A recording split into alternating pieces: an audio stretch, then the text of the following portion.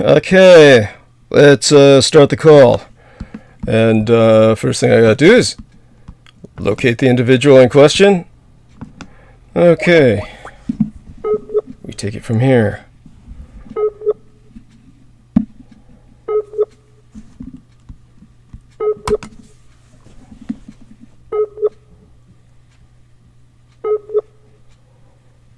Fuck.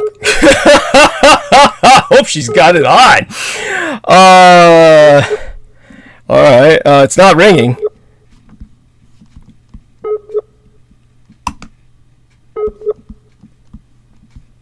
So Vivian's not online. So I take it from here. Let's see now. Who else can I call? Gotta start the call with somebody.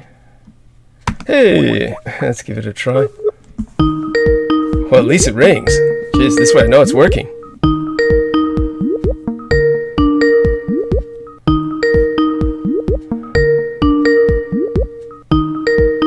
And everybody else can hear this too. I'm sure it's entertaining. Just need somebody to just talk in the background while I settle myself. Oh, alright. I'm gonna stretch. Make various grunting noises. See if I can settle myself into some kind of semblance of functionality. Which is always like borderline impossible, but we do our best. Okay. At least I got my new setup here a little bit. On the lighter side. Okay, so Lena's unavailable. Alright, let's see now. I'm gonna try. Oh, hey. I'm sure Curious Girl is unavailable, but fuck, give it a try anyway. I like the way the Skype keeps telling me that the new call screen beta is now active. The previous version is still available in the layout picker. Well, you know, I'm quite fine with the new one, I guess. Gotten used to it. Oh my god! What is it that her shirt says? I'm looking at Amalia Willard's shirt, and it says, "Stop. Stop." I have no idea what that says. I mean, love her look. She's got. Can't read her t-shirt. Okay. She's probably not going to answer. But hey, the bells sound nice, right? Yeah. Nothing beats the ringing of Skype. Nothing beats the Skype ring. As you can see, I'm just occupying time. Oh, she's giving me a driving signal. Okay. I'll tell her, stay safe. This is Selena.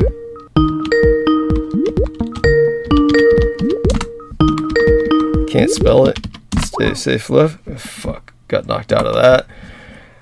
Stay safe, love. There we are. Stay safe, love. Nauseating to look at that screen where she's like driving. You know, the road is... There we are, thank God. Should I answer this? Incoming call. Okay, so tell you what, honey, I think it'll hold, so we'll gamble with this tonight. Just don't hang up. I think I always initiate the calls usually, because then that way if anyone else hangs up, then the call stays operative. But this way, just realize that everything's riding on you. So if you hang up, that ends the call for everybody. You understand that, right? Got it? Honey? Yes, I'm so sorry to answer your call. So sorry. That didn't come out right. I said I'm so sorry I didn't answer your call. Oh, you didn't answer the call. Okay, got it. Thank you. Well, I didn't answer it in time. No worries. Yeah. No I didn't know what to do after that. Oh, no worries. No, got it. No, it's fine. It all works out. No. See, it would have been more awkward if I had found somebody else. I was calling around to some other people, but they weren't answering anyway. So you wrote something that was intriguing. I saw this on the news feed. You were talking about topic for tonight, Argentina's dirty war. Doubtless you will bring up the fact that the Pope himself is a veteran of that war. So is this something you want to talk about in the opening hour? The stage is yours while I go around and putter for a few minutes with my, putting links up and stuff. Is that something you can, was that your I idea? mean, I'm studying it, so I was just talking. I was just talking out loud, seeing if anyone wanted to discuss it. I'm not as probably well versed as you, but I can touch on it somewhat. Yeah, just touch on it, honey. I mean, that's fine, and no worries. Honestly, I'm flattered and touched that you say you're not as well versed as myself. And by the way, I apologize for not understanding what you were saying when you initially said it. It sounded like you said, not that this bothered me. I'm sorry I answered your call, which was a slur. It was kind of like a slur of your words. You were slurring your language, and I realized, of course, you didn't mean that. But No. yeah, but Oh, I'm sorry. No, I didn't realize it sounded like that, but no, that's not what I meant. I understood. I knew you didn't mean that. Not that I mind if you did mean that. There's plenty of people who are sorry they answer my calls. But aside from that, love you dearly and so glad that you are with us. And what I'm going to do is just kind of get some hyperlinks up. Now, I'm not leaving, and I'm pretty set for tonight. But I'm still like oxygenating and caffeinating, so definitely pulling my head out of my ass through the opening hour. And what we can do is we can try and call a few other people. I tried Selena and the Curious Girl, might have tried Penny Bradley, but we can try some of the other contacts that you have. I believe out of all of our contacts, the only ones you have aside from that would be Sammy Romero, maybe, and that would be about. Oh, she put me on hold. Or something. The incoming call from Vivian Sanchez. Okay, so that's interesting. So, what was Sammy Romero, the Curious Girl, some others? This is like Vivian Sanchez. Oh, I think she put me on hold because she wound up calling everybody, and then that winds up. Oh, fuck. Can people even hear me? Well, I know they hear me on stream. Let me know if you hear me on stream. What I'm going to do is fuck, what do we do? Okay. Call started. There we are. Okay. What was that? You tried calling some other people, right? That's what happened, right? I don't know what I did. Oh, no worries. No worries. Wait, So what happened was, wait. I think what you tried to do was call Sammy and some other people, and it wound up putting me on hold while you tried to initiate basically a separate call. Does that make sense? I guess. Yeah, because I that was the impression I got from what showed up on the screen. So no worries. So what we can do, because the stream continues regardless, is I think we got it on hold. I mean, by that I mean I think we've got a handle on this. Okay. Since you got back to me, you're doing okay. Who did you try to call? Anyone else besides myself? Well, I put Sammy on. Okay. But you already have like 7 people, so I think I do? let me look. That can't be possible, because I was just calling one person at a time until you called me, and nobody answered. So that can't be possible, because that's only possible like if we're on call and then I, add a bunch of people. You get what I'm saying? You know what I mean, right? Yeah, but it said something about you and 7 others, so that's why That's what I saw too on the screen. So I thought you did what I did the other day, and you tried to hit a bunch of people at once, hit the dots and then just press the call button and it calls them all at once. That's what I thought you were doing. Yeah. So yeah. Is that what you did? That's what I was gonna do, and then it like did it for you. I don't know what it did. I don't know. Yeah, just a little hint here. Never be surprised at what happens on Skype, because basically what we have is we have third parties riding on the call who are basically involved with the intelligence agencies. And what they do is they hijack a call. And they do this every once in a while, especially in the opening hour. Have no idea why they do it. We know it's true. We know this is what's going on because sometimes we could hear them. You probably weren't listening to us for long enough, for several months, until this old guy came up and approached us named Jim Forsyth. We could hear somebody else on the call breathing and shifting and farting and chewing, and it was like somebody I didn't place on the call, and nor did J. Maurice. But then eventually this weird old guy showed up and said that he wanted to show up on the show, and we let him on for a while. And then pretty much after we kind of ditched him and then roasted him, then all of that stopped. So he was probably affiliated with some intelligence agency that was paying him, and they just were able to get him on the call. It's not that difficult because it's electronic, and Skype's easy to hijack. It's Zoom's much worse. But I don't know if that makes sense to you, but hopefully that's coherent. So. Yeah, I get it. Okay, yeah, so every once in a while something weird is going to happen on the call, and it'll have nothing to do with either one of us. But go ahead and give it a try to add other people on, because when I look at the call right now... I'm scared. Can you do that? We'll do it together. We'll do a screen share. Share the screen and then try it. Yeah. Share the screen and then try it. Let's have you share the screen, because the problem is when I share the screen, then I can't see what you're doing. You can see what I'm doing, but I can't see what you're doing. Oh, I remember now. It's add people. Yeah. Add people. Add participants. It says add participants. Yeah. I want to do you want to share screen first? I'm trying to. Hold on. Okay. So I go... Share screen. It's down on the right near the heart. Should be a heart. Yeah, I'm there, and then it says screen broadcast, start broadcast, and then I hit Skype, and then I do start broadcast. That doesn't sound right. Let me do it. Okay. Here's what. Okay. So wait, just a sec. Okay. So I'm sharing screen right now. Can you see the cursor moving around, honey? Yeah. Wait, I have to stop this real quick. No stop. No okay. Yeah. Okay. And then now I'm all your attention. Okay. You can see the cursor moving around your face, right? Yeah. There we are. So then we try to add some participants, and let's try that. So then we just hit everybody. Now Selena's driving. I know that much. Okay, I can do it too, though. I can see it right here. Can I try? Please, yeah, you do it. Okay. Give it a try. try. So I'm gonna click Daniel. Yeah. Selena. Not Selena. She's driving. Oh, not Selena. She's driving. Okay. Curious Girl, Sarah Thomas. I see Noreen. Yeah. PAC-1. Yeah. Peter. Yeah. Oh no, not Peter. Not till next hour. Not Peter. Oh, he's already on. Okay. And No. Sammy, He'll be on next hour. Yeah. Well, I don't. There's a little yellow dot there, so. Yeah. I don't know what that means. Yeah. Don't hit him. Don't. Okay. Yeah. That's Sammy's all I have. Sammy. And then I hit add. Yeah. Cool. Okay. Sounds good. Oh, now let me breathe. Yeah. That's okay. You just lost your virginity. Yes. Oh, okay. So that's all the people I have on my contact, just so you know. Okay, and we'll start adding some more. Okay. What we can do is go over that later. Oh, look who's on with us. Yay, Sammy's here. Hey, how you doing? Yes, fine. How you guys doing? Thank you. Much the better Sammy. for you joining us, and delighted to have you. And tell us how your workday is going today. Can I vent? Because I had to deal with a military contractor asshole. Oh yeah. Stage is yours. Take your time. Oh, it kind of reminded me of you, dog. Yeah. Pardon me. I'm stepping in my car because I don't want you guys hearing the rages of hell. Yeah, that's right.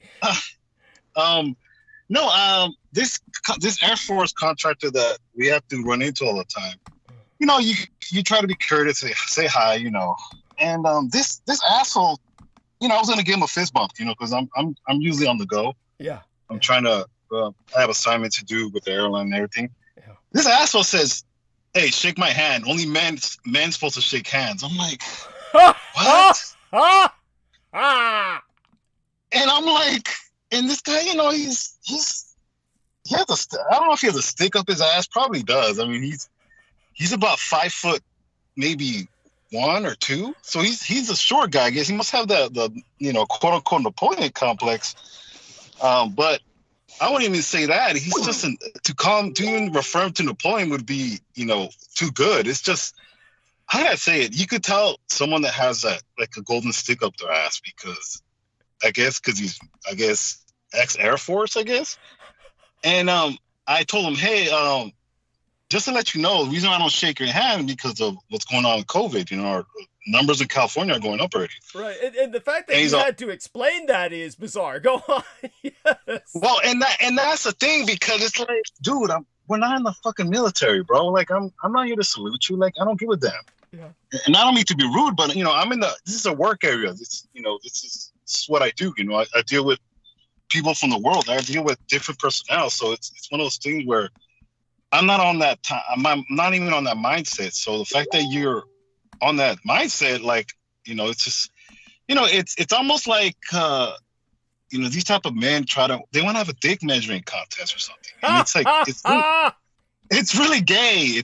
To me, I find it really gay in the sense of sometimes it's not good to have so many men in one area because, you know, all of a sudden it just starts getting gay for some reason. Yes. And what I mean by gay, it's not really gay as in two men loving each other. It's more like, you know, prison rape gay. Thank you. Like a Turkish bathhouse. Yes, go on. Right. You have to differentiate because a lot of people think actual gay men are you know, predatorial, and that's the complete opposite. You know, I have a couple of gay friends, and they would tell me, no, I'm not a whore. Like I like men. Yes. So, anyways. Beyond that, just so people understand, the majority of male rape is committed by so-called straight men who are simply dominating other men. Yes, go on. Yes. That's one of the things people forget. And so I'm doing my work, and then he comes back and wants me to help him. Yeah. So, you know, I found it hilarious the fact that he had to kind of humble himself because he didn't know how to get in contact with the airline, with the Taiwanese airline, or Cathay. Cathay Pacific, which used to be Hong Kong. Yeah, it used to be Hong Kong. There you go. Yeah. Yes. So, you know, all of a sudden he has to ask me for help because he feels uncomfortable communicating, you know, to the airline, which they laugh at him. I'm sure they do. I mean, I'm sure you ran into people like this, you know, where, you know, they also have, you know, the Air Force logo tattooed on their ass. Yeah, like, their forehead. On their forehead. Yeah, you know, it's like, bro, no one cares. Like, really, no one cares. So, you know, that's something I had to kind of brush him off. Like, oh my God, if Doug would probably see him, you'd be like, yeah, bro, this guy's like 5'1", okay? He looks like a dwarf, okay? He's stocky. He's built like a dwarf. He has a bunch of Air Force tattoos Air Force like stickers on his car. Like, I get it. You passed the test and you got enlisted to the Air Force. Like, you know what I mean? It's one of those things where you kind of have to remind people, like, yeah, you were not drafted. So, you know, you don't want to break people's paradigm because people can actually get really defensive. And, you know, especially people like that. They're very sensitive. It's true. They don't like they're insecure. Totally insecure. Right. Exactly. Very insecure to the point where they want to be acknowledged. And I feel sorry for them. I really do, because nobody cares. Nobody cares. I was, you know, in the mix of doing work, and some asshole comes and tries to, you know, kind of pull you into their bullshit world where it doesn't matter, because 5 minutes later you're asking me for help. And it's like, okay, yeah, it's very apropos for the military to me. You know, they want to, you know, stick their dick out in the air, and it's, you know, a couple centimeters, and then they want help. You know? I mean, obviously that was in my head. Because, you know, it's part of another indoctrination that, you know, I think anybody working around any military contractors, you're gonna kind of figure out that there's those types where, you know, they want to get jerked off no matter who you are. So, you know, it's one of those things where, you know, you let it go, but it's just hilarious. I just find it more hilarious because it's not my world. But when I run into these type of people, I'm just glad I was not in the military. You know? Yes. And no disrespect. It's just there has to be kind of, it's up to me, like kind of like I used to, Doug, like prison. You kind of have to debrief yourself from that world, because in the real world, no one cares.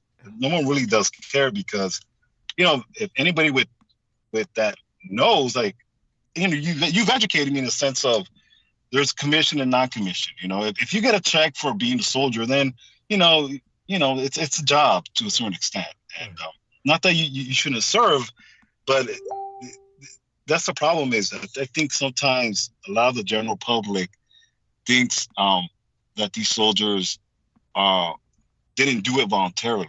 No, you do it voluntarily, yes, but you also get the benefits as well, and it's an even trade-off to a certain extent.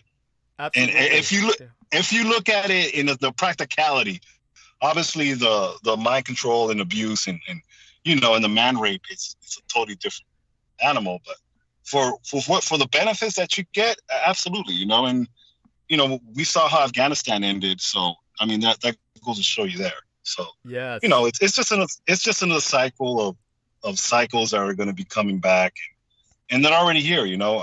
When you mentioned the mass shooter, I was almost expecting him to have some military background in a sense of the trauma they go through. And the reason why I bring that up because I don't want to shit on our military. Oh, no need to even qualify. No need to even qualify. It would be simply based on the fact that it's what I told MDs once when I was once part of a study of just patient response or interaction with MDs. I volunteered for kind of like interaction with them so that they could learn to be better medical doctors. And at that time, the MDs asked myself, is being part of the military in your past, does that help you problem solve? And I pointed out to them, please understand this, that when you are dealing with people who have a military background, these are not problem solving people. These are people who are the problem. They are the problem with no solution because they basically see, first off, their response to everything is going to be violence. This is their response. That's what they're trained and indoctrinated to respond with. So if you expect them to provide you with any other solutions beyond that, you're not being realistic. So, there you go. So what you say is entirely logical and needs no qualification. And for people who simply refuse to understand it, they're not living in a real world. The whole purpose of a military is to break things and kill people. So if you, what do you expect? Yeah, go on. Yes. And, that's one of the things where I've learned a lot in a sense of because, the general public is at least, millennials. And I'm talking about millennials. I'm talking about my generation and, everyday, people of color and non-color, it's something we don't really think about because even nowadays, most people that join the military are for the benefits. I'm going to keep it real. That's absolutely. There's no other reason, whether you're commissioned or non-commissioned. Yes. Right. A lot of my buddies that went to from high school that left to Afghanistan and Iraq, that's really all why they did it for, that was their choice. I didn't want someone telling me what to do. That's my thing is, I didn't like the fact of someone, the basic training stuff and just, I don't know. Dude, it's so much more. You just knew that it was a bad deal. You knew it was a bad deal. I don't like the fact that I can't, bash that person's head in for trying to humiliate me. It's just, it's one of those things where, the practicality of it too. And I'm glad because the way we exited Afghanistan, I mean, if you're the American government, that was the ultimate FU to all the people that went through that abuse. Obviously that documentary of the dark side of Eldora. Thank you. I mean, that goes to tell you, but even worse is the poor guy did it for nothing because of how it ended last year, Yeah. I'm sure he was Iraq, but that whole operation of it was the same freedom, thing. Iraq and Afghanistan, they were a twin operation. Go on, yeah. So it's one of those things where it's all for nothing, and it's all just a meat grinder. Yeah. And all these things, I'm glad that I educated myself in this because as ugly as it is, there's no way of presenting it that it can't be ugly. Right. And people's attitude and that smug attitude. And then, you come to me wanting help because you don't know how to communicate because all you think about is, well, I was in the military and give me my benefits. Yeah, it's basically Yeah. By the way, when people bring this up, and the stickers are all over their car, they're expecting the cops to not give them tickets. That's why the stickers are on their car. They want Right. they want special treatment from the cops. The tickets are on their car. The stickers are on their car so that they can basically rub that in your face because they want you to give them your parking space. You know, like, hey, I'm a veteran. You know, I'm taking this space and let me pass you by on the freeway. And then when they bring that up with their tattoos or they're just even vocalizing it like, oh, I was in the Air Force, I was in whatever branch of service, what they're asking for is favors. They're basically telling you, hey, you know, I want discounts, you know, veterans discount, this kind of shit. So yeah. So there's nothing admirable in what they're doing. It's this, they signed it for benefits when they win the service and they're expecting benefits when they're confronting you with this bullshit. So go on. Yeah. Well, and that's kind of one of the things where I have to, because honestly, if the way the guy approached me, he was asking for it. Yeah. I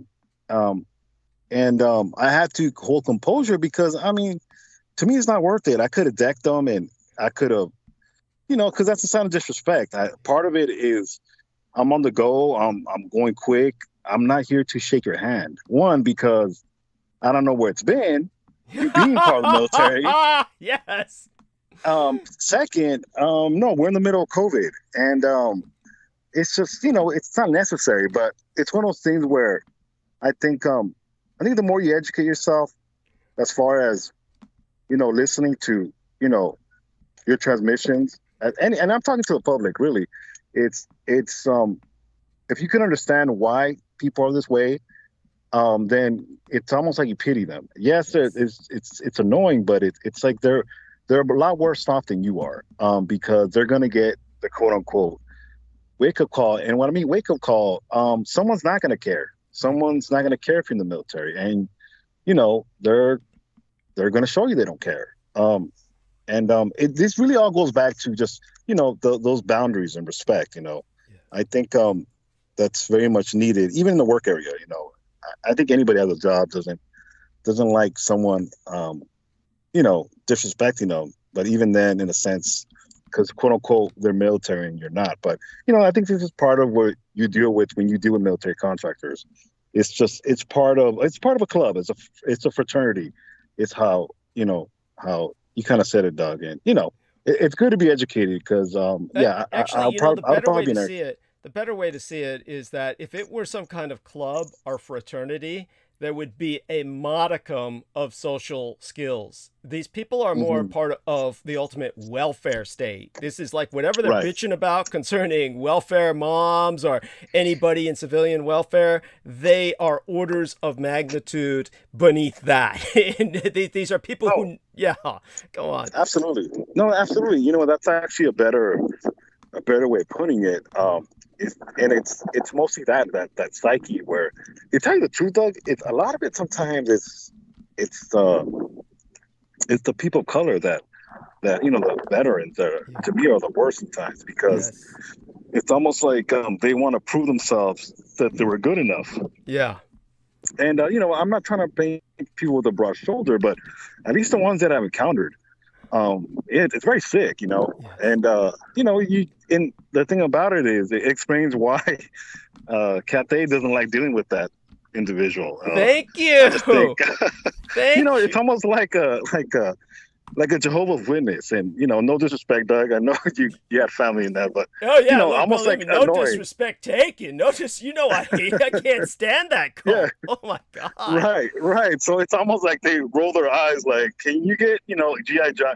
Can you help G.I. Joe here? You know, thank you. With this assignment, you know, so you know, it's one of those things where, you know, things like that come out in my job where has a lot to do with what you kind of talk about, in a sense of how the world kind of views us as failed colonizers. Yes. And what I mean by failed is we don't really influence the world. We just kind of hold them hostage till we can't really support them, and then everything implodes. Yes. And we leave like rats. Yes. So, yes. By the way, it's kind of, Mirthling in my private messages says that what you're conveying about this individual was that this individual is projecting smugness. But I would say beyond that, it's the ultimate sense of entitlement. What makes it worse than, say, for instance, if you were dealing with a regular welfare recipient, the regular welfare recipient would know a few things. They would know that their place is in the ghetto. They would know that outside of the ghetto, they're not going to be welcome or dealt with much respect. So they're going to be fairly humble. But these people, the military people, they're like the welfare recipients with the ultimate sense of wherever they go, you owe them. And they've done nothing to earn it. You can bet your ass they've done nothing to earn that. So go on, yes. Well, and this is one of the things in my mind. All this stuff is going through my mind that, look, he's not worth it. Yeah. This is not worth it. It's one of those things where I'm glad I know what I know, in a sense of kind of you explaining this, even through your experience. I could imagine at the military base like Presidio. But even then, it's one of those things where it's hilarious, but at the same time too, it's these people are not living in reality. I just think it's one of those things where hopefully these people are not employable, because it's just you don't need these type of people in the workforce, because it's not like that workforce. It's not like that in the workforce, because shit needs to get done. Absolutely.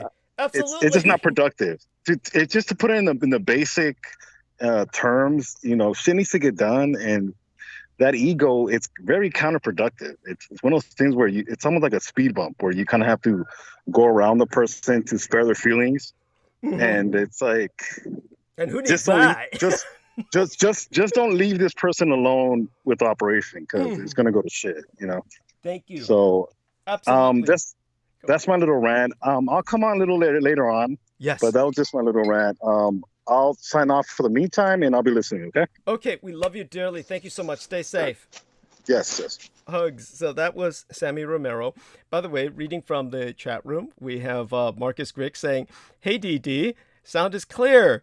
And by the way, Marcus Grix is a gentleman in Australia, and I hope he's doing well. I know that he goes through incredible pain physically, and he's also a father, and I know that impacts his sleep and everything else. By the way, he says, "Seems like you need Jameson as much as he needed you. I liked him, bro.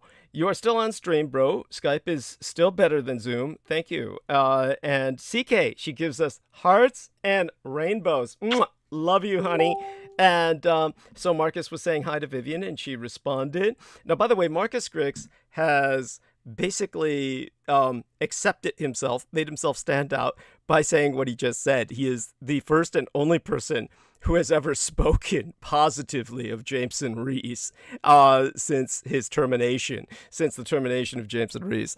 And, that's taken and will be put in some context when Pete comes on at the top of the hour. And I start venting and ranting a little bit. Oh, God, I hope our dear lady is doing all right. Let me check up Diane Hillis-Buchberger, because she sent me some messages earlier and then seems to have disappeared. So hopefully she's doing well. So let me take a look at what she's bringing up with the Klaus Schwab penetration. I got a lot of private messages, so she wound up at the bottom of the message box, so to speak. So here we are. So I'm going to be trying to communicate with her as the as the night goes on. Hopefully she will join us. And then she said something earlier about Jameson communicating with her. He's basically reaching out to everybody who is acquainted with us, and he's trying to send us communications. He sent some communication to Peter Moon, which Peter Moon simply deleted without reading. And so, he does need to be addressed briefly because of what happened the other night, being cut off, and he was boasting that it was his magic, of course. So, in other words, it's a problem that will go away, but it'll be spoken of a little bit tonight, and then a little bit again when Crystal River joins us on Sunday night, if she's able to, which she certainly wants to. I spoke with her privately a bit. She was approached by Jameson Rees and she immediately blocked him. And this was because, of course, he was incredibly offensive to her when she was guesting with myself, and I had to take a break to refresh myself, and I left the two of them alone, which I had promised her I would not do. But he basically started screaming at her about how he wanted everybody dead, which included her. And this is something that I do have to bring up to people. If he's approaching you, I can't understand why any of you would simply not block him when he's voiced repeatedly that he wants you all dead. In my case, he would send me private messages saying that he wanted everybody dead except for basically Sugar Daddy, my son, and the Blood Boys. But where would that leave us in such a world where his psychotic fantasy would be realized? It's not the fact that his psychotic fantasy is so forlorn and so hopeless and simply something that can never be realized that should compel you to ignore the offense of what he's saying. If I sat down and I was totally unable to reach out and touch any of you, yet repeatedly expressed a fantasy to molest you, invade the most private sanctity of your space imaginable, then that should be taken as something awful. By the way, Viviana Sanchez says she'll be right back. I was just intending to bring her on, actually. So as soon as she gets back, then hopefully that may well happen. And right now I'm just going through the various other messages that I'm getting, the private messages. And I do want to remind everyone, while I have it in mind, put an upvote in the on the thread of the video. Understand that we need your upvotes because as soon as we get the live stream started, automatically the losers start hitting us with bots, and these bots are downvote bots. They are actually purchased, believe it or not, and these purchases are cheap because the filter of YouTube actually takes care of them eventually. It takes a few hours, but YouTube eventually filters the purchased downvotes out. But they serve their purpose because as soon as we start the live stream, all of the downvotes hitting us at once prevent us from going on searches because YouTube operates on an aggregate. Because YouTube operates on an aggregate, it's based on a popularity contest. So the more downvotes you have, the more you're relegated off from searches. So this way nobody finds us. So the only way to combat your enemy, and my enemy is your enemy, you make certain that you throw an upvote in there. And that means from every IP address you have, just as the enemy does, because they'll operate from 20 computers in a single room. And these are all different IP addresses, and they'll slam us with those downvotes. So if not, they'll be using the different types of ways to hide what nation you're operating out of, etc. There's all kinds of ways to do this. And of course, one of our enemies is Stephen Outram, the man primarily responsible for the information technology or the IT approach. Oh God, what was that? That was the weirdest noise. What the fuck was that? Did you hear that, honey? Viviana? Let's see if we can bring her on. Her dulcet tones will be soothing compared to that. Honey. Oh, I'm sorry. That was my nephew. Somebody was yelling at me. Oh. I'm always in trouble. I'm always in freaking trouble. Oh, honey. Oh, my God. I'm so glad you're back. And I'm so sorry that individual... No. Oh my! They didn't know I was live, and they were just asking me a question. Oh, okay. So, we're good. Oh my God! If they were yelling at you, I would yell right back at them myself. Oh my God! Oh, so at any rate, honey, I definitely am. When you say you're always in trouble, I hope no one is abusing you in some way. No, I'm just always in trouble. Okay, all right. Somehow or the other. Okay, all right. No, it's good.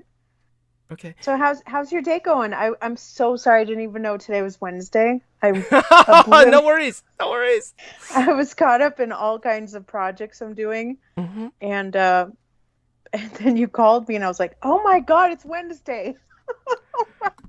I was seriously thinking it was still Tuesday or something. Oh, no worries. I mean, that's so cute. That's adorable. Could you tell us about some of these projects you're involved with, if you Oh wish? well, well, I'm involved in a few communities, and so I've just been thinking about projects to make videos on, whether it's topics that we're going through, uplifting, or whatever. They're just projects. I mean, I don't really want to talk about them, but Okay. I was mulling them through my head and kind of starting to work on them. Oh, Okay. you know, but it's processes. Anyway, it's Yeah. not that important here, but thank you for asking. Yeah. Yeah, well, honey, that's it definitely always good to hear that you're helping other people. I think that just by your communicating with people, you're helping them, really. And that's so different from some people we know. And I'll bring that up at the top of the hour. Like I said, we've got not too long till the top of the hour, maybe about, 12 minutes or so. It's 5:41 p.m. Mountain Standard Time and California Daylight Time. So what we have is about, 14, 13 minutes. So honey, why don't you come on stage, talk a little bit about what you're studying concerning the dirty war in Argentina, what attracted your attention to that, and I'm presuming it had something to do with the Pope's early participation in that war when he was younger, or maybe there was something else. I mean, your ancestry, of course, is European Spanish, and you may have some relations that traveled to. Oh, by the way, Peggy Wood Amalal asks if you would reveal your sign.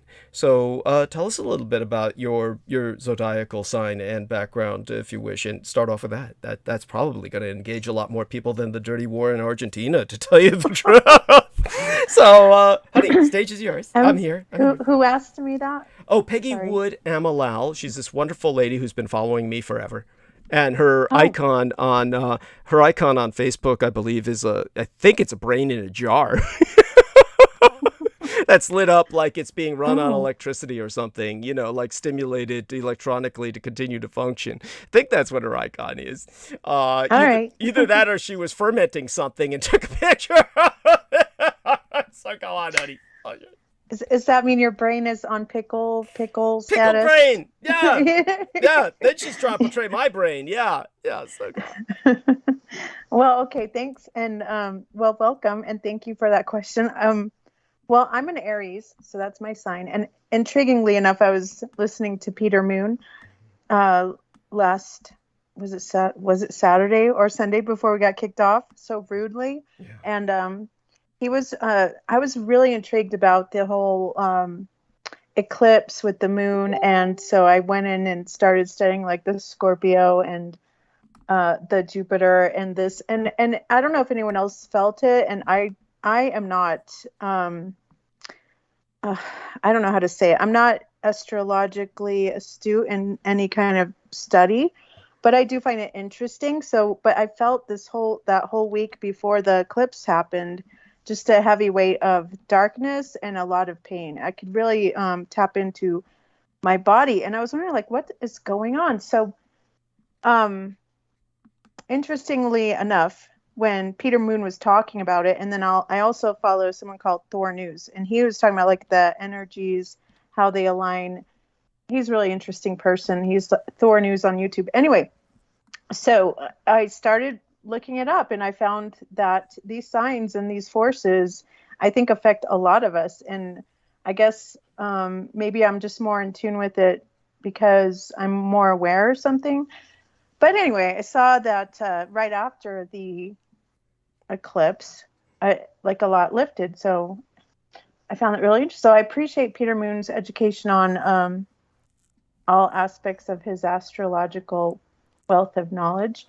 And sometimes I, dabble in the zodiac, but I don't put a lot of like my life's work into it, if that makes any sense. So I am an Aries. I definitely identify as a fire. I could be very stubborn. But in my journey, I've learned to try to be more humble and learn to also, I don't know, reason things out without emotion. So that was a process because I think for Aries, you want to blow like fire, and you just want to you just want to come at things with like a lot of passion. But for me, it's like I can come at something with a lot of passion, but at the same time walk away from it like, yeah, I don't think I'm good at that, so I'll walk away. So anyway, if that answers your question, you might um hold on. What was that? Oh, that was you just me putting a heart on you saying you're back. It's just, I do that just to acknowledge that. By the way, we are on 2 separate calls. I noticed Are that. we? Yeah, so I noticed that that's been going on where I've got this one thing that says Vivian Sanchez, and when I try to get back onto the main call, it kind of like takes me, it's really weird. I don't know. It's maybe this is the way Skype now displays. It shows that you're on with maybe one person, and then also never did this before. It's odd. I'll show it to you. Let me this way you'll make sense of what I'm saying so that we get used to this. So I'm screen sharing right now. Can you see the little cursor moving around your face? Here we are. Yeah. Okay, so what you'll notice here is that what's highlighted is Vivian Sanchez. Yet what we really have going is a group call. And as you can see up here is all those names you noticed that didn't make any sense until, I presume, you tried to call them all at once. So this is probably due to you. So this makes more sense that way. But we're not in the call per se. So let's see what happens if I try to get into the call per se. Then, okay, so then we're still in the call, and that makes more sense. And it's kind of scary because I can click that anytime by accident and end the call, hang up. And that wasn't on display so prominently before from what I remember. So since Sammy checked out of the call, it's just you and me right now. And so other than that, that was just odd to me because I don't know how I got put onto this call with you, and it made it look like it was 2 separate calls. That's what it would imply on the old Skype. So maybe it's just the new, beta. They call it new call screen beta active. So are we on 1 call or 2? I guess we're on 1, but we probably were on 2 for a period of time when that weird thing happened and that split happened where basically somebody wound up calling a bunch of people and throwing them on the call, which, like I said, I did not do.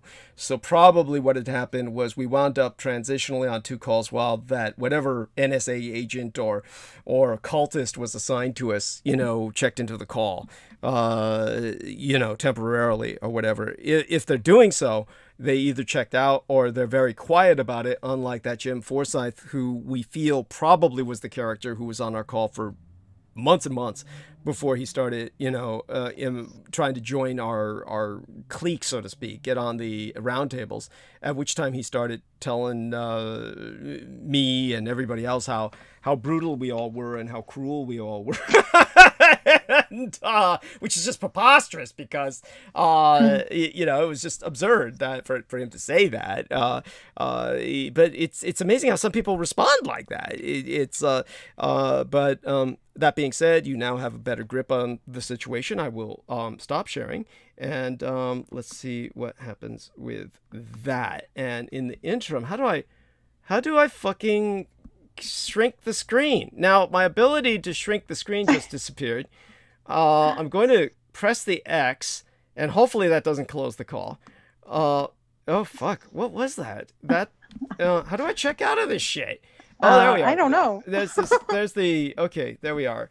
Oh, that's weird. That was just weird. It was like there's these little symbols at the top where you can shrink the screen everybody's familiar with, and that option disappeared for several moments. And I had to play around with the screen to get it back. So now that we managed that, we've got a few minutes left before we bring Pete the Moon Man on, and we can try to bring him on now. Really? No, wait. Oh, it's actually 10 minutes. Yeah. Can I address Brando in the chat? Okay. Brando. Hi, Brando. He says, "Hi, Douglas and Viv. I wanted to say my girlfriend and I are listening and having dinner. She would someday love to come on to talk about nuclear activity in Polynesia. Much love to you all, and Peter Moon." Thank you, Brando. How nice of you to say. That's delightful. And ask him if he can come on after dinner for a few minutes just to say hi. He's welcome to if he wants. And so that's delightful. And aside from that, what else is going on in my life? Let me see if I've got anything. Well, can you tell us what's your sign? Oh, to tell everybody the truth, I am very ambivalent about astrology the way it's read by most people these days, because I actually appreciate and would like to spread the word more about the 13th sign, which is Ophiuchus. And Ophiuchus is what my mother would have been had we calculated all that into her astrological readings in the Western sense when she was alive. But I really found out more about it after her passing, and it really suits her, that 13th sign, far more than her original sign, which she loved and which suited her as well, which was Sagittarius. And Sagittarius, of course, is a centaur that's also very much affiliated with essentially the archetypal king of the centaurs, really, Chiron, who was Hercules' teacher, and of course the original gay mythology being very the original Greek mythology being very gay, very homosexual, very misogynist. He was actually Hercules' lover as well, which means that Hercules was fucking basically somebody who had the body of a horse, and that had to be a really big dick. So that's like, yeah, that's an image that nobody wants to entertain. But Chiron is really popular now. You'll always hear Peter Moon bring up Chiron whenever he reads anything zodiacal, and he factors that in, that he calls it the wounded healer, and that's because Chiron was a kind of taught Hercules the medical arts, among other things, and was basically, that's his planet. It's essentially kind of another planet in our solar system, what would be called in this day and age a dwarf planet, between the gas giants of Jupiter and Saturn and the ice giants of Uranus and Neptune. Which, by the way, Uranus is a horrible name. Pronounce it Waranus. That's O-U. Put the O in front of the U, because Uranus just brings up all these stupid jokes, like our maggot man, goes off with that. He puts up these stupid memes that'll show a big puckered asshole and say Uranus in the heavens and shit. It's like, who needs that? So, to avoid those jokes, pronounce it Waranus. Get everybody used to that, the O in front of the U. So, my sign. The point is that in terms of the way people understand astrology, it would be Libra. I think it's okay. I can relate a lot to that. It's not only non-human, it's also inanimate. It's not an animal, not a human. It's a fucking pair of scales. It's what it is. It's all right. I enjoyed it while I was growing up, but when you factor in the 13th sign of Ophiuchus, it changes the entire zodiac, as you might imagine, all the calculations, and it turns me into a Virgo, which I'm hardly virginal, but I can relate to Virgo in a number of ways. And, so you can kind of factor in both, and just, I relate to both, and I think most people who factor in the 13th sign would also relate to the different sign that they would suddenly more than likely become. Very few people would retain the same sign if you factor in Ophiuchus. So what I can do is, if you're interested, honey, I can send you an essay on the 13th sign that I wrote myself, very long column on it. And absolutely. Oh, okay. So if you can enter you've given me an email, right? Have you sent me an email, or you can enter it in the private messenger? You can send it to me in Facebook if you like. I don't know how to do that. It's an essay. I would have to. It's an essay. Yeah. It's like a file. Okay. Yeah. So the email would be easier, just to. All right. Yeah. Because I sent it to another lady as an email, and what you can do is give me your email address. Do you have one? Yeah. Good. Because you said you want didn't it have in a the chat here, or you want me to say it out loud? Oh, no. Yeah, private messenger. Put it in the private messenger on Facebook, and I can delete it after you put it there. Then theoretically, it retains security. I mean, it sounds like you don't really trip off that, so that's fine. But no, I mean, I have like one just for this kind of stuff. Good. So this is fine. Good. And that's Excellent. So I just put that here in the chat. Okay. Good. Okay, let me get it out of there. Oops. Yeah. And Vicky Johnson, welcome. She says she's also a Libra. Okay. Yeah. And thank you, honey. So glad to hear that. And let me take a look in the live stream. And by the way, just to counter what Marcus Grix said, and here we are. Marcus Grix is talking about Jameson. He says, he helped me on Messenger about my friend with problems. Oh, good. Well, I'm glad that he was positive for somebody. Everybody else who has sent me anything is like, they're saying, please, no more Jameson ever again. And it's understandable. He was just awful. His his negativity is just beyond description. And the more that I've been receiving complaints from people, the more I realize just how damaging he was in so many ways. At any rate, Brando is there. Vicky Johnson was there. Daniel Rolla is saying, I have more fun lying about my astrological sign because they'll start telling me that I'm exactly like my sign. It works every time, basically. That's easy to believe. And it's also like, it's like whatever. I mean, what a waste of time. I mean, oh my God, that's like this guy I knew who his name was Alan Budd, and he was a straight guy. He had sex with chicks. He had an active sex life. And yet one of the things he grooved off of in life was putting up this stupid, site. He had like a site on the web where he would just cut and paste together these Frankensteinian creations of boobs and butts to create these artificial women that couldn't possibly exist because the features were all wrong. Big butt, big boobs, and just like physically disproportionate. And then he would put them up online and just groove, laugh, and somehow get off. It didn't seem like he was sexual about this, but he somehow found it delightful that all kinds of men sent him love letters and flowers and fucking gifts and boxes of chocolate and shit. And I was like thinking, what a waste of time. It's like, dang, what am I doing wrong? Jeez. Oh, well, there you go, honey. Just put up false pictures of, oh my God, just cut, paste together impossible woman. And, it's like one time when I was with my gang brother Beaver, and, we used to pick up, here we are, Tibetan Chinese. Astrology is fun also. Virgo, Earth, Dog. So she's talking about the Egyptian and Chinese, Tibetan and Chinese zodiac. I remember there was, at the Fisherman's Wharf in San Francisco,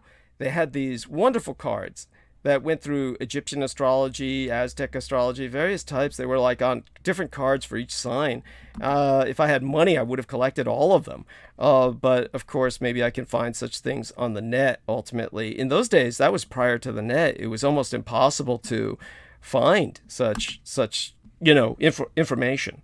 And of course, somebody could just make shit up and say Aztec signs and make up all kinds of crap, but there really is a Mayan Aztec kind of astrology. I found out I was the sign in the Mayan zodiacal cosmology. I was the sign of the vulture, which I find fine. I find that delightful. I relate to vultures. And of course, they serve a purpose ecologically. And but I remember a Native American Indian started writing me on Facebook when I revealed this. I says, "Oh, hey, I'm the sign of the vulture," and I put that up there and this fucker says something like, "You publicity seeker, yeah, your Mayan people are all dead." And and then he said something about what was it that all your sign does is something negative, the most negative aspect of it. You're eating cadavers and shit, and I was like, dude, God, fuck you. It was like, holy shit. When did I have sex with your mother at some time and you found out? I mean, Jesus Christ, what the hell? It's unbelievable what kind of hostility people can have. So it was this wonderful woman who later on, unfortunately, she was older, she was white, she did her best to be a peacemaker, and but then, she unfortunately fell victim to a lot of the right-wing crazy that was just all over Facebook and everywhere else. But I can't remember her name, but she followed me for years. Until that idiot bitch, what was the name of that cunt again? Oh, Lena Shea, until she knocked me off of Facebook, and I had to change my the whole page over to the page that the porno actress Sora Aoi gave myself. So, such being said, it is now 6 p.m. our time. Let's bring Peter on. unless he's on already. Did you bring him on already, honey? I don't know. Oh, I okay. did. Let me double check. Sure, no worries. Okay, so let me look at add people, Yeah. and then Peter. There's like a little. Okay, hold on. Yeah. He's got a mobile and an office. So which one do I ring? I do the free on Skype. Yeah. Okay, never mind. Sorry. Oh, okay, no there worries. we go. No worries. No.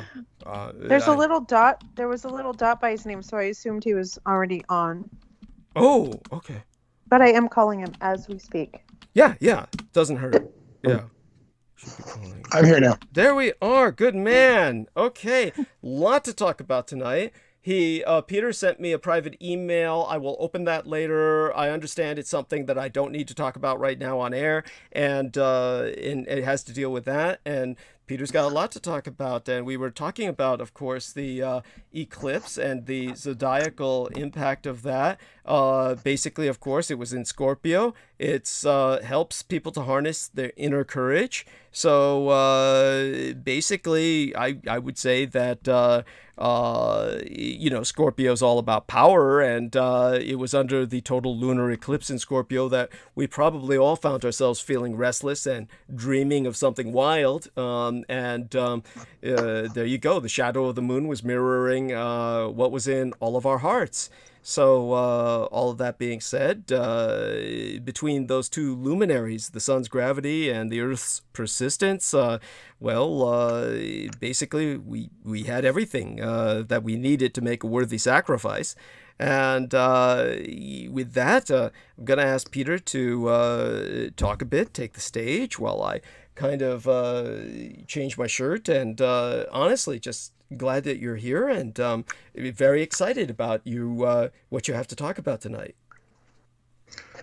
Well, what I want to talk about tonight to start off with is the subject of the congressional hearings on UFOs. Oh, yes, that's right. It definitely, I think that's so exemplary of, this is the first time they've held such a process in over half a hundred years. So what drove them to this is obviously what Peter and I have been talking about. So it's in our bailiwick. With that, turn it back over to Peter. Okay. This is good. I heard it announced on the news, and they said, it's leaving us with more questions. They had a congressional hearing, and then they said, but then they had a classified briefing afterwards. Now, I don't know what they said in either meeting. I think Fox News said they were going to have it on their live stream, which I'm not going to go out of my way to listen to. I'm not going to sign up for their live stream or whatever. Oh, it's not worth that. I mean, no. But I will just, some people in the audience might be more up on this than I am, but it says a House Intelligence Subcommittee Tuesday, which is yesterday, is holding the first congressional hearing on UFOs in 50 years as building evidence on the sightings raises more questions than answers. Quote, there are a lot of unexplained aerial phenomena. We don't know what they are, and they can't be easily rationalized as weather phenomena or balloons or anything else. So it's quite a mystery. House Intelligence Committee Chairman Adam Schiff said of the hearing. Of course, Adam Schiff was a agent provocateur during the election, with the Russian collusion stuff that turned out to be insubstantial. We're going to press them on very serious issues. Representative Andre Carson, Democrat of Indiana, who chairs the House Intelligence, Counterterrorism, Counterintelligence, and Counterproliferation Subcommittee, added. And then it has here, UFO seen in clip released by the Department of the Defense. A Pentagon watchdog is launching a probe into the actions taken by the Department of Defense after a series of UFO sightings in recent years. And it just basically shows a blob on a screen with a sort of a bullseye. And then it shows another one that looks sort of like a saucer on a weird angle. It's it's just a bunch of crap. Thank you. Thank you so much. It's just a bunch of crap. Now they then had a closed door committee. Now I can't imagine in the closed door committee they said, really, this is really all about Japan winning the war. They're not going to say that because most of the Congress doesn't even know that. No. I can't imagine. Himself wouldn't know that generally, but go on, yeah. Biden, who's been around forever, I doubt he even knows it. That's true. That's true. Clinton did for whatever reason because he was basically attacking the Japanese, but go on. Well, he was involved deeply. Yeah. But I can't imagine, who knew what. Oh, well, the senior Bush, of course. Yeah. But go on. Yeah. Aside from that, of course, your point is well taken and quite obvious. It's just it's a need to know basis. Very few people know. And when they bring this stuff up, basically the stuff that I'm seeing constantly that is trying to articulate what this is about will be little blurbs of information saying the military is all hands on deck when it comes to trying to talk about this and present their side of the story. And of course, what they present you with is like target sites on blobs on film. And when it comes to the whole idea behind it, if there's any real motivation, the only thing that I've seen that comes close to coherency, though it doesn't make any sense either, is they say, well, they're just trying to take away the onus or the, shall we say, the stigma. What was I trying to say about the negative stigma? Thank you. I could never have gotten that out without you. Ever. They're trying to remove the stigma from reporting unidentified flying objects, as if there were any fucking stigma. Nobody ever had a problem report. That's all anybody ever did was, hey, there's something in the sky, because your entire government has wasted how many countless thousands of man hours telling people that what they saw in the sky was anything from swamp gas to weather balloons to pilots chasing Venus to anything else you can imagine. It's just been response after response. So it's not like people are not reporting this. So to say that they need to remove a stigma on reporting unidentified flying objects is preposterous. By the way, I can give Peter a link if he wants it. Something showed up on YouTube that I had never heard of, and it was just profound. I haven't reached the end of it. I want to. It's sheer entertainment, but it was produced in 1968, 2 years after I was born. Really, I was born so late in 66, I might as well have been born close to 67. So basically, this was in 1968, and this movie was released called The Bamboo Saucer. And I had never heard of this film. And it was about a UFO lands in communist China. And so the Americans are looking for it, as are the Soviets. So they present this kind of, all right, we present the Soviets in a positive light, because at that point, it looked as if the Americans and the Soviets were both threatened by the emergent power of communist China, which was so radicalized under Maoism that it was at war effectively with the Soviet Union. So I only got to the point where the Americans and the Soviets have met each other within communist China, and they're starting to cooperate. I was really shocked. There's one old actor in there who they've just recently interviewed, who's been around for fucking ever, who was playing the good Chinese man, a nationalist Chinese who was undercover in communist China, who's acting as their local guide. And all the whites have porters, like they're all like on a safari or something. It's all very bizarre, but they're trying to look for this UFO so they can destroy it, so the Chinese cannot salvage its high technology. This is the point of the whole film. And this is 1968, and the same story is the same shit you've heard all your life, which is, yeah, the high technology is reverse engineered by the governments, and it puts them light years ahead of everybody else. So they don't want the communist Chinese to have it. So, but why was this movie made? And when it's made, of course, there's a real nostalgia aspect to it, a real trip, in the sense that they're playing all this kind of like stereotypical Chinese music. It's kind of like what you would hear to make you know they're in Asia, the kind of rice and chopstick sound, and so it's very dated. It's so dated and nostalgic, and it's something that I watch almost contemplatively and find it a positive experience in that.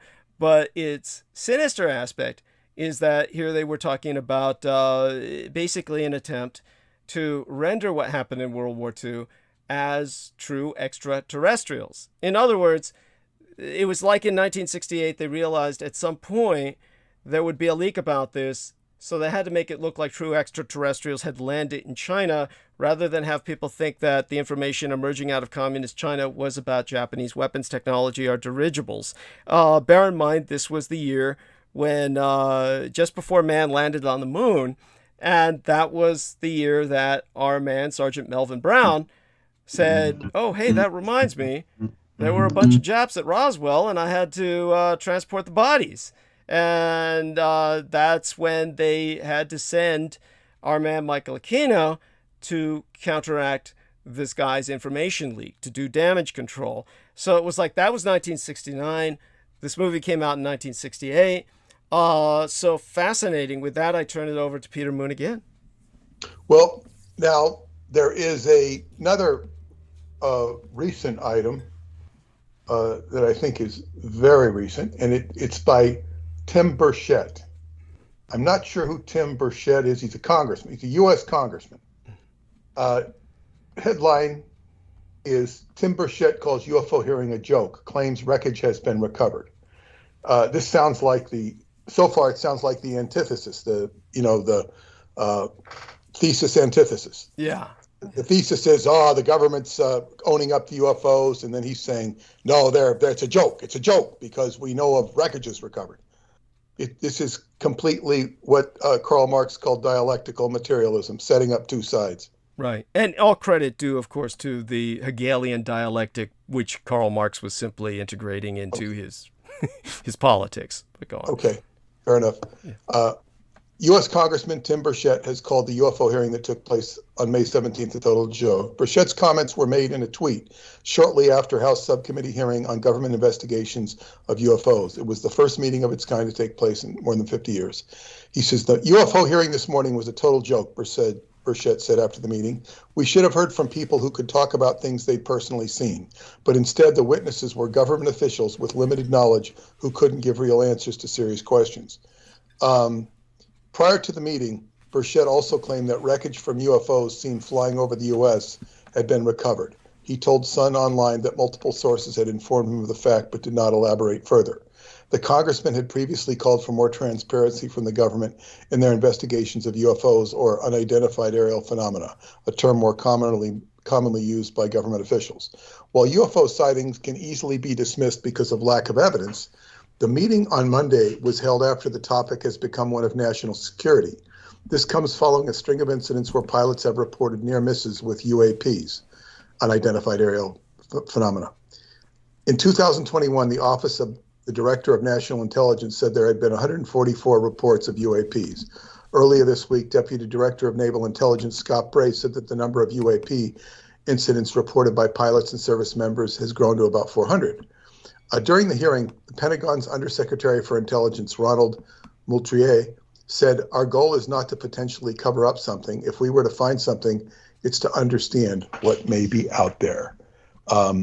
Democratic Representative Andre Carson of Indiana called for more transparency. I hope that it does not take 50 years for Congress to hold another, because transparency is desperately needed. But what's so ridiculous about this was it was only recently there was supposed to be another, government info dump that everybody said was going to be the big reveal. Go on. Right. Yeah, it's just mind-numbing people who take this seriously. Moultrie also said the cultural stigma surrounding UFOs has previously harmed government efforts to investigate UAPs. Our goal is to eliminate this stigma by fully incorporating our operators and mission personnel into a standardized data gathering process. Burchett told the Sun Online that the public need to know the truth about UFOs. He said, all we do is cover up, and more transparency is needed. he says, what is wrong with telling the world and saying, we've got this, we are going to share it, and we can figure out what it is together? He told the news outlet, I don't think a lot is going to come from the hearings. It's bringing in the people who created the problem to fix the problem. Stephen Tingay, professor of radio astronomy at Australia's Curtin University, told Newsweek he does not believe the U.S. has UFO wreckage hidden away. Quote, if it was positively identified as from an airborne object, the most likely explanation is that it was a human-made object, Tingay said. Quote, so based upon what has been presented, no, I don't think there is any available evidence that alien hardware is being hidden away. Do we really think that a technology capable of traveling interstellar distances, taking decades, hundreds, or thousands of years at the speed of light, much longer at realistic speeds, would then crash on the Earth? Think about the reliability of aircraft. Quote, the chance that your plane will crash is about 1 in a million. Presumably, interstellar craft would be more reliable, which means that to get one wrecked craft would require many millions of visits from aliens, say 1,000 visits per day for the last 150 years. It is very likely that some more credible reports would exist, especially of the near misses that didn't result in a crash, but almost did. Tingay said that there are plenty of reasons why a government might cover up UFO wreckage, but there are also lots of reasons why it would be transparent about any findings. One can always invent a reason for a government doing or not doing something that is actually doing or not doing, or assumed to be doing or not doing. On the Congress hearing, he said there is clearly some puzzling material, like the footage taken by Navy pilots. I have no explanation for that footage, but whatever theory is put forward about that footage has to survive all the evidence and scientific analysis. There is not enough information to say what is known in the footage, but if the assertion that it is alien technology, the evidence has to be commensurate with the magnitude of the assertion. That evidence is simply not available.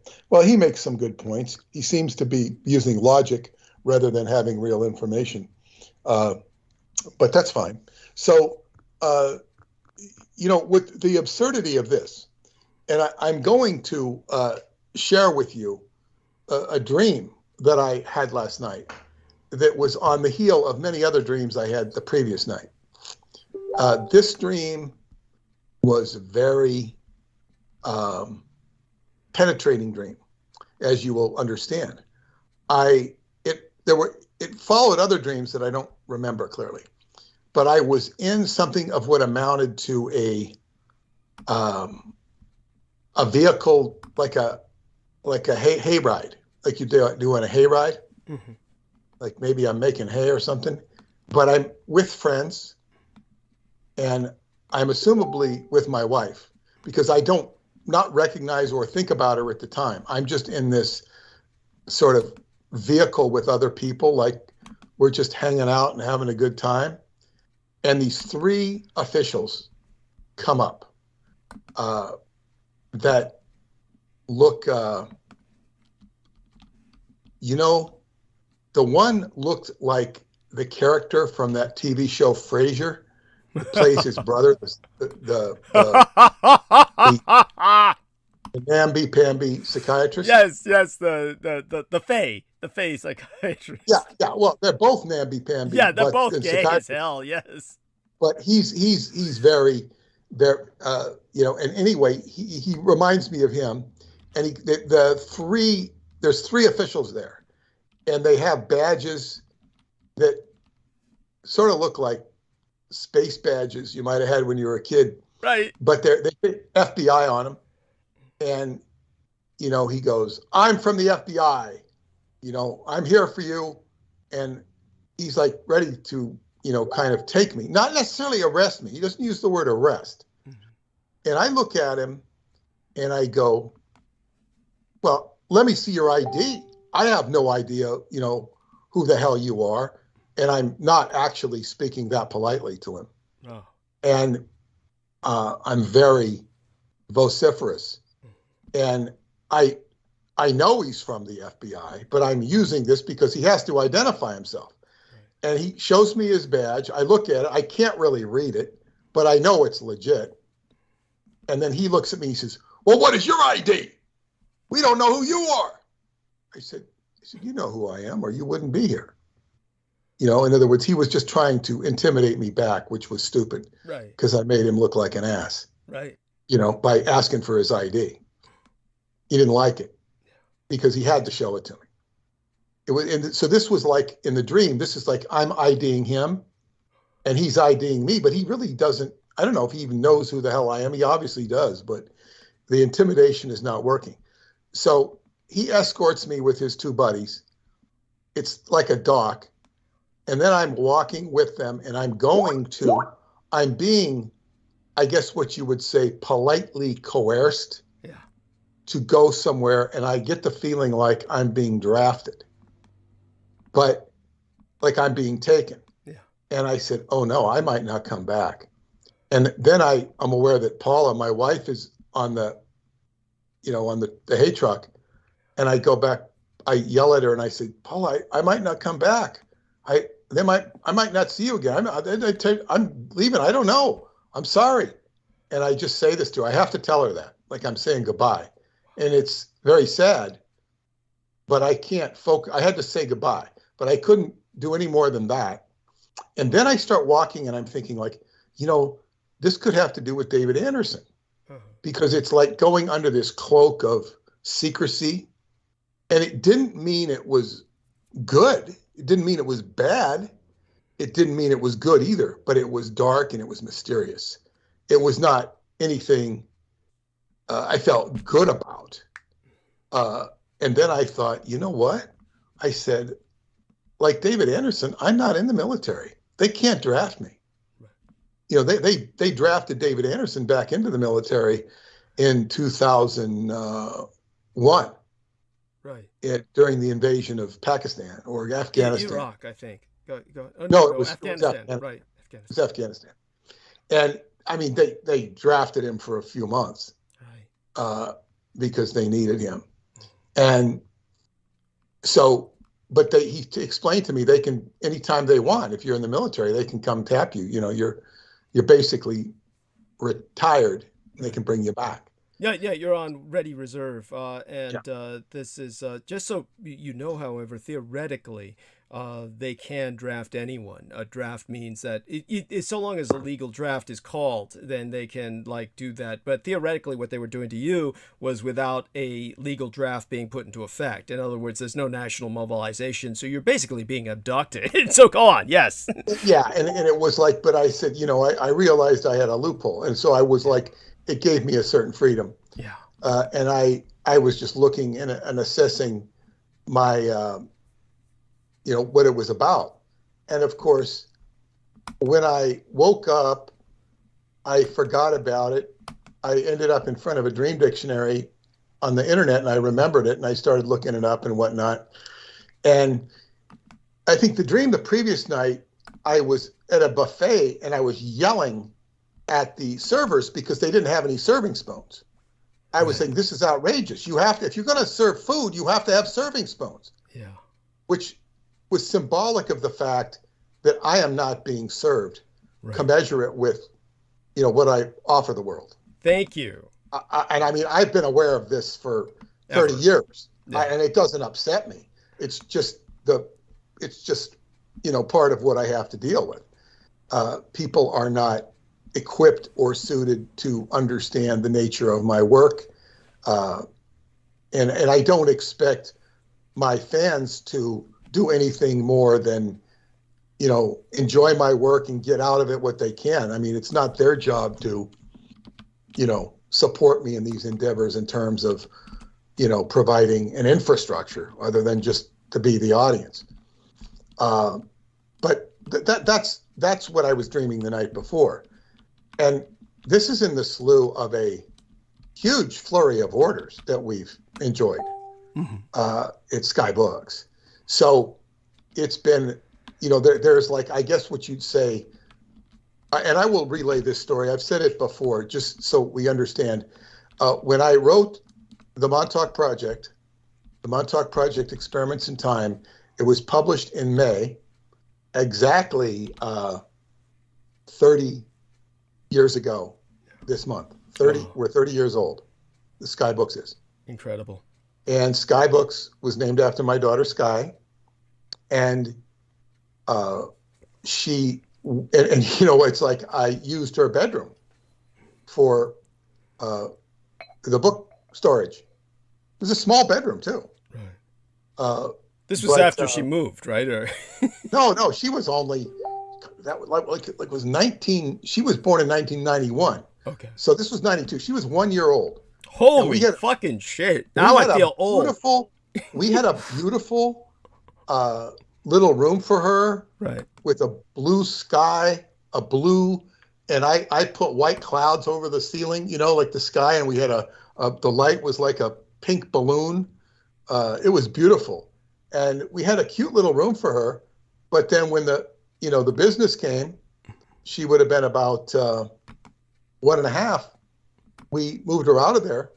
I don't know if I think we moved her into my wife's room, and I don't really remember where. I think she slept there.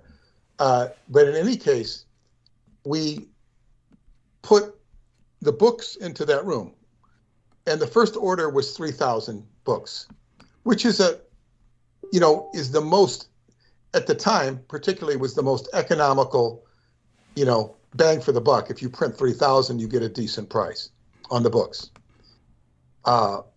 So those books were sold out by September. So May to September. That's about 4 or 5 months. There was no more books. And then in October, it was obvious that the revenue being produced was making this a serious business rather than what do you call it? A hobby or something, an avocation rather than an avocation, yeah. Right? Well, it was an adjunct to our, design business, which had kind of atrophied when we had the baby, because my wife was the primary. I would do some typesetting and stuff, but she was the artist. Yeah. And so that was waning. So this business were kind of, not absolutely, but replaced, and eventually completely took it over. And so we had 3,000 books sold, in which was fantastic. Okay, so I ordered, instead of ordering 3,000, I ordered 5,000 books. Okay, and this is in October. 5,000 books, you get a better price for 5,000. Okay, they came. Sure, they fit into that room as well. And one thing I'll share with people, and part of this I learned from Preston, part of it I learned from L. Ron Hubbard. But you never want to store books in a basement. Not that I had a basement, because they'll get mold. But when you store books, you want to store them on a pallet, and you want air to flow under them. Preston taught me this from equipment that he had, electronics equipment. He would always put it on racks because you don't want to store it on the floor. It attracts mold and degenerate. You want air underneath anything you're storing. And also, if there's water or a flood, it protects it from that. So all books should be stored on a pallet. I was not doing that then, and it made no difference in the long run. But so anyway, 5,000 books. Those were gone by the following May. So in the 1 year, we'd sold 8,000 books. We didn't have, that's the only book we had. And I was selling David Childress's books on anti-gravity, on Tesla. Those were modest sales. And Tim Beckley's books on the Philadelphia experiment and other UFO conspiracies. And I started a catalog with that, which was an ancillary business. But came June, I had a truck, a big semi arrive, and it was 10,000 books. 10,000 books. Now, 10,000 books, and yeah, would they all fit into my daughter's bedroom? Yes, they all fit. But it was like a big deal. No, I was just saying, well, we're selling a lot of books. Might as well get 10,000. We can easily afford it. We'll just put them in. And when the truck showed up, this huge stealth aircraft was flying within 100, 150 yards of my house. Right. And the driver came out and he says, "Look, the Concorde." And I go, "That's not a Concorde." Right. I said, "Concordes don't fly that slow Right. or that close." Right. I said, "That's a stealth." Yeah. It obviously was a stealth. It was a good sized one. And when he came, occasionally I'll have the same driver. The driver came back one time and he says, "I remember seeing that Concorde." I said, "It wasn't a Concorde," you know. And this was when black helicopters used to, buzz over at certain times of day. If you'd be thinking certain thoughts, you'd see black helicopter. This was the era of the black helicopter, 1993. And that, so in other words, it was like the guy in the stealth aircraft was letting me know that they were aware of me. Yeah. Like, what the hell is a stealth aircraft doing in Westbury in a neighborhood? Right. It doesn't make any sense. But this was, instead of getting a black helicopter, I got a stealth aircraft. And I remember when my daughter was a little older one time, we were in the backyard and this black helicopter flew over and she says, "What is that, Daddy? What is that?" I said, "I don't know, let's go see." And I said, "Come." And we got in the car and we start driving, and I'm driving just around the block. And she says, "Is it evil, Daddy? Is it evil?" I said, I don't know, let's go see. And it disappeared. It couldn't have gotten away that fast. I went and drove to a local park that wasn't far away, a couple blocks away, and the thing it was gone. It did not keep its trajectory. So those were the good old days. But so in other words, what I'm trying to say here is when you reach a certain, level of success, you are noticed. One time I bought, when I bought the house I'm living in now, I paid cash for it. That doesn't mean that I walked into the transaction with a bunch of briefcases full of cash. It means I got a certified check. And this is not something, I do every day, is buy houses. I'm not like a rich person. But I didn't consider myself a rich person. But I'd saved, I think it was, close to not quite 200 grand this was accumulated savings. And that we made through our company, which was, doing well. And I paid, I think I had to get a certified check for $179,500, including the closing costs. And when the woman who knew me from the brokerage gave me the check, it was like she treated me with such respect. Mm-hmm. She was effusing respect at me for having a check that big. Yeah. In other words, people if they perceive you to be wealthy, they look at you differently, and you could just feel it. Well, that's about as much respect as I could ever get her from doing that, because it wasn't like I could be ever reproducing that again in the near future. Perhaps when inflation goes, I can, send her it as a birthday gift. But anyway, so people treat you differently. And if you, or like say, if you, tip somebody nicely, they will do so much more for you. My favorite tip I ever gave, and this is really funny. When I was in Scientology, I was told to go to this hotel in New York City, because I had funds to, it was me and these two girls. We needed to get, a couple of rooms, one for them and one for me, to stay. And we go, and it was like, what a crazy place this was. It was a super dive. And I really questioned the judgment of the person who had sent me there. And obviously we had to spend the night. And I'll never forget the guy who brought us up to our room. And I think they were roaches in the room. I think the girls told me there were roaches. I didn't see any in my room. But this was a real roach motel. And the guy was wearing like one of these, T-shirts, like a basketball uniform, It wasn't a real, like the straps over the shoulders. And he hadn't shaved in several days.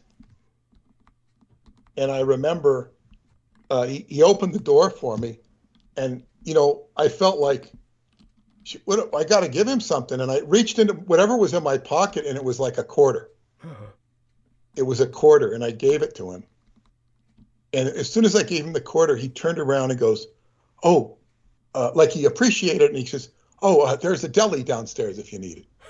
That was his, his return for the tip. He he was trying to give me a little bit of extra service because I gave him a quarter. Right.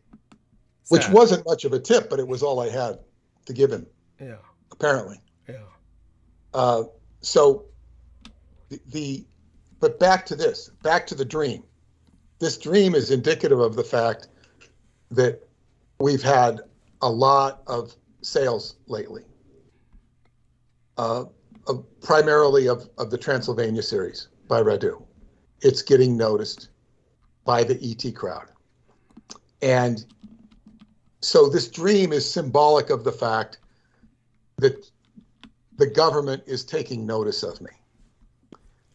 When I evaluated the dream, I then began to say to whoever I was talking to, I said, I realized this has to do with Dietrich just as much as it does.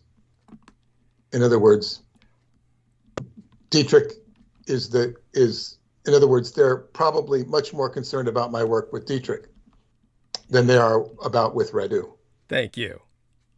And this is, and it's very interesting that they're blending together.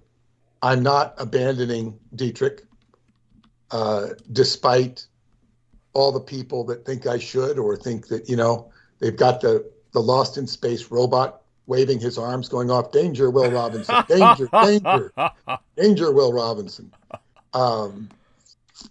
So this dream is basically, and the ID is they're pissed off.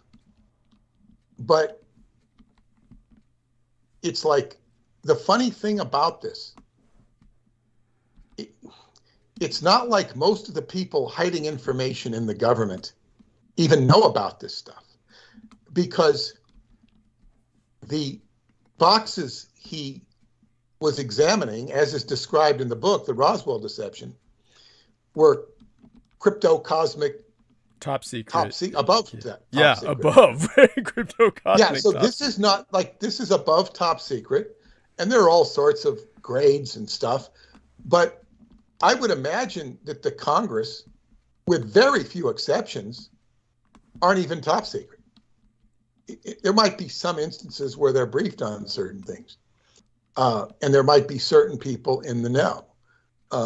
Barry Goldwater, famous senator, was chewed out by Curtis LeMay. That's right. He couldn't ask questions about UFOs. Right.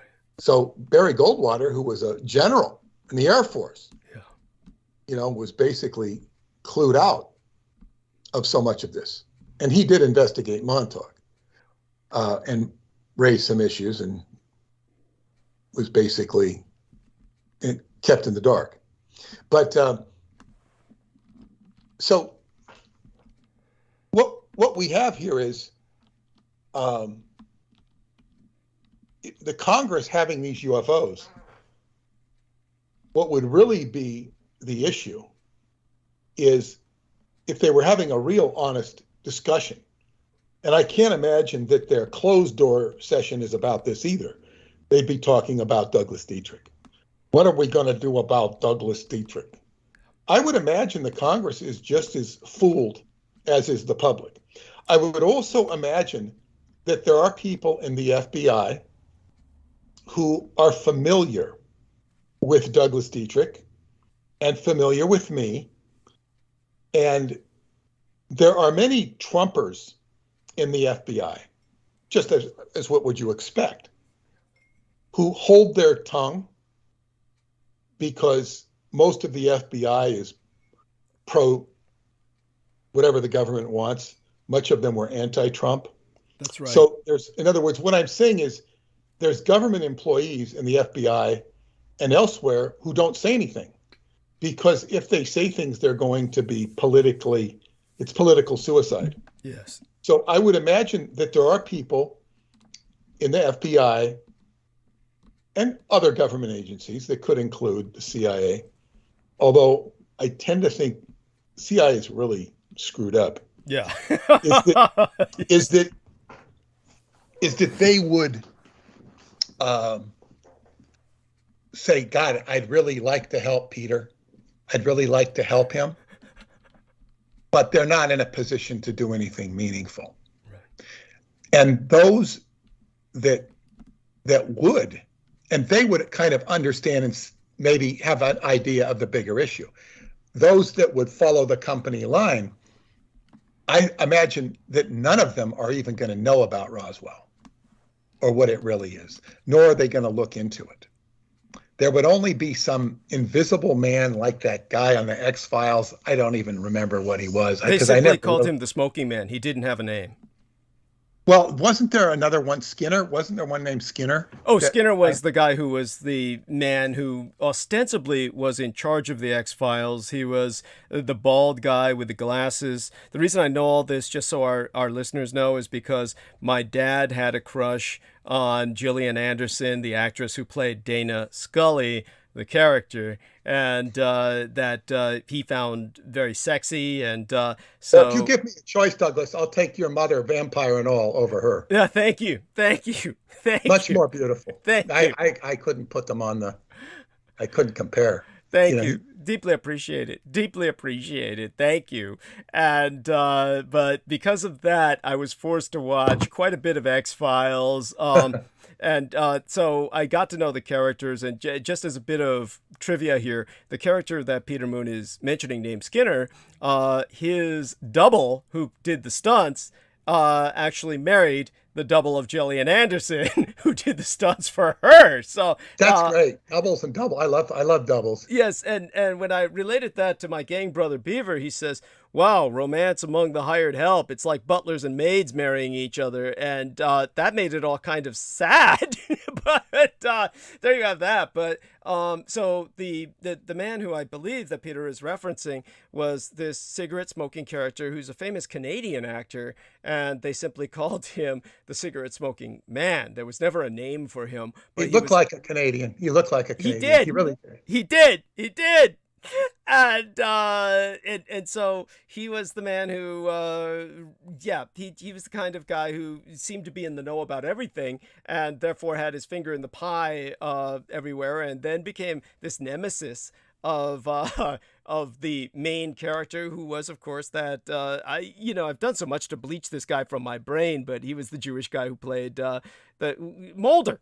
Fox Mulder. They originally called him Fox Mulder, and then actually they originally called him Spooky Mulder. Then they changed his name to Fox Mulder as they made him a sex symbol. And he, by the way, became a true, honest-to-God, real-life sexaholic and had to actually turn himself in to institutionalization for a period of time because he basically thought he was going to wind up in prison for groping every woman that he saw. And after that, his career just went kind of nowhere. He used to be the roommate of JFK Jr. and a guy named Jason Begay. That's incredible. Jason Begay. Yeah. Jason Begay was a Scientologist. He was sort of a very successful B-movie actor. Uh-huh. And he did all of these videos decrying Scientology. He spent over $1 million. Begay did that. Yeah. Begay did, yeah. Yeah. Yeah, because he became David Miscavige called him the poster boy for Scientology. And then one day he was sitting at a briefing, and Miscavige had changed this rule saying, all these security checks you've been paying for, all of you advanced quote unquote OTs, operating thetans, operating spirits, that's what it means in Scientology. He says, all of this stuff, these security checks you've been having to pay for every 6 months to come in and get clean, It's an arbitrary. It's not necessary. And Jason Begay, and then all these people are like clapping, going, "Oh, thank God, we're not going to have to pay this money." And you know, if he's not from Brooklyn, he talks and sounds like somebody from Brooklyn, like with the street smarts. And he looks into these people and he says, "Are you people?" You know, he kind of describes it. He says, "What are these people? Are they crazy? You know, they've been jacked around because what." In other words, Scientology had to control its audience so much that they had to do security checks, which means a confessional. Every 6 months, they'd have to go, because they would reach a level where they would counsel themselves at home. Yeah. It was a higher level. And they'd have to come in every 6 months and get cleaned up to make sure they weren't cavorting with anybody from the enemy, from the field, people like me. Jesus. Or actually people far more aggressive than me. I was about to say, I mean... Not like me, but that were people that were trying to infiltrate them and whatnot. And it was all bullshit. It was bullshit for two reasons. Number one is there was policy, and I noticed this. If you were on those upper levels, you were not to be interfered with. You didn't have any other actions. Second, any security checks per L. Ron Hubbard were to be done at the expense of the organization, not at the individual. Right. And so, I mean, I noticed this right away, but people aren't informed. And Miscavige was jerking them off and he was controlling them. And if I was doing a confessional procedure on Jason Begay to clean him up and to make him reconcile with Scientology, the only way I could possibly do it, if I was on the up and up, is to say, Jason, I would like to indicate that all of that money you spent on these unnecessary security checks is invalid.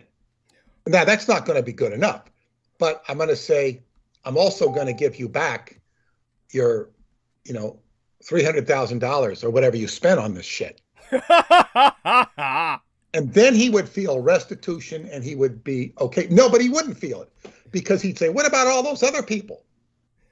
I'd say, well, okay, Jason, yeah, that's going to be, maybe 100 million that we owe these people. So we're going to make restitution to them too. And then he'd be happy and then he'd go back. Then he'd be happy. That's what it would take to rehabilitate him as a Scientologist at that time. But of course, he made his own conclusions that it was all a scam and all bullshit. But he was he said he was, had for $1 million. Wow. And, to his credit, he was not only able to afford $1 million, he was able to, have his nice house in Los Angeles and carry on with his career. Jesus. But he was very bitter. But he was a roommate of this guy, Fox Mulder. What's his name? David Duchovny. David Duchovny. Thank you. You remembered his name. And JFK Jr. They were all roommates, and I think they were going. I think Begay might have been going to Juilliard at the time. Okay. And I don't know, but that was something I read about them. But just an interesting historical note. Yes, another bit of trivia here before I bring up a question from the private messages in Facebook. Of course, just so people understand, Chris Carter, who made the X-Files. Again, I found all of this out because of my dad's crush on Gillian Anderson, and I was forced to kind of follow the X-Files to a degree because of his own, infatuation. The Chris Carter was Canadian, and the entire series was actually Canadian, and so it was filmed in Canada overwhelmingly. And then what also happened was that there were a bunch of these nerds and geeks and squares that they were trying to portray as the go-to guys that David Duchovny as Mulder would go to for advice on hacking and the like. And they became known as the lone gunmen after, of course, the conspiracy theory concerning Kennedy being shot by a lone gunman. And they were all into conspiracy. So they developed, or Chris Carter actually gave them, after the success of the X-Files, their own spin-off series, which was called The Lone Gunman. And it went for maybe 1 or 2 seasons, but it was one in which they portrayed the lone gunman at one point being on a plane that was hijacked electronically, hacked, and somebody hijacked the navigation, the autopilot, and basically was going to crash it into a major skyscraper. This was before the Twin Towers, before 9/11. So it was like predictive programming for 9/11. It was very bizarre. And they managed to prevent the plane from crashing. But one of the characters is the father of one of these lone gunmen, and he is a Fed who works for the government as like an FBI agent or something. And he points out that all you people ever think about is the negative things that government does, but why don't you ever think about good things that the government does, or ever emphasize the possible, the potential for positive, or the positive, really, and etc. So that was interesting that even entered the series. But other than that, because Chris Carter was very much catering to Germanophobia, Tudophobia, Nazi phobia, and basically Judaism, which he was always portraying the character as Jewish in terms of David Duchovny. It had these ridiculous and redundant and completely unnecessary anti-Nazi themes that were preposterous. But, aside from that, it was just other elements to it were just simply gross and delusional as well. So, there were times when my dad stopped watching it because it got just negative enough where he turned away from it. Toxic. It was a toxic show. Thank you. It was a great premise, and it picked up the premise what the Montauk Project had created socially, and it came right on the heels of that, and completely started people thinking about this stuff. So, people would say the Montauk Project was imitating the X-Files. Oh, that was so offensive. Really, that is so offensive. Yeah, but it's so clever. But and so it was produced for that purpose. It was almost, I was convinced it was, because they talk about the Philadelphia experiment and all that. Yes. But what I want to ask you about your father, about you. You were about 26 at the time it came out, more or less. Yeah. And you had already been, the satanic panic was kind of Past. over then. That's right. Or been exposed. And you knew a lot of stuff. So did you just look at that at the time as a bunch of crap? Did you see I looked at it as the worst thing that can possibly happen to me. It was one of those things, to put this into perspective for you. One time when I was at Revolution Radio, I brought on a cousin of mine, a white cousin from the white side of the family, my dad's side of the family. And he was related to my dad. His name is Dietrich. I can't remember his first name. I've got his phone number. I could look it up. But this guy was one of the guys who personally came to visit, like, my parents before everything went to shit with their health.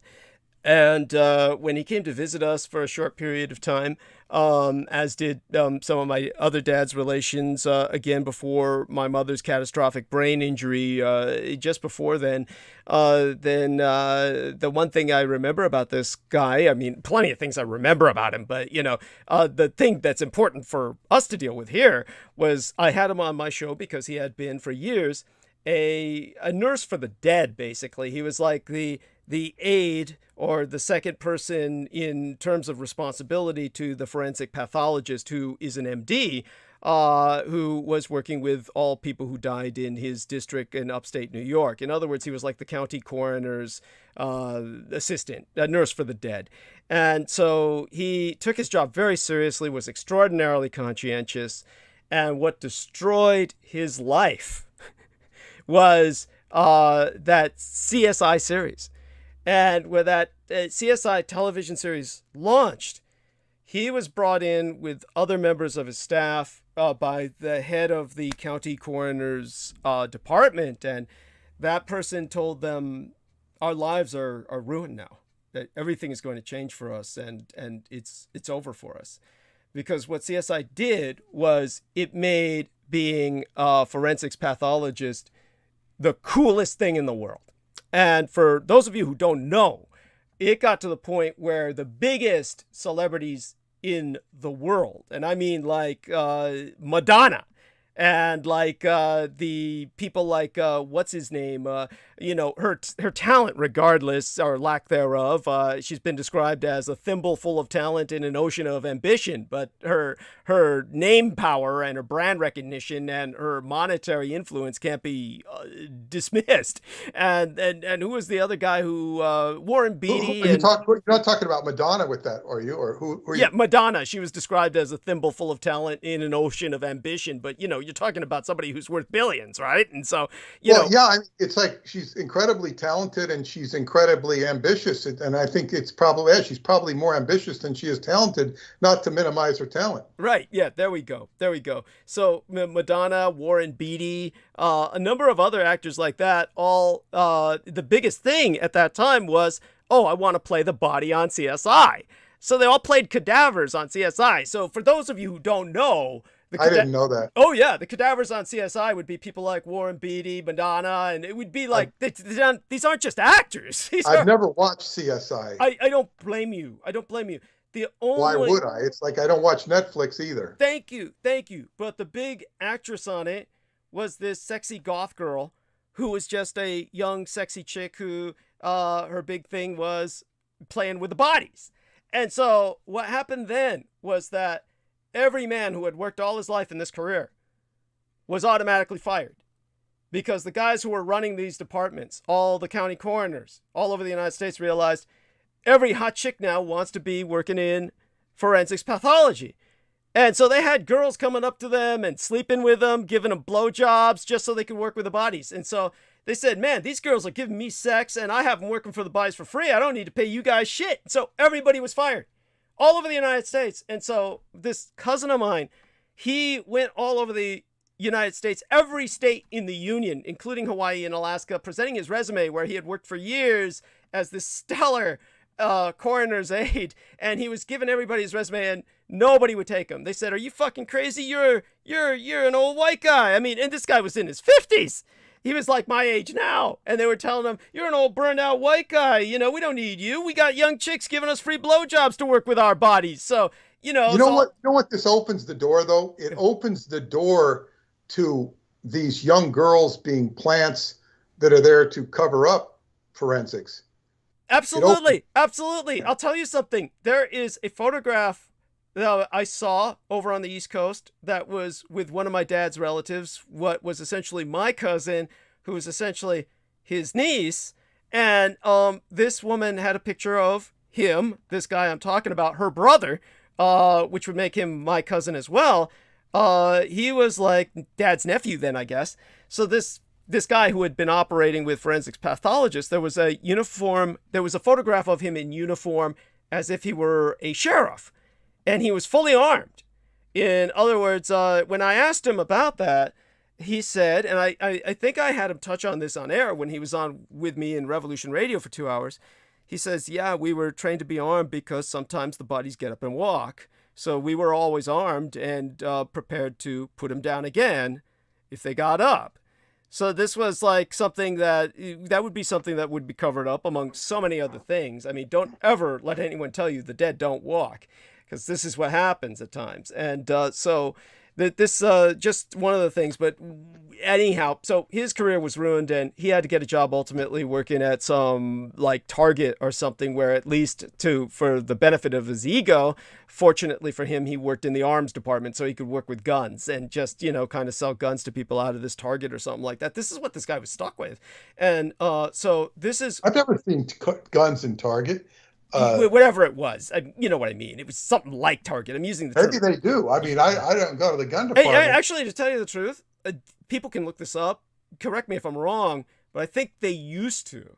And then what happened was after several mass shootings, the guy who ran Target said, or one of those big franchises said, we're not going to do that anymore. I mean, I'm pretty sure it was Target. In a company, in a store that's called Target, it's not a good idea to sell guns. Actually, it makes kind of some sense, but yeah, it's like, yeah, wherever this guy was working, my cousin, it's not like they took the guns away. It was some kind of franchise, and they had a gun department, and so he worked in that.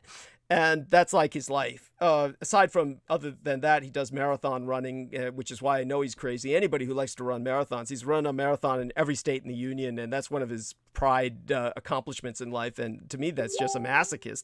But at any rate, so this is what I thought when the X-Files came out. X-Files was, for me, what CSI was for him.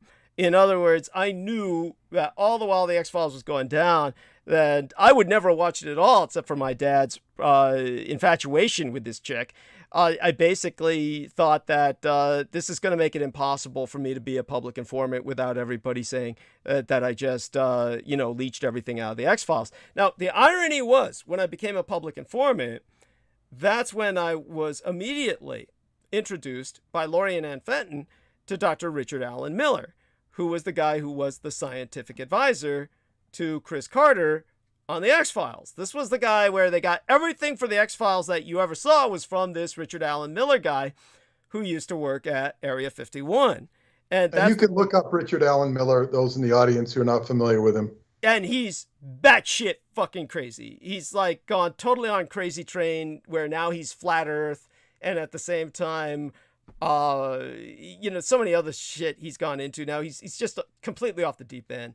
He was a nice enough guy when I met him, but he was, of course, full of shit. And the incredible thing was that everything he said was taken as gospel by everyone. The guy who ran the stupid Nexus magazine, here he had just published a series of articles on Unterland, which I had basically, it was all Douglas Dietrich. He got himself a new girlfriend because of that, because his wife divorced him. But this chick who was infatuated with what I had to say wound up hanging out with him because she wanted to meet me. And so here you got this going down. And yet, this idiot named Richard Allen Miller says, oh yeah, under the earth there's all these lizard people. And the Nazis all got exterminated when they encountered the lizards who ate them all. And he's like saying this like it's not even a joke. This guy's presenting it like it's all real. And then Nexus really went down the hill with that. Thank you. I remember that because I used to get copies of it because Childress published it at one time in the American version, and then there was a disconnect between Duncan went anti-Childress or something. He never really explained it to me in detail, but they had a falling out. Interesting. That's something that Duncan Rhodes never shared with me when he was catharting and venting. But it was, it definitely makes perfect sense. It makes perfect sense because Duncan Rhodes could never get a permanent distributor in the United States. And it's because the fucker's an asshole. And that's, he would claim that everybody in the United States was ripping him off or something like that. But, it's basically, he's just an asshole. And so this idiot's just eating up all this shit that Dr. Richard Allen Miller was saying. And then Richard Allen Miller after that said, well, the earth is flat. So how could you have lizards living in the earth eating up the Nazis when the world is flat? And then how could the Nazis have gone into the earth when the world is flat? I mean, this is like how, you might as well. It really wasn't flat, Douglas. It was like a Mounds bar, one of those Mounds bars. So it was tubular, and you could go into the mound, into the coconut. Thank you. Yeah, I mean, yeah, but it was tubular. Yeah, there we are. So in all fairness, this is why I explained there is a parallel between Richard Allen Miller and a far more sympathetic character to me, who's the individual we're talking about again before, who worked at Area 51, and I was bringing up how they did everything to discredit him, Lazar. Yeah, Bob Lazar. So both these guys were victimized, but Bob Lazar less so because he didn't stay with Area 51 as long as Richard Allen Miller did. So Richard Allen Miller stayed there till he was retired, and that's one reason why his brain is so fucked up. And like I said, every time these guys would exit to go home, they would put him through the scanner saying, oh, we just want to make sure you're not smuggling anything to take outside, to take home. We don't want you to take your work home with you. It's obviously classified. And so they put him through the scanner, and what they were doing was frying the cerebral cortex and just burning out the memory part of the brain. And, you go through that on a weekday basis for, 5-10 years. And then for some people like Richard Allen Miller for a career, I mean, it's over. I mean, basically. Well, this is the problem, is when you consent to this, Yeah. you're in big trouble. Thank You don't realize what you're consenting to. We give our consent all the time. When we, take off our shoes and go in those scanners in the airport, Yeah. that's a small consent. Yeah. Some people get really finicky about it, but it's, you consent all the time. Yeah. You consent when you go into a restaurant and eat the food. You trust that it's going to be okay. Absolutely. But when it comes to certain issues like this, it's muy importante that you don't consent, and otherwise you are compromised. Yeah. But where all this comes back to get us back to what I was talking about, was the recognition of the recent success that I've been having. Yeah. And it's been pretty good for the last year. But as I say, it's been good. But Douglas's book is not getting the same attention as Radu's work, which is understandable. His work has been out there and people are just discovering it. So it's like, well, now I hear I'm talking about government scrutiny. Of course, when you become successful, the government will scrutinize you. At a certain point, when the revenue gets big, other people will scrutinize you. The distributor will want a bigger take. Will want more money. Oh, you're making more money, so we're going to charge you more for advertising. Just because we're going to. We're going to throw on a fee that if you want to talk to us, it's going to cost you $1,000 a year. They don't return the calls. That sort of thing. And then if you get into like super big dollars, like Donald Trump has, people like to say he's broke, but no, he channels a lot of money. Right. And, he explained, he says, when he was running, he says, I used to give donations to the Clintons. But he gave donations to everybody to procure political favor. It didn't matter if you're a Republican, you donate to both. It used to be, I knew a guy who eventually did this. He didn't do it when I knew him. But you could pay $10,000. This is back 30, 40 years ago. You could pay $10,000 to the Democratic Party or to the Republican Party, and that would give you a opportunity to go in and talk to any congressman in that party if you donated $10,000 to the Republican or the Democratic Party. You go in and say, you're not being fair to the Scientologists. And they would listen to you. And Teddy Kennedy would say, well, they got to clean up their act. They got to clean up their act. That's a response you might get. But you'd be able to talk to somebody. Not just about Scientology, but about anything. Yes. I want to talk about, this Roswell stuff. There's this Roswell stuff. Now, whatever that system is long since antiquated. Probably costs $100,000 now. I don't really know. But there are certain gateways into Congress through the party. The political parties, we sometimes forget about them because most of us have nothing to do with them.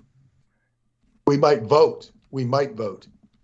I remember one of my friends at football saying, he was talking about when they were young and all these people were going to the Young Republicans. I said, why would anybody go to Young Republicans?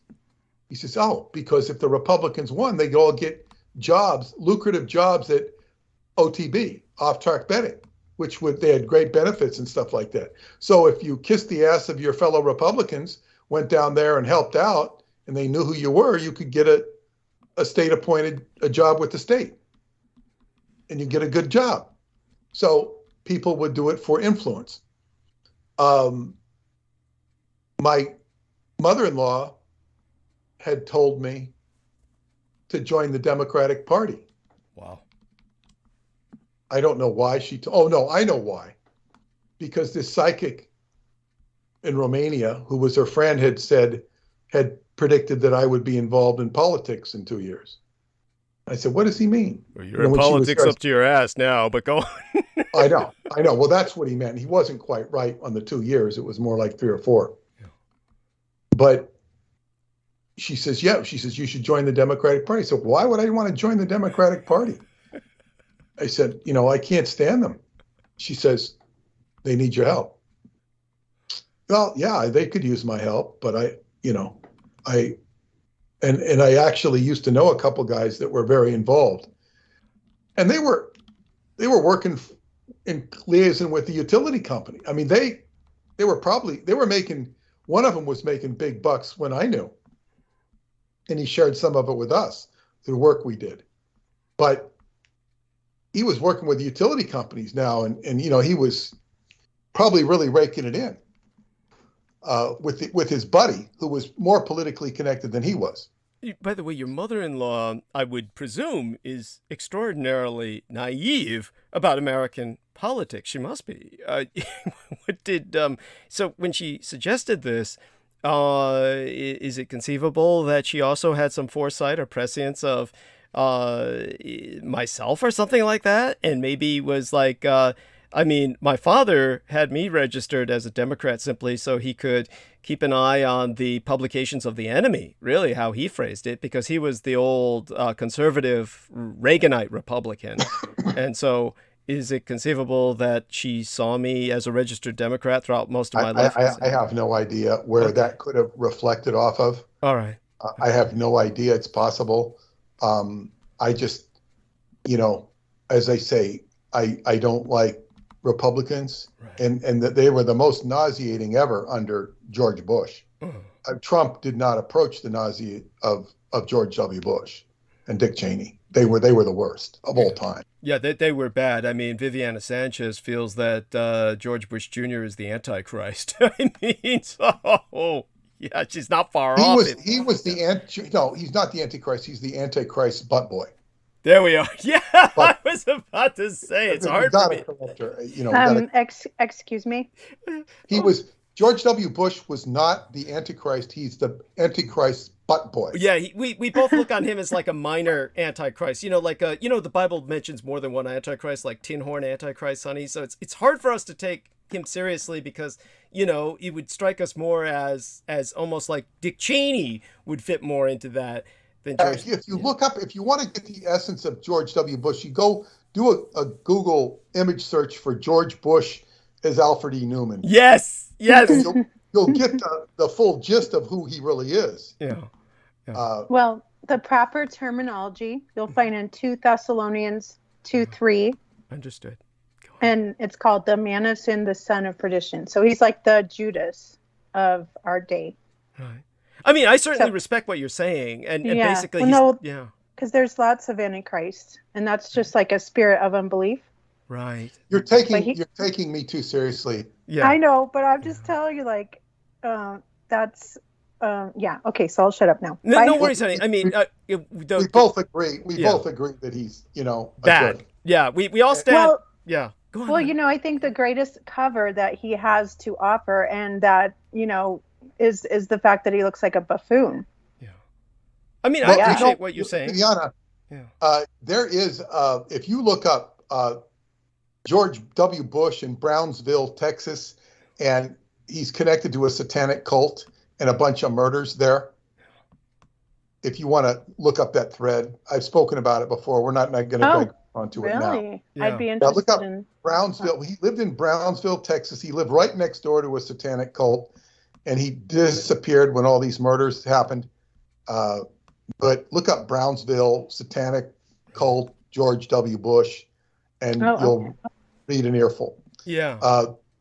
But we won't digress on to, Mr. W. Right. But the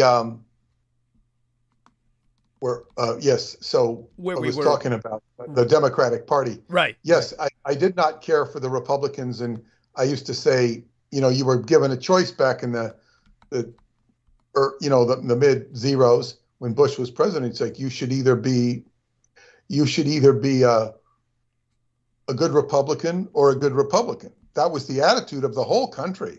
That was the meme. You should be a good Republican or a good Republican. There was no Democratic anything of any significance being, what do you call it, proliferated like it is in the press now. There's a lot of Democratic rhetoric. Right. But it just didn't work in those days. There was no serious opposition to Bush or Cheney because they were writing the patriotism. Mm-hmm. And then, Obama came, Obama was looked at as the hero for everybody. Here was racial justice coming to roost, a black president. But what I said is I couldn't stand Republicans. And even at that time, I said the only thing worse than a Republican is a Democrat. That's just my personal observation. Mm-hmm. But so no, I didn't want to have anything to do with the Democratic Party. Right. And then I realized, years later that my connection to politics would be with Douglas Dietrich. Right.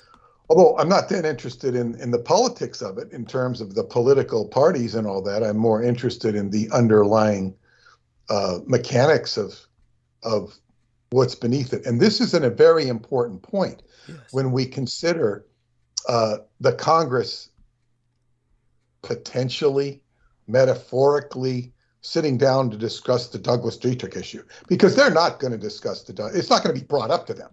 It's not consumable rhetoric for them. Douglas Dietrich is not consumable rhetoric. It's not going to register in their brains. Yeah. It's not registerable. They're too full of other things, to put it politely. And this is the undercurrent of politics. Douglas represents the undercurrent of politics, and this is where occult meets politics.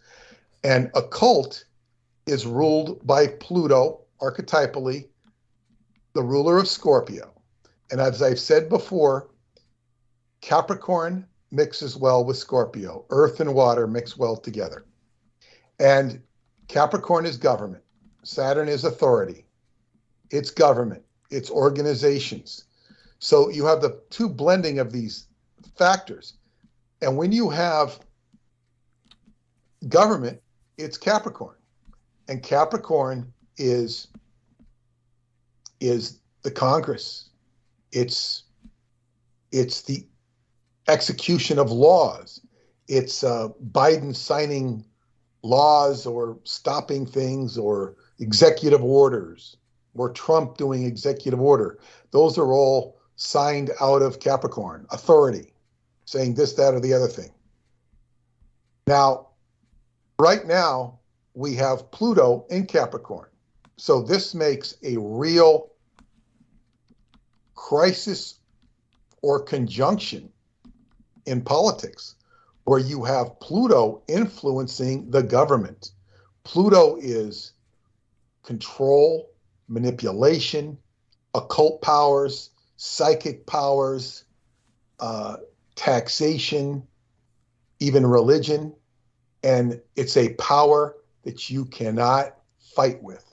When Pluto comes into your chart or into your house, it's like coercion or cooperation. And in my dream, I was experiencing coercion and I was cooperating with it. But I was making them cooperate with me by showing me their ID. And I was calling them to their essence. And I got a reaction out of them in the dream. So they're okay, they're taking me here. And then I realized they haven't really got a hook into me, not a real legal hook. So, which they don't. So these are just the forces at play. And right now, when Pluto moves into the 29th degree of Capricorn, which is getting pretty close. I think it's going to move in next year. I'd have to look at it. And it dances around because it'll go retrograde and backwards and forward. But when Pluto is in the 29th degree of Capricorn, and especially when it makes its final movement through it, that is when it does all the action that it's going to do in that sign. That's when it finishes all of its stuff. You saw this dictator of North Korea, I can't remember his name. Kim Jong-un? Yeah, now he reappeared. You know, this guy went through major transformations with Pluto because he was like disappeared, dead. Who the hell knows what happened to him? But now he seems to be alive. Yeah. And firing missiles again, which is what he's best at doing. Yeah. Yes. I mean, you know, we've had certain ball players who were known for hitting home runs, you know, or known for stealing bases, or Tom Brady's known for winning Super Bowls. This guy's known for shooting missiles off irresponsibly. Yeah. Like a kid with toys. If it's not some kind of double or something that's... Yeah, well, yeah, you wonder about the double, but nevertheless, that identity has gone through a complete transformation. Right. And so he looks like the same person. Right. Or rather, the behavior remains the same, but for some strange reason, he was gone and then came back, as you said. So it's almost like a rebirth, but it's like the same guy. It's not, he hasn't... Well, yes, yeah. If dead people can get up and walk, there's no reason they can't, you know, keep him and there we are. Yeah. Yes. There we are. So it's yeah. So anyway, that's just an example of Pluto transitioning through politics. Now, there is a lot of stuff that could hit the fan in the next couple of years. This could deeply influence Biden. It could deeply influence Trump, which means that I'm not saying this will, I'm not making a prediction that either one of them could pass away naturally or otherwise. And if Trump were to die for any reason before the next presidential primary, that would completely change the landscape of politics if Trump were to pass away. Yeah, absolutely. I don't necessarily think he will. I haven't looked at his chart. I don't know. But you can imagine how much things would change. I don't know that he's going to run anyway. I'm not convinced of that. But his death would be, wow. It would just change everybody's attitude. It would give the press a big frustration because they wouldn't be able to do anti-Trump stuff anymore. They'd have to switch the angle because they still spend a lot of time fighting Trump, even though he's not in power, because he might be in power or he might have influence. But be that as it may, and if Biden were to die, it would create, you know, another issue. And this also applies to religion. It could involve the Catholic Church. It could involve the Islamic religion. It could mean a big occurrence in Scientology. Not that that's such a world thing. It's more of a press and Hollywood phenomena. But so there are going to be substantial changes. It could also, hopefully, for us, mean a shining of the light on Douglas Dietrich's work. I would hope, because this is, you know, the truth gets dredged up. The occult truth gets dredged up. And it makes the government accountable on some level. Not necessarily totally accountable, but it's like, okay, let's look at some of these stones that are unturned. Peter Moon is a known grandfathered community into the world of literature, for better or worse. You know, I'm like a known commodity that's been out there 30 years. And it's, and then it's also, I'm also finding a new audience.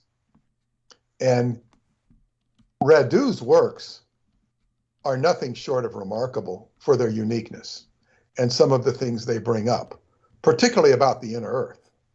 And it's a lot of positiveness there. The biggest, most apt criticisms or most insightful criticism would come from myself. And it's, I say there, the criticisms are just observations. It's not saying that he's wrong at all. It's just saying there's there's certain, but I'm saying is people are not going to look at it that astutely critical. They'll make stupid comments. Like Yes. many people in Romania will say, I've seen them say, well, he took this from that book and that from this book and this from that book and he put this all together. And I don't see that. Now, I haven't read the books, but when you see a whole cohesive story, no, he didn't do that. The fact that he took this from that book and that from this book is because all those books had pieces of the truth. And he's putting it together in a coherent whole. His books are coherent. They leave things to be desired. For example, like he'll leave a book and he'll just stop. He doesn't segue out of it. It just stops. And then he goes away. Well, of course, he could do a better job with that. So then I'll end up writing the epilogue to the book and saying, well, this is where he ended off and give some context to it. It's just a little more consideration to the reader. Now, keep in mind, you know, I'm a professional editor and publisher and writer. He's really not. It's not what he does. He does write, but he's not. That's not what his profession is. He'll just, okay. If I had control, I'd say, go back and work this some more. I don't have that control over him. I get the books as they've been translated and completed. And I don't think his publisher, editor, my friend Serene Hermes, you know, has that latitude over him too. He doesn't tell Radu how to fix his books or how to add this, do that. I don't think he has that latitude to do that. But this is a minor criticism because, so anyway, more to the point is this is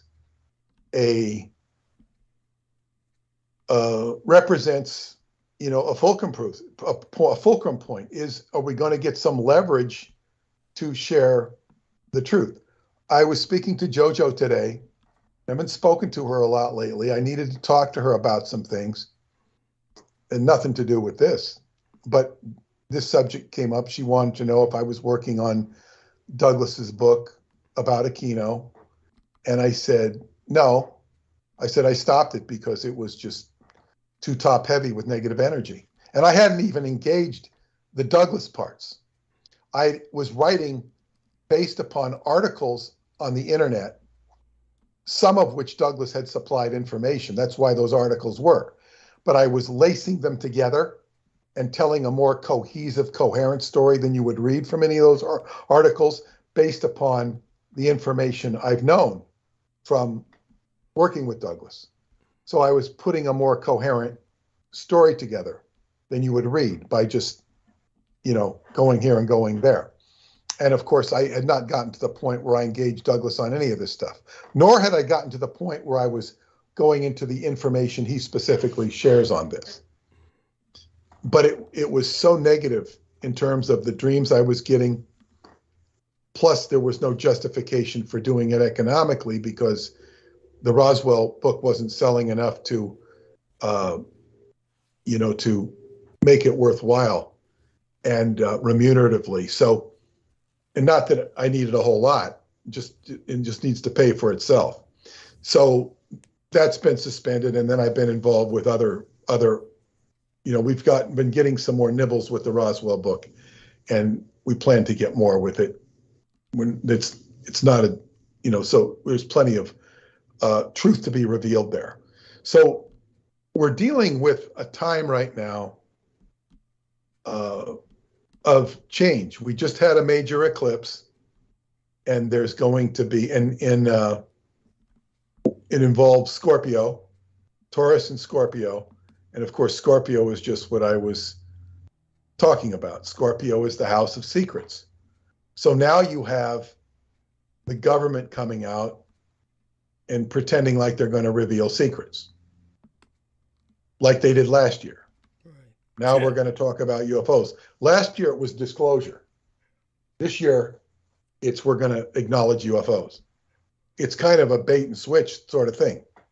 They were going to disclose what they knew last year. Yeah. Now they're not going to disclose anything. they're going to look into it, which is taking it a rung down the ladder. Yeah. We were on if the ladder went up to 10 as total disclosure, they were going up, pretending like they were going to 6 or 7. Now they're going back to 1 or 2, saying we're going to admit that there's UFOs. Thank you. Now we're gonna get behind this and find out why is the government, not looking into these things. Yes. It's such a rhetorical manipulation and a very stupid one. And so self-evident, you would think. But God, yes.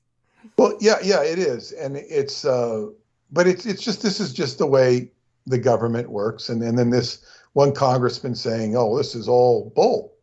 Of course, it's bull, but this is what's to be expected. It's so I would say that we're making some progress here. We're undergoing a major eclipse.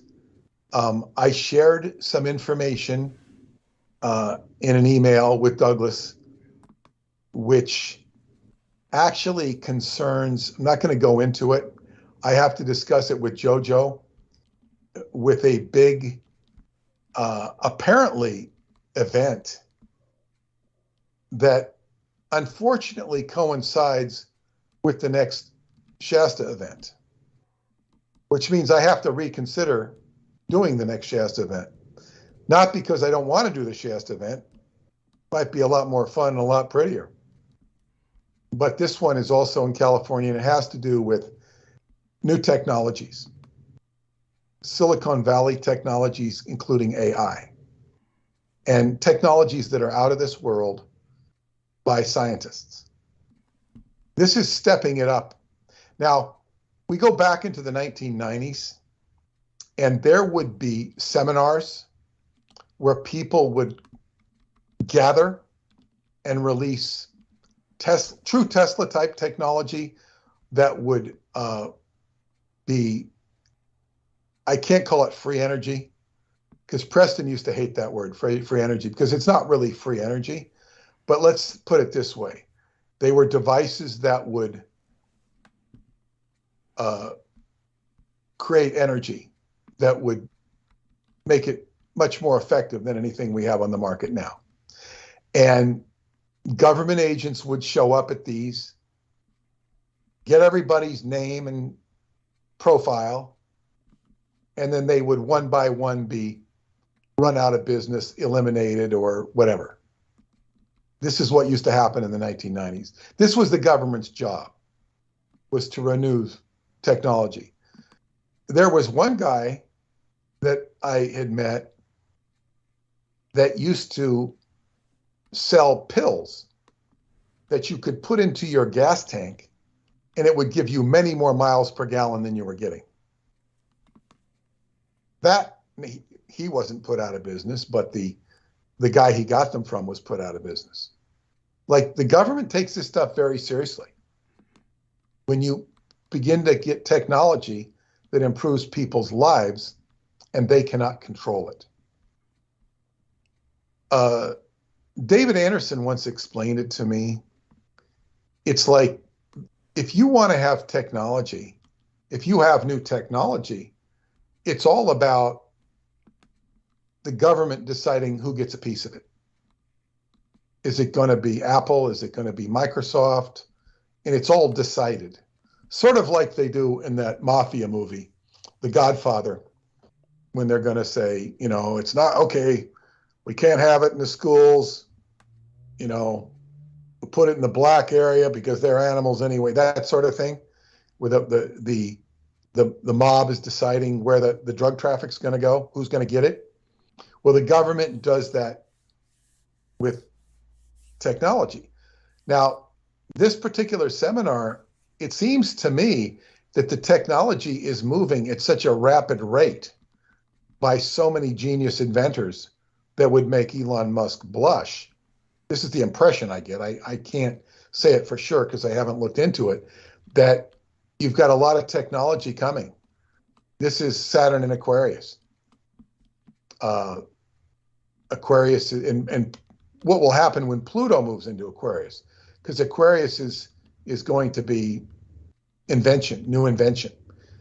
And wow, we're going to have all this incredible technology it's on the horizon now, and people talking about it. And I would be asked to come here, and I'm not going to be showing technology. I'm going to be, if I go, I'm going to be talking about David Anderson's technology, and I'm going to be talking about Radu's, what he talks about. This is more like saying this is where the world is going, can be going, so on and so forth. And then you'll have other people some of them have the guy who contacted me is a real inventor who's done a lot of stuff. And you'll have inventors. But this is on a much different level than when people had their little machines in Atlanta 30 years ago and were getting eliminated by the government. The stuff is happening. Uranus is the planet of invention. It moves quick, rapidly, and you can't control it. So it's interesting. And of course, I'm not bringing technology. I'm bringing an explanation of technology. It's because it's not my technology. I'm just saying this is the cohesiveness of all of this stuff. And it's certainly a bigger platform in terms of its size and scope, where Shasta is more on the esoteric side. Mm-hmm. So that's something I'm going to have to talk over with JoJo. I just talked to her today, and she said we should talk by the end of the week, which I said, fat chance. I thought to myself, well, looks like it becomes an absolute necessity. So I'm going to make a point of talking to her about this. And Douglas, you can read what I wrote. And I want to talk to you about it because it involves AI. Right. But this is kind of like if I bring you in, I mean, I don't know, that it works to bring you in just because of, it's like bringing in, it's bringing in the Dr. Frankenstein element. You know how like everybody's wary of Dr. Frankenstein's technology? Yes. He's a fucking genius, but it's like, oh no, we remember what happened to the little girl. It freaks them out. It's like again, they got bad memories.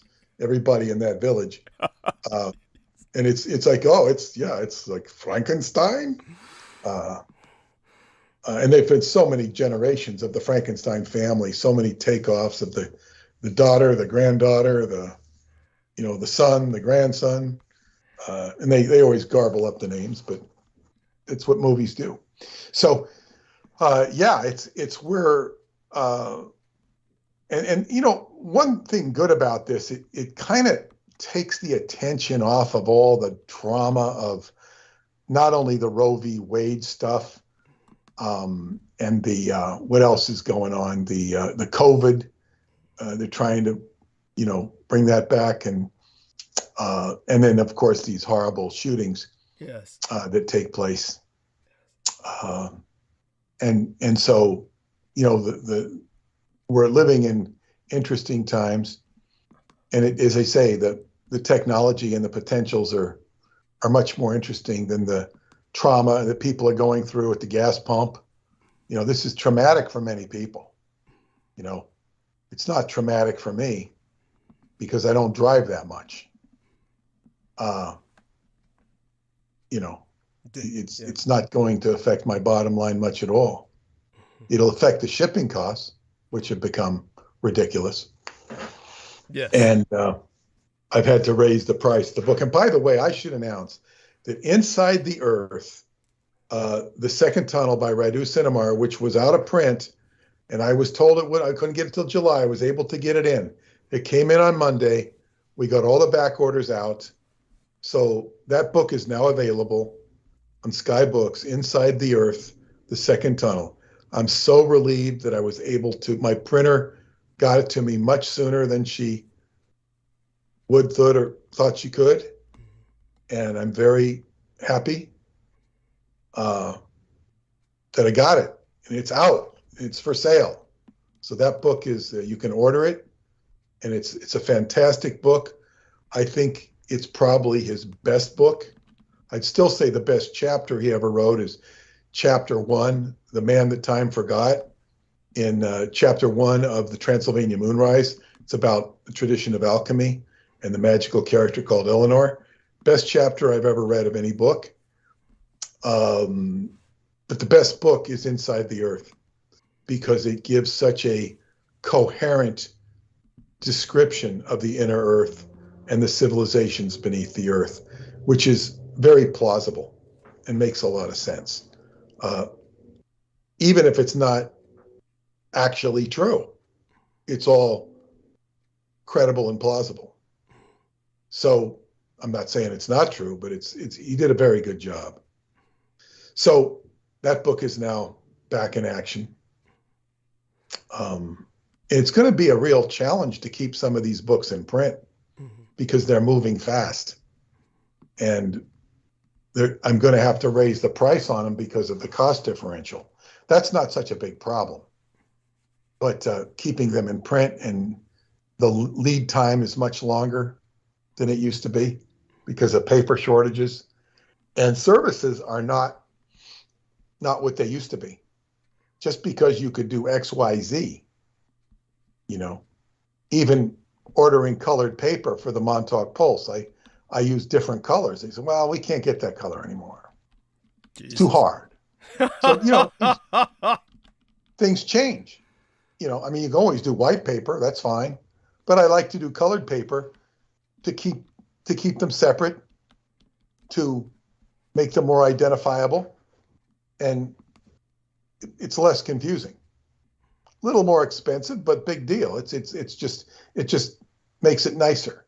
So there's little niceties that are changing in life. And this applies all the way across the boards to everything going on in life.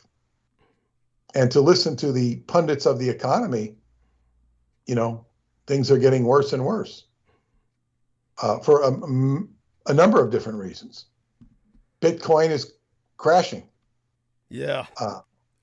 It's only down to 28,000, I think, today. 28,000. Oh, it's been up as high as 60. Yeah, it's been monumental. I mean, what's happening with Bitcoin is what happened to conventional currency back in 2008 with the crash. Go on. Yes. Well, yeah, and gold has not gone up commensurately. Gold is holding its own and a little more than that, but it's not. It's a modest. It's better than having your money in Bitcoin for sure. Yeah. But yeah, so. We're living, Bitcoin has nothing behind it except a good economy. Right. And we don't have a good economy. Or I'm not sure that we don't have a good economy. It's really funny because L. Ron Hubbard really crystallized money and inflation when he said money is an idea backed by confidence. That's how he defined it. Yeah. And it certainly is. Bitcoin is an idea backed by confidence. But so is gold. There was a time, not too long ago when gold wasn't considered that valuable. It went down in price. So it's like, what is the currency? What do people want? What will work?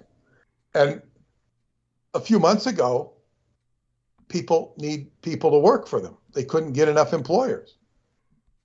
And they were offering, in many cases, halfway decent salaries. Now those halfway decent salaries are not as good as they were, or as good as they seemed. So I was explaining to my wife about a 6-figure salary, which is something on her horizon. It's not quite enough to buy a house. Depends. I mean, you could go to some place in Kansas and buy a house with 6 figures, with 6-figure salary, but you're probably not going to have a 6-figure salary if you're in Kansas. So it's like, by the time you pay for all of your, at least $1,000 a month in taxes, your mortgage, your oil in the Northeast, your taxes, et cetera, et cetera, et cetera, you're going to be on a low six-figure salary of like $100,000, you're going to be coping just to be middle and have a nice car. You're going to be hopefully striving to be middle class. So you better have 2 six-figure salaries.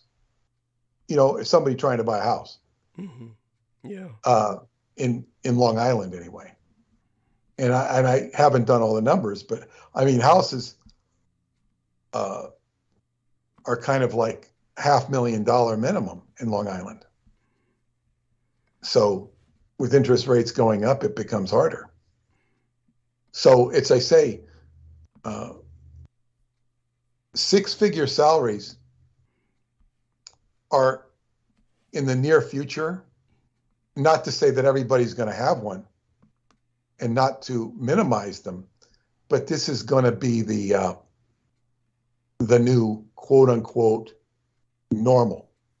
Like if you're not making 100,000, you're not making shit. This is the new thing we're moving into, but it's basically going to make you able to afford to have a nice apartment. Mm-hmm. And as they say in San Francisco, you say it's going to enable you to have a nice apartment with 3 or 4 roommates. As a matter of fact, I saw something on, I don't know what it was on, some news channel. Mm-hmm. I think it was a financial news channel, MSNBC. And they were showing this guy, and I didn't get the whole picture. They created these pods where you can take a single family house and turn it into a habitat for 14 people. And they'd be paying about $800 a month. Now, 800 times 14, I think that comes out to about 12,000 and change per month. So if you had you might have seen these pods that they have in Japanese airports. Right. Where you can go by and you pay $10, which is a very good deal. It'd be good for 20. You go in, you have a little compartment where you can lay down and sleep in the airport and be undisturbed. It's just a bunk where you can lay down and put your stuff and be undisturbed. It's great. I mean, I'd love that in an airport. Yeah. Boy, that's luxury. That's better than the VIP lounge. Yeah. Because, you know, in the VIP lounge, you get, what is it? Free nuts, yogurt, whatever you get. Yeah, that's if you're lucky, yeah. And I think that I have with my American Express card, I can go in there and pay, you know, $30 or $40 and I can enjoy the VIP lounge if I'm flying Delta. If I'm flying Air Alaska or United, no, I can't go in there. I have to show them my flight ticket and then I can pay to go in there and enjoy, you know. And then they made a rule that it better be 3 hours before your flight, and they started reducing it, saying you got to be here and you got to be there. And then there were so many complaints that they relaxed it a bit because we only want you in here at this time. And but anyway, it would be so much more luxurious to just go buy your nuts at the nut stand or whatever you want to eat, or your sandwich, eat it, and then just go lay down in the in your little pod. Yeah. Yeah. Rather than, you know, watching the group TV in the VIP lounge. And usually what I do in the airport, you know, a 2-hour wait, even a 4-hour wait is very acceptable to me when I'm flying overseas. You know, I'll land in wherever it is. I think this time it's going to be Amsterdam. It could be Paris. It could be London. It could be Germany, anywhere, Czechoslovakia, Poland. And you just chill out. You've flown about 7 or 8 hours and you just chill out. You get something to eat. And I will generally work because I'm a writer. I'll start writing. I'll sit in the regular chair and just write whatever I'm doing. And I usually find it a very relaxing, good time. And have a meal and then 2 hours of chilling out, and then you're ready to get on the airplane again. And then, it's a couple hours to Romania. And that's kind of exciting because you're almost there. It's a short flight. And it's not so, the airplanes are a lot more, what do you call it? Not as comfortable as the overseas airplanes. Right. But they're okay. And if you're in business or first class, they put you in the front row, and the thing is you have a seat in between you and the next person. So that's the luxury you get. Plus they'll give you extra orange juice or tomato juice or whatever you want. That's the equivalent of business class on one of these smaller airplanes. And usually there's nobody in the other seat, so you can kind of lay down. But so be it. So we're moving into a new era of, I don't know why I started talking about the airlines. Well, it's just fun to cover a lot of these things that I think are very important to all of us. Certainly, one of the things that I have to cover while you're still gracing us with your presence is the fact that there was some interesting things that were brought up by a number of people. One of the people in the chat room, which I'm going to take a look at right now, who's Marcus Grix, who's been following us. That's from Australia. Yes. I remember him. Yes, been following us forever. He's the only person so far that has ever had something positive to say about Jameson Reese since his termination, and basically said, oh, well, Jameson helped me one time when it came to some friend's problem. So he was saying, I miss him. He said, sounds like you need Jameson as much as he needed you. Well, I find that to be completely insulting and offensive, so I'll just dismiss that. Nothing against Marcus Griggs, I don't take it personally, but let's just put it this way, if I did, I would block you. It's something that I could easily take personally. I think I should address this to Marcus. Yeah. Jameson made very good points from time to time. The problem, Marcus, is that what he had said was he was actually doing a magical ritual to harm me. It was an expressed intention of evil. Yes. And this is something, well, he may have helped you, and that's fine. When somebody is in your house and, starting a fire, playing with fire, playing with the guns, getting into the gun cabinet, if you have a gun cabinet in your house, you don't tolerate that. You don't say, oh, that's just Jameson. Yes. You don't mess with it. I will tell you a story of what completely and utterly destroyed any semblance of the hippie era. It kind of ended it in a sense with Ken Kesey, who was more responsible than anybody for starting it. Ken Kesey is when he got out of jail and whatnot and went back up to his home near Eugene, Oregon. He carried much of the hippies came to him. He let them hang out. They camped out on his property. He had a farm, just a family farm. He was doing the earth bit because he was basically a farm boy. And he let people sleep in the barn, which is very comfortable if you're a hippie and you don't have a home. And he saw a couple of them were making a fire. They were messing around, making a fire to stay warm, and it's around all this hay. And he goes, now Ken Kesey was, kind of liberal and tolerant. He says, wait, this doesn't work.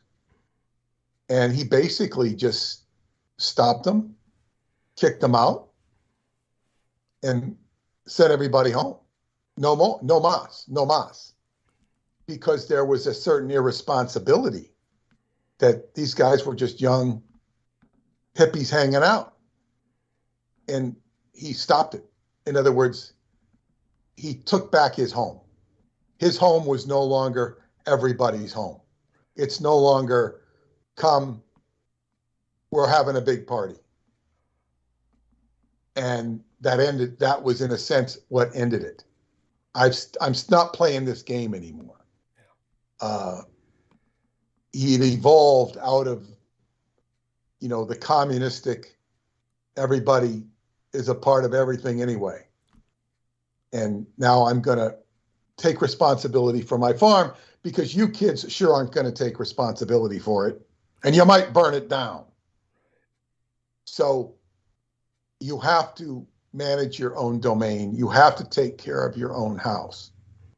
And when somebody begins to violate that house, you don't mess around.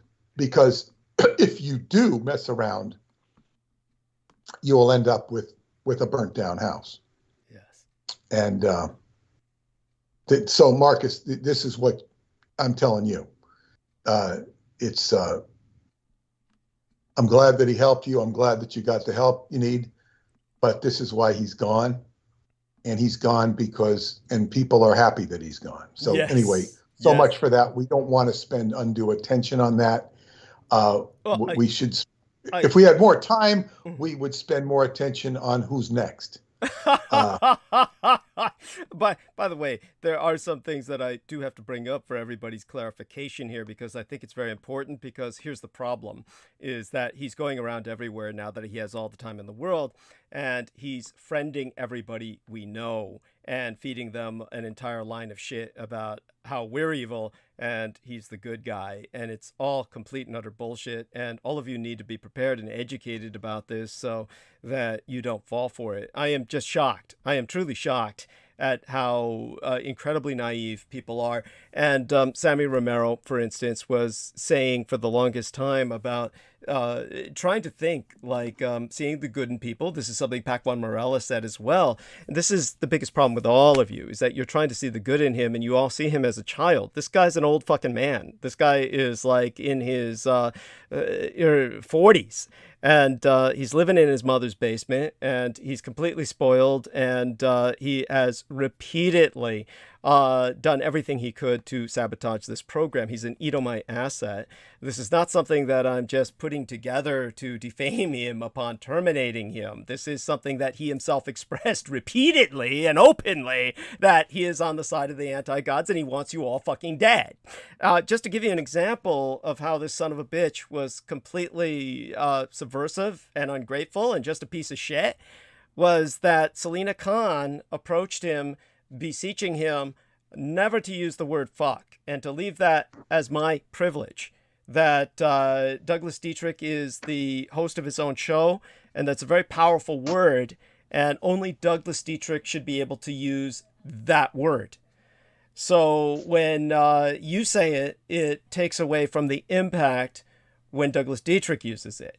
And so she beseeched him personally, please don't ever say that word again. Douglas Dietrich says it, he's being emphatic, but when you say it, it's abusive.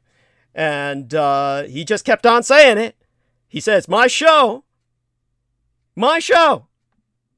It was not his show. We're giving him all the privileges in the world, and he just takes advantage of it and runs with it. He has no gratitude. This is an individual who is exactly, well, not exactly like those hippies, is far worse. He's the kind of person who would have conducted a home invasion, run into that farm owner's home, and raped his wife.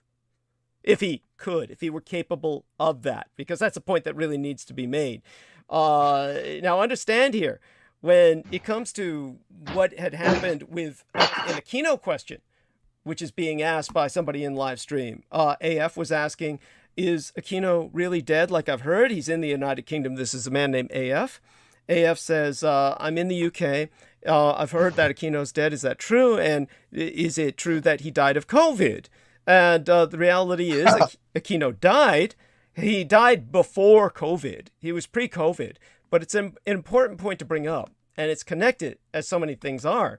And the important thing to understand is that just the other day, Diane Hillis-Buchberger, who has been following me forever, and something has happened to her private messages, where she was in my private messenger on Facebook, and she was expressing certain things, and she suddenly disappeared. But one of the things she said about Aquino, where she says, he's disembodied.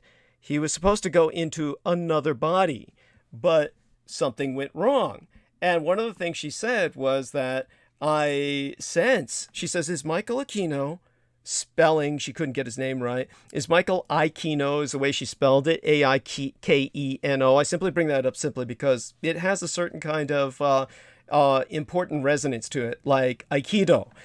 So subconsciously, she's sensing something. Like Aikido is all about using your enemy's moves against themselves, using their energy to trip themselves up.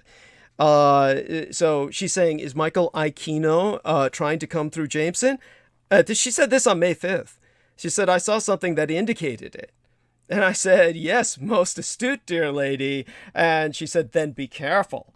And that's when she wrote about Aquino. He is disembodied. He was supposed to go into another body, but something went wrong. So she felt he was coming through Jameson Reese. Now, this is Diane Hillis-Buchberger said this. Now, she heard me say it on air, repeat everything she said. She was approving of that. Now, the interesting thing was, like everybody else, she expressed relief at his being gone. One of the things to indicate about him that's so important in light of the Aquino trip and everything else is that, of course, one thing that people can remember is his absolute nihilism. And his nihilism was whenever I would confront him and say, we don't want to hear this, he would try and qualify it. And he would qualify by saying things like, oh, well, if I killed everybody on Earth, I would leave nature. Putting himself with his infinite hubris in the position of God, that he would kill everyone on Earth but leave nature, that nature would be left here. This is exactly what the Buffalo shooter who killed 10 black people at Tops Super Grocery said, is that basically he was, quote unquote, an eco-fascist. He used that term, claiming that, like so many mass shooters lately, for those of you who don't know, are motivated by this eco-nihilism. Kill all the humans and let nature live. This is anti-natalism. This goes beyond somebody who's saying pro-life, where they just say stop all abortions. This is like the total antithesis of that, where they're saying kill all humanity and then nature can thrive. So this is motivated mass shooters. He has the same racist mentality, except he's racist against the human race. And he's the same mentality as the Buffalo shooter, where just get rid of all the people and nature can thrive. So when he openly brings up the names of the anti-gods, when he's repeatedly says he wants you all dead, well, as soon as we terminated him, he started contacting everybody. So one of the people he tried to contact was Our Lady Crystal River. So Crystal River called me up about this and said, hey, Jameson Reese is trying to contact me. I want nothing to do with him. She considered it a form of terrorism. Now, when she wouldn't miss that for $1 million. She wouldn't miss that. Yeah. Well, Crystal River told me that he's trying to contact her, and she had such a horrible experience with him on record, on air already. When she came on, she made me promise not to leave her alone with Jameson Reese. Now, something came up when I was on air where... I remember that. Thank you. Now, something came on where I was on air, and I just had to leave her alone with Jameson Reese. There was something I had to tend to. So I said, come on, baby, you can handle this. You've got it. Then, of course, when she was left alone with him on air, he went on his psychotic, pathological trip. I want everybody dead, and I just want me to live alone as God, and I want you dead too.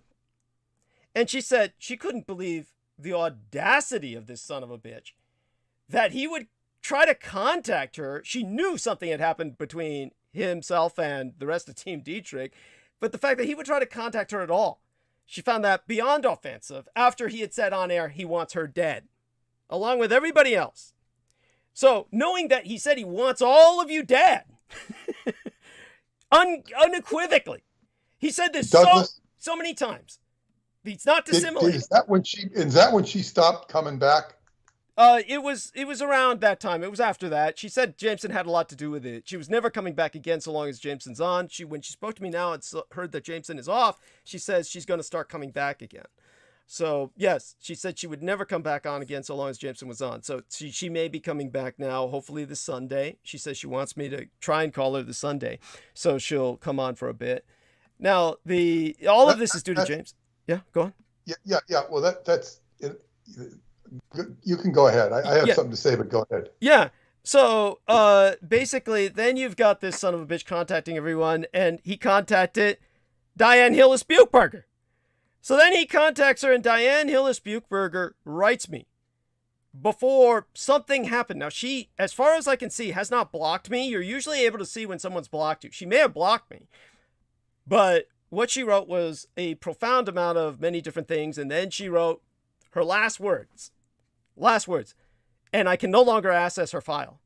Whatever's going on, the only way I can access her file in my direct private messages is to type in Diane Hillis Buchberger in the search bar in the private messages to dredge it up. But when I scroll down, she's not there, which she had been one of the latest people to contact me, so she should be on the top, like, with the top 10 contact days. She's not. But she wrote, Jason friended me. I finally recognized him in his photo. He says that he is glad that he helped you and has no hard feelings. I think he said that he was catching up on sleep. Not getting much sleep and other things were not great for him. Anyway, see what he does. And then after that, she disappears off the messages, the message board. Now, what is so bizarre about this, what's so offensive about it, is just like when he sends me a severance notice, as if he's quitting. He didn't quit. He was fired. So when he says he's glad he has helped me and has no hard feelings, as soon as we terminated him, he went into the chat room. It's there for everybody to see. Now, Peter was saying, why don't you block him? And I said, I don't know how. Then Peter sent me a link as to how to block people, etc. He is blocked. And if he shows up again in the chat room under a different account, Our Lady Viviana will simply take care of him, just the way he used to take care of others. But he was in the chat room saying, kill all the people to starve the vampires. I mean, this is what he said on the day that I terminated him. And so this is a person who has said such things repeatedly. He says what he means, and he means what he says. He's not dissimulating here. So when he came back in and said the whole thing again, then comes in to say, oh, he's glad he's helped you. Help me. All he's done is bring my ratings down, turn everyone against me, have everyone say they never want to listen anymore because I've got this crazy ass nigger. This is what you can call him, because this is what he is. He's a black racist who hates white people and wants them all dead. In particular, of all the ethnicities, he wants the human race dead, but the whites especially. Then when this lady who was warning me about him channeling Aquino suddenly says, oh, I have seen his photo and he's human now instead of all these demons, and then now everything's cool because he looks like a Chippendale dancer. He's glad he helped me. There's nothing he's done to help me. And then beyond that, she says he's catching up on sleep now. Not getting much sleep was not great for him. All the fucker ever did was fall asleep. Every time who was saying this, Douglas? The Diane Hillis Buchberger, the same lady who was saying she was sensing Aquino through it. Yeah. Well, see, now this is very astute. People should be very astute about this, because here this woman made a very astute observation, and here she's flipping. She's flipping. Thank you. Now, and this is what I said I had something to say, and this is what I have to say. It's very important. One of the greatest things you can do to relieve a person who is psychologically messed up or even sick is to spot or get them to recognize who in their life is putting the kibosh on them, who is suppressing them, oppressing them. Who is the wicked witch or the wicked wizard in their life? It could be a spouse that's putting them down consistently. It could be a sibling.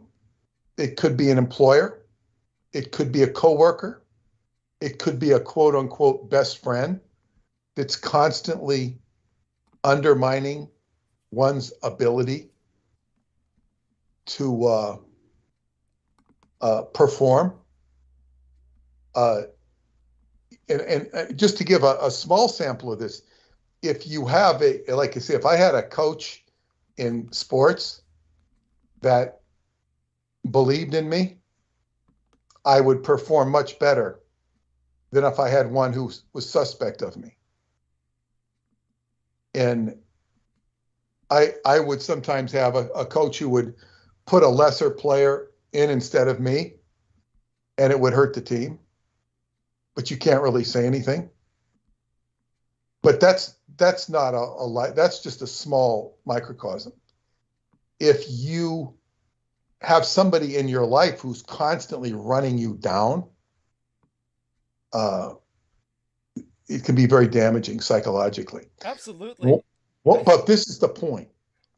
People don't recognize the evil in other people because they see the good or the potential good. Well, nobody is 100% bad. And I'm very good at extracting goodness out of bad people. I'm very good at it. I don't actually like to make a habit of it, but I can do it. And I'm very forgiving, but perhaps too forgiving. Yes. This is all of our problems regarding this. Yes, but I'm also learned to, when you target somebody, and I had to do this, you know, I had to target somebody I had helped, who I allowed to live in my house, my extra house, and they became a horrible person, and I had to target them. I had to get them arrested, and people were calling, "Oh, you're being too hard on this person." Oh, Jesus. Any leniency, any graciousness on my part by them would be viewed as weakness. Yes. And I knew this. And at the time, I had a girlfriend who had been a court officer, and she knew exactly what it was. I mean, I did not need her cheering me on, but she did cheer me on. And she saw every move that I made was correct, because she would reinforce what I was already doing, because I had to have this woman arrested. And by having her arrested, I could get a restraining order on her and get her the hell out of my life. And she would still try and harass me through the town system, you know, writing reports saying I wasn't maintaining the house, I wasn't cutting the grass, none of which were true. But she was trying to harass me through the legal system because she could do it legally. So I'd have inspectors coming to the house and saying, they say you have illegal this here, illegal that here. And I go, "No, come in, look, nothing's illegal. But you just harassed me." So even after she, you know, admitted guilt in court and was convicted. And I didn't want to convict her. I just wanted her to get the hell out of my house. She wouldn't do it. I had to enforce the legal law. And some people viewed me as heartless. I wasn't heartless. I was, in fact, one of my tenants who had befriended her later said to me, she says, "That woman was so ungracious. You were so nice to her. And here she is doing this to you." Yeah. Whereas I thought she was friends with her. No, she said the woman was a bitch. There we are. And so and this is what, nothing personal here, Douglas. When you put the stake into the vampire, you pound and pound and you don't let it out. And I'm using the movie analogy. You don't give the vampire a break. Actually, if you read the book, that's actually true. That's the way it's done. Go on. Yes. You don't give the enemy a break, because the enemy is going to destroy you and do everything it can Oh, please don't hurt me. Please don't hurt me. Oh, no, just give me one more chance. And if you do that, you're a sucker. Yes. Now, I don't have to do that routinely in my life. I seldom have to do that with anybody. This was a once in a, not lifetime, but practically. And there was a reason I had to do it, because I had to apply it in other circumstances. And so when a person, and in fact, that's what happened. I used to have Montauk nights at my house once a month. Right. And one time after one, I got sick. And I don't get sick like this. I was doing Qigong and everything. And one of my dear friends said, she says, "You were attacked last night." Yes. You were attacked.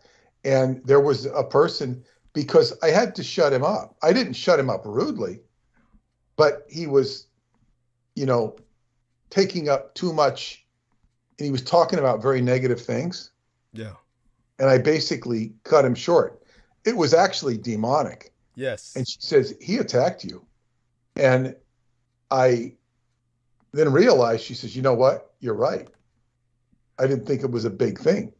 He was dealing with demonic energies. And I shut the whole thing down. I said, "I'm not going to have this in my house anymore." And not that I was afraid of it. I said, I really didn't need it. And there was another reason, is because as I was getting into Qigong and introducing higher energy, there was too much. People just want to talk about conspiracy or have a social night. And that's not what the purpose of Montauk Night was. It wasn't for socialization. It's okay to socialize, but it's not here to talk about how Long Island's going to be sunk by a tidal wave. Right. Yes. And people just, chiming in on negative energy. I said, "No, it's not going to happen. It's not going to happen here." And I just shut it down. And, and then, it's like I started beating a new path. Yes. Which was very Qigong oriented. And then it's a question of, the beautiful thing about Qigong is I was eliminating people from my life, left, right, and center. And I tell people, I say, if you have a spouse who's bothering you, go do Qigong. They'll leave. Yes. And they will. Yeah. And if you've got somebody who's bothering you, go do Qigong. They'll leave. And there are many instances of this. So,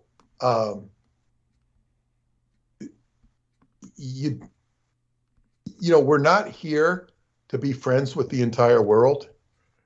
You should make your friendships with people that value you. If they don't value you, you don't want them as your friend. If you have friends that put up with you, you don't want those as your friends. So this is a lesson for everybody. You should all look around and see who in your life gives you the creeps, who disturbs you, and cut them out. Yes. You're not hurting them. You're going to improve your life. Yes. And if you're cutting them out, don't be afraid. You'll bring in somebody new. Yes. I mean, see how Viviana came in just the day that I terminated. James and I really have enjoyed her. She's been so pleasant. Oh, yes, just compare and contrast. And everyone has been nothing but positive about her, and for a good reason. And certainly when it comes to, again, what we were dealing with here. Understand that James Reese was a nonstop psychological assault, and it doesn't matter whether or not he was conscious of being an Edomite asset. If he was unconscious of it, that makes it even worse, because it means he's truly sincere about everything he was saying, which I can guarantee. This is so applicable to what's going on with the Roswell book. Yes. Yes. People all have Edomite programming in them. Yes. Or Edomite, what do you call it? Indoctrination. Debris. Yeah. Yes, indoctrination. And it doesn't mean, well, we have an Edomite culture. Yeah. And the Edomite culture is the same Edomite culture that makes priests molest little boys. It's not Christianity. It makes ministers fleece the flock of their congregations. The majority of these ministers of God are duplicitous. They talk a good game, which is a good game, not to me, but to the people that listen to them. Right. They are playing a game. And therefore, what people have in their minds with regard to the history of the world is very much influenced by TV, media, and that media doesn't include just televisions and movies. It includes the books they read that are heralded by reviewers. The media is all controlled, and it's controlled to take your attention off of the truth. And it's it is what it is. But it's to break this down, to break this down into, like, let's get some facts on the table. When I grew up in the 60s, it seemed like everybody knew that the government was full of shit, that the CIA was full of shit, that they were creating troubles and wars, the FBI was full of shit, and that the people were getting the end of the stick, particularly the poor people, the migrant workers of California. And this had been going on since at least the 1930s and before, when John Steinbeck wrote about them. It turned out he was affiliated with the CIA. But he wrote very moving pieces of work about the migrant workers, The Grapes of Wrath, in his other books. He understood, the common plight of the common man. And I'm not talking about the common white man. This was Depression era. And but the government was not on the side of the youth. The adults tended to side with the government. Right. And that we had a saying is that you couldn't trust anybody over 30. That's right. That's right. And it was with good reason, because they were dishing out crap, and the values were phony and false. And they stood behind phony and false values. And then on the other hand, the youth became too idealistic. And when you get too idealistic, you get communistic in nature, thinking everybody should own a piece of the pie, everybody should own everything. And while that's all nice, it's not very pragmatic. It doesn't work out that way. So many of these people eventually turned into Reaganites when they got older. Yes, yeah, that's right. Or entrepreneurs, which was even worse, right up there with profit-oriented libertarians and shit. Well, it could have been if it wasn't so capitalistic. And then you had the ultimate, well, that was Steve Jobs, who was the ultimate entrepreneur, marrying Joan Baez, who was the ultimate, card-carrying communist. Not that she was a communist, a card-carrying communist. I don't think she was, but she espoused communist causes, liberal causes. Yes. And so, and also a mind control victim herself. Right. But yeah, but the whole point is that the government is not to be trusted, never was meant to be trusted. And this goes back into history.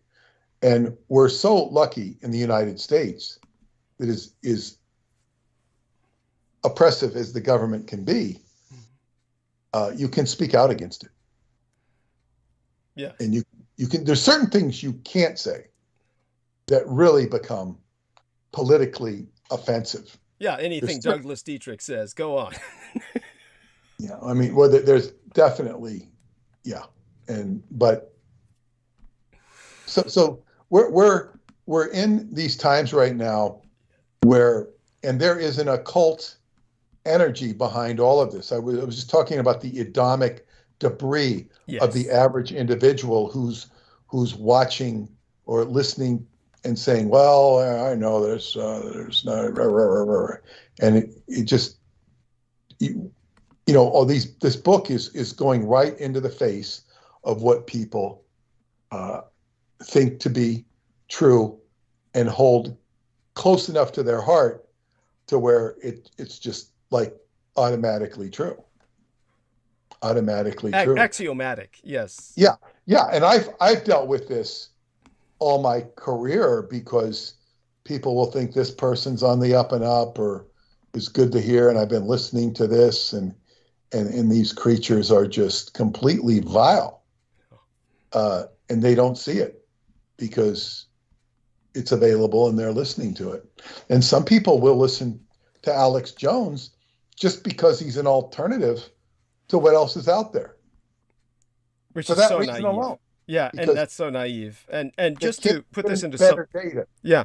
Again, to put some of this in perspective, think Steinbeck when you think Alex Jones. Steinbeck, well, at the time that Steinbeck was effectively spying on people, just basically getting the pulse of the population, which had become semi-nomadic, essentially. We had a displaced diasporic refugee population within our own borders, similar to the kind of internal exile that would take place in the Soviet Union with entire populations being deported to Siberia. This was something where the population had to relocate itself because of the Dust Bowl. And so he was dispatched by the deep state of the time to basically leech off people and then report on them to the deep state. So think about that when you think of Alex Jones expressing his outrage, and he's basically funded by the CIA. That truly is a CIA operation, a domestic CIA operation. And then think of, when we're talking about occult energy and negativity, think of all the recent mass shooters. 2 points to be made. One is that all of them are going to be held and processed within the context of hate crimes. Not just the white boy who shot up a bunch of blacks at Tops Super Grocery in Buffalo, but the black guy who shot up a salon full of Korean ladies has been caught, and they are going to process him for hate crimes. That falls into the category of this multiracial whiteness. He thought he would make himself white by killing a bunch of Asians that he perceives as a threat to America.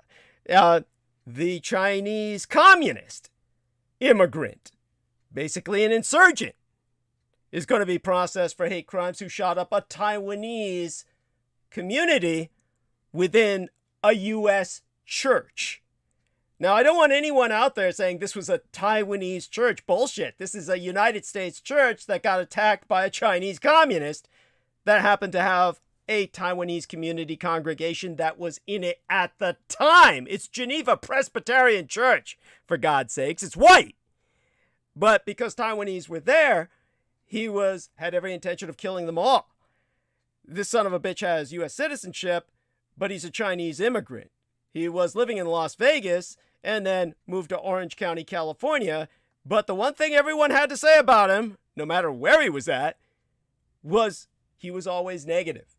He had this complete aura of negativity, which was in itself a form of assault. That's the kind of assault that Crystal River, as a very sensitive psychic person, felt from J-Mo Reese, emanating from him. It's an assault in and of itself. And like I said, whenever I would have to get online and spend some hours online, I would have this news feed just because I was connected to Jameson Reese, and constantly, I'm not talking about like, oh, these come up every few days. This was every few hours.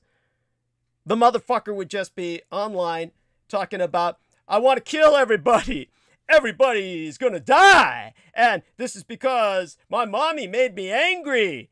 And this is literally what he was saying, was mommy made me angry, everybody has to die. And this was just all day coming up on the news feed. It would be like, I'd push it out of the back of my mind. It's like living in a ghetto. There's a bunch of gangs shooting at each other. Gang warfare's going on. Automatic gunfires constantly in the background. You put it into the back of your mind, you ignore it, but it really does wear on you. It wears on your health. It tears you down. There is nothing positive about this son of a bitch. So all the while that he was assigned to destroy us, this is exactly what he was doing. Assaulting my listeners. And what makes us beyond offensive when he says something, oh, I helped you and now I can get sleep. Now, understand this. Several things to be pointing out here. I cannot pay the rent without you people helping me. I am just one check away from homelessness. I depend on all of you for my money. And I'll need your money tonight to make it through the month. So understand that I've got this idiot nigger who comes on here and says, you're all gonna die and I hate you all. Then he's insulting the very people that I am an extension of. Because I count on you to survive. And this went on for years. And we did everything to coddle this son of a bitch. Give him chance after chance to change his nature, turn the corner, which all of you kept thinking was someday going to happen. No, it never did. And it never will. With all the time and energy we gave him everything more than any normal man could have. Far more interaction with more people than he would ever meet in a lifetime through myself. And what does he do? Tells you all he wants you fucking dead. Does not, in any way honor our requests to stop using certain words. I had to apologize to one woman when he said, fuck you. He never did. This is the kind of piece of shit we're talking about. So when he contacts you and feeds you with that line of shit, and the sleeping part, that's the beauty of it. This motherfucker would take multiple energy drinks to stay up through the night and then say, all the multiple energy drinks made me sick. And now I'm going into whatever the fuck it was, cellular meltdown, where I'll probably need to be hospitalized. And this went on every night. Where, then he'd fall asleep anyway. Then when Peter Moon would jump on the call, this would happen all the time. Peter Moon can testify to this. He and I would talk for sometimes up to 20 minutes or half an hour, and that fucker would just wake up maybe 45 minutes later and say, I just woke up, man. And then we tell him, go back to sleep. You right, Pete? Am I wrong on this? Well, yes, you're right. There we are. So then the fucker's saying he's catching up on sleep now. Fuck, all he did was sleep through my program. Fuck him. I mean, this is funny. It would be funnier if it weren't so fucking offensive. So, I want everybody to take this into account. This guy is your enemy. And so he is an Edomite. But we always knew that. He was open about it. He completely said he was. And the only thing I could say is because Crystal River was so kind to me, she tries to think the best about myself. And she would say, you're bringing on Jameson is brilliant because he makes you look so positive. So she thought I was strategizing. She gives me too much credit. So then what she says now is basically, well, you let everybody learn a lesson about what an Edomite looks like and how now they know what an Edomite thinks like and looks like. Again, she's giving me too much credit. I just needed bathroom breaks. And this was the only fucker who would show up. And when Derek Talley would say things like, oh, get rid of him, I'd say, what are you going to do, take his place? Well, no.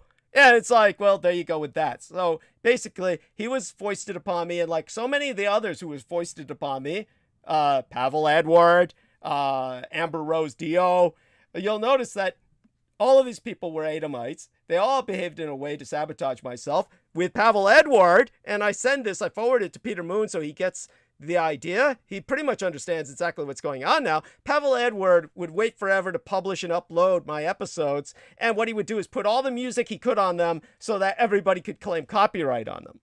Now, he thought that that would get my channel shut down. But, you know, basically, every episode I have, while Pavel Edward was producing, is under copyright claim now. But fortunately, YouTube's not taking any of them down. They're just letting all the people making the copyright claim profit off my episodes. I don't know how they're doing that, if they're doing that at all, but that's what YouTube is saying. Oh, we're letting all the episodes stay up, but all the money that comes from those episodes will go to the people with the copyright claims. You know, whatever. At any rate, Sammy Romero says, well said, Doug. He was a liability and an Edomite asset. And yes, and it was far beyond that. He reveled in it. He was so open about it. So understand, he was preventing me from getting higher ratings, which I get now automatically, now that Vivian's with us. And notice how different she is from, say, Amber Rose Dio, who was an open Edomite, which you could see by going to her channel, which was My Stick Warrior, MYSTICK, and My Stick Warrior was where she uploaded all my episodes, and that was when she was getting money off my episodes because she monetized her channel. So she was getting all the money off my episodes, and she never came on the show to talk because she was so openly Edomite, she knew that it would just expose herself. So she refused to speak on my episodes. But she, on her channel, had nothing but Peter Levinda, and Thelema, Aleister Crowley, and just pure evil witchcraft and dark arts all over her channel. So she was the only female that I had producing for me independently. So there you had that, and then the Pavel Edward doing everything he could to sabotage everything by putting as much music as he could on it. And then you had basically Doofus, J-Mo Reese. And now we come on to Viviana, and this is the best we've ever had. So honestly, it's just, this was the best thing to ever happen to us. It was a real God shot, as Judith Ager would say, when Peter Moon just jumped on that call, and that idiot went on. And by the way, Sammy Romero is in the chat, but if he's able to come on, he can testify for me that he heard me warn Jameson, that, Peter Moon comes on in the morning and he can hear what you're saying. And so I had told Jameson that, and this idiot, what was he thinking? I mean, when we went off stream, Peter Moon could still jump on the call, and he knew this because that's what people did throughout the night. They would get off the call and jump on. Then when Peter Moon jumped on, he didn't notice it. I have an excuse. I was burning bandwidth for 12 hours straight. He was fresh from sleep. Just waking up and said, I put the bondage spell on Peter. Okay, this is someone who deserves everything he gets. There's nothing sympathetic here. So that being said, now that we're a little bit beyond the bottom of the hour, that covers it for tonight. More will be covered. Whoa, one more thing to say while Peter's with us, gracing us with his presence.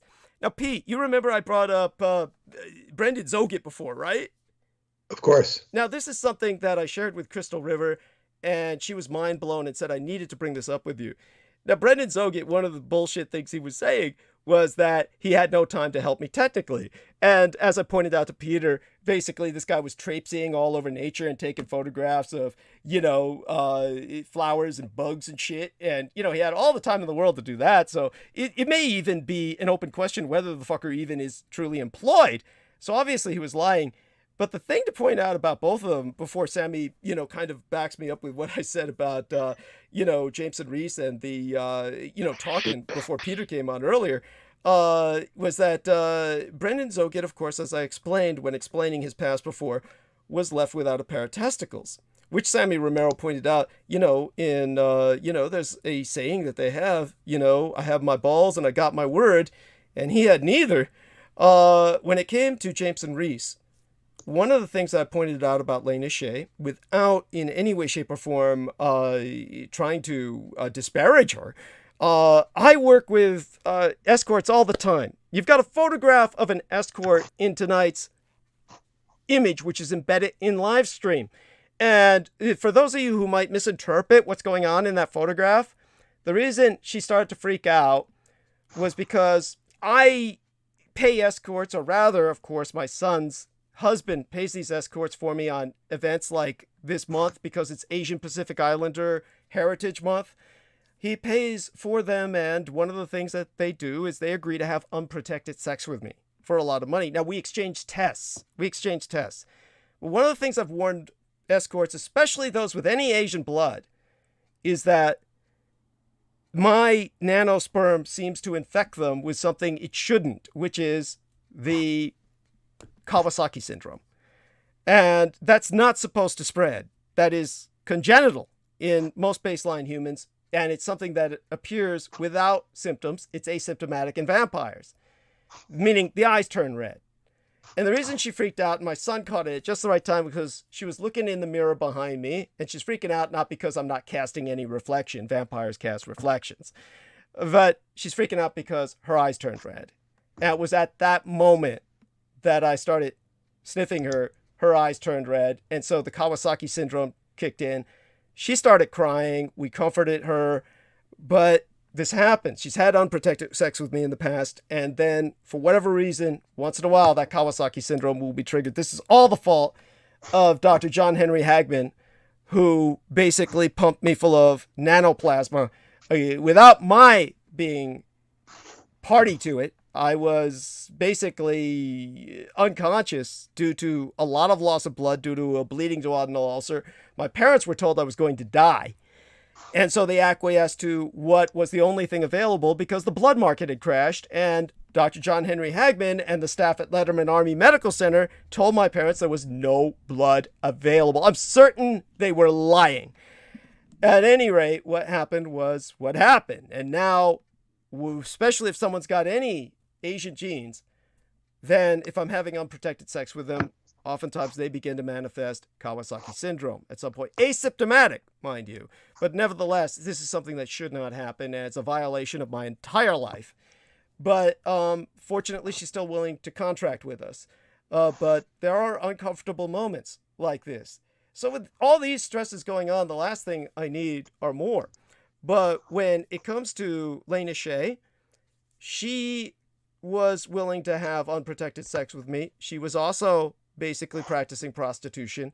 And because I work with so many prostitutes, I want you to know this is not a negative and it's not disparaging. I knew she prostituted herself. She was sleeping with other people besides myself, and I never considered that anything to be negative about. So when she came to have sex with myself a few times and then was having sex with others, one of the things she said was, well, you know, J-Mo Reese is really hot. He looks like a Chippendales dancer. I might rendezvous with him just to have some fun sex. And I said, that's cool. I don't care. Because she was having sex with plenty of other guys besides myself.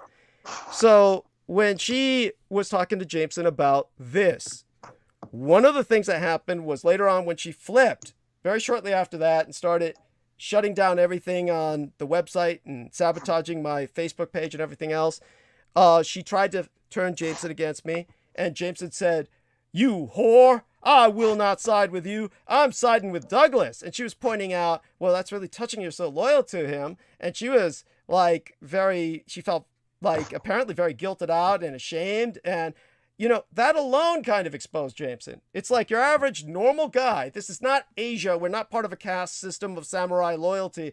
The normal guy would just simply say, and I would never hold it against him, you know, fuck Douglas. You're right. You know, can we sleep now? I mean, that's what your normal guy would say. Who's going to blame him? The fact that Jameson didn't do that? Well, she told me later on what was going on because, you know, she was still flipping back and forth for a period of about a week or two before everything just severed. Basically, she was trying to fight her programming, basically. But what she told me was, you know, I was going to go down and have sex with Jameson, or he was going to come up here, and we both realized it could never happen because he's taken so much of the cough syrup. It's like heroin. He can't get his dick up anymore. He can't perform. So when I shared this with Crystal River, she pointed out, wow, you got to share this with Peter. She said, here's Brendan Zoget, and he's ballless. And here's Jameson Reese, and he's bonerless. So you've got ballless and boneless. And she said, this is Baphomet. She said, this is pure Baphomet in action. And both of these men, you said publicly to treat them as best as you could. You said, oh, I love you like a son. And I said, that's right, because I knew about this. And I felt that, here's my son is intersex, transgender. He's had a sexual affirmation surgery to become a man. And yet here's these two men, and they're not really men. They can't be men in the classic definition of a man because of their shortcomings. So I try to make them feel better, saying, well, look, I love my son and I want to be open to you too, but look at how they responded. So that's where the Baphomet comes in. Now, while Peter's digesting that, Sammy, just for a few minutes, if you could tell people, yeah, you heard me warn on air. You heard me warn Jameson Reese. Hey, Peter comes on in the morning. He listens to you. Stop saying this shit. I mean, you did hear that, right? Sorry, I'm coming from the gates of hell. Yes, understood. Sorry. 1 second. Yeah, he's at the airport. He's at the airport where they're like, yes. Yeah. Hello. Yeah. And is this better? Yeah. Is this slightly better, I guess? Yeah. No, you warned us. Well, you warned him plenty of times. It was just in that time. I think the problem with JMO was he's just a nihilist. I think you put it very accurate. Unfortunately, I'm a positive person. Yeah. I try to be positive in every aspect that I do in my life because I have my own bullshit to deal with. I have a huge family, so there is a lot of drama in my family. Like I shared before, I have 7 sisters, so I have plenty of drama in my life. So it's something that I don't like to invite. So with him, I think sometimes a lot of the time he did come off as spoiled. And in a sense, I think because someone's not employed and they don't have goals, maybe they're not goal oriented, whether, even a girlfriend. I mean, women are very demanding and they demand the best of you, at least a normal woman, or hell, even a prostitute. You can't be stinking like shit and expect a prostitute to service you. Thank you. Not that I've ever contacted a prostitute, but I mean, shit, I think they want to do what, right? It's in any. I mean, you dated, it's just common sense. If you've been with a woman, women like comfortability. They like hygiene.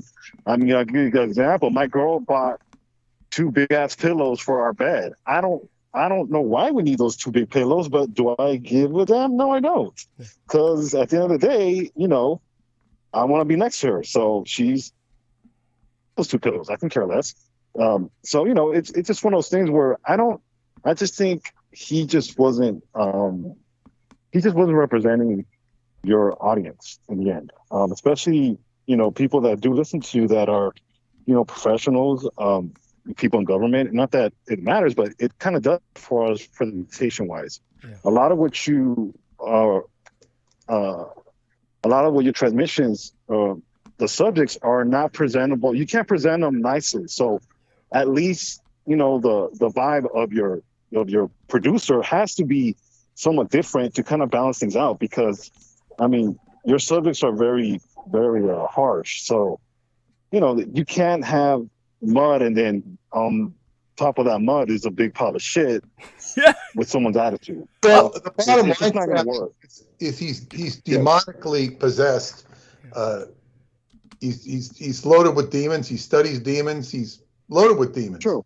So what? No, that's true. That is true. To be said. I mean, it's like we don't need this. Oh. He was serving Douglas on some capacity, some very basic capacity that Douglas could take P&T breaks. And, I like that. and now it's done. He no longer needs that service. It's everything's okay.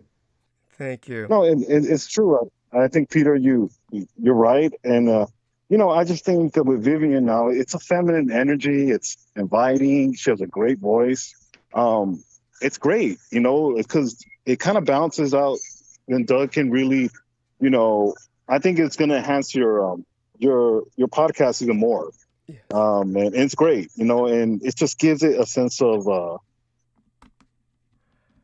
people can relate, especially women. Women can relate to her energy, and it's great. I think the more women you have as far as your audience that come out, you're going to benefit even more, by leaps and bounds. Especially, it's just a lot better. It's just better in every way imaginable, and the I'll feminine. go on mute. Yeah, thank you, bless you. And the feminine energy is so important. But Peter, what do you think about what Crystal said? What about this Baphomet element to this? Oh, it's an interesting observation. Yeah, it's it is. It's just an interesting observation. It's the harmonic of the energy that floats around the and I won't mention, when you mentioned Baphomet, I was once met Wendell Stevens, the famous UFO pilot who saw UFOs. Mm-hmm. And the only reason I went to see him is because of one of my friends wanted to give some information that she had from her father, who used to investigate UFOs in Brazil. She was Brazilian. And she wanted me to support her emotionally. And we went over to my friends in New Jersey, and I got to meet Wendell Stevens. And he's a very nice man. But when I saw him speak, I saw a vision over him. It was an Baphometic androgyny. Wow. Which was negative, and it spoke of child molestation. Now, that was just a psychic visual. And I don't have these things very often. I'm not like your standard run-of-the-mill psychic who will see these things all the time. Right. And I went back and I told Preston, and he says it's true. He says he is, he has issues with pedophilia. And then I told the lady who's a friend of mine who were at the house, she says, oh, they say that all the time to discredit him. And Preston says, no, it's true.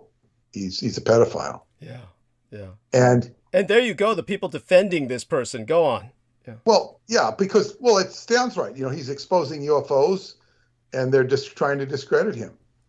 And it sounds very good. And in other words, he's taken his evil and he's turned it into an advantage. Go on. Well, yeah. And I mean, and the point being, this was a group of abductees and whatnot. He was the local celebrity, and he was just talking to a living room full of people. And, he didn't say anything that was untoward that I recall. I really don't remember what he said. Of course not. He wouldn't. Yeah. But I said, there's something there with this man. And, so this is par for the course with whether it be occult or alien abductions, so-called alien abductions. You have this,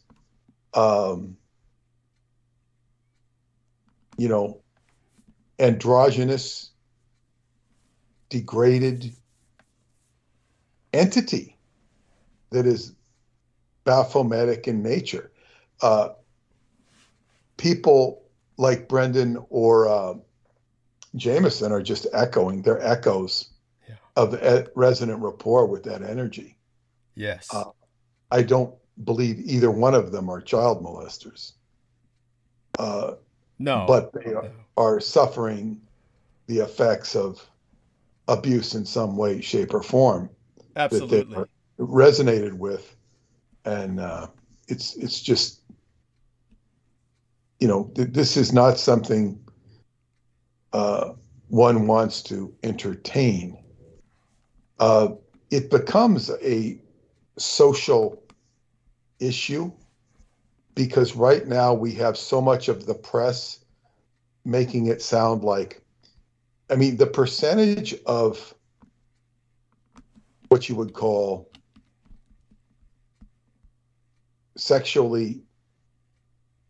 challenged people is very low compared to the masses. And there is I guess what you call a political whip that's cracked that makes everybody beholden to these people. And they have they are ruling political correctness in a way that is never been seen before. And by the way, yeah. just so you know, and I think this is important for you to know, the National Health, or rather, excuse me, the National Highway Traffic Safety Administration has basically, and I've talked about this to people when you weren't here, just so you know, when I was with my son and sugar daddy out one night, and we're talking about 3 or 4 a.m. in the morning, all the bars were closed. And of course, the only reason they felt safe at all was because I was in their company. But we saw just an entire, what I call the Ceylon caravan, just an entire, like about a dozen automobiles at least that were driverless. And the reason why is because San Francisco, with all of its hills, is used by all of the companies trying to perfect remote or automatic driving, these driverless cars. San Francisco is the most challenging environment in which to work. So these are trial runs? Yeah, these are all trial runs they were doing late at night so as not to hit anyone. But what the National Highway Traffic Safety Administration, when it's investigating the crashes that do happen, and the latest was a 2022 Tesla Model S that killed 3 people. This was another driverless crash. And of all the 34, maybe just 30 crashes that the NHTSA has investigated, well over 24, maybe 28 of them are Tesla cars.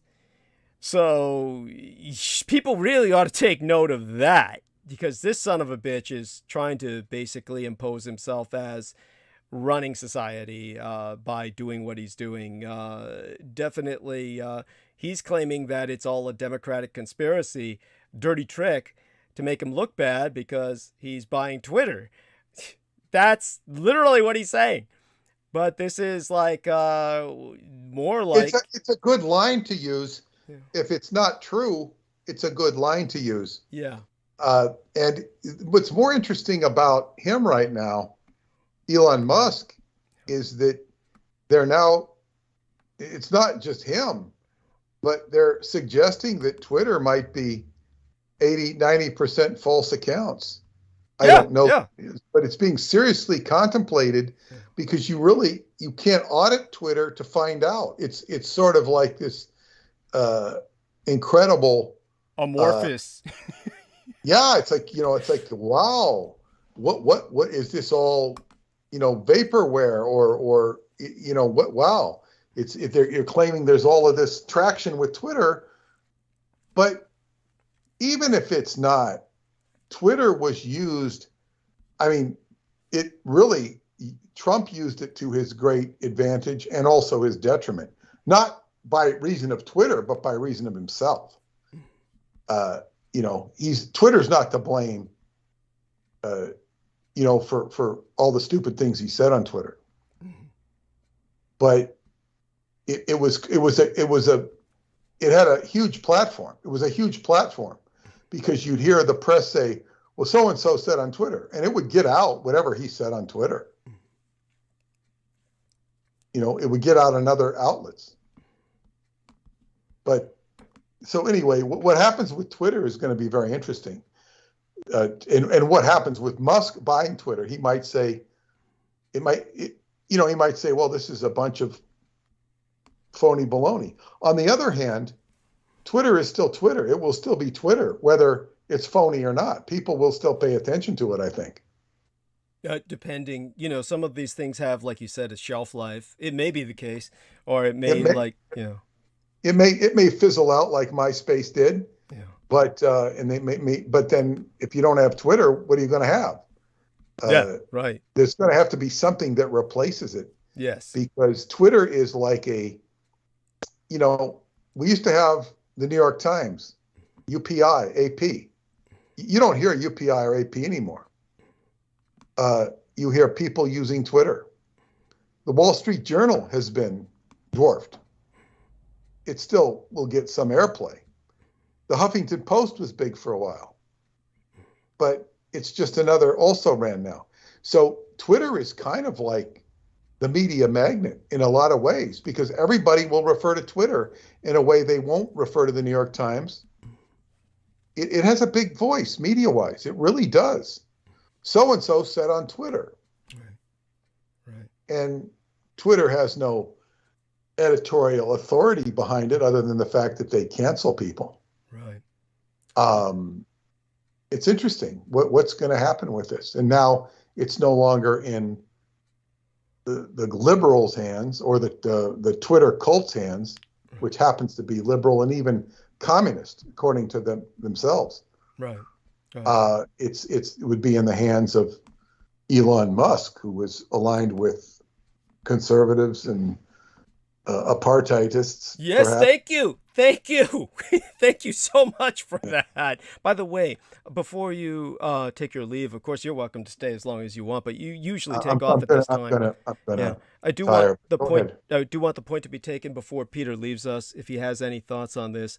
The fact is, as I said, that all three of these mass shooters, one who's black, one who's Chinese and a communist, the other, of course, this deranged white boy who shot the 10 people in Buffalo, they're all going to be processed for hate crimes. And the reason this is so important is because it's finally being acknowledged that colored people can be racist. And just remember that Jameson Reese epitomizes that. This is a man who has wanted the white race annihilated, repeatedly has stated this. This is something that, again, we've tried to discourage this, get him to qualify his statements and everything. And I think that this racism was behind his attempt to do whatever he was trying to do with Peter. He was claiming credit for my show being shut down the other night. And there was something basically almost supernatural about it, because when my disk ran out of space in my PC, my personal computer, then it automatically shut down just one aspect of production. But the online broadcasting software was still streaming, which meant I could have gone on throughout the night and, for another several hours, and it would have uploaded so long as I didn't go beyond 12 hours.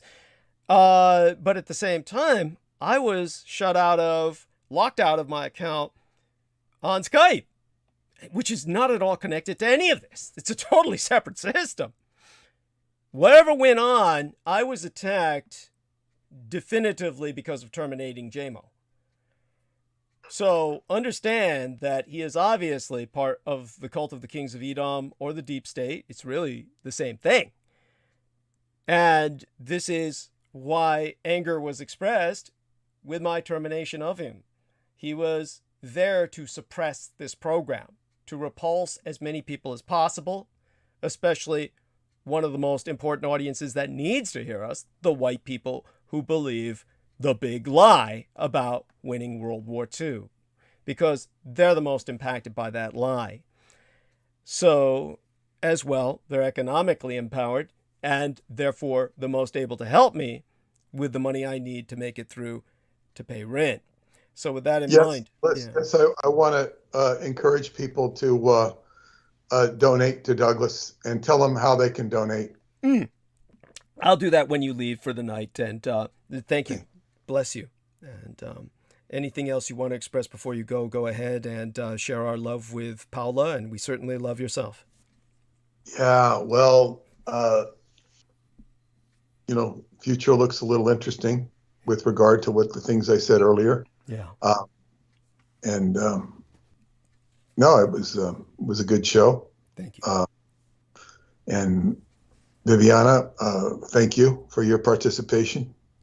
And I hope you can keep Douglas on the rails for the rest of the evening. Why, thank you, sir. I always appreciate you being here. And I will, with that, sign off. Say good night to everybody. Have a lovely evening. Thank you. Okay. All right. Good night. Blessed dreams. Yes, he's had some doozies recently. Yeah. We'll see what I have tonight. It'll be interesting. Sounds good. All right, then. And that was Peter Moon. Make certain to order the book from skybooksusa.com. You're also welcome to get it from amazon.com. And, of course, contributions can be made at paypal.me/Douglas Dietrich. And aside from that as well, you can use my physical mailing address, my actual residence, to send me anything but actual cash, unless you send the cash to me like I was in prison. I mean, like literally put that between, not just in a card, because they've got dogs that sniff that shit out, and the postal inspectors are the ones that steal it. You'd basically need to tape it between some thick cardboard with Scotch tape. Not tape the money, mind you. Don't want to rip the money while trying to recover it. But you would tape that into a card. If you were putting that in the middle of a card, you'd put like hard cardboard over that and tape the cardboard over it without taping the money. Something like that would get it to me. But other than that, put carbon paper around it, as Chris Collins suggested, to throw the dogs off. Aside from that, send me a check or money order is infinitely preferred. And that would be to 1242 Green Street. Well, Douglas Dietrich, address it to Douglas Dietrich, of course, and then make that 1242 Green Street, San Francisco, California. The zip code would be 94109. Now, Our Lady Viviana will put that all into the chat room. She's probably got it memorized by now. If not, I'll enter it myself. Depends on what she tells me to do. She's, as my executrix producer, she's going to take more and more charge of my life. I'm always looking for a chick takeover. So, we'll see. So is that something you can type in, or you want me to enter it? I've already done it, dear. Oh, you did?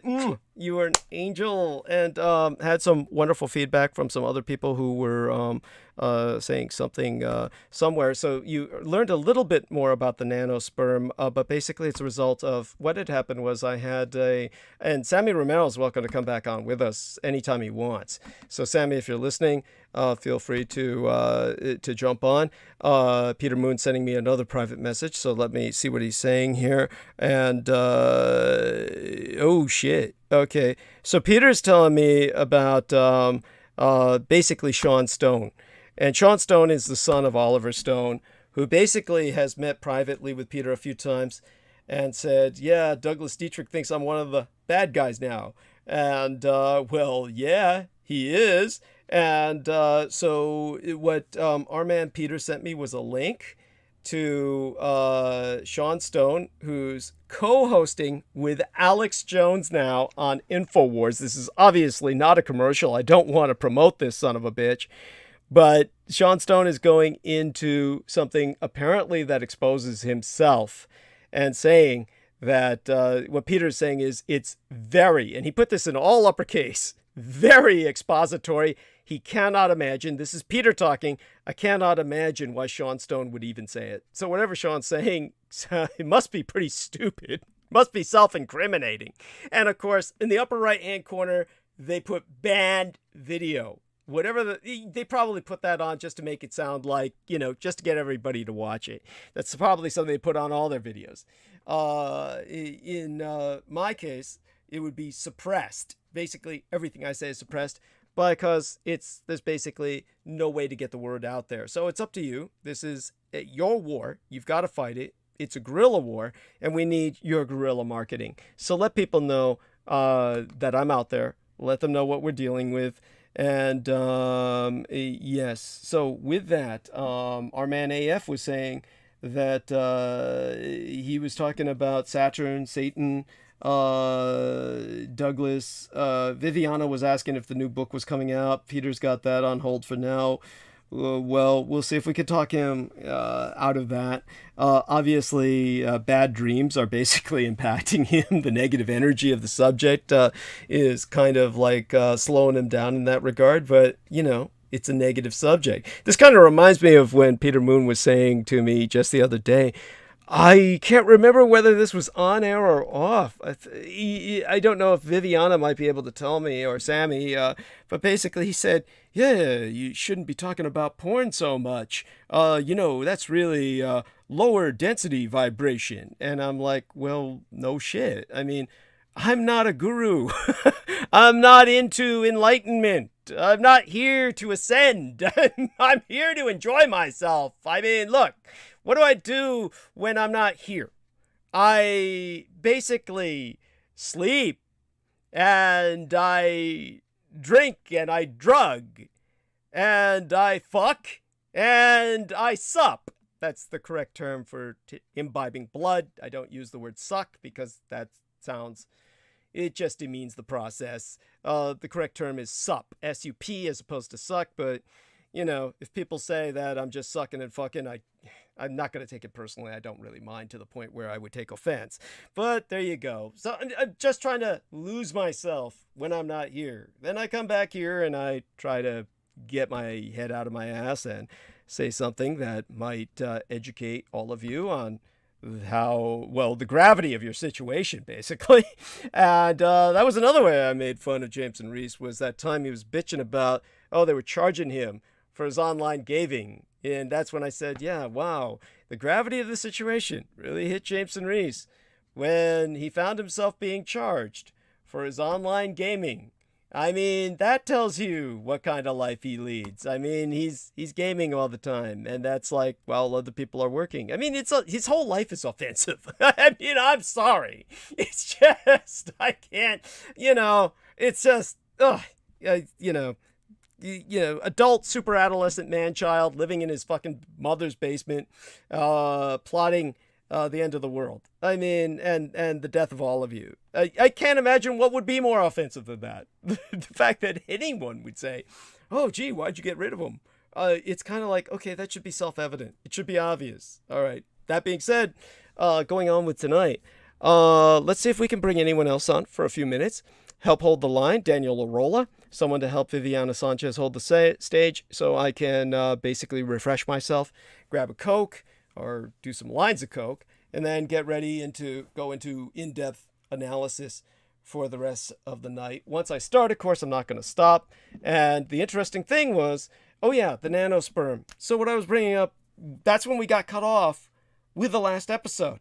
So just so our young lady Viviana understands, is that basically when I was 14 years of age, I suffered a bleeding duodenal ulcer, and when I suffered this ulcer, I bled out quite a bit. So when I became basically unconscious through blood loss, my parents were confronted at Letterman Army Medical Center, where the United States Army trained 24% of all of its doctors. It was one of the largest military hospitals in the world, if not the largest.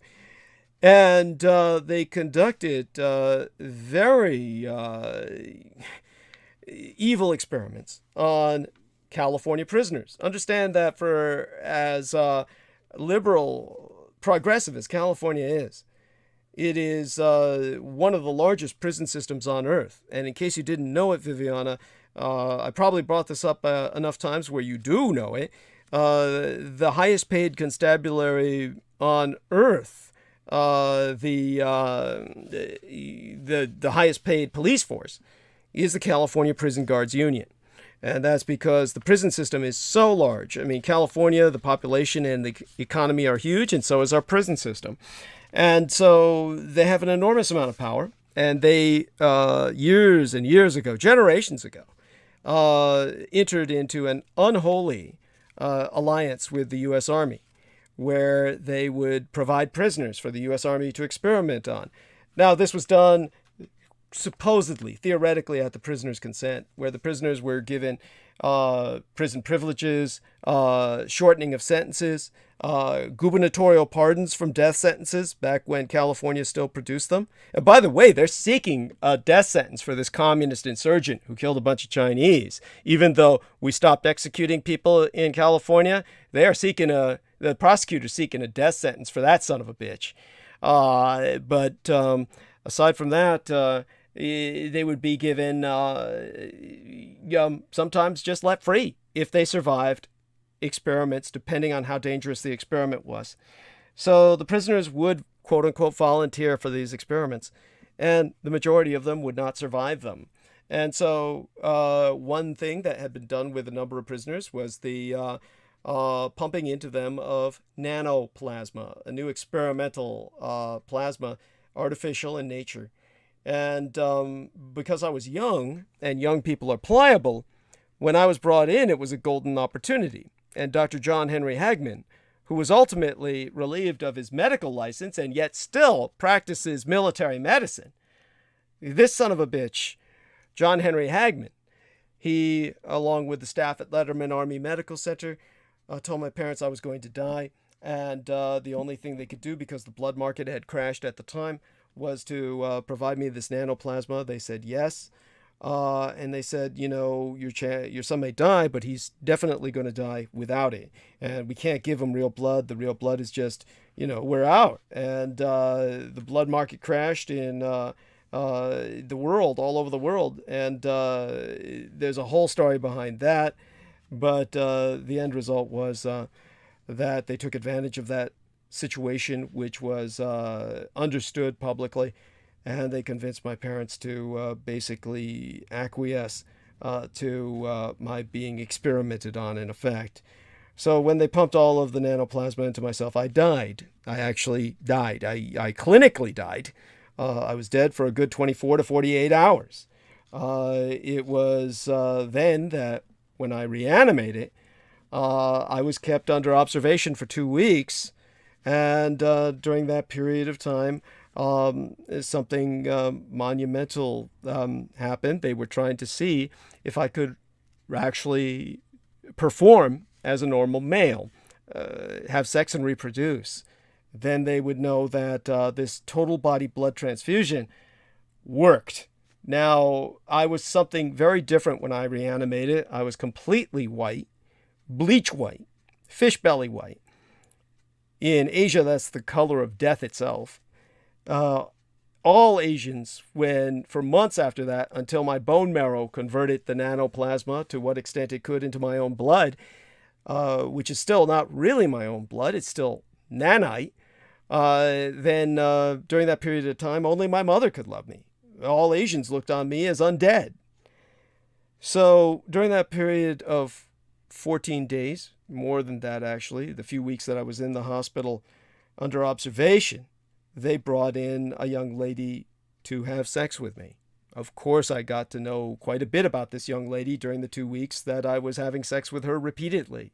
Under camera, no less. We had the entire ward to ourselves. No one else was allowed in.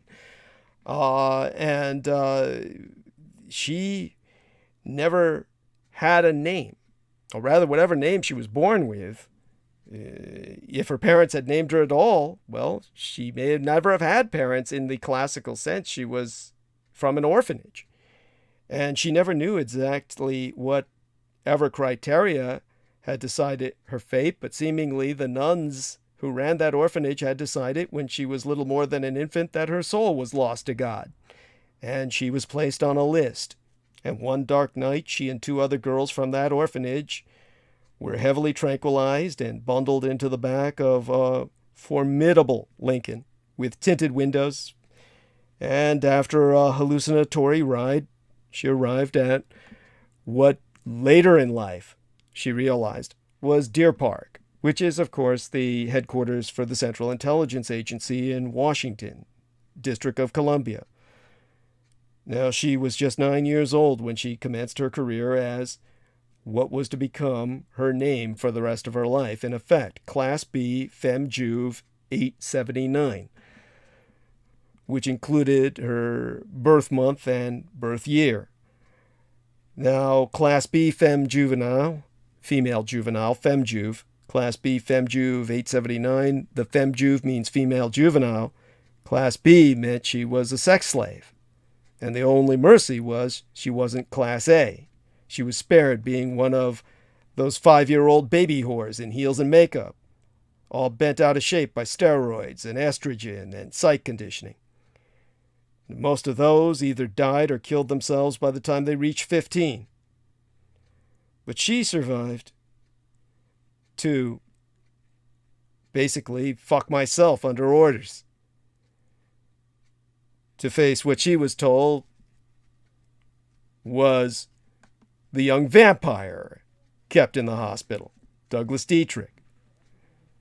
And when I asked about certain quirks that she had, basically the wiring in her head at the base of her skull, at the top of her spine, connecting the twain of her spinal column to the very base on which her skull rested.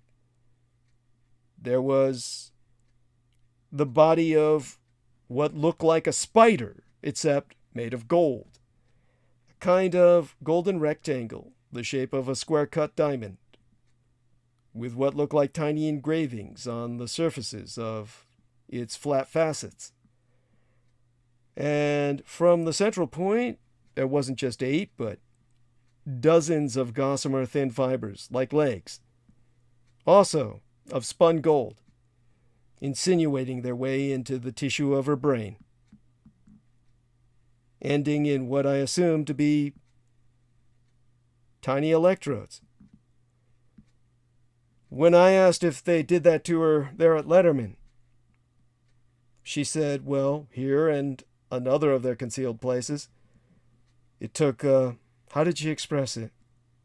She said it took a fuck of a lot of open head surgery before they had it like they want it. In fact, the way she described it to me, and I believed everything she said, she'd been through most of our national vaults of horror.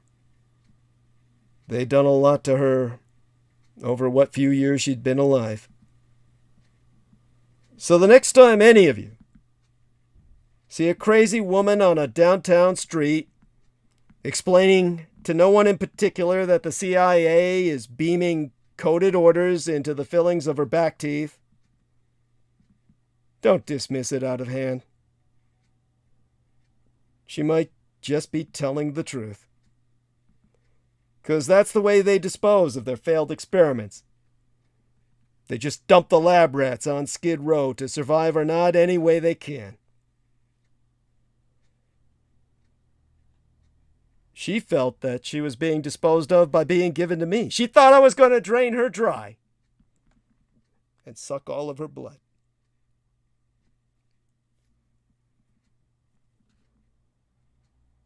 Now,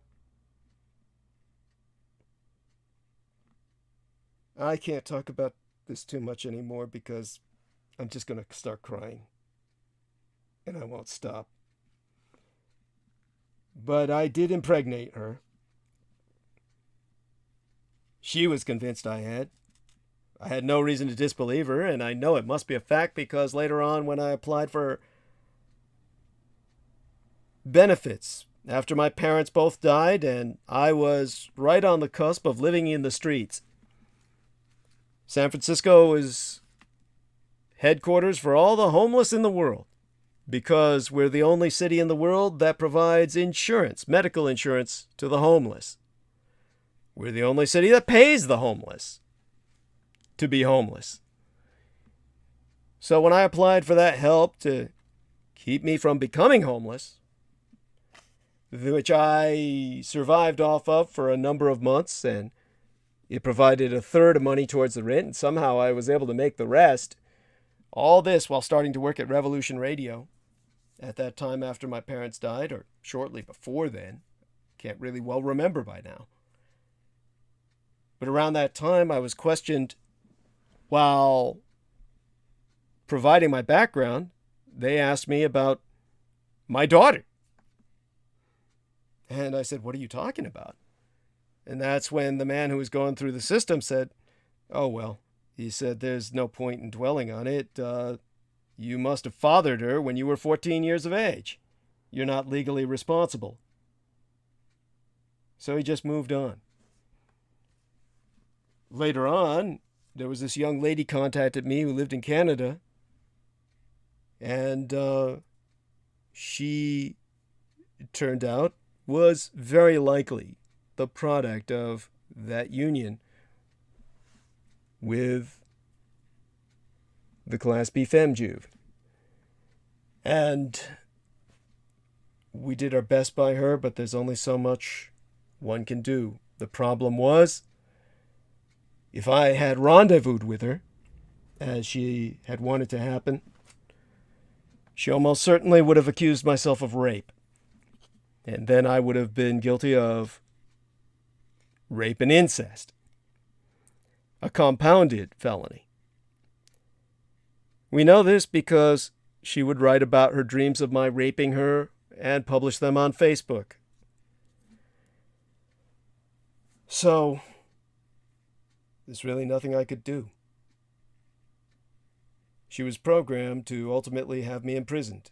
And, of course, completely discredited when I left her alone in Canada, knowing at least she's on their welfare system and provided free housing. I confirmed this through the authorities, who were kind enough during times that I called them to be very cooperative with me. Very surprisingly so. In fact, they legally shouldn't have been cooperating with myself as much as they did, and I thank God they broke all their own rules in that regard. But basically, what happened at that point was that, oh God, what happened at that point? Yeah. You can look it up. Some white guy got arrested named Douglas Dietrich for rape and incest. It was like they had a slot to fill, so they had to slap somebody into it. So yeah, there is a Douglas Dietrich in prison for those crimes. A compounded felony, some white trash piece of shit, filling the slot that I guess had been dug for me. Now, all that having been said, I will try and take a break, refresh myself for... Honey, is there someone you can bring on?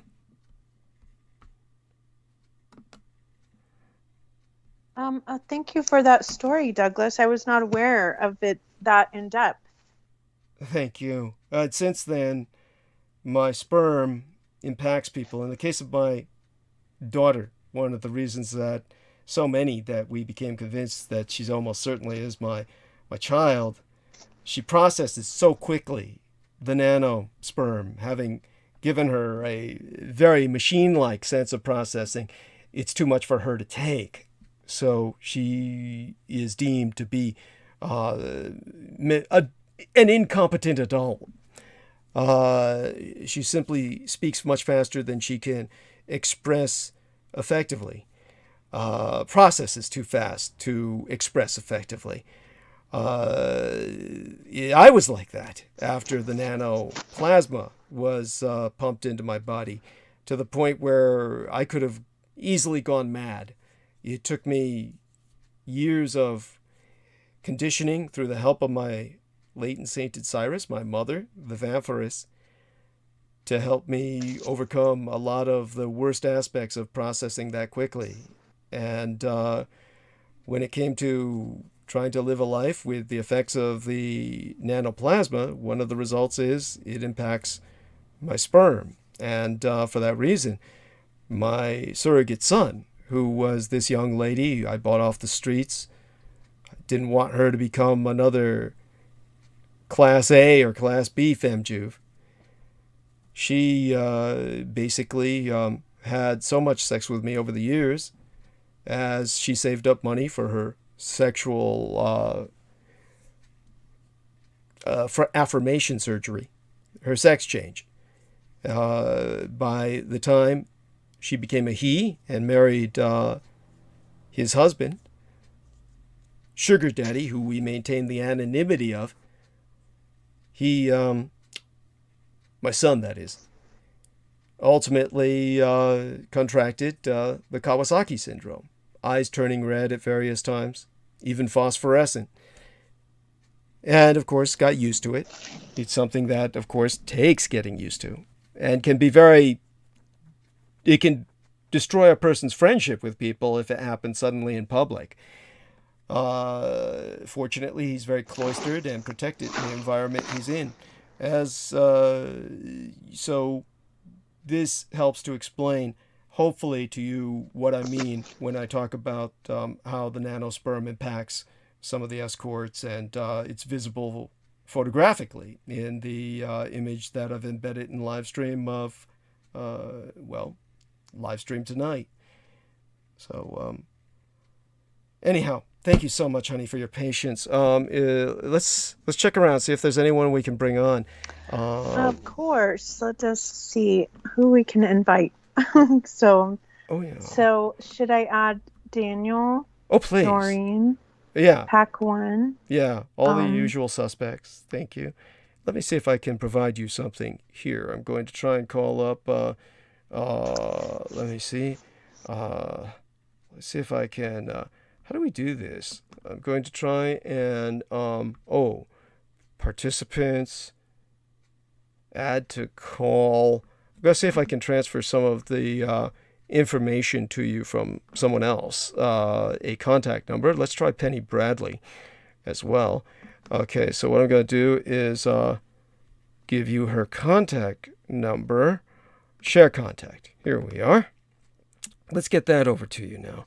Penny Bradley, send to, oh yes.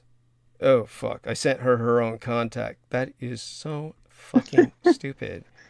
That is so fucking stupid. Okay, how do I do this? Hello.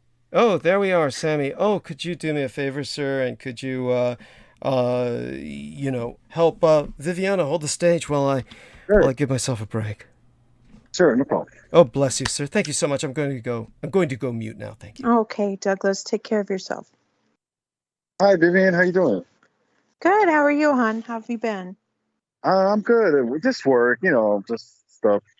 Just work, Work is work. Yeah. That was so crazy last week when we got cut off. Yeah, it was. It was almost like supernatural. Well, does Yeah. it sound like the Glazes of Hell? Does I'm it sound sorry? crazy about my background? No, Does the I don't background hear noise sound crazy? I don't hear background Okay. noise, but you are crackling slightly in and out. Hold on. I'm sorry. It's okay. Is that better? Is that better? Yeah, that's good. Okay.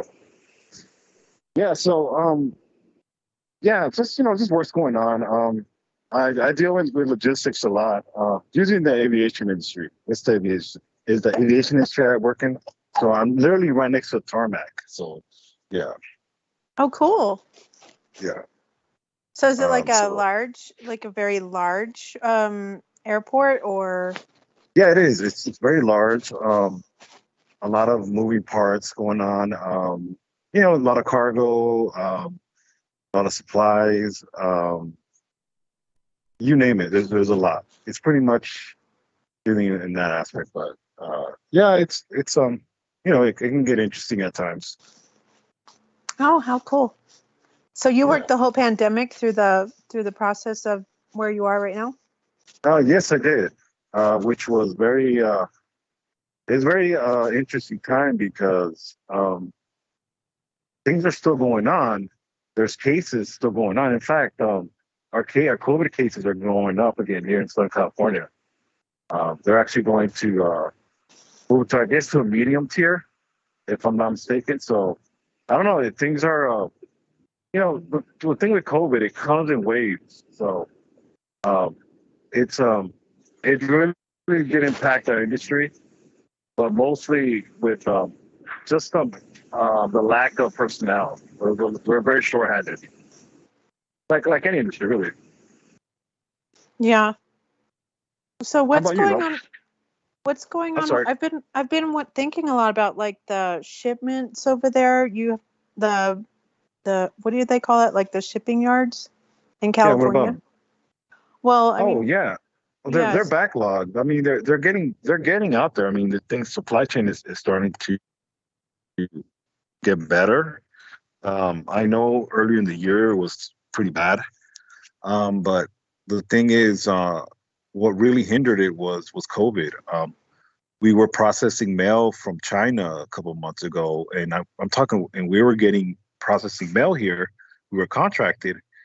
We were still getting mail from 2019. Oh, wow. We were getting Christmas packages. I didn't even know there was Christmas packages coming in from China. So yes, we were getting mails from 2019. Some of my coworkers say even 2018. So we're very backlogged. The ports were very backlogged. This is just part of the impact that COVID's had. I'm sure everybody's heard about the baby formula. That's the shortage of the manufacturers and supply chain. All this has to do with the workforce. Lack of personnel. Yeah, it's amazing that we're living in this time where that chain is affected, and it's amazing. I mean, it's just like the time that we're living in. I have a question. What did you and we were talking about our conversation a little bit. What do you think about the holiness standards, the holiness standards? I don't know, when you went to church, there was, the holiness as in, premarital sex, so on and so forth. Oh, how do I feel about it, or how do I practice? Well, it's more like, how do you feel? What I mean by that is it's almost, do you ever think it's designed for Christians to fail? I mean, I think holiness is a practice that you can obtain through the Spirit and through that power. And sometimes you need deliverance of stuff in order to have that fully affect you in a way that you actually want to serve God and put Him first. So that's kind of like what Paul talked about. Like, it's okay for people to get married if that's what they desire, because they're going to serve their husband, and they're also going to, serve their wife, and that's their relationship, and that's blessed and holy. But then there's the singular lifestyle where, like Paul had. So he was like, but it's better when you're single, because then you're like singular, and everything you do is like for Him, and so you're not hindered by anything else. That's what Paul taught us. Well, that's one of the things that always made me scratch my head, because that's one of the things, the Word of God, that I did not like, in a sense that as much as we try to be Christ-like, we're never are going to be. But in a sense too, because Christianity, the Christian, the denominations really are so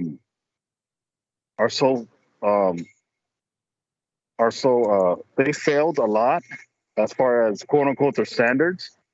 A lot of it is a lot of people that try to push that really shouldn't even be talking. Do you understand what I'm saying? Oh, well, I mean, that's everyone's perceptions. I think that all those perceptions is their problem. Okay. All that matters is what you're dealing with and what you and your relationship with Christ looks like. Right. Oh, okay. It doesn't matter what they think. Well, because like that's just a box. It's like a church is a box, is an ideology, is a and Jesus is like, worship me with spirit and truth. And that's the freedom we have in Him. So that's my favorite part about it. No, and that's actually true. I think that's one of the things that the reason why I tell you this, because they always say preachers' kids or pastors' kids are the worst, and obviously there's truth to that, but it's mostly that pressure, the pressure of quote unquote not to fail or not to fall in sin, and that's all great. But my thing is, I've dealt with individuals that were pastors' kids that are almost robotic, almost indoctrinated into, they're almost the ones that want to call you out, but then you find out that they're doing this behind closed doors, or they're manipulating people against other people. So they may not be quote unquote fornicating, but what they're doing is manipulating. They're being Satanists, so it's almost like, well, I'm sorry, go ahead. I call that the mother spirit. She kind of invades the church people. Right. And it's like that constant guilt. I call that the mother spirit. She's everywhere. Oh. And you know how they try to convict you from the pulpit and be like the Holy Spirit, and they'd be like, yeah, well, I'm going to send this little message out to Sammy, and I'm going to pretend like I'm the Holy Spirit because I know what he's been doing over there. Right. And that's one of the things where It's not, well, one, because when you're an adult and, you know, that's one of the things where I noticed a lot of stuff, a lot of men in church. There's not a lot of men in church, okay? If you ever look at a congregation, the majority of them is women, okay? Mm-hmm. But it makes a lot of sense to me. Why? Because, you know, there's that testosterone, there's that you know, that dominance. And I'm not saying it's good, but to a certain aspect, if someone disrespects you, you're gonna let them know. And I'm not saying women don't do this, but a lot of the time, a lot of the opposition comes from men. You know, Yeah. and I've noticed that there's not a lot of men in church, and I think one of the reasons why is because, and I'm not saying all the pastors, but a lot of times the pastors want to be the quote unquote leader, the dominant male. Oh, like The the alpha. Yeah. right, and it's not. It's almost, and when they know there's more males, they try to be more covert about it. But you know, I've always told my girl, you know, when we go to church, we're not going for one.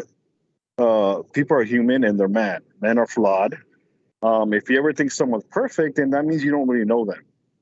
Don't ever think someone's perfect because it really tells you don't know them. You know, as far Mm-hmm. as you know, people in my life, like someone like Doug, that's you know, I listen to the show. I know he's not perfect. He admits it. He's not perfect. Even me, I'm not perfect, but you know, you don't ever want to idolize somebody. And I think when I've seen people, it may not even be the pastor, but maybe their family, it's almost very creepy in a sense that, oh well, you know, they're you can't criticize them or you can't go against them because you know you're shamed, and really that's just Oh, really yeah. the social circle. And it's you Yeah. know it's one of those things where you kind of roll your eyes and you kind of shake your head as in you know it shouldn't be that way, but unfortunately it is. You know. Well, there's many spirits going on in the churches. It's very prone to have infections, especially when, you know, there's unresolved sin going on throughout the flock and all that. Um, Right.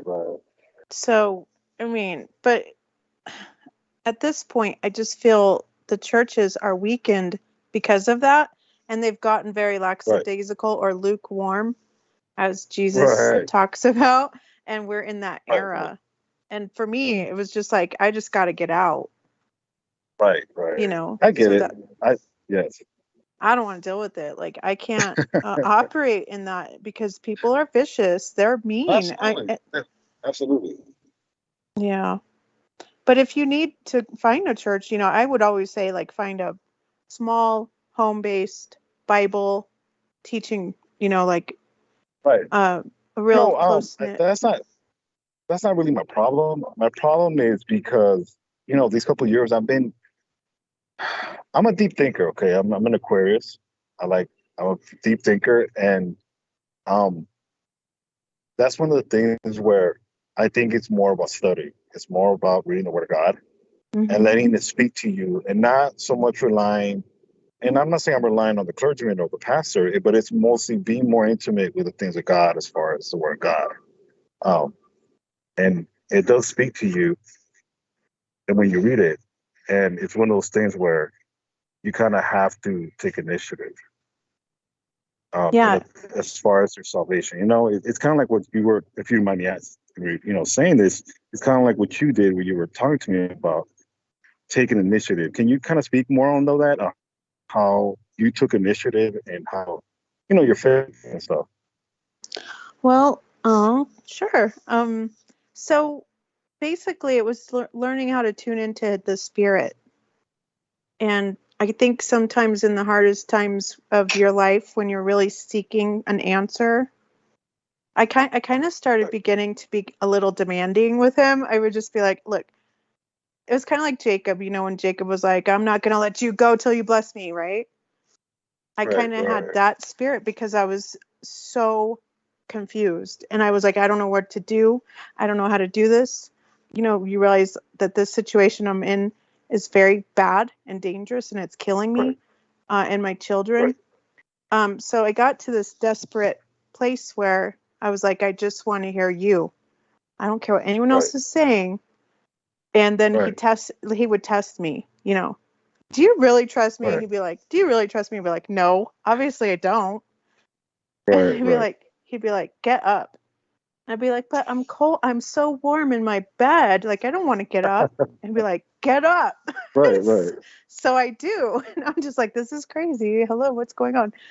And Right. and then I'm like walking, and then he's like, walk, and I start walking, and then immediately I start doubting. Like, well, how long am I going to walk? Like, what is this going to look like? What are you talking about? And then all of a sudden he just says, leave, right? Like, leave the situation, do it now. Not, he didn't say it like that, but that was my answer. And in that answer, I felt like that's what I sought for. It was very clear, and I did it, and it was blessed the whole way. And from that, I learned how to trust him. And so, but I still do that when I need an answer. When I want to understand, I have to make the initiative to seek him and ask him, and also answer me. So it does require work on of faith, you know. But you will be so blessed when you actually obey him, no matter what it is. So I know it's always worth it. It's just like, I trust you. No. Whatever. Wow. I'll trust you. I don't care anymore. I don't want to hear anyone else's voice or anyone's demand for my life. I'm going to trust you with whatever. And know you're going to see it through however your will is. And that's basically what it takes, is saying, not my will, but yours, and being okay with that. And sometimes that means you can't have what you always want. That's good. I think that's a great example. I just, because I'm my salvation, my Christian life is a working salvation. It's one of those things where I try. I've also have learned to kind of leave humans where they're at. What I mean by humans is, people in church, leave them where they're at, and understand that they're human, and your relationship may not always be the best. Pardon me, there's a truck guy in front of me, so if you hear background noise. But anyways, just kind of take things in perspective and understand that, expect disappointment, but don't also, invite it. It's just part of, fortunately, just part of the social circle that you belong. I think it could be, I think you can apply this to anything, but especially dealing in that the type of environment where, unfortunately, and I'm sure status and if we don't want to admit it, but it does play a role in how people perceive you, and that's one of the things where I had to leave certain environment because, well, if you talk to this person, then you're perceived as this, or don't talk to them. So it became kind of distracting. Go ahead. Do you remember Paul's teaching where he says, I've become all things to all men? No, I don't. Because he was like a Roman, and then he was a Jew, and then he persecuted and he killed, and then he could talk to the common people, and it was just like how Jesus always was to everybody, whoever they were. I think that's how we need to operate as well, as kind of like just because you're really without Christ and his salvation, you're nobody. Absolutely. And I think you're that you a servant. Yeah. No, that's a very good point. I think and I had a lot of friendships because of this.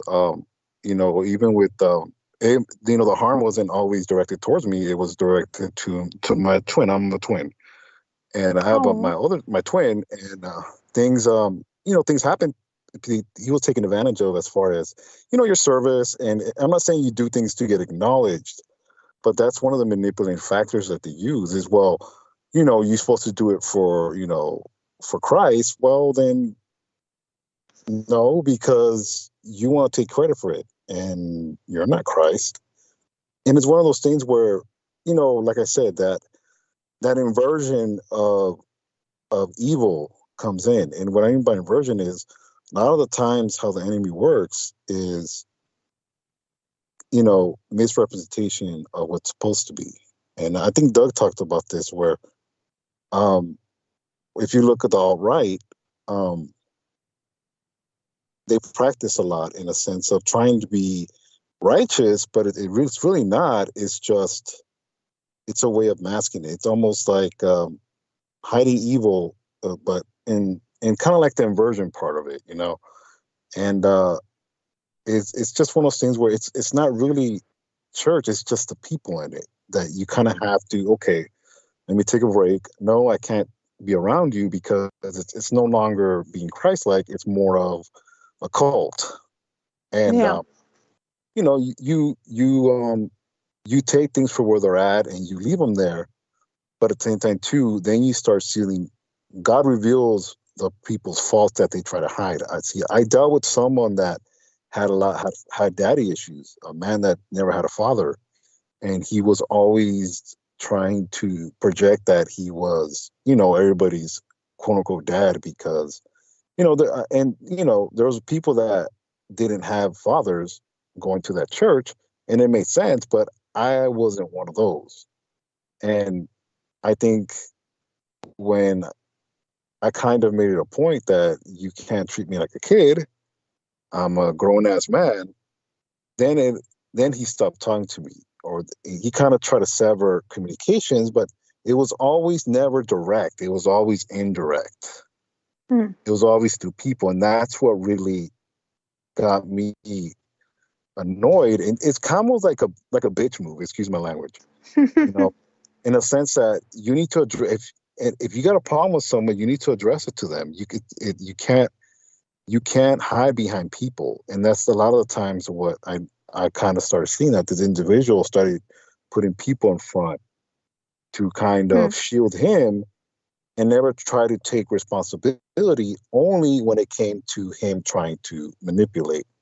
And, you see these aspects, and it's not necessarily the church, it's the people.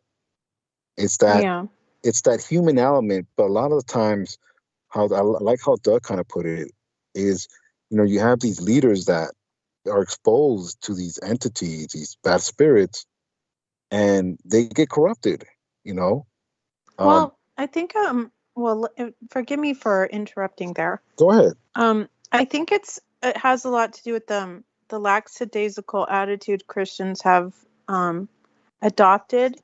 Yeah. Like one of them, one of them I like to point out that I don't like is I'm always a sinner.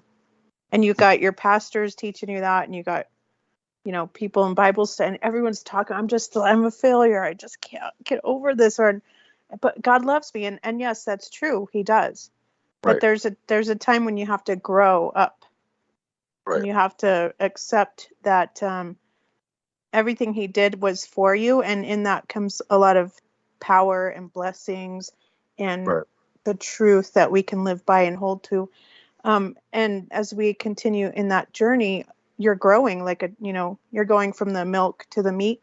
And I think that's dependent on the person, but churches want to keep you down and not build you up, because then, where's the power in that? It's not to Jesus. The power's to the pastor or the leadership or whatever. You know what I mean? Right. No, that's true. Yeah. It's just my observation through that whole, process. And when they would always try to say, well, you're just a sinner, Vivian. I was like, no, look, I cleaned up. Look, Jesus helped me get deliverance. I'm like really trying hard to walk in the victory of him. So I can't adopt that mindset because I refuse to, because I want to be empowered. And I think we can rise up and do that with each other if we're not doing it in a church. And to truly know who we are, it's like, no, you're not that. You are this, and you're not that, and you are powerful, and you can, take that mountain and move like Jesus said. And we're just like, really? You think so? Like, yeah, try it, dude. Right. Grow up now. No, that's a good point. No, that's a good point. And I think, I do like the fellowship, but then again, I've learned where you need to have boundaries. Um, and I've learned this very much because, people are not going to tell you. Um, and I mean, someone that really cares about you is going to tell you. Um, but for the most part, if someone knows you can, and I'm not saying everybody, but people that have agendas, they know that they can, that you are willing or you're a giving person, they're going to take advantage, unfortunately. And it's not always to your, it not always at first seems like it's bad, but then people start crossing boundaries. And this is not really being an adult, because there's been people that I've seen that have um have their lives ran to the point where if they're wearing, so like, for example, if they're wearing something that someone might not be in agreement, they try to tell them to change, which is, to me, ridiculous, because um that whole part of your style is your style. It's individualism. You want to be an individual. It's not about how it's almost, that manipulation. And I get it. There is a certain level of, a time and place, but not to that degree where that person has that much impact, because it's just not healthy. Um, Yeah. and these things you learn and you mature, and that's one of the things where you try to learn from the past, because you have to live. You can't live in a box. Yeah. Well, I identify with everything you're talking about, and I just always say that's that mother spirit. That's what she does. She's just always there trying to make you feel bad, ashamed, Right. and using other people to do that. You mind me asking, what part of California? Are you in California, or where are you at? No, I'm in northern Arizona. Oh, Arizona. Okay. Are you by Yeah. Kingman? I'm about 3 hours. I'm about 3 hours from Kingman. Oh, okay, I have a friend that moved up there. That's why. 'Cause Oh, cool. Where'd they at?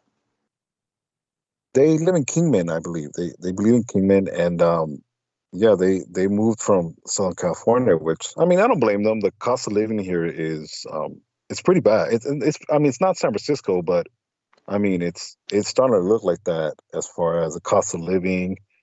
But at the same time, there are other benefits. It's just what's going on right now with the housing market is, um, it's one day, it looks okay, and then really it looks sometimes it looks unattainable. I'll put it that way. Okay. Yeah. And when Peter was talking about, how much he paid for his house, I mean, that's, to me, still a lot of money, but then again, um, After you calculate rent. you calculate rent, but I mean, either way, you have to, it has its drawbacks like anything.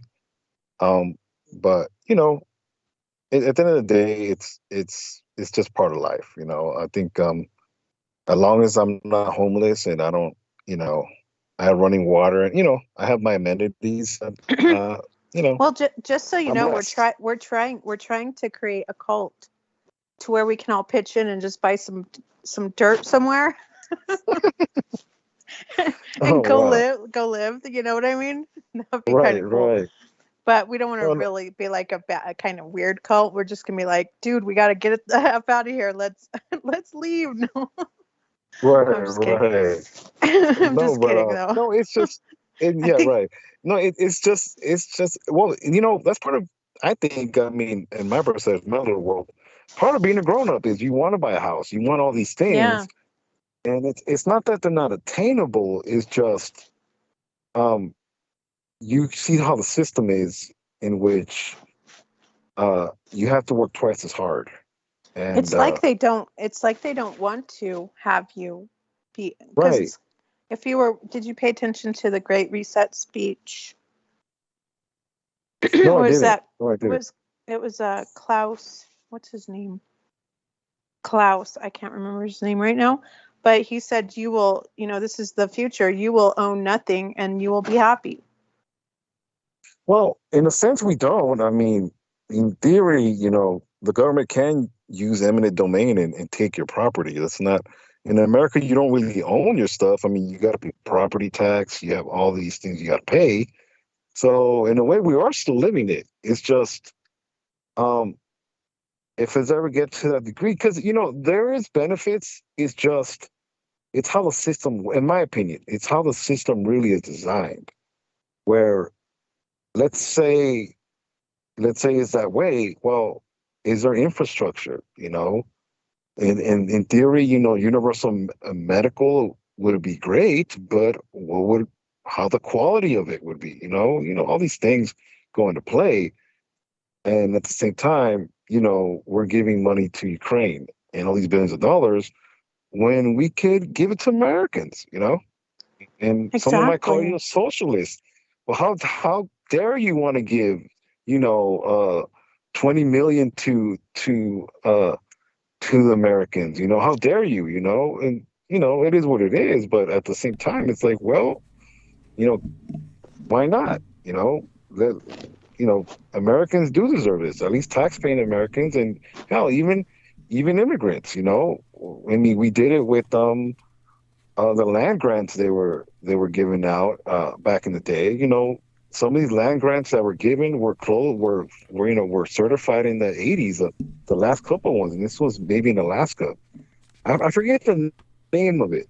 Doug talked about it, but these things have happened where the government literally gives out land. It's just, I think the system needs to be overhauled to kind of make it practical. And one of the things that I did agree with Doug is, if you look at people with children, universal daycare, I think would be great. Absolutely. That way people can. Just got back. Ahead, just Doug. letting you know I'm safe. Just letting everyone know I'm safe, because I'm getting some queries now, some emails. People are asking me if I'm okay. Thank you very much for asking. I just got back, and I heard Sammy talking about one of the things he agrees with me on is universal daycare. And yes, most certainly. Please continue. I just want you to continue. I'm just going to finish up the liquid Coke here after I've done my lines. So, you're doing so well. Everyone just stay doing what you're doing and give me a little while more to get my head out of my ass, and then I'll start in for the night. But you're both doing Indeed. well. Thank you. Thank you. And how are you in such a quiet spot, Sammy? Did you I'm in my car. Yes, I left the gates. I love it. I'm in my car. Love Yes. it. No, but like I said, universal daycare would be great, and all these programs, because it's just people want to procreate, people want all these things, but like Vivian, how did you do it with your children? Like, how did you manage to get stuff done, if you don't mind me asking? Well, we lived in, I guess, a capitalistic time where, which I think is changing, because there's this like hate for capitalism, and then now we're moving more into another ideology where the family structure is very weak. But I was happy that I had a partner, and we were both in line that we were going to have children, and we were going to do it this way, and I would stay home with them, and he would provide. So wow, that's great. Yeah, it was a blessing. That's very honorable. That's very honorable. Yeah. That's one of the things that I think. And as I'm not saying the family structure is just. A lot of it's the cost of living, and I would love to live in Wyoming on a ranch, and the cost of living would be not as big, but I live in the city, and at the end of the day, I make do, and I'm not homeless, and I'm not saying I don't have goals. I'm not saying I don't have accomplishments, or I haven't saved, but you want to still have that American dream, quote unquote, to at least, have something.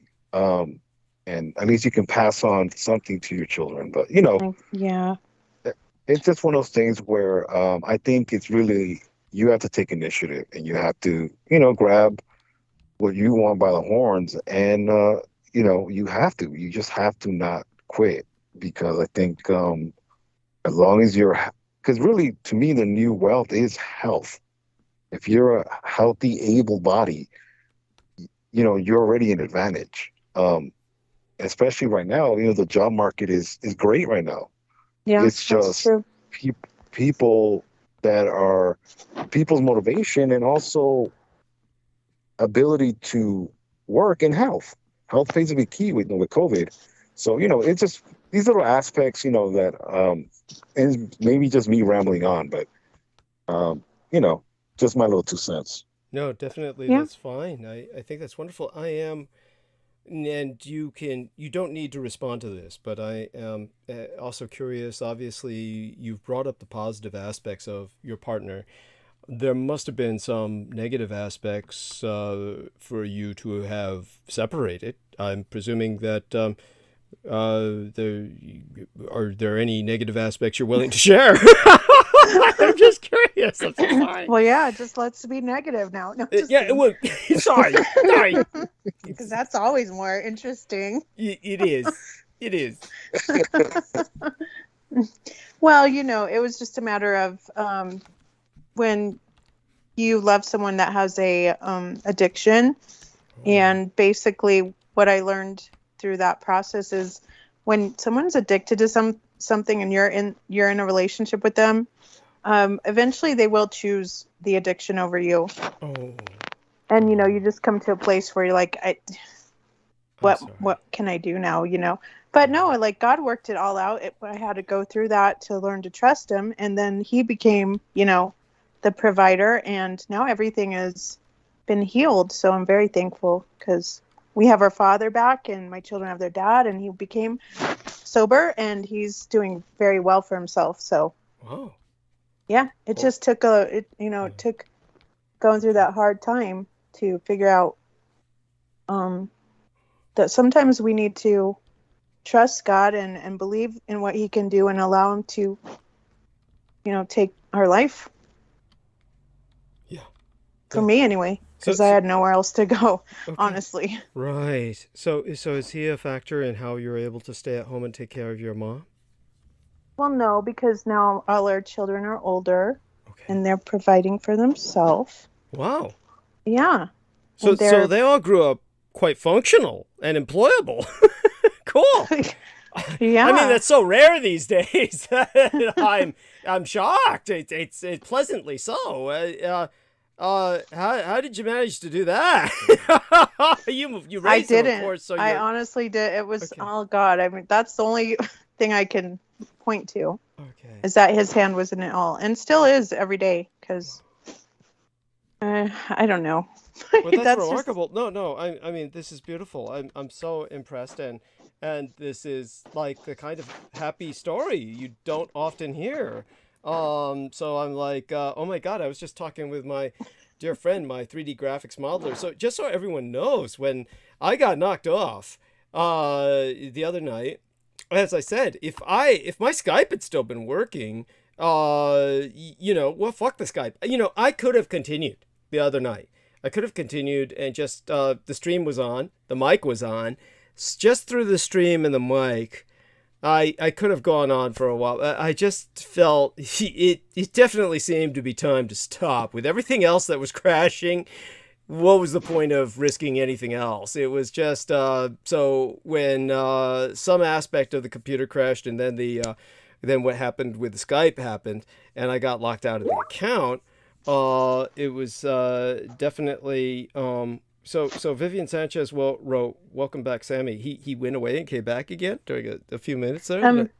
Apparently from the call, it says he joined again. Oh, okay. Oh, okay. So, You there, Sammy? Let's see if he responds. he's typing in chat. Oh, he's typing in chat. Oh, Okay. yes. I got a phone call. Sorry. Oh, is Yeah. that what happened? Oh, thank you. Yes. Oh, okay. Yes. Yeah. So like I was saying, I was disconcerted enough the last episode where I just felt, might as well stop it now, give myself a break tonight, and when my son knew what had happened, he listens, of course. So he brought me over to the Oh, estate, okay. and because it was after I talked to you, Sammy. Shortly after that, my son dropped Oh, by. okay. Yeah, and it was Can I ask a question, Doug? yeah. Does he know us? Like, does he know who I am? Does he know who, Of you, Peter? yeah, yeah, he knows of you, yeah, yeah. I Oh, mean, he okay. Go listens. okay. He listens, Oh, yeah. okay, okay, okay, okay. I Yeah. just okay. Oh, hi, Go hi, ahead. Douglas's son. Hi, Douglas' son. Go ahead. That's so cute. That's adorable. Wait, No, I private. remember when you Yeah. talked about him many years ago. Okay. So, Yeah. like, your pride and joy. Yeah, Yes, thank you. Yeah. it's Well, so cool. I remember you talking about him knowing the war prisoner, not war prisoner, but oh my God, the transgender gentleman. Yes, yes. Um, Oh God. you know what I'm You know talking what? about, I right? keep going blank on that guy. I'm sorry, lady. Now, Bradley. God, Bradley Chelsea Manning. Manning. Chelsea Manning. Yes, Chelsea Manning, who right? is now Okay. Chelsea Elizabeth Manning. Oh, And yeah. I guess Okay. I could say this because I've said this openly before. Basically, my son was in correspondence with Bradley Edward Manning when he was male and transitioning. And so what had happened was that when they got to know each other well enough where they switched names. So it basically, my son's former name was Elizabeth, and Bradley Manning became Chelsea Elizabeth Manning. He took on the middle name, and and my son took the name of Edward. So that's people have heard me let that slip in the past. Oh, Sammy's got to go. So love you dearly, Sammy. I was glad he was able to stay with us as long as he was. Yeah, I always love talking to Sammy. He's cool. Yes. Thank you. Okay, I gotta go. Oh, I gotta go. Everybody Still here. support Doug. I gotta go. Thank you. All right, Everybody Sammy, support have a Doug. good night. Yes. Have a good night at Hugs. work. Love Thanks you. for stopping in. Yeah. And so with that being said, let's take a look at somebody else who might potentially come on for at least a few minutes. And let me see if I can get it right this time. I was pretty discombobulated, of course, by relating some memories. So let's put a little heart here and let's see if I can do this right this time. Go over to Penny Bradley's name, see if I can press the share contact. And then what I do is, I'm supposed to send it to you. Press send to Vivian, and then press done. There we are. And so that way you got her contact, potentially. You give her a call, see if she responds. And let's see now. By the way, Curious Girl, who you might know of, have you heard of her? She's the young lady who I might have given you the contact number of. And Well, I will give it to you again. what I've learned I had to do, because I don't think that's working. Okay. I have to add the people, I think. So what I'm doing right now is just giving you a few more contacts in case you don't have them already. And Crystal River, who might be coming on with us Sunday, let me give you her contact right now. Don't call her. Don't call her, whatever you do. I'm sorry, you trying to tell me something? Is there something you're... Hold on a minute. I don't know. Yeah. Okay, so I'm looking at contacts, and I have Celine, Daniel, Douglas, Noreen, Paquin, Peter Moon, and Sammy. So I don't think that you can send me the contacts. I think I have to add them.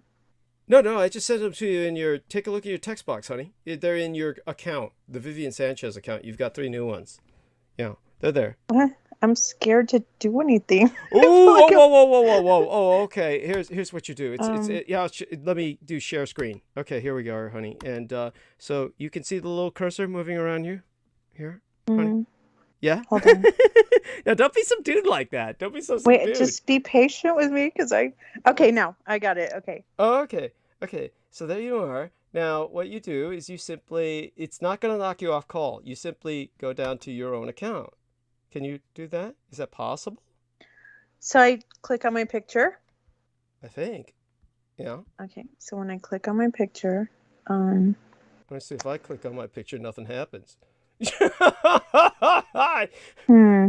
says I can raise hand, add people. So I think what's going to need to happen is that Oh, I people are can send going it to you. Maybe here. I can't put it in the call. That's the problem. How do I send someone's like share account? Let me see if I can get it into the call. Give me a second here, and let me try this. I'll go back into the call, and then if I go to say someone like Penny Bradley, and then click there, and then share contact, and then let me see, search. It would be like there doesn't seem to be a way to. Let's see if it gives me a way to do this on the call. And well, what'll happen is later on you'll be able to go into your own account, and then you'll see all the contacts are there. So we have that. And let me see then if I can call these people. And I gave you Noreen Helphand's contact, right? You have that. So yeah, but from my experience from the Skype experience, I have to go and click on their name, or like when they're here in the chat, or when you've called them and they're already like in the line. Then I can go to click on their name and ask them to be my friend or something. Yeah, and you send them a little message that you're Douglas Dietrich's executrix producer, and should be able to handle that. So let me see if I take a look at Solomon Sheikh. Did I just send him or did I send you? Please no. Isn't that guy that talks to you all the time about dancing, or like a little boy? Is that the guy? I'm trying to remember who that is. I don't know. You always talk about him. He's like, I have this Arab guy wanting me to dance like a little boy. Oh, no. He doesn't do that. It's how do I say that? It probably what you've heard got miscommunicated. Salman Sheikh is he's okay. He's like our, I call him our Islamo chaplain. He's pretty mature. I mean, he always tells the Pakistani guys who keep trying to contact me and tell me to dance like a little boy to stop. That's what he does. So just so you know, and I probably just sent him a kind of what do I call it? I sent him his own contact, which I did with Penny. So what we will do is on a private phone conversation, I'll send you more of these things, and that way when you go in there, you'll be able to get them right away. Let's see if I did this to him. Okay, it doesn't look like I sent him his own thing, so I don't know if that went to you either. So, either way, it'll work out. I'll just try to add some people. I'm sharing the screen, so you should be seeing me doing this. Yeah. And so let me do this. The biggest mistake to make, because this is so easy to do, would be just to like click something like that and then try to call them, which you don't want to do because that would knock you off the call. Okay. So what I would do is with the people that you have, okay, this is what we should have. Let's take a look at, if I go back to the call by cutting that off, go back up to get back on the call. And here we are with the people that we have, which is all these people, Sammy Romero, Noreen Helphan, and 4 others. Let's see who we would call back to, or how would we do this? Add people. Let me see. If we were to add people, what do you remember about adding people? Add participants. Well, I see the 3 little dots on the right, and then I click that, and it says add people, and then I have that 5 group members are not on the call. So I guess you can recall Daniel. Well, let's try some of these people. So let's try. It doesn't hurt to call some people twice. Sarah, of course. There's that. Let's try this. Amanda Ute, both of her files. See who else is out there. Brandon Young is probably, well, if he's with his girlfriend, hopefully he's getting lucky. Brendan Zogit, no, not Mr. Ballless Wonder, poor bastard. Chrissy McMahon, what do I remember about Chrissy McMahon? Do you remember anything about her? That's I remember her. Yeah, what was her trip? What was? Trying to remember. Yeah. Oh my god. I can't remember like the back. Was she a part of oh my gosh, that guy that passed away. Here was a weird guy. This is that James Forsyth guy. This is the weird guy who was like, advocate for peace on Earth and in space. Wow. Yeah, that was the guy who came on, basically before Jameson flipped. And, Jameson had always been flipped. I mean, what am I saying? I mean, it's kind of like he came on before, I finally woke up. And So do you think I could talk to Judith and just see how she's doing? If you could, honey, please. Oh my God, tell her that, I was ready to give up and still am ready to give up everything for her. Smoking, drinking, drugging, fucking. But wait, isn't she married? It was like she was considering. It's hard to describe. I mean, yes, but not really. I mean, yeah, but they're separated. Oh, okay. Yeah. And so, but she tried to freaking. So this is the scenario I understand, and what is kind of freaky about it is that she convinced you to put your life insurance in her name. What if her or Laura Lee were like trying to kill you? Actually, it was brought up. Who was it that brought up that Laura Lee was trying to kill me? Which I took, pretty seriously and said, yeah, don't, what was it? Oh, the first one who had my life insurance made out to her, because I have to have it made out to someone to keep it functioning, and I maintain it just to prove I was in the military. But the first person who it was made out to was Lori Ann Fenton. And then pretty much we realized Lori Ann Fenton was trying to kill me.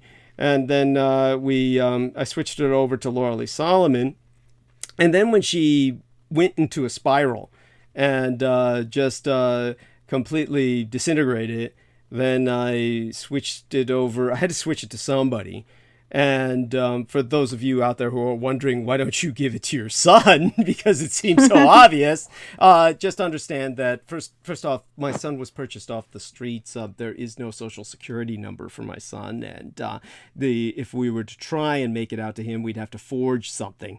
And at that point, things might go under investigation. And besides all that, it would be an insult to Sugar Daddy, who has more than enough to basically support my son. It would be offensive to him as to why my son would feel he needed that. So it's not an option. So why do you still call him Sugar Daddy? It's just an acronym. It's just like an anonymous pseudonym for my son's husband, because we can't. Oh. Yeah, we've got to protect his identity. Okay. Yeah, that's why. Yeah, but you still say that, and they're like married. So I would think you would say my son-in-law. Is he my son-in-law? I mean, yeah. He's like my son's husband. Because it's hard for me to think of him like that. It's really odd how certain people, how I think of them. Good example would be, of course, the young lady who was basically, so you can see I've added these people, right? And, you see this, right? Yes, I see success. Yes, okay. Good job. Yeah, well, we don't know if it's a success. We'll see if anybody answers. Then I go to call. Fuck, what did I just do? Okay, then I go to call. And for those of you who are giggling, no, I didn't open my porn file by accident, which is... Thank goodness. Yeah, which I don't think... It's not that bad. I saw that. It's what can I say? It's not that bad. It's like when this is one time was when Laura Lee Solomon, who had the passwords to everything, and one day she left me some message that I was oh God, you're despicable, you're disgusting, and it just all these like descriptives, and so when I contacted her, she found out that I had shared something with Judith Ager that she felt I should not have shared. And that's when I just breathed an enormous sigh of relief. And I said, oh my God, I thought you'd gone into my porn file. That's and of course, when I shared that with Judith Ager, Judith was saying, isn't that bad? And I said, no, I mean, actually, who saw it the other day? It was Curious Girl saw it the other day. Amalia Willard by accident. It was her and J-Mo Reese saw it. And it's all fairly conventional, really. But when it came to, say, for instance, Class B FemJuve 879, well, obviously, the month and year of her birth, she's younger than I am, but I always think of her as older because girls grow faster. And they are taller, naturally taller than young boys for a good part of, until adolescence, until the growth spurt happens with boys, much later. So because she was so much taller than myself and basically had introduced me to, well, just basically, had sex with myself. And in a sense, that was a loss of virginity in one sense. It was, I always think of her as older, and so when it comes to Sugar Daddy, it's hard for me not to think of him as older. So I use that pseudonym, and it just seems to fit. So Okay. It's, if that makes sense. Well, yeah. to each their own. I'm just saying. Yeah. Well, it's I mean, don't read too much into it. I mean, it's just. I mean, he's okay with that. I mean, you call him like Sugar Daddy to his face. Oh no! Oh God, no! Oh no! No! God, no! It's just when I refer to him in public to my listeners only. That's basically. Okay. I've conditioned myself to that point where in this environment, when I see this computer screen, and then that's what comes out. By the way, you can see all the people I called, Edison called, none of them came on. So it's like. And so I have went to each one of their profiles and asked them to be added in my contact. Oh, good. Okay. Good. Excellent. Yeah. Okay. And we'll try that with Salmon Shake later. So the way you heard it, he's the guy who does all those pull-ups and shit. You've seen images of him maybe, and he I have no clue. I don't know. Okay, no worries. No worries. You haven't. Okay. I mean, he's no. How would I say it? He's not visually the most stimulating person in the world. You are so sweet. That's cute. Yeah. What made? Did you ever see images of J-Mo Reese? By the way, just curious. Okay, was he around in 2014? No. Oh, because then I don't know him. Yeah, that's fine. Then you never saw him. It's probably for the best. Anyhow, I would pop in sometimes when I saw you were live. I'd just pop in, but I wasn't like participating in the chat. I would just listen. So I never encountered him. I'm so glad that God sent you to us. By the way, Sammy's typing something. And there's some divine intervention for you. You started going into the chat at just the right time. I mean, really, and you showed up at just the right time so that you could replace him when we got rid of him. But Jameson Reese, physically and visually, was not a repulsive individual. He looked like a Chippendale dancer. And that's why we were trying to just get him to go into that industry if that was possible. Actually, we weren't trying to do that. It was simply that, what was it? Sammy said, laughing my ass off, his shirt tucked in while doing push-ups. He's talking about Sammy Romero. Excuse me, Sammy Romero's talking about Solomon Shake, who I will try to give some fashion tips to at some point in the near future. It's yes, it's he comes from a foreign land. They don't have the fashion sense that, I mean, it's Pakistan. It's like, it's a nice place. It's a beautiful place in some areas, but they're not. Okay, it's not like Paris or Tokyo or Berlin or a fashion capital. And so he needs some pointers, Taiwan, Taipei, even Beijing. I mean, there's usually a sense of fashion within a certain part of the population, but nobody goes to Pakistan to walk the runway, okay? And so Sammy, Salman doesn't have the fashion sense. So I'll try and clue him in a little bit. Well, I always wanted to ask you about your art. So, are you a digital artist? I thank you very much for asking. So, just a little bit on this so that people get an understanding. I am really old school, and there is digital touch up that I do by scanning my paintings and illustrations, and with some of them, not all of them, once they're scanned and uploaded, I can do some digital touch up. And I had to learn this from my 3D graphics modeler, who I was bringing up earlier, had helped me get back into my account. And so when it comes to the original, I went to John O'Connell Vocational Institute of Technology and majored in commercial illustration. I transferred actually out of electronics because electronics wasn't worth a shit with the old Navy veterans that they had teaching that shit. And Sammy Romero saying, Solomon is a cool guy, just different in a good way. Much respect. Yeah, yes, that's right. That's right. Yeah. Solomon's, he is a very good guy. And a shout out to Dennis Marshall as well, who I'll give another shout out to when I start the solicitation and everything. And wonderful individual, dear friend of Peter Moon. He contributed 125 United States dollars tonight. So everyone do take that into account. There are people out there helping me, which is, another reason I didn't want them insulted by some clown telling everybody he wanted them dead. And when it comes to the illustration again, so when I went to John O'Connell Vocational Institute, whole story behind that, you probably heard elements of it over the years. And but when I majored in commercial illustration, it was the time when people were still doing real illustration. Digital illustration was just beginning, but that was so fucking primitive.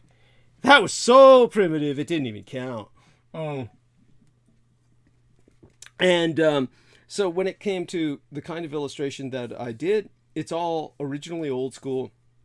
And of course, what I did to make money was to illustrate pornography. And so San Francisco was a center for underground publishing. And many of the big name underground publishers that people became familiar with, like in the old days, Zippy the Pinhead, before the guy got so fucking obtuse nobody would read him anymore. Mostly a lot of drug humor. The Fabulous Furry Freak Brothers, or some of these other like old hippie comics and all that shit that made it big. They were published here, and of course a lot of pornography was published here in terms of comics. And so I did illustration for them before I was of legal age to purchase porn. And there was a lot of reference material in the terms of pornography that was kept on site. The San Francisco Unified School District property of John O'Connell Vocational Institute of Technology. This was, they had every excuse to keep the porn, saying it was art reference. It was really porn. And this was, big storage for it and everything else. Oh, this is ultimately what led to their closing the school down and then reopening it, quote unquote, in a completely different part of San Francisco. If people look up John O'Connell, the history of it, it was never where it was now. It was originally in the heart of the Mission District between Treat Street and Bryant Street, and basically, took up an entire city block in the barrio. And what used to be a hardcore Irish neighborhood where people would learn a trade there. And by the time that the Latin Americans took over and it became a barrio, then it became very much ghettoized, and the school disintegrated, and it became known as San Quentin Prep. And people were literally tattooing each other in the school and shit because we had all the equipment to do so, because it had all the machine shops and everything else. So it just literally disintegrated, and it was on its last legs by the time that I was there. We had these stupid old white men who were Navy veterans who were teaching electronics, and they were going fucking backwards. Now, there's a reason for vacuum tube technology, and it has its place, but obviously we're not talking about supermassive computing potential here. And they were talking about, computers are going to get as big as a house, or they're big as a house now. They're going to get, big as an entire planet. Someday they'll hollow out the moon and make a giant computer out of it. I mean, these guys are thinking along vacuum tube technology levels. It's just going backwards. It's just crazy. So I got out of there and got into the commercial illustration, started illustrating porn. Then when my mother discovered it, she made me promise to never do illustration for profit again.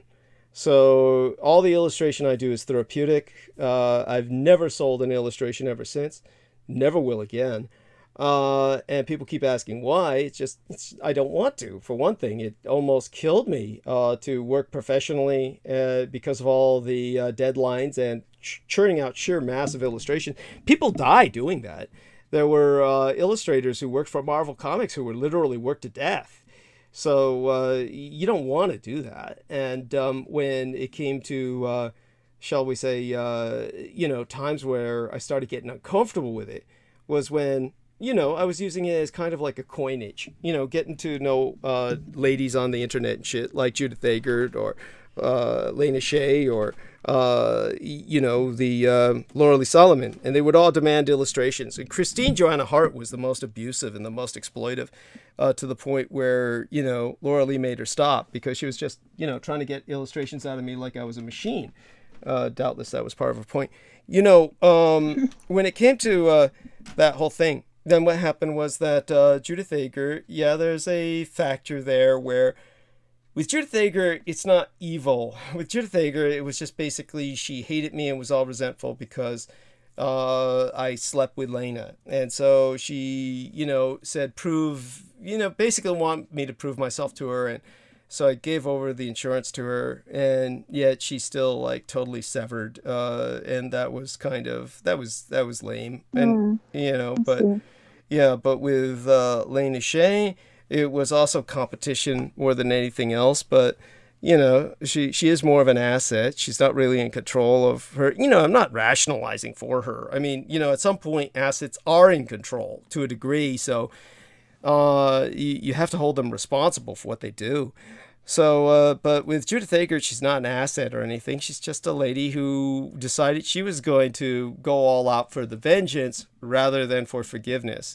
But the reality was, which she will not accept, is her responsibility. And her responsibility was she kept evicting me from her life. She kept ejecting me, kept saying, okay, I'm blocking you. This isn't going to happen, etc. And so every time she did that, and, I turned towards Lena, who was available. So then when she reached the conclusion that Lena and I had seen each other while she felt she was still available, this is as abstract as you can get. She felt that she was emotionally open to me at a time that I saw Lena here in California. And, at that point, she's just looking for any excuse to eject myself. Her problem is that she was a member of AA, still is, and that's fine, but AA is great, and from what she taught me, it really is overall positive, but the way she handled it, all the problems in her life, whether it was like asshole relations, like brothers who were heroin addicts, or husbands who were assholes, she would just evict them and, not deal with them. With her husband, she still did to an extent, wasn't like shutting them out completely. But with her brothers, she effectively shut them out for life and only found out about them again when they died. And so she had this way of like with her addictions, like she stopped her booze completely, her cocaine completely.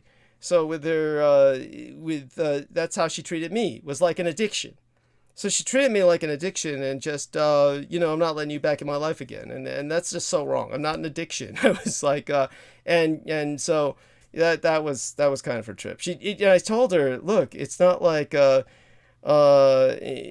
she said fear, the acronym as we learned from AA is like, not that I'm part of AA, but what I learned from her, was, what is it again? False evidence appearing real. And I said, but it can also be an acronym for face everything and rise. So instead of thinking of myself as false evidence appearing real and rejecting me, why don't we together face everything and rise? I was willing to give up everything for her. And drinking blood, I was willing to give that up for her, though my lifespan would shorten, I would age. much rapidly, begin to look like probably what I did before, which wasn't, I wouldn't be on antidepressants at least, so I wouldn't bloat out like I did at the time I was on antidepressants. But, but that didn't mean anything to her at that point. She was just, she shut me out. But, so there we go with that. Well, And I'm so sorry about that. thank you. Thank you. Thank you. I Well, don't, maybe I'll contact her and maybe we could just have a get together and talk. yeah, that would be wonderful. Yeah, let's see if you can make that happen. I would be impressed. If you don't make it happen or it doesn't turn out to be possible, I'm certainly not going to. It's just because I really liked her. I always Yeah. have liked her. Yeah, She was really sweet. She really is such a good person, and I mean, at the same time, I can complain about how she treated me, but I don't hold it against her the same way I would hold other people's actions against them. Well, I don't think you should just give yourself away though, because you need to be protective and take care of yourself. Yes. I know that when push comes to shove, you'll always be able to stand on your own. Yes. I know that you have friends that will support you and call it like it is and tell you what you need to hear. Yeah. That's right. Oh, by the way, so when Peter Moon brought up George W. Bush Jr., so what I feel he was trying to say, not that I'm speaking for him, but basically what I think he was trying to say was basically he was looking at him as kind of an element or an aspect of the Antichrist, but as you said, more of a buffoonish type. And as you said, this is the greatest strength of such an entity would be to look buffoonish, right? So that no one could take them seriously.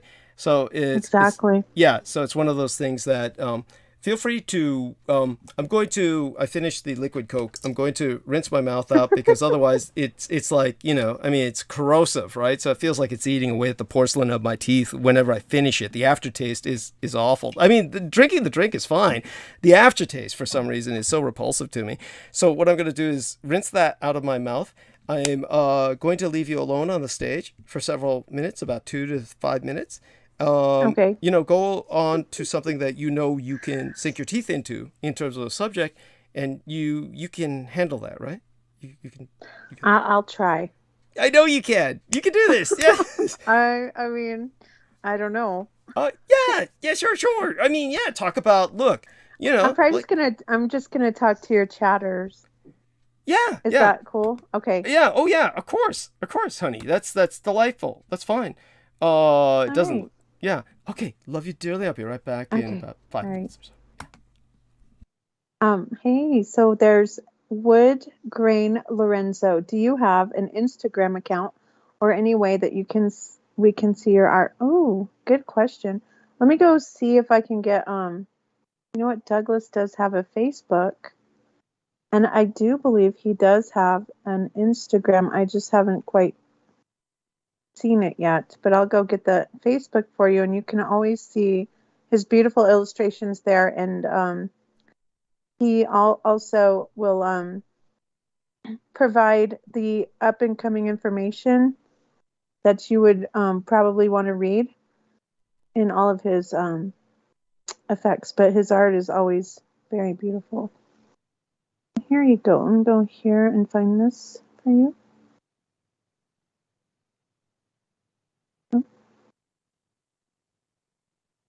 So normally he is the renegade military historian on Facebook. All right, I'm going to go bring that over here to you. And then Green Eyes, thanks for coming over and saying hi, girl. How have you been? I see her all over the place. She just pops around and says hi to everybody, but she's been coming over into Douglas Dietrich, so she's my friend over on in our YouTube. I call it our little YouTube community. So if you're still here, I'm going to say hello again. So here's Douglas Facebook.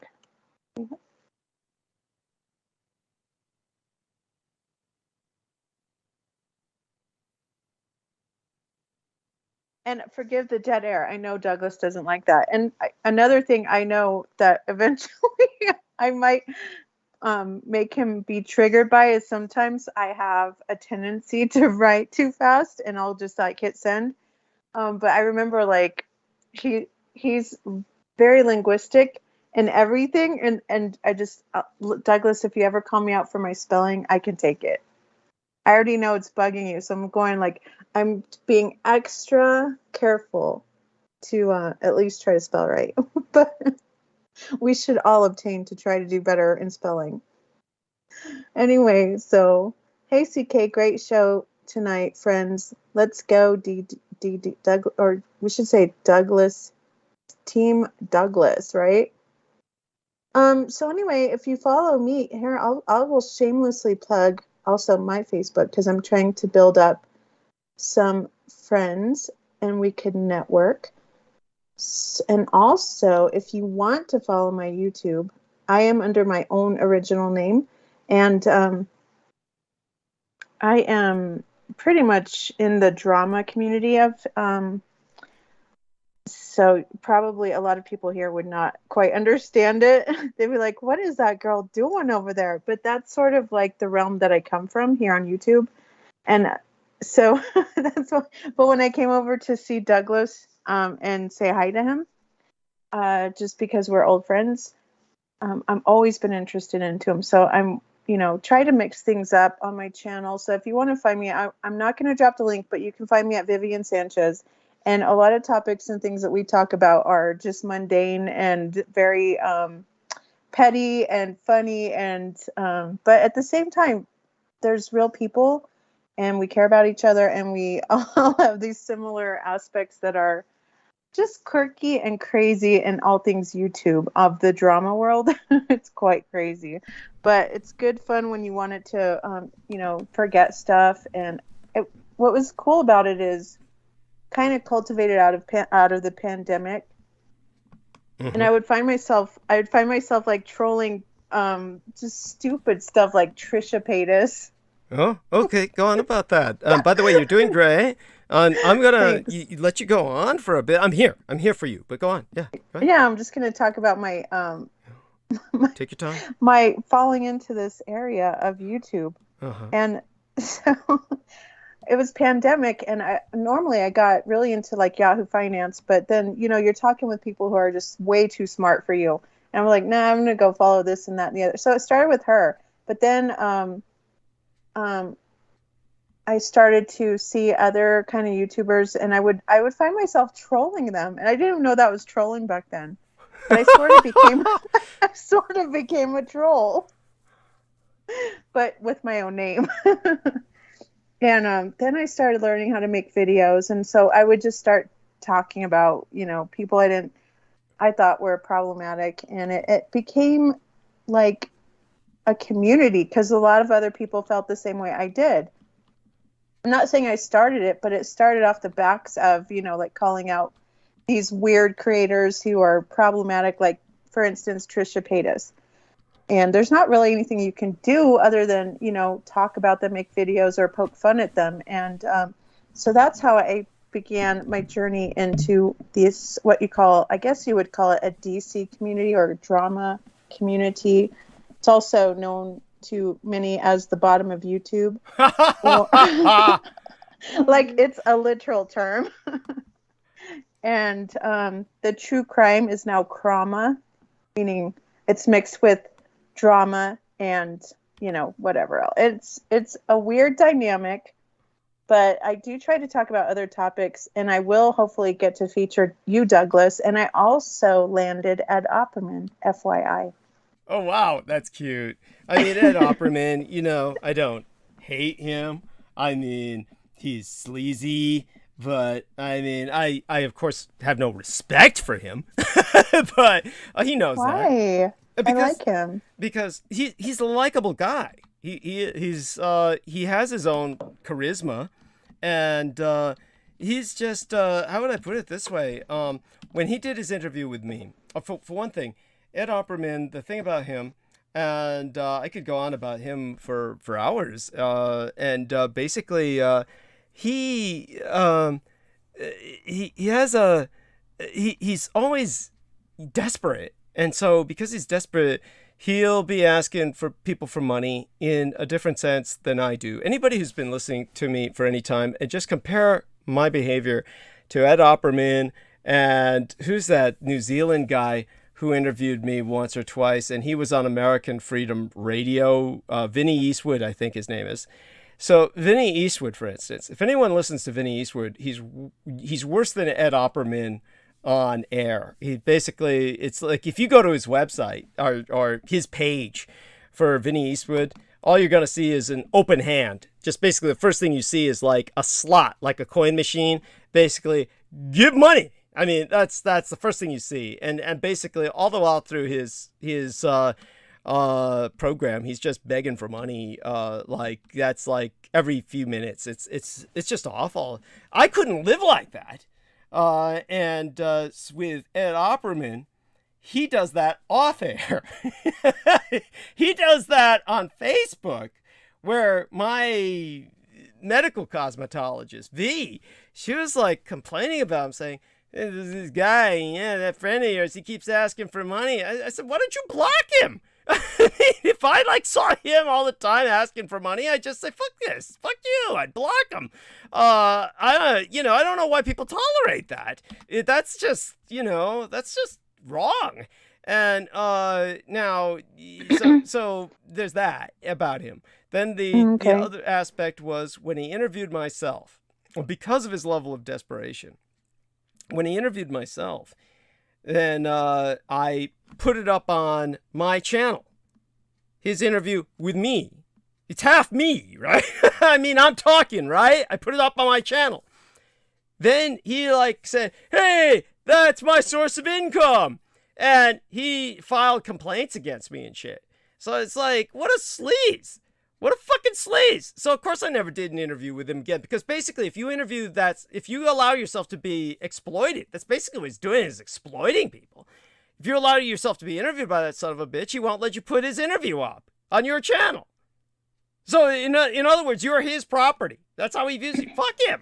You get what I'm saying, right? I mean, it's just wrong. No, but wait, you were just on his channel like a month ago. No, I haven't talked to that guy in years. Since the last time. Yeah, he may have reloaded it. He may have re-uploaded or republished. I haven't done an interview in years, and I haven't done ever since Psychotic V fucked me over with making my face shine like the General Electric bulb man on this one interview I did with Joseph Boyer. I haven't conducted an interview ever since. I'm considering doing two. Goodness. Yeah, trying to do two more, maybe, that it gets... So, look at, you guys have drama, too. You got drama over here. Drama, yeah, I mean, that's drama, but, I never said I didn't have drama. I mean, no, but to be fair, like, Ed is kind of a groundbreaking person who kind of could coin the corner on true crime. Just with his research and his deep, his research alone. And so I guess I admire him for that. And I like the way he interviews. And I really liked that last interview he did with you, in fact. But that's too bad you guys aren't getting along. Yeah. Well, I mean, because he's too desperate. I mean, it's like, he, like, if we're to believe what he says, and I have no reason to disbelieve him, he basically kind of pioneered online detective work. But it's just, he's like, it's just, there's that, but, he's got true crime down to a good degree. When he was like brought onto my program a number of times, and when this was with Revolution Radio days, and when he was on my program, he would say things like, hey, I'm all over this case. And I forgot which case it was. Some case at the time that I was talking about. I think I remember vaguely. It was, what was it? Anyhow, I was talking about it. And so he says, yeah, I'm all over this case. And so I says, okay, well, what do you think's going on here with this case? And then he wouldn't say. It was really passive aggressive. That's how Judith Ager expressed it. Like he was really passive aggressive, just kind of like, bringing up I'm all over this and implying, therefore, that I was on about it the wrong way, which didn't anger me. I was saying, okay, so what's it about? And then his response was just to, go passive aggressive and shit, like not say anything about it. Just like, but anyhow, so that being said, Okay. he is what he is, and I don't think he's evil. It's just desperate. Now, just to put all this into context for people. So the guy's a single father in a sense. Actually, he's like a husband who's divorced. And so his daughter, who at the time that I was dealing with him, she was young. And I mean, like, I'm really bad at this shit. I mean, this is why, Laura Lee Solomon said it, that if I didn't live in San Francisco, I'd probably, she said that this was when I was on air with her and Judith Ager and Amanda Yu all at once. And this was after a Chinese Lunar New Year. So what had happened was on Asian Lunar New Year, I was out. This is pre-COVID, way pre-COVID. So this is some number of years ago. Hell, when did gay marriage become legal? It was around 2015, right? I don't expect you to remember this, but something like that. Yeah, I do. Oh yeah, you did. What was it? 2015, 2017, 20? I think it was 2017. Yeah. Okay. So that was I think it was that year. So it was the Asian Lunar New Year, around that year or the year before or after, that, right in that ballpark. So I was out celebrating, and in that case, unusually, I was alone. Oh, yeah. And so this young lady, nice little white girl, comes out, and she's trying to celebrate, and she's wearing a Chinese dress the wrong way. And, they have the big slit up the side, so your hip juts out. Your hip juts out, so you look all sexy and shit. But she was wearing it basically forward, so the slit was forward. And it was like, so I said, hey, you're wearing that wrong. Let me show you how to wear that right. And so I took her into a back alley, and things went from there. And we went to a hotel room. So while I'm sharing this with these three ladies on air, then they're like starting to press me about her age. And I said, look, I didn't ask. And then so then they start saying, why didn't you ask for her ID? And I said, well, if I asked for her ID, she'd think I was a cop and wouldn't want nothing to do with me. And that's when they got all like chill. The sudden chill filled the air and stuff. And I was like, let's change the subject. And but anyhow, I had honored that young girl by producing an illustration, and I think this is what got them really riled up, was because they were saying she looked really young to them. And I was like, well, at any rate, the end result was I took her home, got her safely home, and of course they even acknowledged this. Judith Ager was personally acknowledging this when I was on private call with Judith Ager. And then Judith Ager said that, yeah, you got her home safely. There was all kinds of bad things that could have happened to her. I mean, because, of course, there's Asian gangs all over San Francisco. I mean, she could have wound up gang raped, or plenty of predatory people out there. But I got her home safely. And so that when Judith Ager acknowledged that, that's when I said, yeah, instead of all these ladies giving me a hard time, they ought to be giving me medals, I said. And then Judith got all pissed off again and just pretty much hung up. That was like, so, I mean, every once in a while there's these miscommunications that really go on about these subjects. But when it came to, our man Ed. So with our man Ed, his daughter was like that age, like young. I mean, looking young to people. Now, if I remember correctly what Ed Opperman said, I was saying she was older than she was by about maybe like 2 or 3 years. So then Ed said, no, you bum. She's like, I don't know, 14, something like that. So his daughter, who I mistook for not legal age, but maybe a year, 2 years younger, turned out to be maybe 4 years younger. But he got me on her radio program once. She had her own radio program Or rather, there was this young boy who had a radio program that she was like co-hostess on. He got me on that.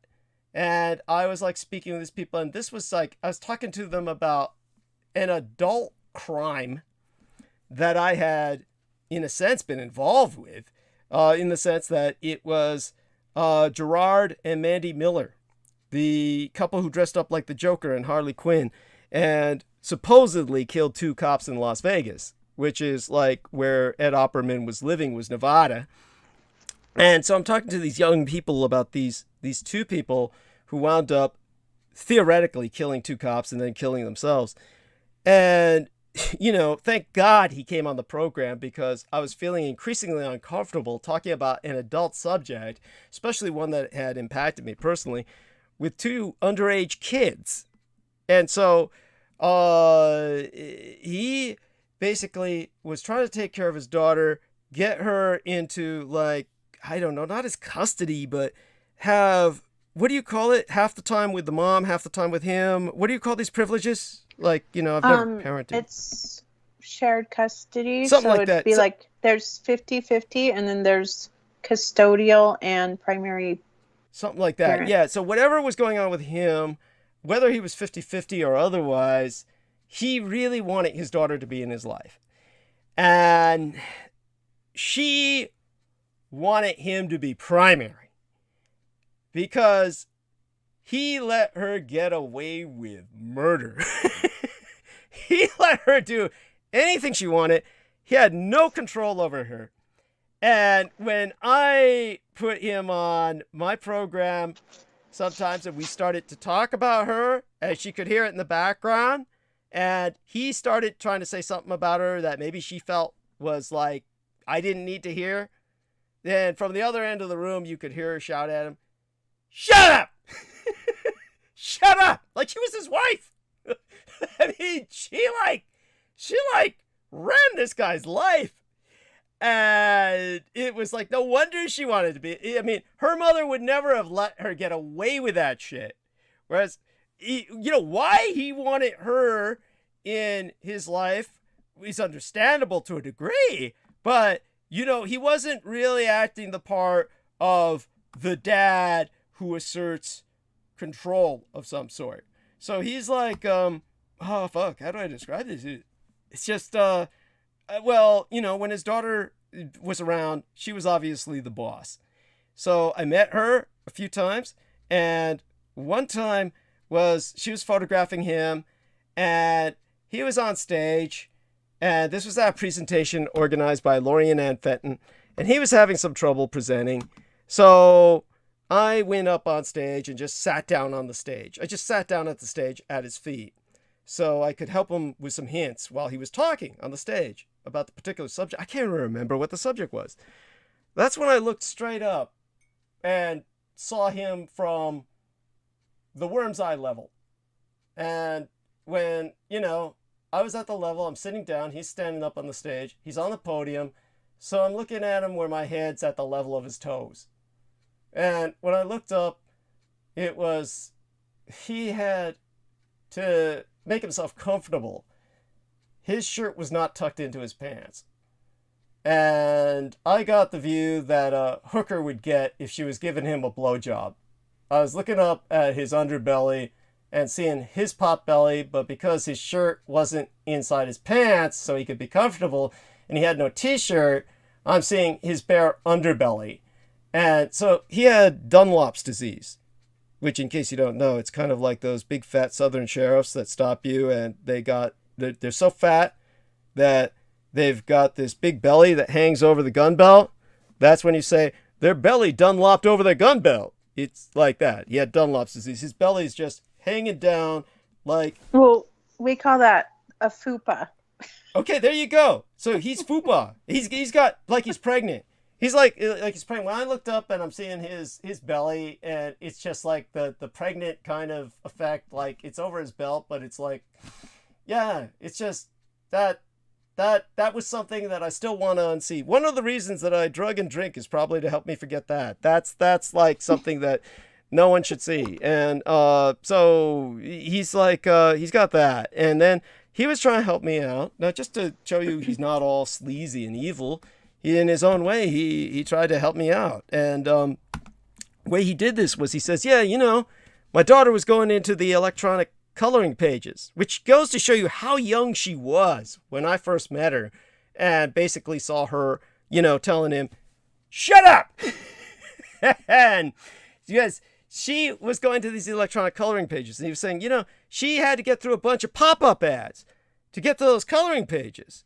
And I looked into that, and I found out that, you know, every time the kids hit these electronic pop-up ads, then there's $1 or $2 or $3 that goes to the person who's sponsoring those pop-up ads. So he was like saying, so when I checked that out, I set up a bunch of coloring pages for kids. And I set up a bunch of sponsors willing to put up pop-up ads.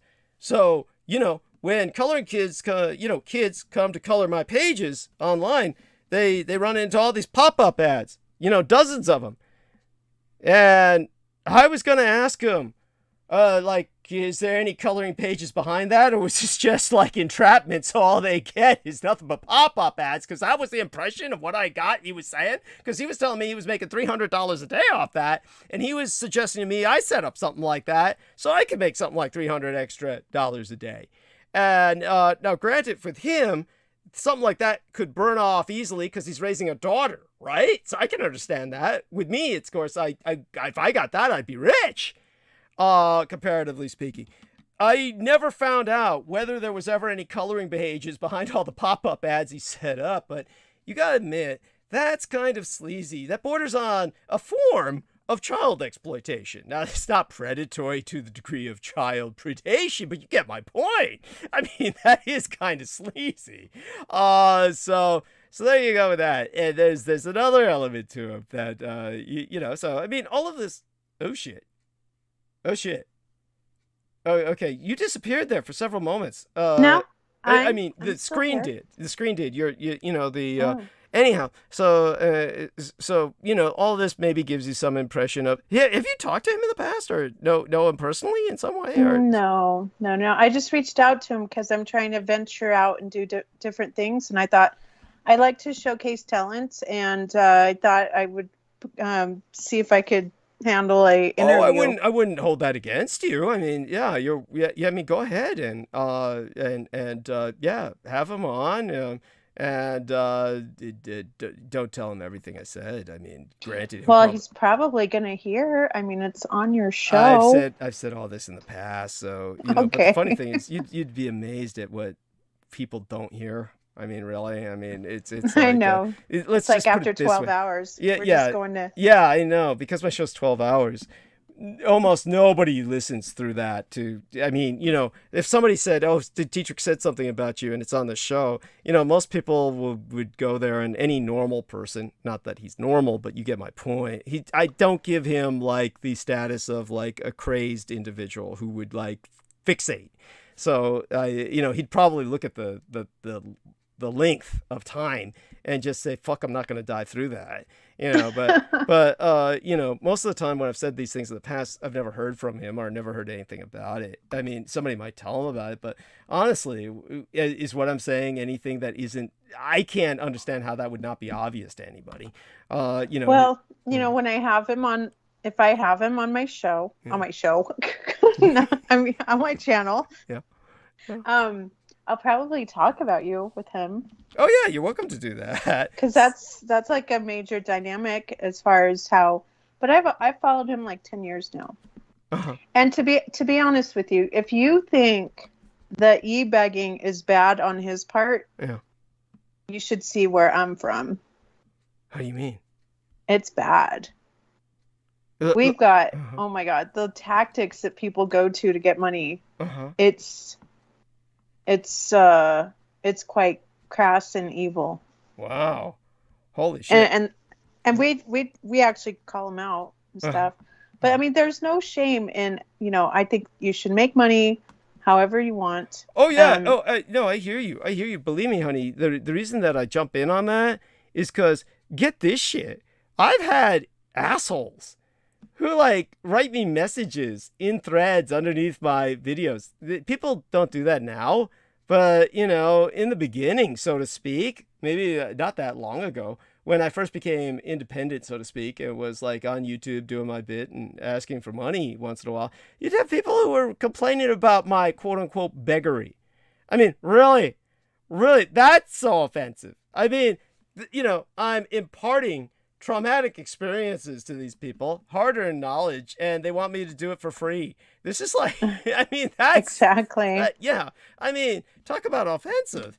I mean, this is just, then they complain when you ask for money. It's not like they're giving you money. Why would, this is what I don't get. All you have to do is not give money. If you're off, you know, if you listen to me and say, hey, this fucker's asking for money, well, just don't give it. If you don't, you know, but then you complain, you invest the time to write somebody and tell them, oh, your beggary offends me. I mean, really? I mean, you've got time to spare for that. I mean, it's just absolutely, people make me sick in so many ways. I mean, some types of people make me sick. It's just bizarre. But yeah, aside from that, there's some impressive stuff that Ed Opperman has done. You know, I mean, Christ, I've talked about him at great length in the past. You know, and in the past, when I was speaking to Aaron Tice about this, who sounds a kind of like Ed Opperman, they got kind of like that kind of Brooklyn accent thing going. And he confirmed that pretty much everything I said was pretty much true. I mean, nothing he could deny. And the same with Ed Opperman. When I've related like things he's done in the past about Art Bell, and just so you know, in case you didn't know this, do you remember Art Bell? Oh, yeah. Okay. Jeez. So you remember that guy who was doing all the backwards masking tape shit where the guy was playing the tape backwards? Do you remember that guy's name? He was Australian. I can't remember the fucker's name. But you remember what I'm talking about. There was this Australian clown who was just basically playing tapes backwards and thought he had discovered the secrets to the universe and shit. And was that around the time Oscar would come on? Yeah, of course. Yeah, Oscar would come on and say, but Art Bell never tolerated Oscar. Oscar was coming on. Actually, that was after. Oscar was with like Ï'AN Punit and other people, right? Wasn't Oscar around the time with like who was that idiot, George Norrie? That was years later, right? Oh. Yeah, because Art Bell. No. Was Art Bell on with Art? Did he really? Because I remember when Art was on one time filling in for George Norrie or something. Art, he went and somebody let Oscar through, and Art just hung up on him and started shitting all over the screeners. And saying, oh, well, maybe I'm wrong. Yeah. To be honest, I used to have to listen on AM radio, and it was always staticky. And you know how you have to go find another station, and hopefully it comes in better. Yeah. Back okay. in So some those people days. might have. Everybody sounded like Oscar on that shit. Yeah. Yeah. But because that time that Oscar came on, Art Bell was not amused. He didn't think the person that you might be thinking of who came on all the time was that guy who claimed to be the 4-star general of God and shit. The guy who was saying that he was pretending to be like a street preacher. That guy who you might remember. No, I don't even remember at this point. Okay. Yeah, but at any rate, so when Art Bell was basically working with the and let's check into the live stream. If anybody thinks they could give us a hint as to who this Australian guy was that was doing the backward masking, and then he ultimately called Art Bell a child molester. You don't remember that? You don't? No. Okay. Oh wait, yeah, because he wouldn't talk about it though. Right. He would. So, because I never understood what he meant, but he would kind of brush over it, and then he wouldn't talk about it. So no, I wasn't sure what but now I do remember what you're talking about. Oh, okay. Let me look up Australian backwards masking tape play backwards. And Douglas, is it okay if I shamelessly plug my Twitter? Of course, cool. Honey. Oh, that Thanks. goes without saying. Yeah. I went back to Twitter for you, and I went back to Facebook. This is kind of like a commitment. I was never going to go back to freaking Facebook, and look what you made me do. I'm sorry. I'm sorry. But thank you for doing it. Thank you for doing it. You're welcome. Yeah. I'm not trying to shame you. I'm just being facetious. Facetious. Oh no, that's fine. Okay. Oh, so go on. You're gonna plug it, right? You're gonna tell people. Yeah, I already did. You did? How? Oh, Uh-huh. on what? On what? I put your Twitter because I finally found your Twitter, and I put mine too. Okay. Okay. Because I need people. Okay. Okay. Great. So I'm trying to look this guy up. Art Bell remarries and shit, and then the backwards masking. I'm trying to remember, but the Australian guy, he was like, he bit the hand that fed him because Art Bell was the guy who brought him on all the time. John Oates. John Oates. That name sounds familiar. Yeah, John Oates was the Australian loser who pushed a button and played reverse and thought that the secrets of all the universe were open to him.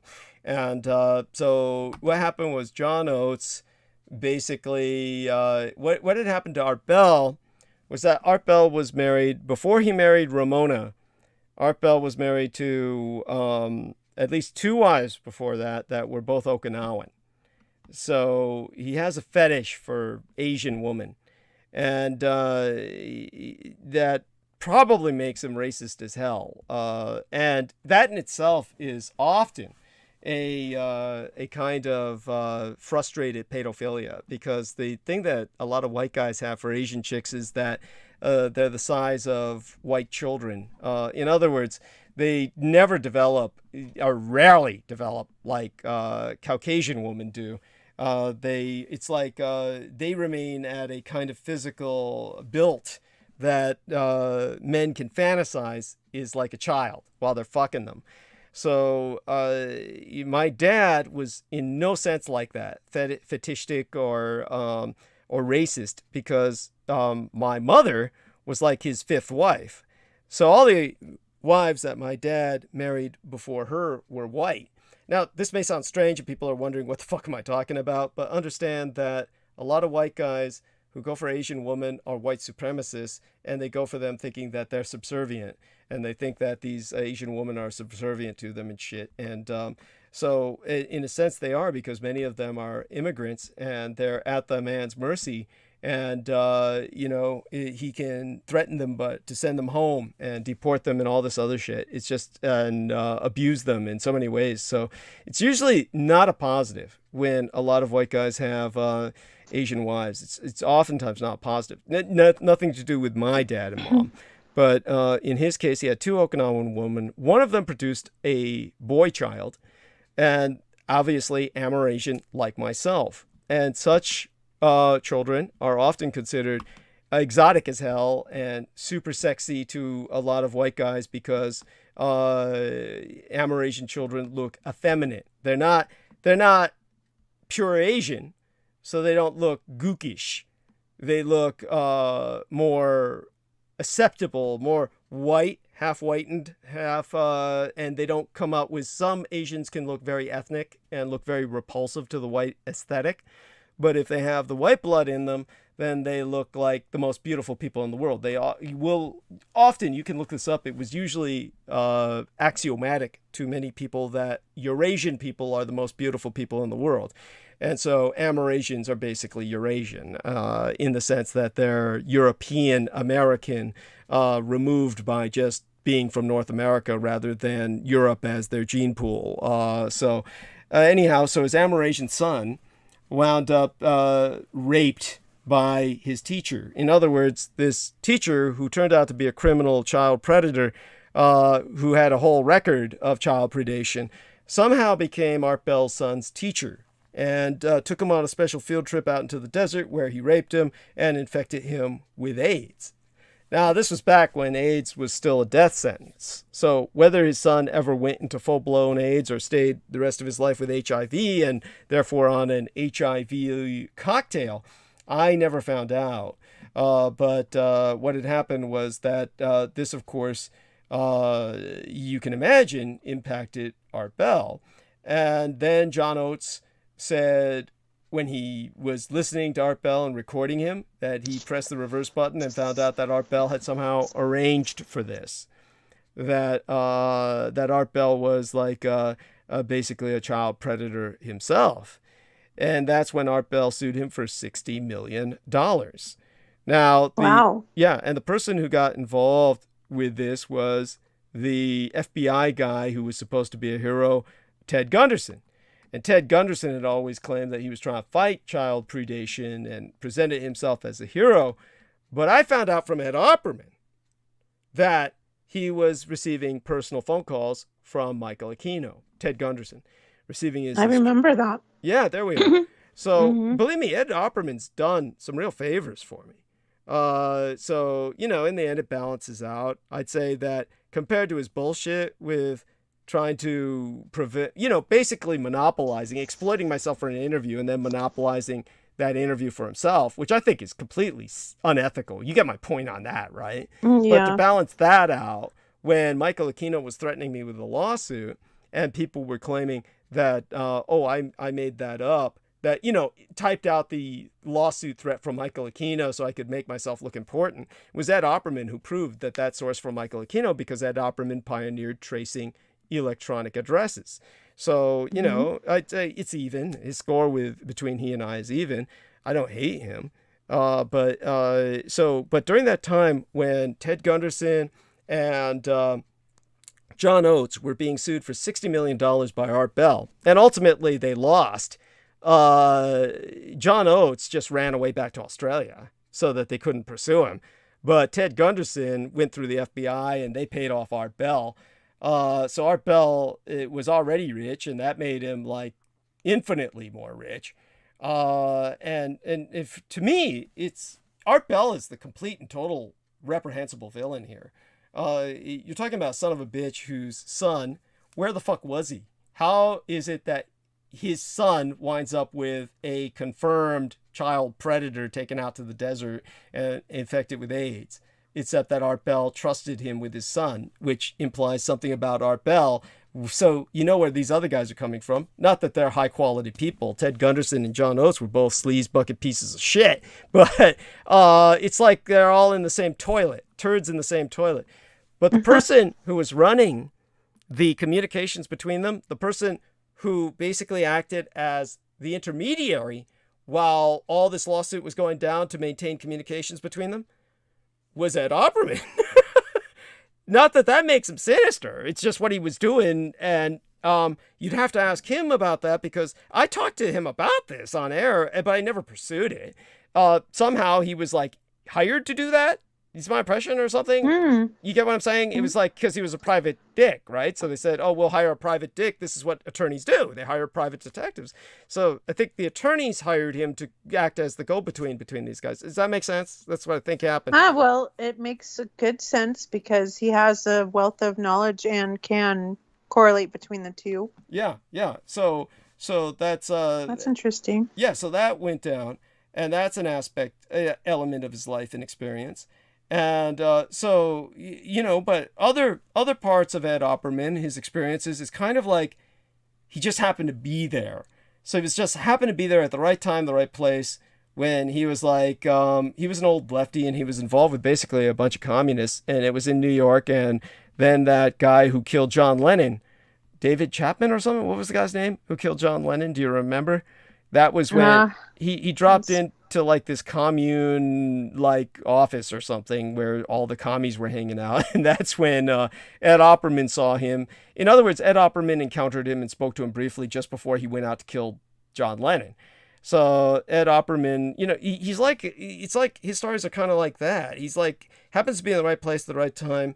And so that's not that everything he says, I believe, but it's somewhat different from my experiences, in the sense that, my experiences tend to be a lot more in-depth and a lot more violent and a lot more visceral, whereas Ed Opperman was just kind of like, when he encountered... Well, he's like the all-American boy, Chippendale, had that New Jersey type of charm, kind of, capitalist ideal. Well, but he hates capitalism because he wants to be a socialist. But I actually like his idea of how he explains socialism. And I get what you're saying. That's just sucks. I appreciate you saying all that. I don't know. I hope you guys can at least maybe, I don't know, maybe like After maybe you could everything just I come in and shared say, about how his daughter runs his life, he probably won't. He probably won't want to well, be friendly with me. But hey, I have to give it to the guy. He seems like a great father, and he did do so much to get her back in his life, and get her into a really good college. And so, did he really? Got to give him props for that. Yeah. Well, God, with the way he was begging for money, he probably got enough to do that. I mean, it was like for everything. It was just basically he'd get online in the morning and it would be like his car needed repairs. He'd be like, "Help me! Help me!" I mean, the way he would write, it was always apocalyptic. It was apocalyptic. There's no other way to describe it. With Vinny Eastwood, it was just relentless. And so it was just sleazy in the sense that with him, it was just, "Hey, I need money. Hey, man, I need money." With Ed Opperman, it was apocalyptic in the sense that it's like, he gave you the impression he was going to die. And he would sometimes throw his daughter out there as kind of like the what do you call it? The excuse or the rationalization, like, "Hey, need it for my daughter," that kind of thing. I mean, altogether, it's like, look, I mean, this happens, but it was like, other than that, there were other things. I couldn't understand how he had the energy to even get involved in some of the controversy he was in. And it was like, I mean, take a look at this. Whenever I brought up somebody defriended me on Facebook or something, I usually bring that up as ridiculous in the sense that anyone would do that only because, like, do they honestly think that hurts me? Or do they think I would care? I mean, look, I'm a public figure. You can't have a thin skin as a public figure. You have to... Now, there's a difference between that and my pathological gang stalkers, of course, because then we're talking about a totally different threat level and everything else involved. But when it comes to, like, somebody like Laura Lee Solomon, like, one time when I was talking to her, and then what had happened was that, we basically, how do we say this? Basically, I told her, "Look, don't block all these escorts that come on my timeline. Some of them are like ladies I want to contract in the near future sometime, okay?" And so she was like a pit bull, and then she said, "Oh, okay. And I explained to her, of course, my son used to be an escort for me. And it's like, look, I'm trying to explain to her, like, this is not your place. Like, you and I are not in that kind of relationship, etc." So anyhow, so then there was this one, I can't remember her name now. I wrote it down and I got her photograph somewhere. This one super sexy escort. And, oh man, she got on my timeline. And I said, "Look, okay, so long as they don't advertise themselves or advertise their services, you leave them alone, all right? And if they start advertising themselves after I'll give them a warning. And if they still do that, I'll block them, okay?" And so I told her that, and I intended to live up to my promise. So this one chick, she advertised herself. I said, "Oh, don't do that again, please." And then she did it again. She was this super sexy one. So I called up Laura Lee. I said, "Look, here's that super sexy escort. I'm going to block her now. I'm going to do a screen share with you. I'm going to block her right now. I just want you to know what I'm doing. I want you to see that I'm doing this. So you see I'm living up to my half of the bargain." Then there was a blackout. There was a blackout in San Francisco, right when I called her to tell her about this escort. So I called her. I got into the call with her, the Skype call. And so she was at work, because I would talk to her at work all the time and nobody would notice. She was at her workstation. And so I said, "Look, here's this escort."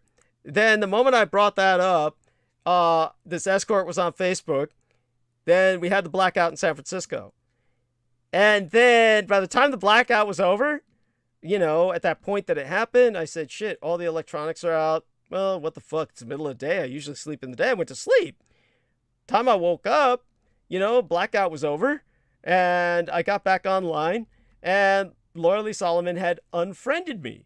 I didn't find that out till a few minutes later, but she had, like, obviously was angry, left me some angry notes, and it was like, oh, so when I called her, honey, what's up? And it was like, she said, oh, she was convinced that instead of a blackout, which she didn't know about, I had to tell her about it. Honey, there was a blackout in San Francisco. She thought that I brought up the escort with her just to taunt her, and then had hung up and run off to have sex with this escort. Like I have that kind of money available in my pocket to just do that, right? You know, just like, hey, you know, I'm just feeling so horny right now. Just wanted to call you to tell you fuck you, and I'm running off with this escort. This is what she thought, because I called her, pointed out the escort, and then everything went blank. Then you know, that's how silly she was. When I found out she had unfriended me, I was like thinking, you know, and then why would you do that? I mean, it's like, that doesn't do anything to hurt me, but it's like, it's just so ridiculous. But what was my point with that? It was kind of like when I was talking with Ed Opperman,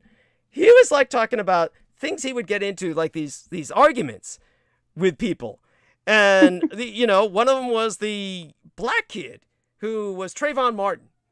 And he lost all kinds of friends over that. And it was like, there was no need. It was like Trayvon Martin was this black kid who wound up getting killed by this idiot. And then for some reason, Ed Opperman took the minority position in that he was trying to defend the Latin American white guy wannabe who killed Trayvon Martin. And so all kinds of people told him he was insensitive and he lost friends over it. And he says, yeah, they unfriended me on Facebook. And he was like telling me this on air. They unfriended me on Facebook. I was like thinking, why would you care? But beyond that, beyond why he would care about people unfriending him on Facebook, I couldn't understand. Why would you even have the energy to go out and argue about Trayvon Martin, you know, and take a side in that issue publicly? I mean, whenever I do that, let the chips fall where they may. I take sides all the time and very definitive about my stance. And if people unfriend me, it's not like, fuck, you think I lose a moment's thought over that? Or a moment's thought? I wouldn't care. You know, the fact that he would care. Oh, I lost his friend over there. I mean, like, well, what the fuck? It's like, it's just bizarre to me. It's just, why would anyone be sensitive about that? I mean, he's a public figure. So, like, you gotta, like, you know, either that or you don't take a stance at all. If you take any stance, realize you're going to lose some friends once in a while, or somebody who claims that your friend. No real friend is going to, you know, stop. That's true.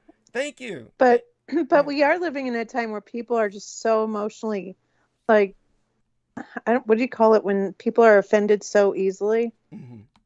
Yeah. Hypersensitive. I mean, hypersensitive. yeah. And, very hyper. So, and what he said about Trayvon Martin was so silly, though. It was like, he's saying, yeah, you know, that Trayvon Martin, he was like trying to point out that this guy, bizarrely, he was trying to like point out that this guy, well, not that he was saying this guy deserved to be killed, but he was pretty much trying to defend the guy who killed him, whose name I don't even remember consciously right now. But he was trying to point out that the guy was justified in being afraid of this guy or somehow being concerned about this guy. And when I asked him for the facts, he pointed out that Trayvon Martin basically had purchased a bottle of cough syrup and some alcohol or something, or Skittles. It was really cough syrup and Skittles. So it was like, he's pointing out that this is called drink. He was pointing out that he bought the cough syrup so he could get high on it, you know, like Jameson Reese does, you know, getting the cough syrup. And I was like saying, well, that's nothing short of tragic. Trayvon Martin's auto-destructive, but how does that make him a threat to anyone? If anything, that lowers his threat level because he's so busy, you know, obliterating his existence. Yeah. So it's just bizarre to me that he would find that as somehow threatening. So, you know, there was that. It's just, you know, it would be different. I could understand if Trayvon Martin like approached Ed Opperman's daughter and said, hey, honey, let's do some drink together, and got her hooked on cough syrup. Then I could say, I could understand Ed Opperman killing him. But it's like, nothing like that was going down. So it's like, what the fuck? You guys, you can be so dramatic. Oh my God. It's true. Yes, men are very dramatic. No, much more so than women in so many ways. Yeah, sometimes. Yeah, and I think you guys should kiss and make up and just unite in this time. I think you could be beneficial towards each other. I think you play off well with each other, and I have always thought that. Okay. I do. Okay, well, if you can arrange for us to talk together on your show, I'm up for it. You know. Okay, cool. Yeah, and if he's up for it, then we'll see what happens. If he says, "Oh, I heard what you say about me," well, I can't help it that he looks like he's in third trimester. I mean, it's like hopefully. Well, and if you want to bitch fight, that's also content. Yeah. It would be great. That's that's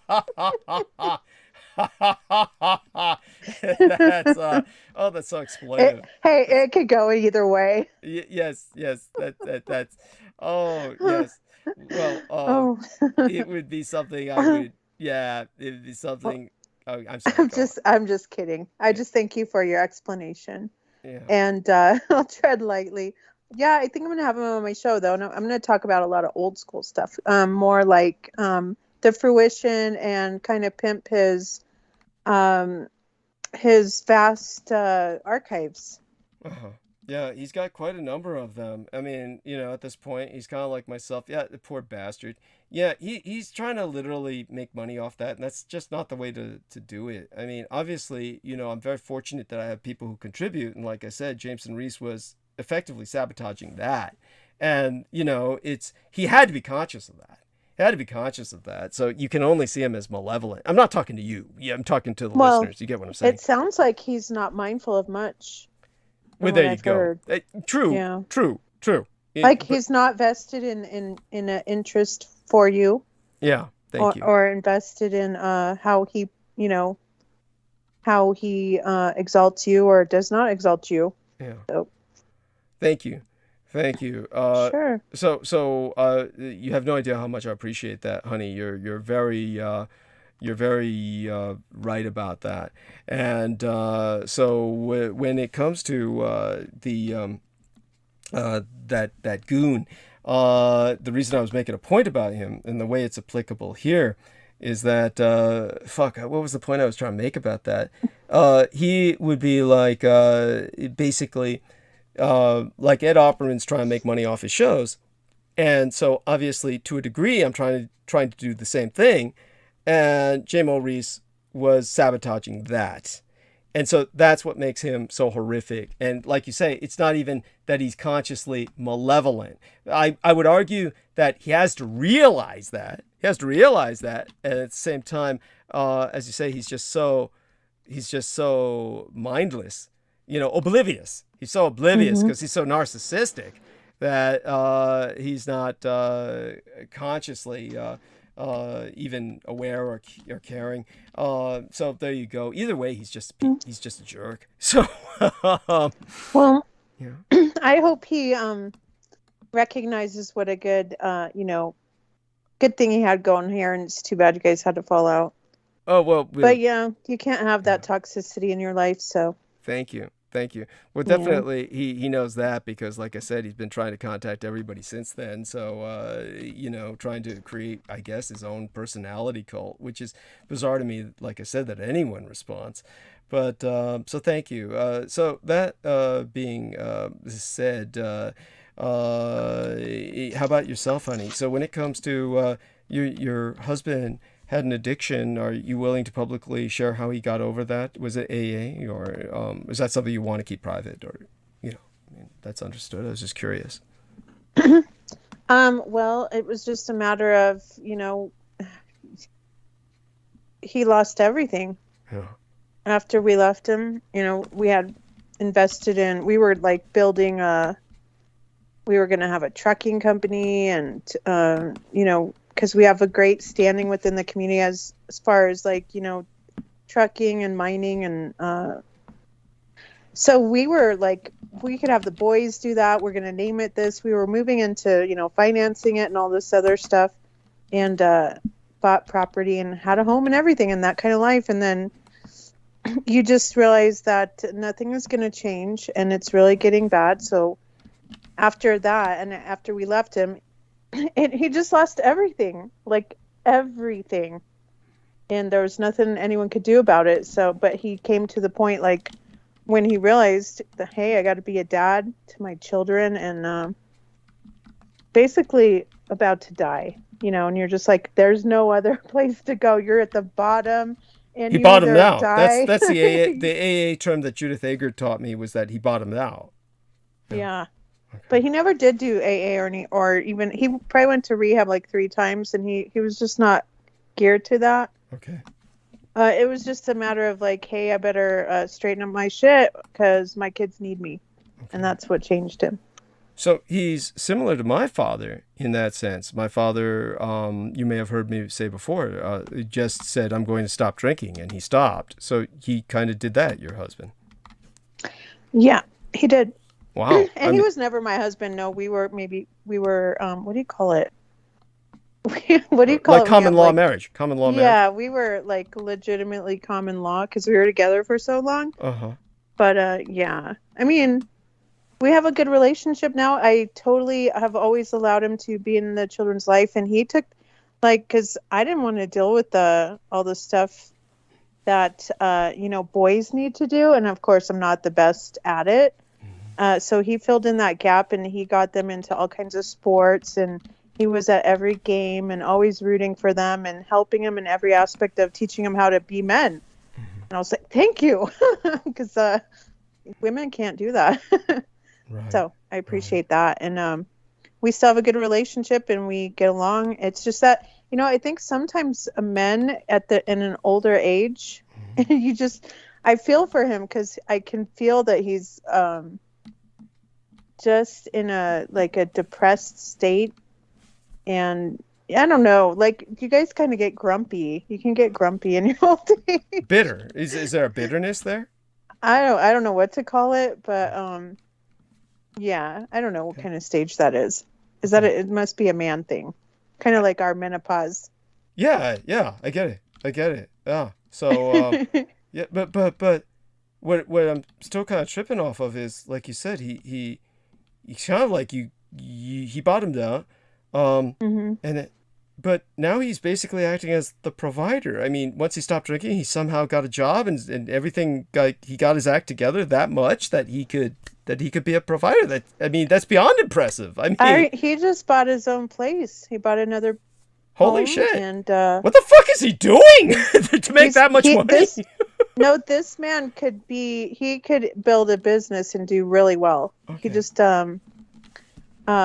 he'd rather just work. Everybody, just because we've lived here all our life, and he comes from a foundation of generations that have built solid relationships in the community. As far as his grandfather had a what do you call it? So he's kind of like an established family business in a sense. He's kind of like from a family that's established in area. Yeah, like his grandfather started out a lot of small businesses and would, rent. He would sell them their first backhoe, and so they're indebted to him forever because now they have a thriving business, and they look at Benny and our children and everything, and they're just like, "Oh yeah, your granddad helped me start out." So they'll be like, "I know your dad," and the next thing you know, my kid's getting a hell of a deal on something. It's just kind of like that community. Wow, that's so fortunate. And with my dad, certainly I admire him for his cessation of drinking, but it's not like after that he was capable of going out and getting a job. So it was like I come from this background of poverty. And there's this one guy who was Japanese. I can't remember the guy's name. Ethnically Japanese. And he wrote a book called Rich Dad, Poor Dad. Did you ever hear about that? That book? No. Oh, okay. So, but are we talking about your Dietrich father? Of course, yeah. No, not Hitler. Yeah, my dad Hitler used to drink and then he stopped. Yeah, I always admired that, but he was never employable. Must have been the reputation thing. I'm trying to figure out which dad you're talking about. No, it's always Dietrich dad. It's white dad. Oh, okay. I usually qualify that by saying the man who raised and guided me, but look, let's do it this way. There's some things that how do I say this? Should be pretty obvious. It should be pretty obvious because when I say my biological father, let's put it that way. When I say my biological father, I am talking Hitler. But then, I'll usually say that in context of and pushing on Moscow, at the gates of Moscow, the armed forces or something are talking about this here or that there. I mean, usually if it's in context of something that's world shattering, it would be that dad. And I guess that, what's ironic about what you've just brought up is it kind of reflects that parallel of Rich Dad, Poor Dad, right? That this other Japanese guy was writing about, because he had two dads. One, I don't know, I suppose married his mom later after he was born or something. So there was a biological father and the guy who was raising him. So he wrote this book called Rich Dad, Poor Dad and turned it into like a online course or something. But, when I talk about the guy who raised and guided me, I'll usually qualify that. But when I'm talking about like personal drama stuff, it's usually that dad. Not that it's dysfunctional drama or something, but when I speak of, things he did on a personal level, it's usually going to be that dad, the Dietrich dad. So when the Dietrich dad was like, poor dad. And I never really thought of it in that context where Hitler would then be the rich dad, right? But now that you brought that up in the middle of when I was bringing up that Japanese guy writing about that, I can look at it that way. So thanks for that. But at any rate, so there's this Japanese guy, and you can look up this book, Rich Dad, Poor Dad. And he was pointing out that one dad was always, hey, we can do this, and, basically getting his act together and, being rich. But the other dad, whom this Japanese guy equally loved, was basically the poor dad and just didn't have that kind of mentality. He had an impoverished mindset, so in that sense, my dad had that, the man who raised and guided me. So I am very much still trapped by that. It's hard for me not to think outside of the poverty line. For those of you who do ask me, I get a lot of queries about, why doesn't your son and sugar daddy help you? Understand that what we've worked out is what we've worked out. And basically, I've provided a lot of security advice, advisement, and other services to my son's husband. And this includes some blood transfusions, a number of blood transfusions that he's wanted because I have the nanoplasma.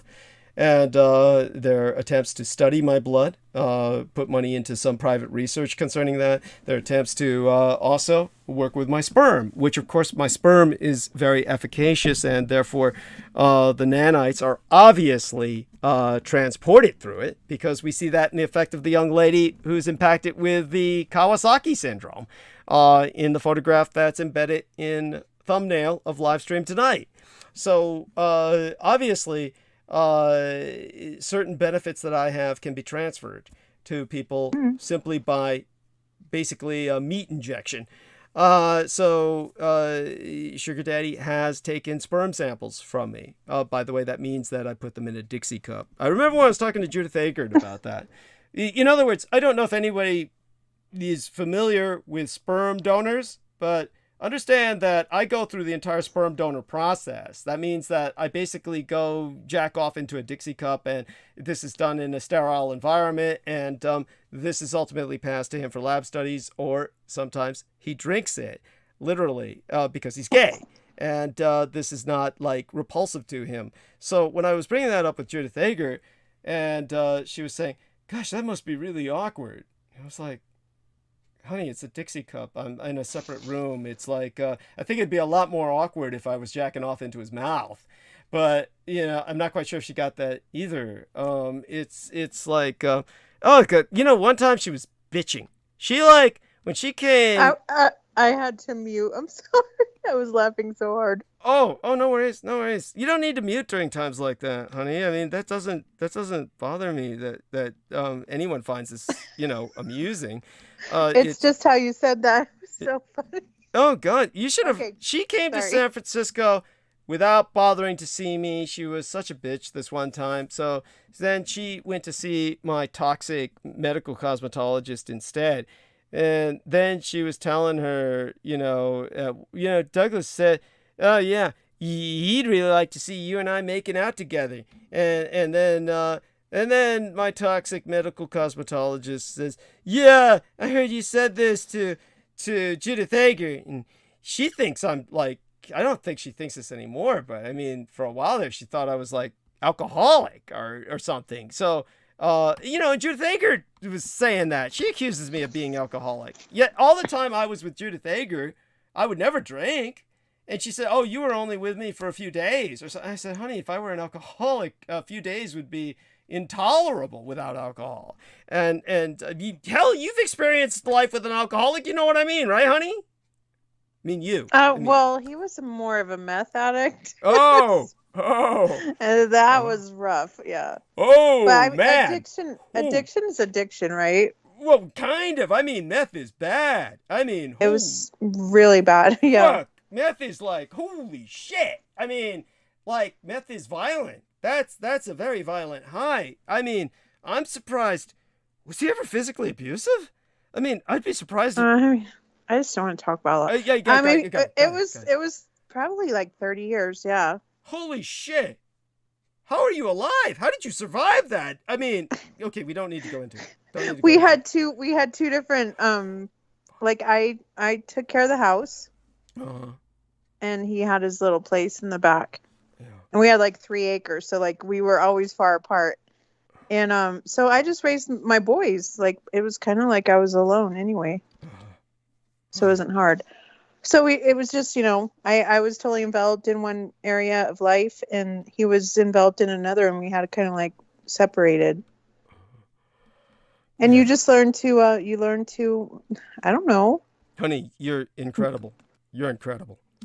Really. I don't know. He's incredible, but you're incredible. I mean, honestly. Judith Ager, there was this one guy I knew. You might remember. There was a guy I had on my show a few times who was a white guy who, like, I would talk to him about, like, he was writing columns. Do you remember we were talking about, who's that guy who, like, was Occupy the Getty? He was on Revolution Radio, and Steve something, he, like, was running for president. Do you remember that? Oh, was he the constitutionalist dude? No, wait. No, it was Steve, and he worked with the Crystal River likes his handler, who's this comedian, and she was on Terry Joyce. It was Terry Joyce's Get High or something like that. She was like the High Picture or something. Poor Terry Joyce, and like so she was like the handler of Steve something. Fuck, he was like I can't think of it. Okay, let me see if I can look up the guy's name. Steve Occupy the Getty, and see if I get the guy's name, because that was his big theme. He thought they were keeping kids under the Getty. Occupy the Getty, and Stephen Kelly, Elizabeth. Stephen D. Kelly. Stephen D. Kelly. How did you get that? Oh, how did you get Elizabeth typed it in the chat. That's what I got when I looked up Occupy the Getty. That's how linked this guy is with that shit. So somebody said that. Elizabeth Beam said that. Thank you, honey. Thank you. Mwah. And Woodgrain Lorenzo's there says Robert Kiyosaki. I read the book when I was a kid. Oh, he's talking about Rich Dad, Poor Dad. Thank you. Mm-hmm. Thank you. That's Woodgrain Lorenzo. Hugs. He's got like a brain washed. I like it. He's got the laundry box of the laundry powder that says brainwashed. Cool. Anyhow, so Robert Kiyosaki, I'm going to remember that. He is like I'll rewrite his book, except about Hitler and my dad. That'd be like that. Rich Dad, or what would you call it? Power Dad or something. Power Dad and Poor Dad or something. But anyhow, so what happened with Stephen D. Kelly? And oh god, now there's a prize for you. Oh my god, that guy was a work of art. That guy was a work of art. So what was my point about that, honey? What was it getting at? Well, I think I don't know. Uh-huh. But it was about, your husband, and it was about meth, and then we were getting into... Yeah, so Stephen D. Kelly...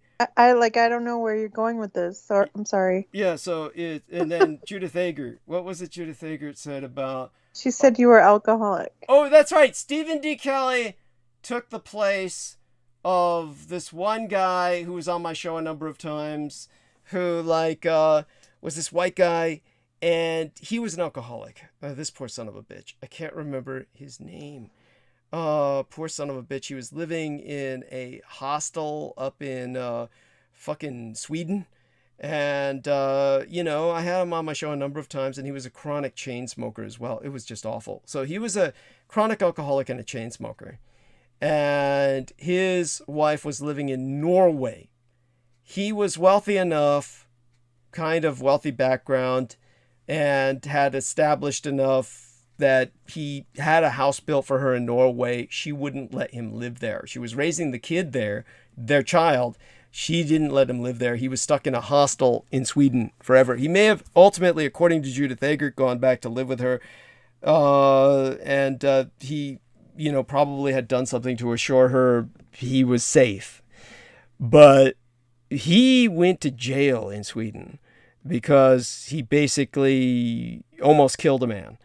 So the way Judith Eggert described him, from what she understood of alcoholism, because she had been in AA and had come to know many alcoholics, and she said he was probably what she called a raging blackout alcoholic. And I can't think of anything that sounds more frightening than that. A raging blackout alcoholic, because her wife not letting him live in the home, forcing him to live in a separate nation, a completely different country.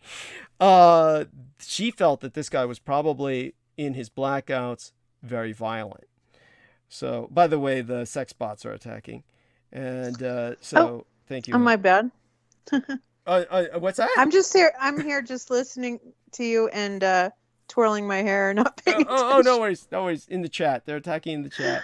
Thank you, honey. Thank you. Uh-huh. Yeah. So, anyhow, I'm just bringing that up because when I think of meth heads, that's what I think of, is like raging blackout alcoholics. And so we're not going to go there. I don't want to bring up any bad memories. We're going to move on. But that was like, with Stephen D. Kelly, on the other hand. Oh, God, that poor son of a bitch. Yeah, he was like, I could go on with gossip about that poor son of a bitch, and I'd feel no qualms about it because, he would gossip about myself. By the way, it's like, things like that don't even bother me, that he was gossiping about myself. But what he would say is like, yeah, Douglas Dietrich looks so feminine in his high heels because I wear lifts.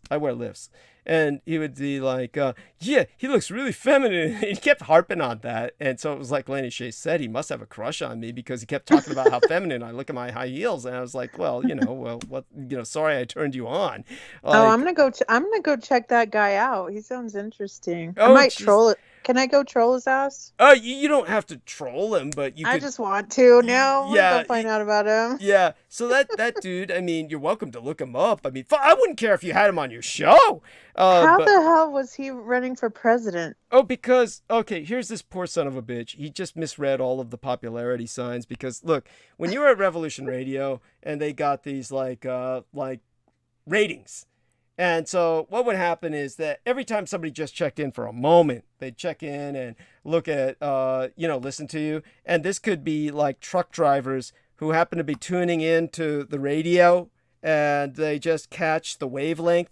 And so they get Revolution Radio for a few minutes and then pass on through another state and then lose the signal. So all of this would count as somebody watching you.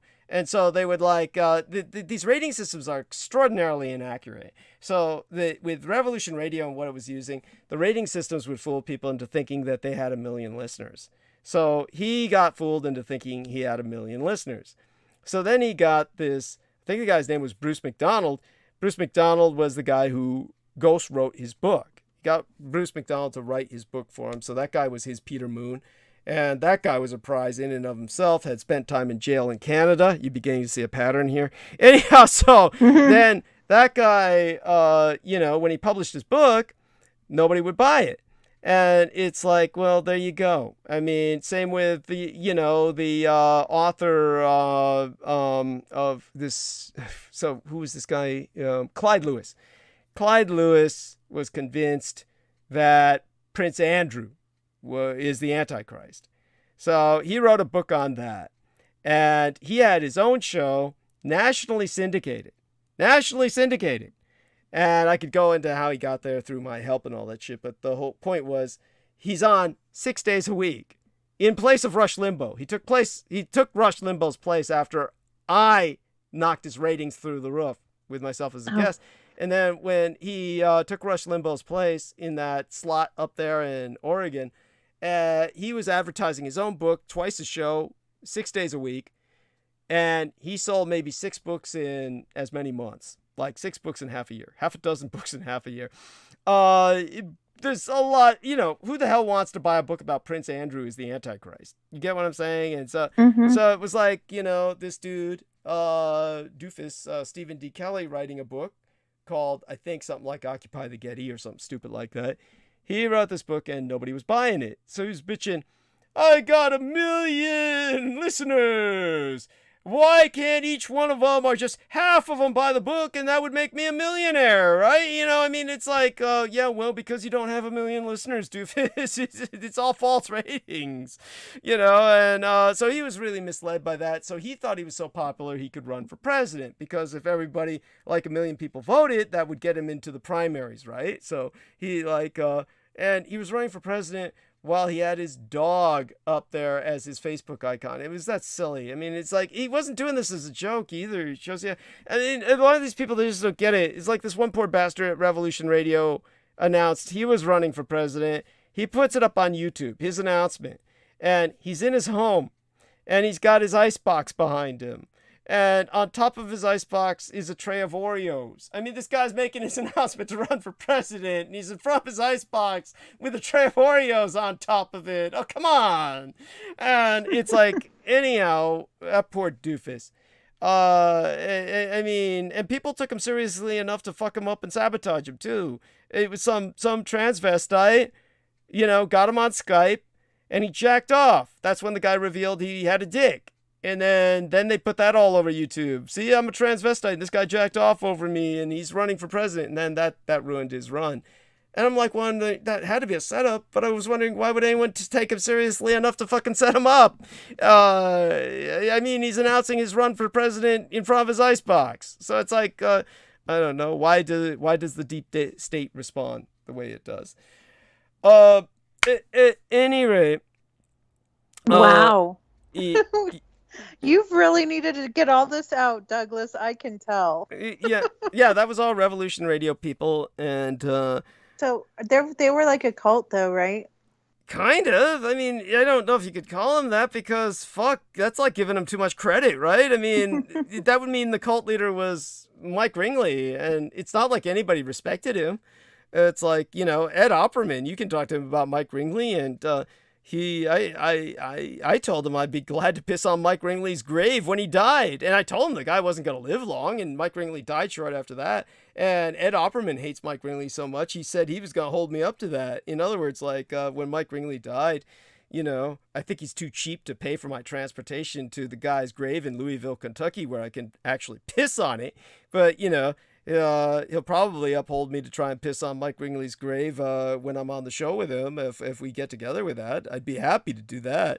I mean, Mike Ringley was just a complete fucking loser in so many ways. At the same time, you know, I tried to bring up accomplishments in Mike Ringley's life. He was impressive at one point in his life. But you know, the poor son of a bitch is like, he was all fucked up. And, by the way, is someone coming onto the mic with us, or you just turned your mic on and was moving around on? Oh, no, I'm just moving around. Okay, no worries. I'm actually looking at Haley Meyer's Facebook. Oh my God! You had to bring that up! Oh my God! So, I really like her. She's so cool. You don't like her now? God, you tell me you guys are friends. I got nothing against her. But,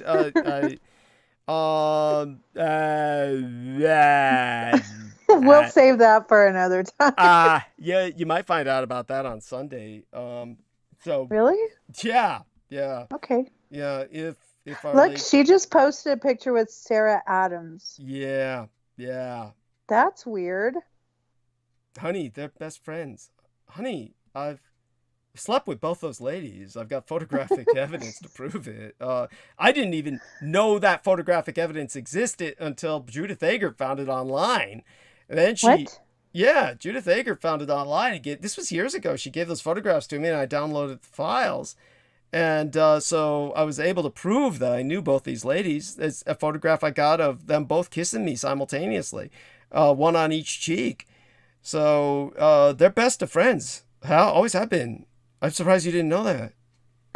Well, no, because, I guess I was following her when she had this, she has, what's his name's son? Yeah, James Casbolt's son. That's why I was always sick. When I was dating her, I was always sick because her son was just, you know, kids. They carry all these germs, right? And then so the point is that she's raising this kid. She was still breastfeeding him. And Then the problem was I was sucking on the same pair of tits, so I was getting sick all the time. and Gosh. it just, and so I'm sorry, I just lost the relationship after a period of time. My constant getting sick from her son was basically doing that. I mean, basically, her son and I were via her breast sharing this switch and spit, and so it just wasn't working out. Which Well, it could have been an energy thing that because too, yeah, because he's James Casbolt's son. Casbolt's DNA, yeah. Yeah. And she kind of looks like what I was thinking of this word with the women with this look. Because there's somebody in our community that has that same look, but what do they call that with these women? They're kind of like, oh my gosh, I know you know what Sleeping I'm bitch talking face? about. That's they call some woman No. sleeping bitch face. It's I wouldn't say that about her. It's kind of like, no, I'll have to look it up because I can't think of it right now. So just forget what I said. Okay, no worries. I mean, she has a distinctive look. Max Spears was definitely in love with her, had a crush. His girlfriend was Sarah Rachel Adams, of course. I mean, we all kind of switched when we were all friends together, but it was like, it was kind of like, it was really just a wonderful time at that point. But then what had happened was that Crystal River was basically that when Max Spears wanted to break away from Sarah Rachel Adams because he felt she was suffocating him, and I've always given her credit for keeping him alive, that so long as she was suffocating him, he couldn't overdose himself to death. But he wanted to break out. And so the person he developed a relationship with was Crystal River, albeit it was a virtual relationship. But it was kind of basically started by Sarah Rachel Adams, and she wanted to like give him a vent, like a steam valve. You loosen the steam, like give him someone else to talk to besides herself so that she wouldn't feel so suffocated by her. So she kind of invited Crystal River in. And then when she said, come on, help babysit him, be his virtual babysitter, talk to him on the phone, then he wound up with this big crush with Crystal River, wanted her to go with him to England or Poland and different places. Poland. And then he ended up dead. Yeah, that's right. And then then what happened was I knew Crystal River. But that's why you got to watch out for these women. Mm-hmm. I'm just saying you need to. You never know what they're doing behind the scenes. Like I'm just saying. Oh, honey, yeah. We're talking about not just normal women. We're talking about Well, yeah. Let me when Peter Moon went to Romania. He was asking me to come to Romania, and it was like Judith Ager and Laura Lee Solomon at that point were still friends with each other and very protective of me. They told Peter, because Peter was at that time pretty much under the impression that David Lewis Anderson was supportive and wanted him to be there, and that David Lewis Anderson was essentially participating. Then he said, yeah, come on over here. He was very enthusiastic, very promotional of it. So Laura Lee Solomon, Judith Agert says, Douglas Dietrich isn't going there unless you bring both of us or one of us with him. And he said, there's not enough money for that. But it all was at the time, seemed very sinister. And so my weakness is, of course, sexaholism. And it's all too conceivable that could have been my Poland, that some young lady could have got me roped into a situation where something might have happened to me. Now, it could have been just something as innocuous as, there was this one comic book I was reading where the white hero is in darkest Africa. And, of course, he gets captured by this tribe, violating their territory, and they run him through a series of tests. And at one point, the Black Chief's daughter, who's watching excitedly, falls into, like, this chasm where the guy's being forced to crawl over a rope over the chasm, and she falls down, and he grabs her.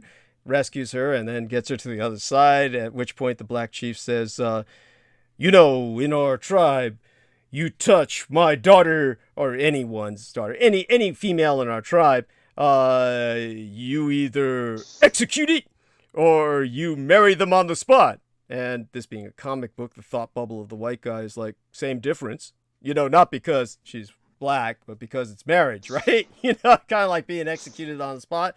In other words, that could have been my Poland, and that something like that could have happened. You know, it's still a mini death. Interesting. You know. Yeah. So, at any rate, so they were just thought that if they were with me, they would tie me up every night just to make certain I didn't go outside of the room that they would guard. But, you know, and they felt that Peter Moon was quite sinister. Neither woman trusted him. And so he was trying to talk Amanda Yu, who needed surgery, into getting her surgery in Romania, and they talked her out of it. You know, they basically convinced her that, you know, that if she went to Romania, they would just basically butcher her body and pass it out to these various orphanages for food. You never know. Yeah, and so she like said, "Fuck that," and she didn't go. But you know, in that context, those were the times just before Peter Moon, you know, got married, and you know, it's only now, recently, Peter Moon's been open enough to, you know, pretty much say in front of Jojo Mikołajczyk, and again on record here on this program with myself, that yes, his wife Paula, who I've personally met, was victimized by satanic ritual abuse while growing up. So, and the circumstances in which he was paired up with her are just profoundly dramatic and seem very much ritualistic, as if you know, he was set up to meet her and it was arranged, and well, he of course married her, and things are working out well so far as can be ascertained, and you know, I wish nothing but the best for him, and certainly have nothing but that's lovely. It looks like he's found his center. Yeah, And practicing his what is it called again? Oh, Qigong. He's breathing. Yeah, it's Qigong. It's Qigong, but he's breathing. Qigong. Yeah, basically, yeah, Qigong, you know. He's breathing. And definitely, yeah, it's worked out well, but she's definitely comes from a hard background. Her background, she's been... interesting. So does she talk about it or write about it, or... No. Okay. When both Jojo Mikołajczyk and Pete Moon came to visit me in San Francisco, we talked with her on the phone, and Jojo was, you know, and like I said, I've met her personally. She came to San Francisco with Peter, and they both met me and hung out with me for 2 days. So, wonderful young lady. But she's the product of satanic ritual abuse. So she has that background, and that's sad. And Jojo was asking her, like, "Oh, come on, you got to talk about this." You know, she's saying, "Oh, you know, you got to come to some of these places and deliver a presentation." And she's like saying, "Oh, I have nothing to talk about." And Joseph's saying, "You know, with your background, you have everything to talk about, right?" Yeah. So we'll see if Paula ever changes. You know, Peter, I'll tell you something. It's like, I can just imagine this. I can just picture it, because, you know, Peter, he's just on a different vibe. And, you know, like when I recommended, hey, you should watch Alita Battle Angel.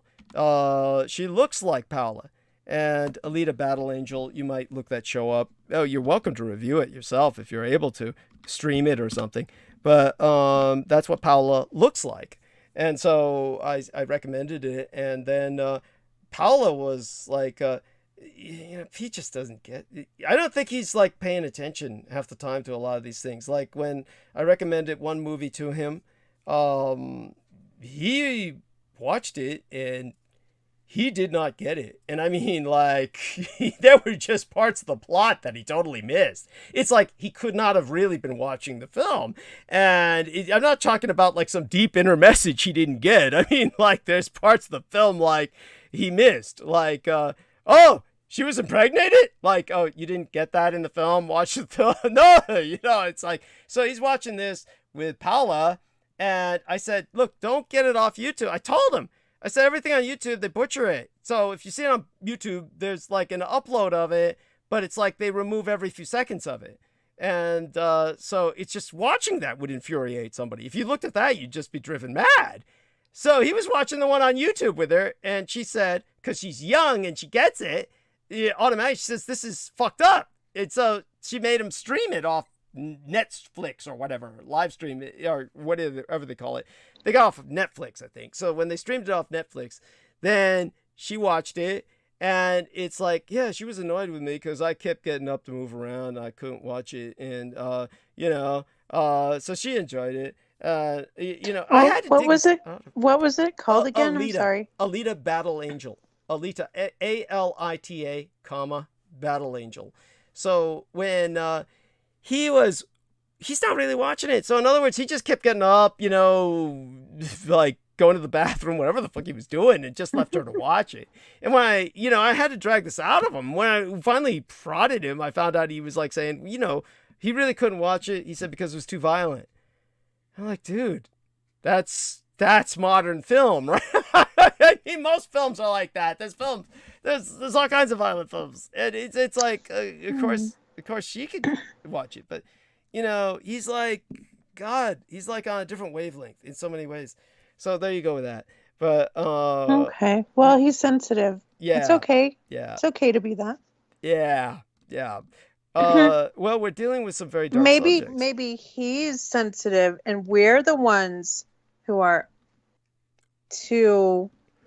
What do you call it when you're toughen up a bit? Desensitized. He's going to have to toughen up a bit because if he's going to write this book about Aquino, and he's talking about profits, okay, this would make profits because this is what people are into. You definitely want to. Yeah, you might even just consider shopping around too. Maybe he could.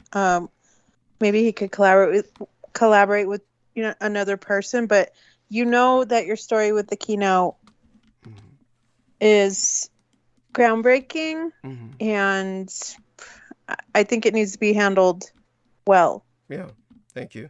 And so he can't just without excuse. Also, because it's so fresh. Thank you. So he's got to get over his sensitivity to the toxicity or the negativity of this, because okay, you'll have a bunch of bad dreams, but it'll pay off if he gets it done.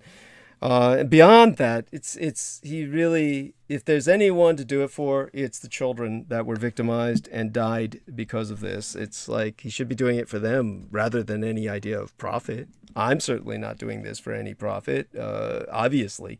Well, you deserve a profit, and I think to stop putting barriers up, just do it, because it sounds like, you got to hit the nail on the head right now, and a lot of people want to know what's going on with this because no one's talking about it. Thank you. And so and I was just gonna say, maybe we can consider just shopping around, because what's he basically doing is that you've already written the story and he's what? Just kind of transcribing it, really. In a sense, though, I need someone to actually write it, because I just need to relate everything to them, and then they can make it legible for everyone else. Kind of like what he did with Roswell and the World War II narrative. So, all right, definitely. Thank you, honey, for saying that. And, don't be afraid to express this to him when we're live on air. It, hopefully he wouldn't take offense. I would certainly back you up. So. Well, I was listening, and it just sounds like, you want to make excuses for why the not. Yeah. But we're at this time in history. We're at this time in history where it's like everyone's like, why? You know what I mean? And everyone's so interested in that. And honestly, I've been trying to find anyone talking about Aquino. Nobody's talking about him. No. It's like it's purposely being veiled. Yeah, definitely, honey. So if you need somebody that's gonna go, I'm not saying to, but maybe find someone he can collaborate with. Yeah. Because you would make a lot of money, and you should make money. Thank you. That's the thing. Thank you. I gotta start thinking rich dad. And in terms of Yeah, Peter. Hopefully he hears this. We'll try and ask him to listen to this. I'll timestamp it maybe or something. But aside from that, darling, again, I mean, I'm just so impressed. Like I said, oh yeah. So I was talking about my friend, how impressed I was by your raising employable I feel like kids. you're my girlfriend right now. We're just talking. Oh yeah, yeah, and that's fine. So That's funny. fine. Yeah, no, it's fine. I'm happy with that, and I think that's an appropriate parallel because, a lot of like, say for instance, when I'm dealing with East European women, a lot of times, like our man Pete Moon, his wife is Eastern European, right, Romanian, and Hmm. I was, a lot of people who are like back after the collapse of the Soviet Union. I'm sorry. Wait, did you say something? I thought I heard something there for a second. Could be just an echo. But if you didn't say anything, I'll just go on. So after the fall of the Soviet Union and a lot of Eastern, the fall of the Iron Curtain, a lot of Eastern European women were marrying, Americans, white Americans. And they found out the hard way, Eastern European are women, they're hard. I mean, they grew up in a hard environment, basically the ghetto of Europe. And so this was this one engineer, Livermore Lab kind of guy. And he came home and his wife would be waiting by the door every day, basically to mug him. As soon as he got in the door, she'd like beat him up and take his money. And this is like, they're very, if you don't act like a man, as far as they're concerned, you aren't a man. And their definition of a man is like a hard, breadwinning, tough guy. And so Eastern European women, I would get along with them because they basically just considered me one of the girls. They didn't expect that from me. So because of that, it was much easier for me to hang with them than any average white American. So when you say it's like, we're girlfriends, I'm very comfortable with that. If you get my, I don't Oh, I don't cool. have any hang-ups concerning these roles that many people have about gender. You know that. I Oh, mean, I know that. yeah. So And I know what you're talking about with the European. I was best friends with a French girl. She was here on a work study, and her father was good friends with the people that own Little America or the Sinclairs. yeah, Or yeah. Sinclair's. huge Mormons, yeah. Yeah. And so I was working with her, and she just opened up my entire world to how fun it is to enjoy life. And we worked with the French. We would do like we would serve them on their French tours when they came into the restaurant or the hotel. And the way that they just embrace life and enjoy food and talk about so many things just with enthusiasm, and hanging out with her gave me this perspective of what is wrong with us. We're just like Americans. We're in a box. We're so close-minded. And so it was wonderful to meet her. And but I get what you're saying when it comes to the two different aspects of dichotomies of people. Yeah, no, thank you. I appreciate that profoundly. And aside from all of that, and what we've Oh discussed. wait, did you know the French eat their salad last? Yeah. Yeah. Yeah, Yeah. I didn't Yeah. know that. And then I asked them why, and they said, well, it's just, I guess, digestion thing. Yeah.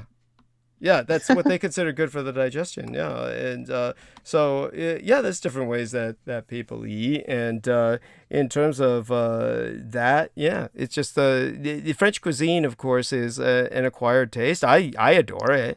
I mean, I love snails. I mean, that's I mean, have you eaten some frogs? I love frogs and snails. I love them as a food. Have you eaten any of that or?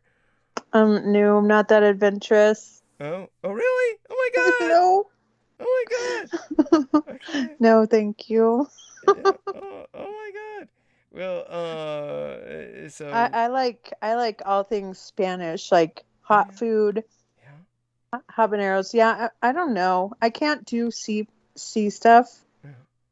Yeah, no. No. Like Okay. like shrimp are like bugs. I'm not eating that. I'm not eating sushi. It's not cooked. No. Well, I love sushi. By the way, sushi can be cooked. Is usually steamed. You're talking about sashimi. Sashimi is raw fish. Yeah, so I wouldn't even dare. Yes, understood. Well, I adore it, of course. I eat plenty of things wrong, but raw. I mean to say. I mean, I'm in Arizona. We can barely get good fish. So. Right. That's true. That's true. Yeah. Maybe if I was up there where you are, and maybe. Yeah, I mean, maybe. you there's stuff that I eat that you would probably vomit at. Like you can look it up. Penis worms. You can look up penis worms. Ew. Yeah, penis What the worms. hell? They show up on the beach. You can look that up. Look up penis Ew, worms. what? Like that's a real thing? Yeah. Look up penis worms. Look it up and see the images. Look it up and then look at images and look up penis worms and right now and see how they prepare them. They bleed when you cut them. They bleed red blood. It's hideous. It's like you're circumcising someone for your average Westerner looking at that. But that's an Asian Penis delicacy, and they just wash. worms. Yeah, they're all over on the beaches. I can just pluck them out and eat them anytime I want in San Francisco. It's called a pira pulida. Yeah. Pulida. Yeah. A cylindrical worm like animals ranging from 2 to 3 to 3.9 centimeters. Ew. Okay, I'm going to go look at the pictures now. And so you just pick. Ew. That's gross. Oh my god. You eat that? Yeah. That's gross, dude. You don't cook it or anything? No, you can eat it raw, but cook it a bit. Yeah, but I've eaten them raw. I mean, of course they bleed red blood, just like they're. Oh, that's why you like them. I get it now. Yeah, there we are. To tell you the truth, I'm really surprised that I don't flashback automatically to some kind of trauma with what happened to my grandfather when I was young. But maybe it's the sheer enjoyment of feeling like I'm killing him all over again or something. Yeah, know. I remember that story. Yeah. Thank you. Yeah, so you've got a good memory.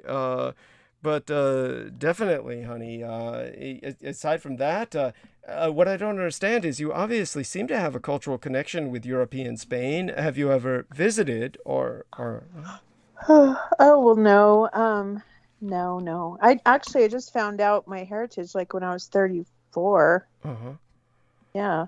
Because I went to a funeral. And in my life, in my family's life, they believe in holding secrets, and everything's a secret. Like you'll never get anything out of anyone till they're dead or on their deathbed. And that's kind of like, so once my uncle died and I went to his funeral, there was all these people that knew my dad, and I was like talking to him, and they're like, oh yeah, we knew your dad. And they're just talking about him like, they knew him all their life. But to me, it's just like, what? Really? Like, oh, is that what he looked like? Oh, so he was 6 feet. What? Oh yeah, he was. So anyway, I'm listening to them and they're telling me all these stories, and then they talked about their heritage, and then they brought out pictures, and I was like, oh my gosh, like seriously, this is amazing. And I didn't know any of it all my life, and that's because people made it a point just to not talk about anything because it was like a shameful thing. Mm-hmm. And so anyway, yeah, so I didn't find out till I was at 34. So I actually got a couple pictures, and it's kind of cool. Wonderful. But honey, you look like you're a Spanish noble lady. I can't understand how you couldn't have known of your background or even assumed it. Didn't you act like a Spanish noble lady? You must have had some idea, just intuitively. What did you think you were? Well, all I know is my grandma always used to yell at me, and she'd be like, because I have this last name, and she hated my stepdad, who has this last name, and she would always talk about him like, that bastard, I'm so glad he's dead. Wow. And I would just be listening. Okay, Grandma. And then she'd be like, don't you ever let anyone ever tell you you're a Mexican. And I never knew what that meant. Oh, because of course no one's freaking talking to me about anything. Right. But I don't know that. Definitely European Spanish Americans will always be very insistent on that. They do not want to be mistaken for Mexicans. And my toxic medical cosmetologist, whom I'm in such a dysfunctional relationship with. It's not physically intimate right now, but it was once. That was she.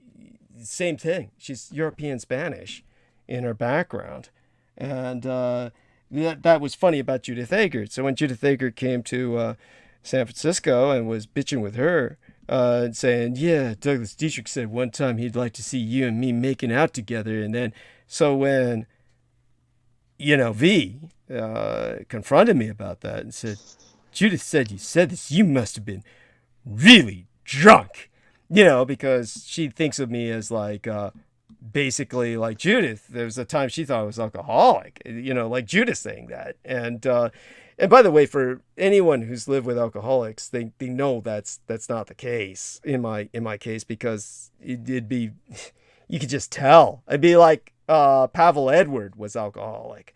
Basically you'd be slurring half the fucking time. It's just awful. I mean, alcoholics, you have functional alcoholics, but it's just so many things that make their life so difficult to deal with. But anyhow, when it came to, V saying, you must have been really drunk. And so I told her, no, I was sober when I said that.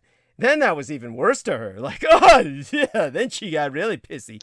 Anyhow, so there you go. I mean, the simple expression of an erotic fantasy. I mean, like, honestly, I have to say this. This is kind of like Judith Agert's wonderful, but she's kind of like, just old fogey in that sense. It's like same with V. It's kind of just like, oh my God, like loosen up. But at any rate,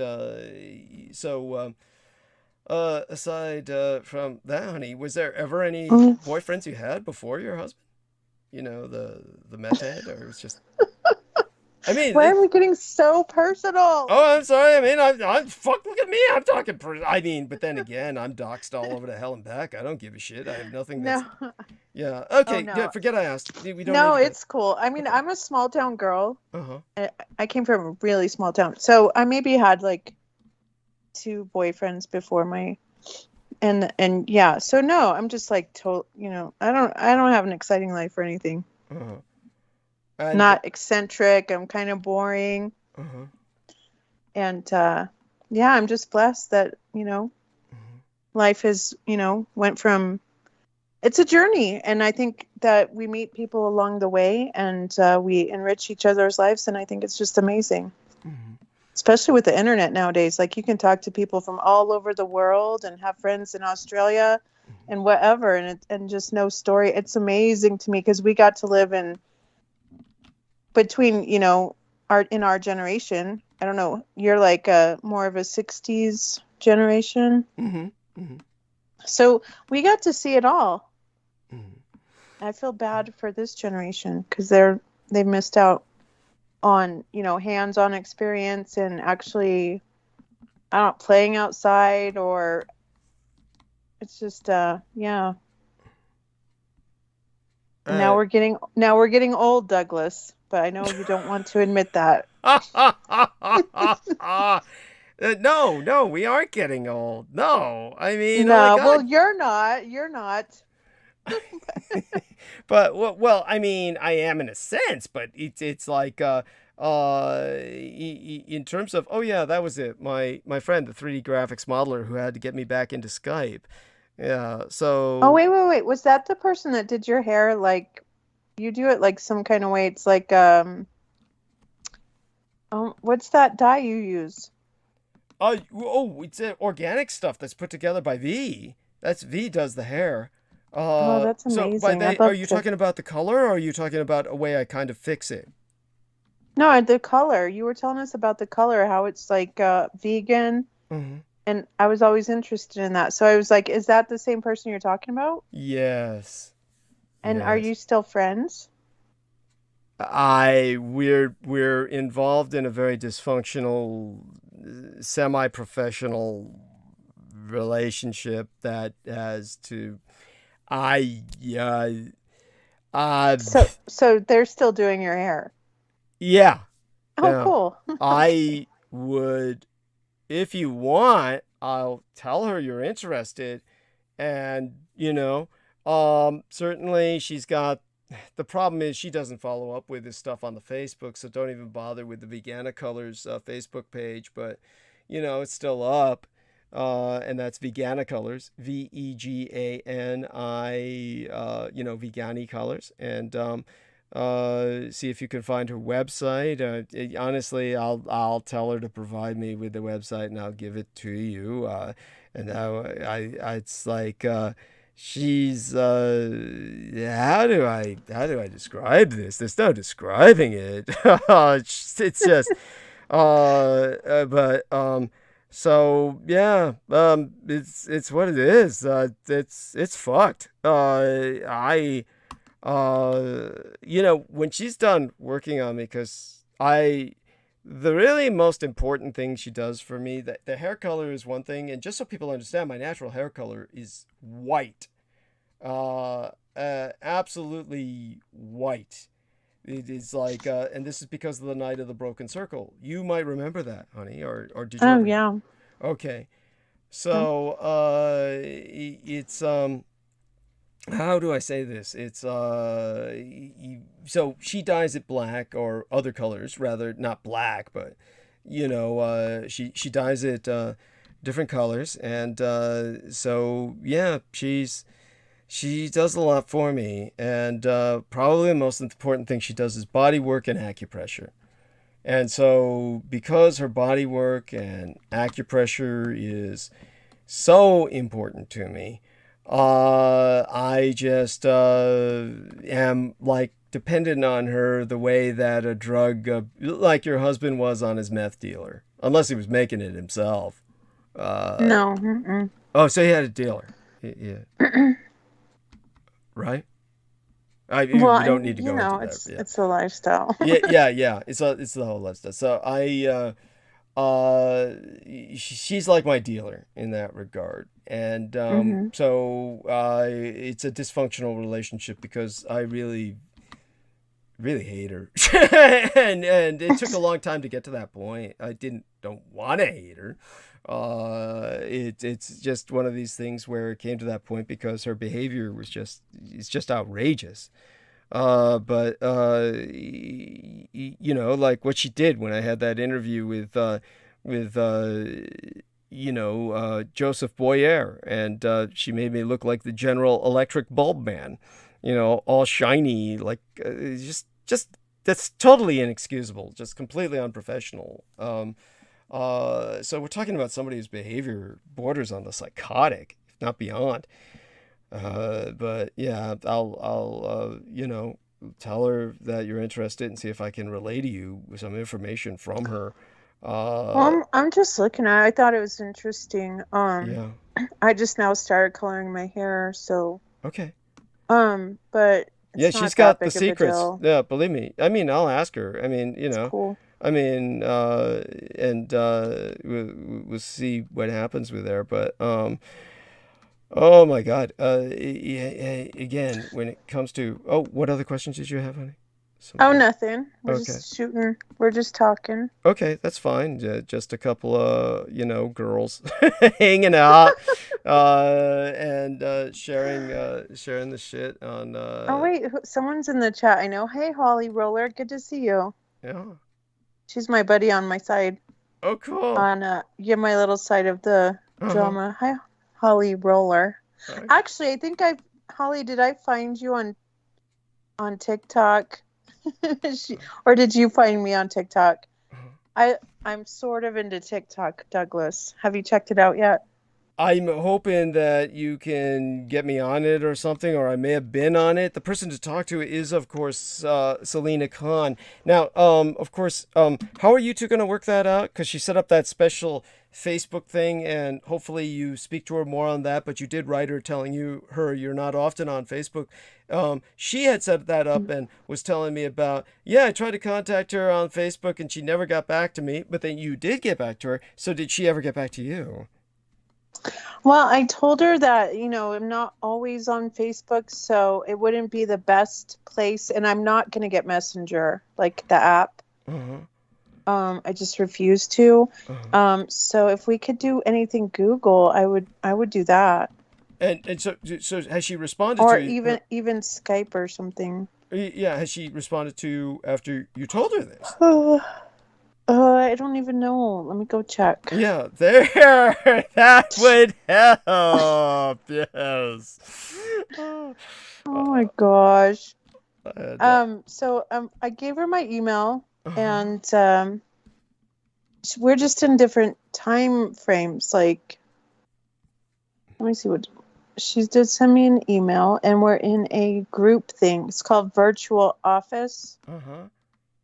I said thank you for your reaching out. Apologies for my late response. Facebook is not my go-to for adequate messaging. Feel free to email me, and I'll usually hook up with the Google Chat app.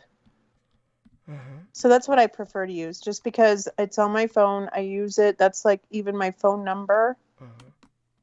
And I don't really I'm not going to get the Facebook app. I'm not going to do any more with Facebook other than the bare minimum. Of course, and that's appreciated.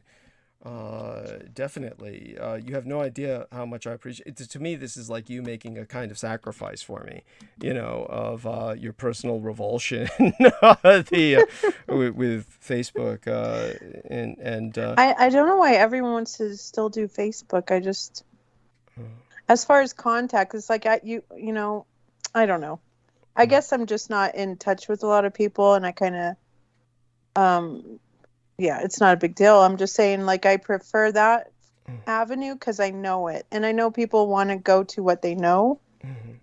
And it's just that I'm not going to be downloading that giant freaking app and getting Messenger. And it's just, no, sorry. Google's pretty good. I mean, they have a really good chat base, and you can get a phone number with them, and it's like a toss away number. It's not a big deal if you give it out to someone. And it's free. So that's what I've been using. So if she wants to contact me that way. Well, tell her, not me. I mean, you both have my information. Just, we'll find some way to tell her that, because as the middleman, I'm just gonna fuck it up. I mean, it's like, God, you know me, hell. I mean, when I come here, this is my argument for how people should realize I'm not an alcoholic. When I show up, I'm not usually high or drunk. I'm crashing. I'm basically hungover most of the time. So that it would be different if I were an alcoholic or truly, then I'd be showing up here actually drunk.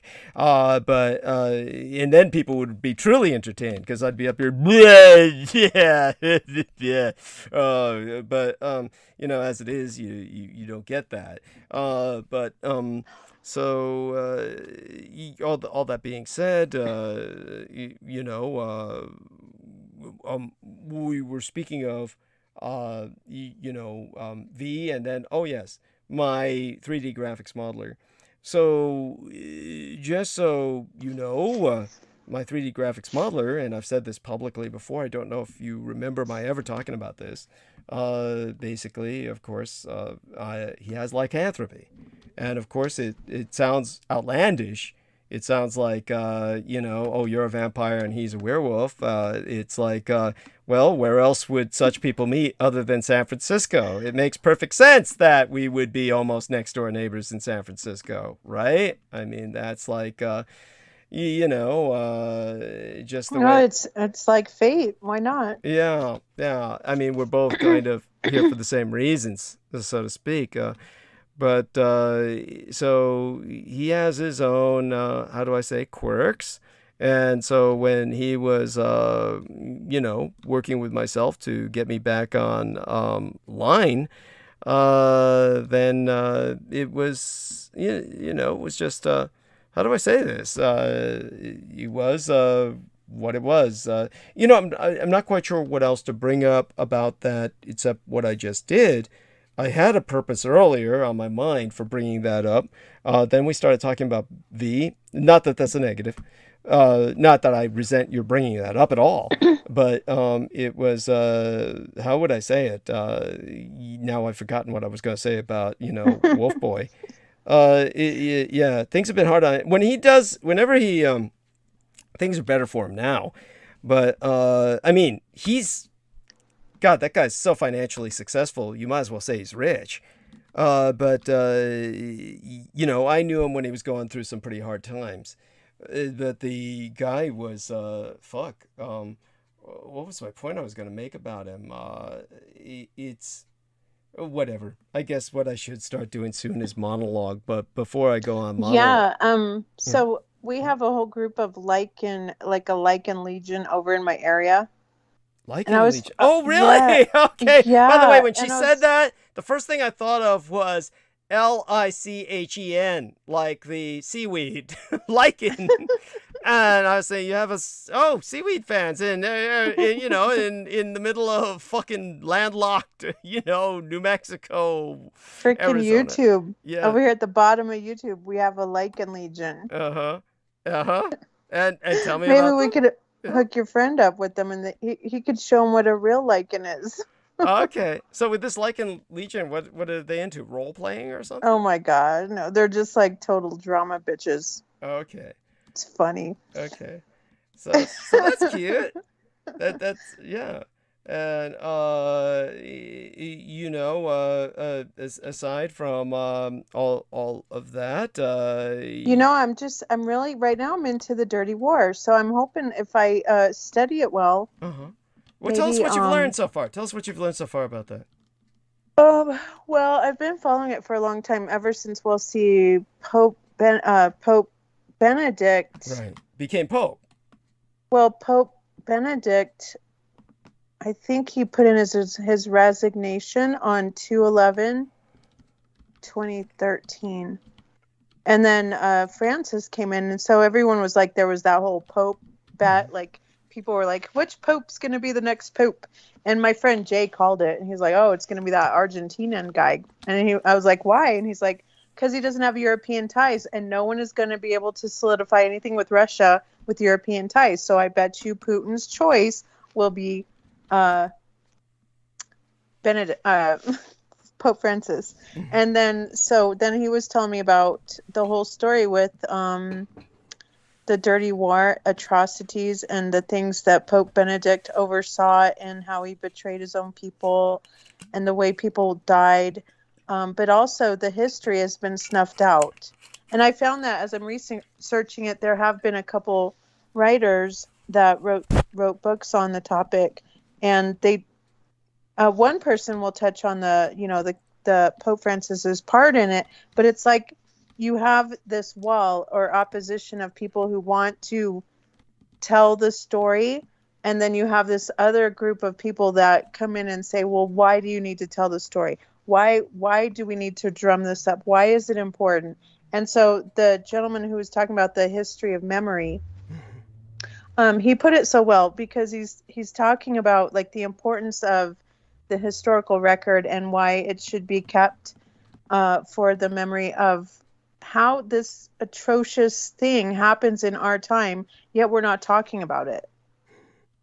Yeah. Because why? Because Pope Francis's power, or it puts him in a bad light, and then all of society and journalism is also willing to sweep it under the rug. I'm like, where's the free press anymore? Well, there are certainly elements of press that are willing to talk about it, but please go on. And so from what I can understand is that your friend called it, obviously, but he seems, the way he said, oh, this is going to be Putin's choice. Is he under the impression that Putin controls the Catholic Church? No. Okay. He's always looking at that reconciliation. Okay. It's like this, in between the Roman Catholic and the Byzantine Orthodox. Yeah. And the Russian Orthodox, where there's all these little schisms here and there. And so before they can all unify, they have to heal the schisms. And one thing Russia will never do is have a European Pope go to Russia. Interesting. Okay. With all the scars of all the past in the war. Uh-huh. I mean, just look at with the Ukraine thing. So I just delved into all that, like all things, and I wish there was more people talking about the dirty war. Yeah, because this guy also likened it to how it's like the Holocaust.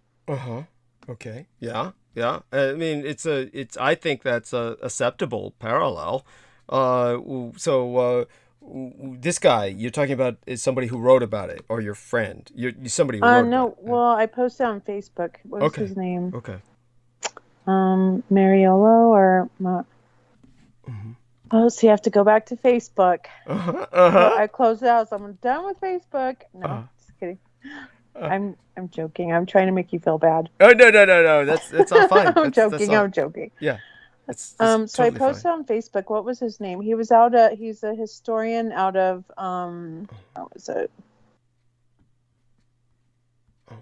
Oh, did you actually listen to it? Because it's kind of like it's like 2 hours long. Oh no no no! I didn't listen to it. I didn't have a chance.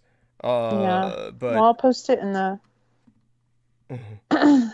Hold on, I gotta find it. Sorry. Oh, take your time, honey, and don't forget, like I do, just get into the habit of burning bandwidth while you do that multitask.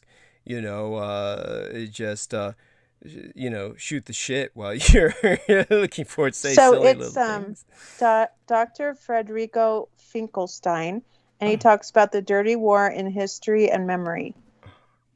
And then there's another book I was trying to get. It's like $90 but it's like first edition. I'm like, oh my god, I gotta get this book. And I'll send that to you when I find it. And I'll post this in the chat if anyone's interested. But this gentleman, he just talked about it so eloquently in a way that you can understand the God, I don't know how to explain it.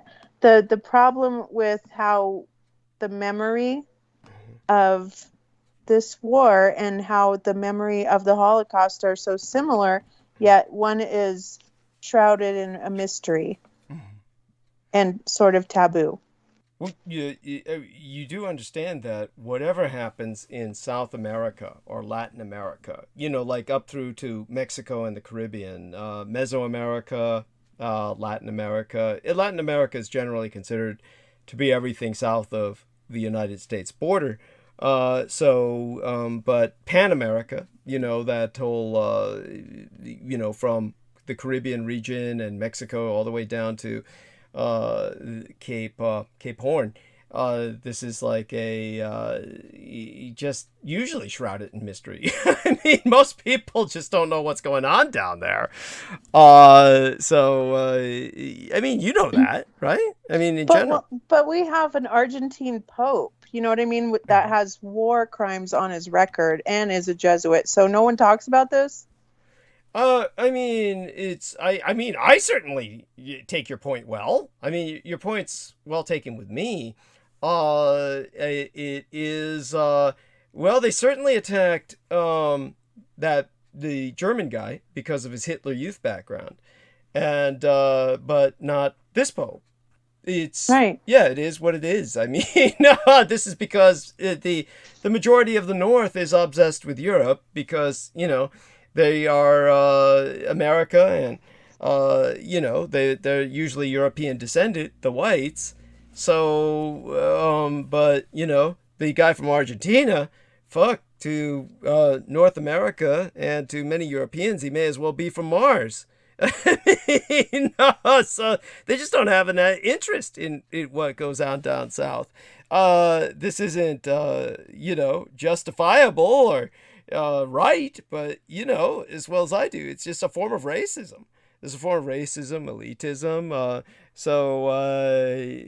Yeah, but the dirty war is certainly something that, sure, do what you can to help educate our listeners about it. I mean, I know about it, and I know of it, and I know, thousands died. Now, well, isn't it kind of like when the state takes over the military to become a military junta? Yeah. That forces people to do what they want. And when there's opposition, then you have the whole aspect of how like Bergoglio, or the current Pope Francis, he signed off for even betraying his own people to to spy on them, to and if they didn't go with the notion of this new state and the junta, then they were slaughtered. Mm-hmm. And that just to me shows the aspect of that betraying spirit. And how and also another thing is like the very own Catholic people who understand that a Jesuit should never be a pope have somehow received this as well, and no one talks about it. It's just, to me, it's weird. It's just like the powers that be. Mm-hmm. They're just going to shift the narrative to be whatever they want it to be, but this is how they betray us, and they betray themselves, and they have that Judas spirit. Mm-hmm. Okay. Anyway, that's how I look at stuff, and I find it interesting that, you know, we're coming up upon a wall when it comes to history. I think even in colleges and all over you have to be very careful even who you get taught by. Mm-hmm. Now, when it comes to the Roman Catholic Church, now you, of course, your descent, your lineage is European Spain, which of course has been dominated to a great extent by the Roman Catholic Church. Indeed, Spain is probably more Roman Catholic in many ways than Italy, where the Vatican State is located. So there was this one Native American woman, Canadian, and just understand to our listeners, I always try to emphasize that people should understand that when I try to get very pedantic, that means very precise about my speech, my manner of speaking. And a lot of people just wouldn't tolerate it or go with this level of writing because they considered it too politically correct. But I would write, when I'm talking about United States citizens, I would write the term U.S. American. U.S. American. And by the way, that's the correct way to write it. It would just be like, say, for instance, someone might have been Russian ethnically, but not a communist or a citizen of the Soviet Union. So you would try to correctly refer to Soviet citizens as Soviet instead of just calling them Russians back in the days of the Cold War. And that way, you could disambiguate. But when it comes to, just like you would disambiguate ethnic Germans from Nazis, if you had any sense of conscientiousness about this, most people don't. But when it came to U.S. Americans, I'm disambiguating them from Canadians or Mexicans or Argentinians, just so everybody understands.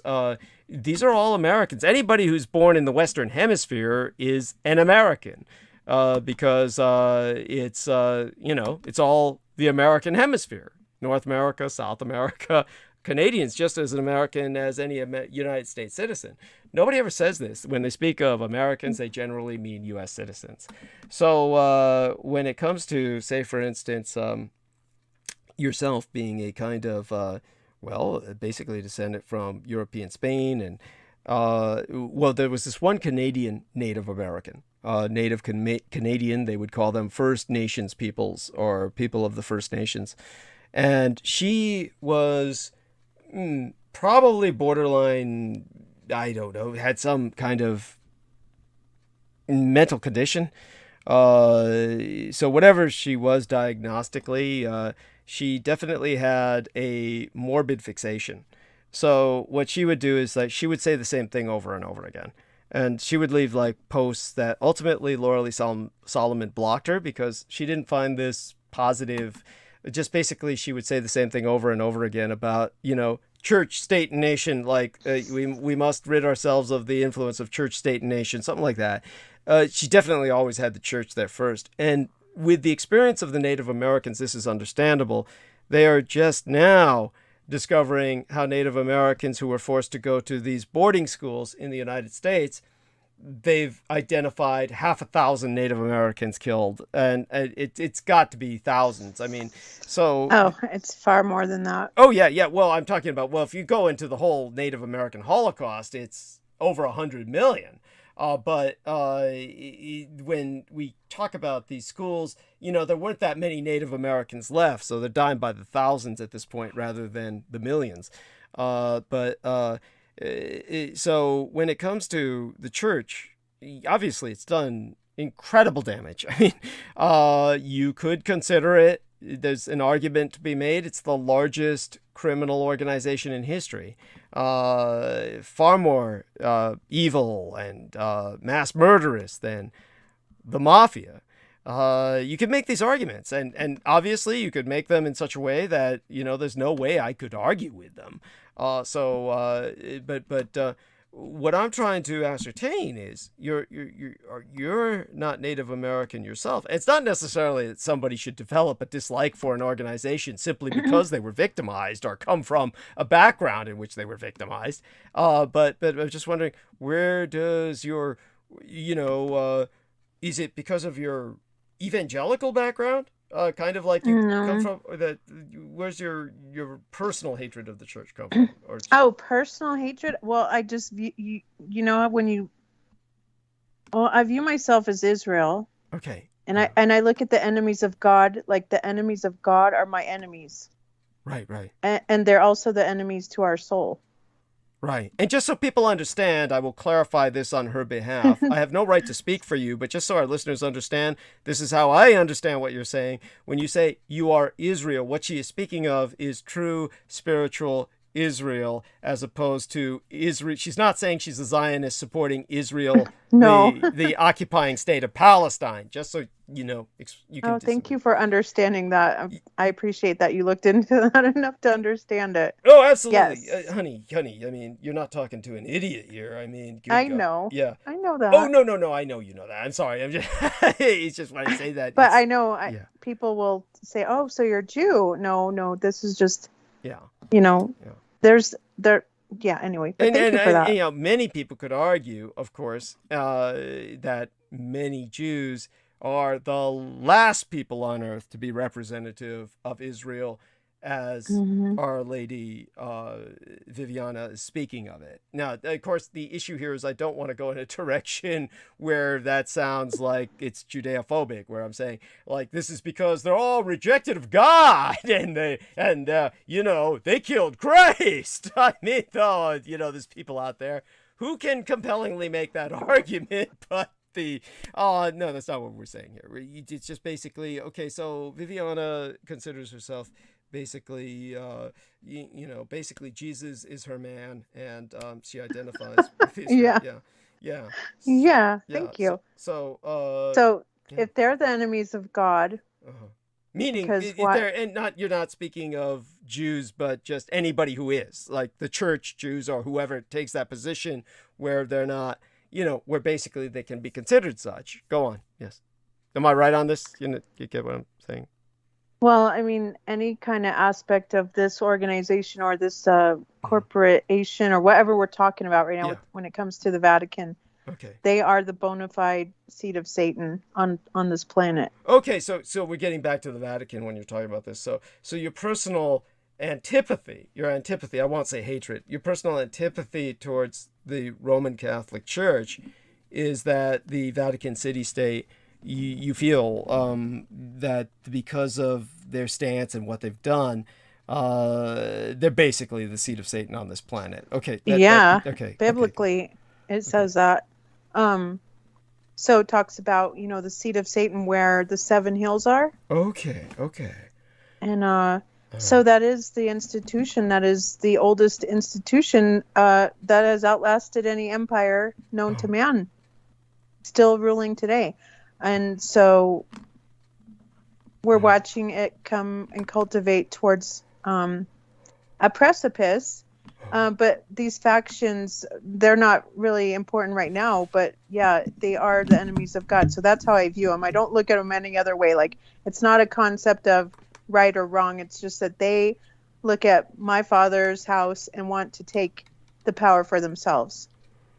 Meanwhile, they kill and murder and scheme and plot and lie to us and destroy nations. And like what you were saying with the indigenous up in Canada, what has gone on and what is finally being revealed and for the world to see is the levels of evil, and we still give them a pass. There's one person, and you probably know him too. He's the one that uncovered the Canadian scandal. He's an Anglican priest. and he was working on the reservations up there, where in Canada they're the original Dene, or what we call Navajo here. Oh, okay. And they basically have lost their entire history as a people. But he was looking through archives, and there was, the pictures of families and the mass graves and the atrocities that were occurring from the Vatican over at these residential schools. And he kind of was the whistleblower of it all.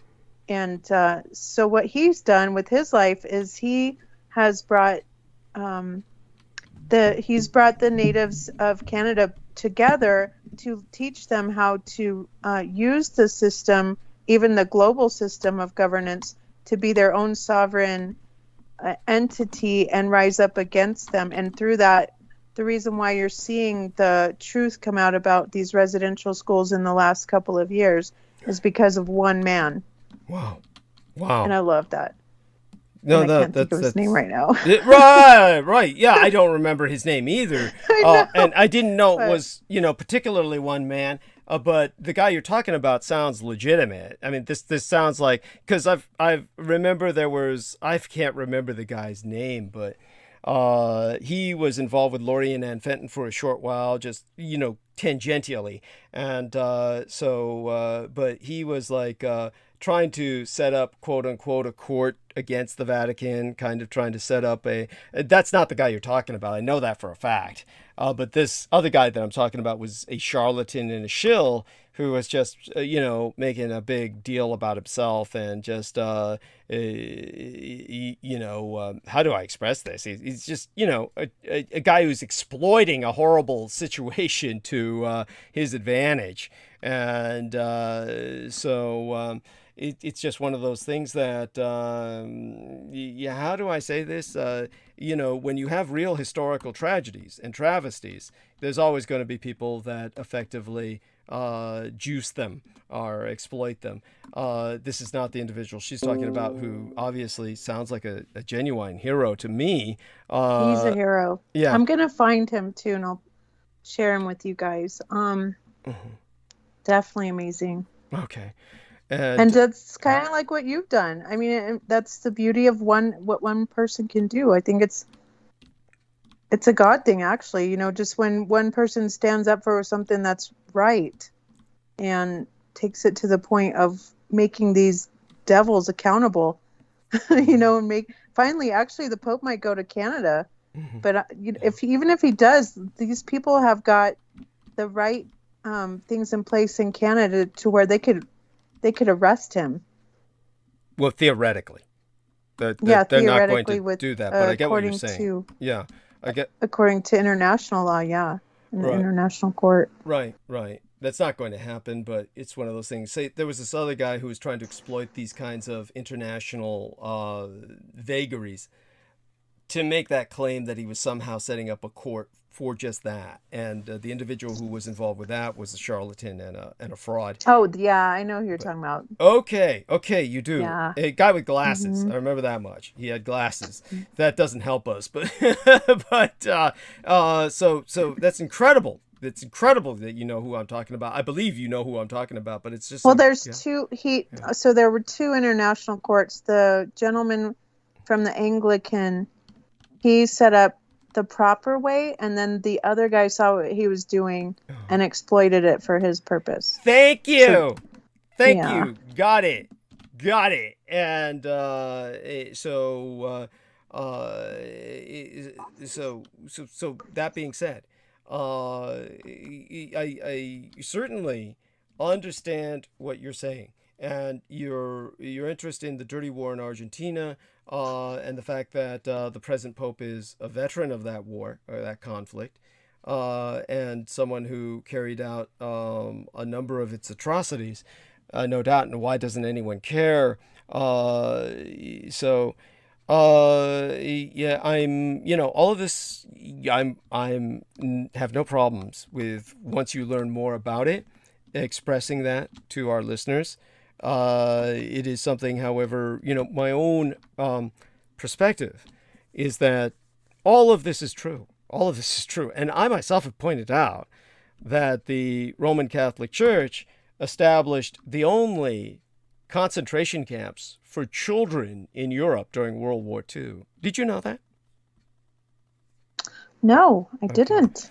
So just so that you know this, during World War II, Mussolini and the Italian Empire sided with the Third Reich. What most people don't know is the Vatican City State effectively, meaning in practice, sided with the Third Reich as well. And the nation of Croatia was made a kingdom under the Duke of Spoleto. He was crowned the King of Croatia. And however, effectively, the Croatia became Magna Vaticana territory, or Greater Vatican territory. And effectively, the Roman Catholic Church administered Croatia. Now, they did this through the Ustashi, which was a Croatian fascist political party. But their objective was to basically purge a third of the Serbian Orthodox population, Byzantine Orthodox, Serbian Orthodox Church population, and exterminate a third and convert a third forcibly. So concentration camps were established in Duvno and Lovnic, run by Croatian Catholic nuns. And this was to either convert children forcibly or kill them. So this is something that most people are unaware of. This was done under the direct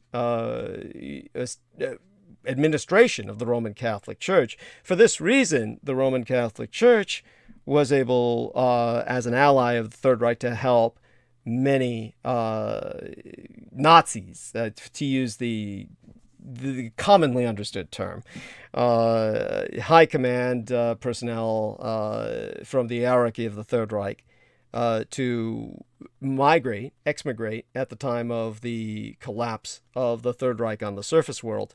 This is why so many of them went to Argentina through what are called rat lines.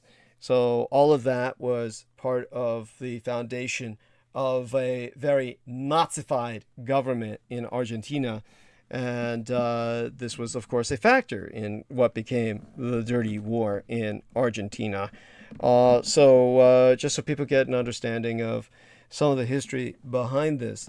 Of course, obviously, what I try to get people to understand is that with everything that the Roman Catholic Church has done, believe me, you try to explain to people that as things change in history, certain people who are villains at one time in history may be doing something more productive in another part of history. So obviously, things like the damage done by nations. Nations, the church is essentially a supra-state, not super-state, but supra-state, meaning a state among states. There is the hope for, in my perspective, for some level of reformation within the church, where hopefully it can do good in the world in the future.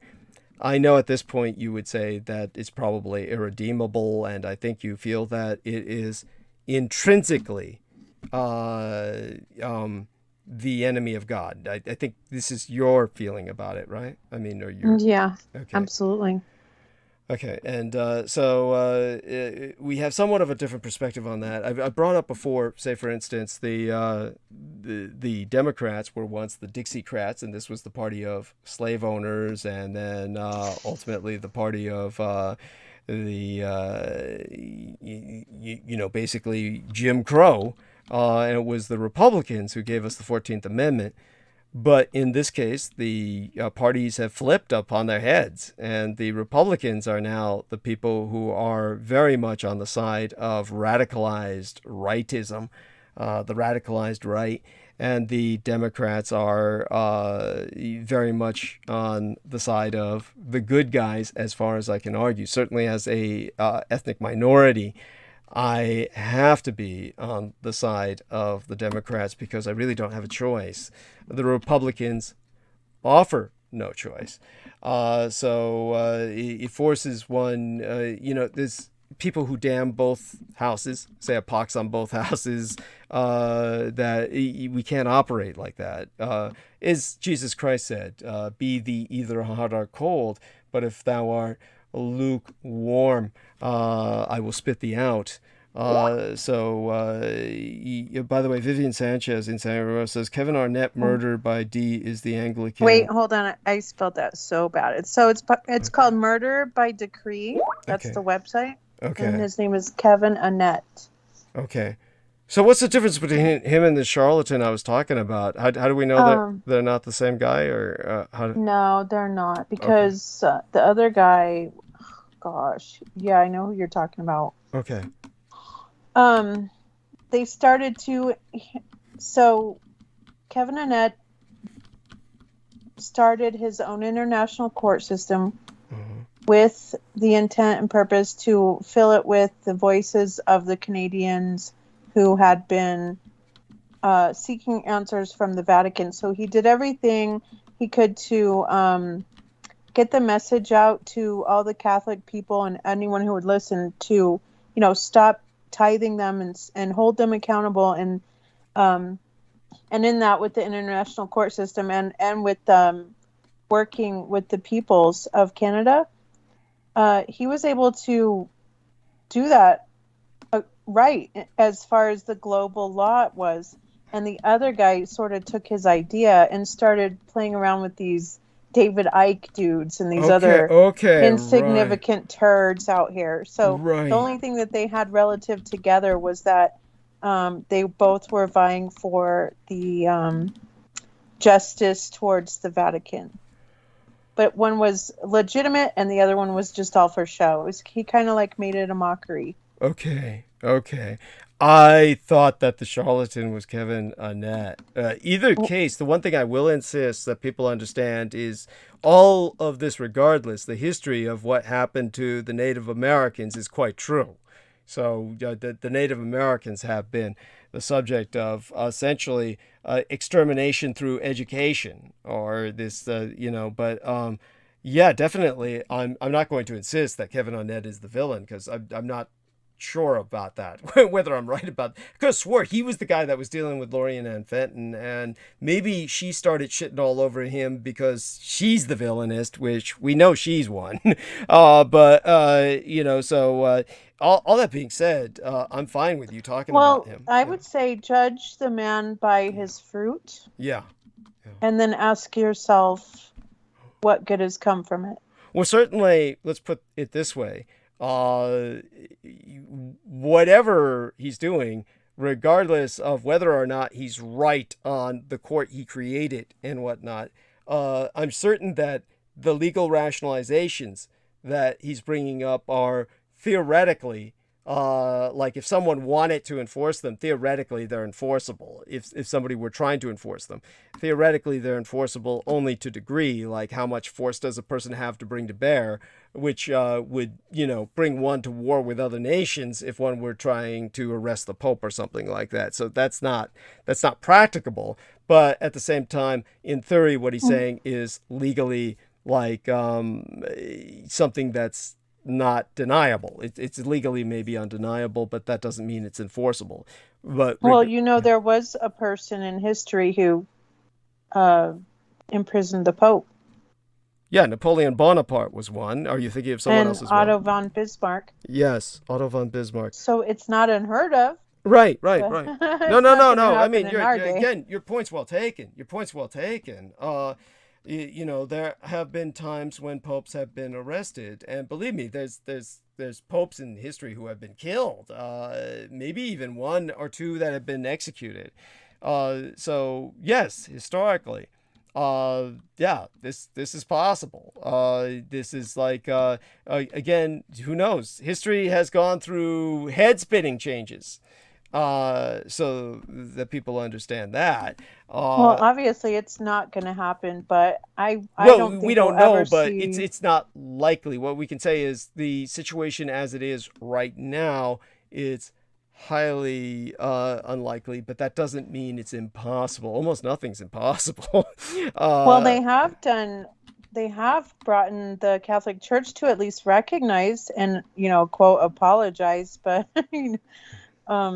that was a sort of a bruise in their heel also to the Queen for the, just to uncover it and bring it out. I mean, and God can use a donkey, to bring a message. Yeah. So just remember that. I mean, I think what happened is that through this movement, though, to see the social media and this generation, that's what I loved about it the most, is that it awoke something in the hearts of this generation to actually do something too, and to spread awareness about it. But in my opinion, it started with Kevin, and I've been following him a long time, and he was the first one to, bring out the evidence and call it out for what it was.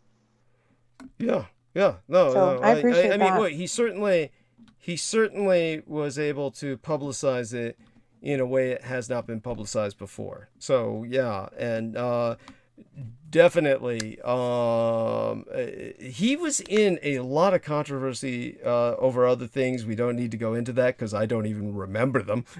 But I don't either. Yeah, but it was whatever it is. The important thing is that what he's discussing in terms of what happened historically, these Native Americans being abused and winding up with hundreds of children, thousands ultimately, in mass graves, all of that is true. All of that is true. So that is something that can never be overemphasized. So and do remember the force that he's working with and against, and the power that they can bring to bear. They can culminate. They can also, create him to look a certain way. I mean, because I'm not versed in all of that. Good point. I mean, again, your point's well taken. It could be that the Canadian government framed him, just set up a bunch of shit and just assassinated his character. So, that's possible. Honestly, whatever the case, the fruit is good. It did something to the whole world. And it put this on the map to where you had, everybody talking about it, like how dare people get away with it. And that made the Catholic Church have to at least apologize. And now eventually they will go to Canada, but it's all, because they're always trying to cover up for their dirty war. Their dirty when you say atrocities. dirty war, you seem to be dirtiness. Not dirty, they're dirty. Oh, okay, the dirt. Yeah. They're just dirty. Yeah. All around dirt. Oh my God. The blood on her hands is astounding. Yeah. Just to let people know, my late and sainted sire, the man who raised and guided me, the Dietrich daddy, poor dad. He was a Roman Catholic, but he was very, very accepting of the historical reality of what I brought up to him about the Roman Catholic nuns establishing these concentration camps in Croatia. I mean, he never denied any of it. He was not in denial. He understood that the church certainly had its failings, and so it's definitely, just want people to understand that. So my father was not a mindless Catholic. And there were times when he came close to repudiating his religion and, formally giving it up. He was never at a point where he felt he needed to do that, because there was never anything that really raised a theological disconfirmation process for him. So when it comes to what my dad was dealing with in terms of faith, he was very open to other faiths and their validity. But obviously, when it comes to what we're talking about tonight, believe me, I respect everything you're saying, and I'm not going to argue against it. And certainly I can validate and verify much of what you say, the majority of it, the overwhelming majority of it. So hopefully everybody... Oh, well, thanks. Well, maybe if you would want, we could, if you ever want to work together on something, like I have video skills, but I could add that with, your voice and your explanation, and like we could collaborate maybe, if that might be something you might want to do in the future. And you would be welcome to put it on your channel, and because you're monetized, I'm not. So am I monetized now? You should be. Oh yeah, I don't see why. Again, you gotta talk to her about that, Selena Khan. Okay. Yeah, the two of you need to talk directly, because it just. By the way, Holly Roller says beautiful hair. Is she's speaking of yours or mine? I'm not sure. Okay. Holly. Yeah. Beautiful hair. Oh, I don't know. Okay. Yeah. And and Viviana Sanchez put up the link for penis worms. Yes. I did. Yes. That's something Douglas eats, you guys. Yes. Well, not every day, but I mean, it's like a delicacy. Yeah. Yeah. Cool. Yeah. Do your thing. Yes. Enjoy it. There we are. Now, Brandon Young in Team Dietrich image. Woo! Is Brandon Young with us? Brandon Young with us right now? You want to come on, Brandon? For a second? What the fuck? He's in Team Dietrich. Where is that? It says Skype. He just said something by Skype. I'm not seeing it, though. So I'm getting the notification for it. I don't know if you saw that. Did you get the notification? No. Okay, no worries. So it was a notification came up in Skype that Brandon Young said something. If he's up, I can't understand why, because this would be like 4 a.m. his time or something like that. I hear Viviana. I was yawning. Yes, I know you've been doing that once in a while. That's so cute. I don't mind that at all.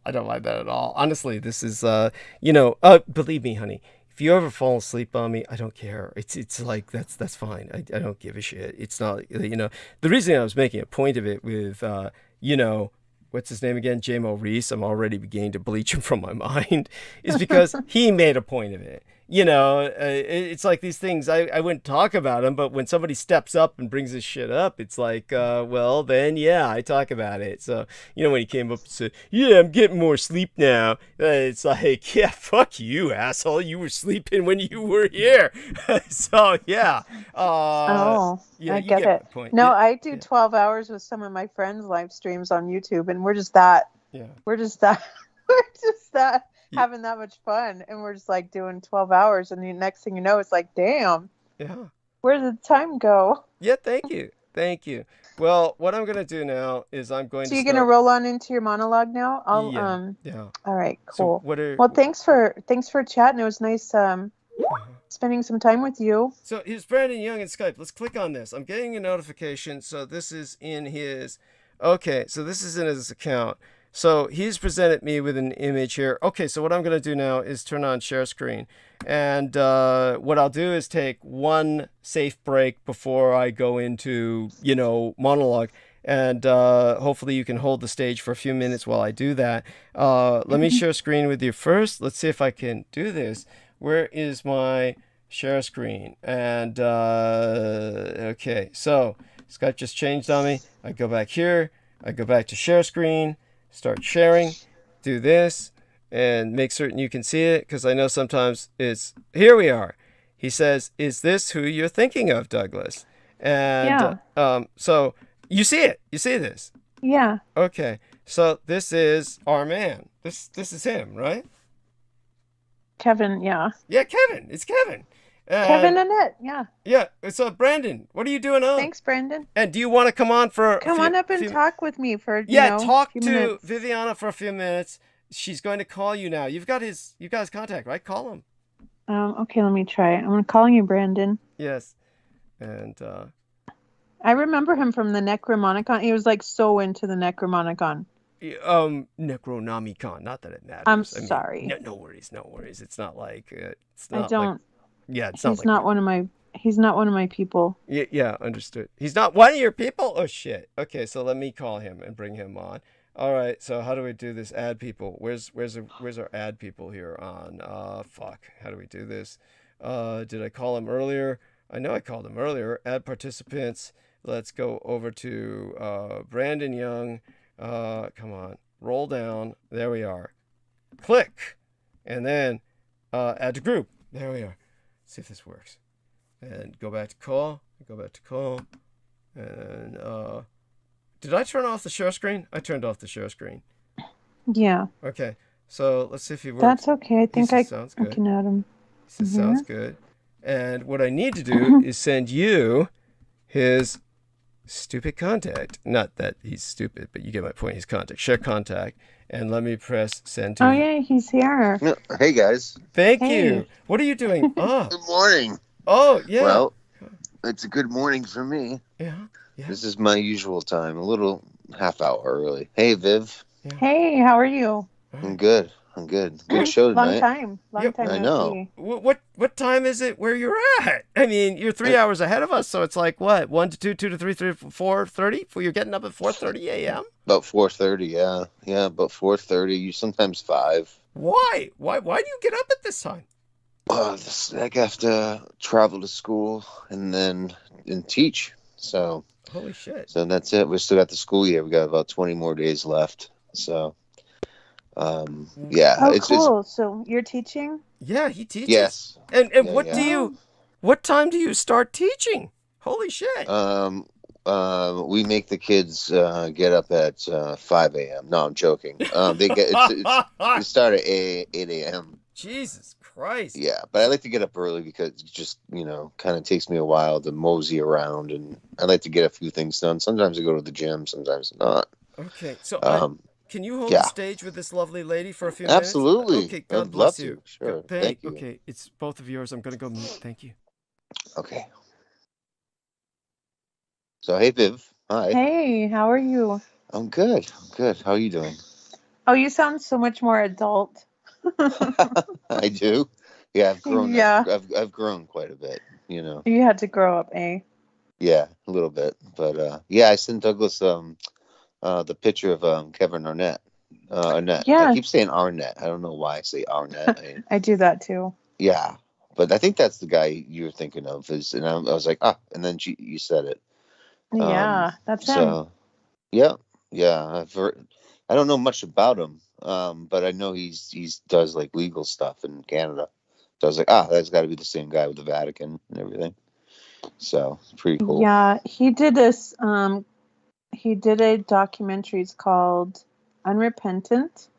Oh. And he documented, because what he did is he was told to go and minister to the certain region in Canada.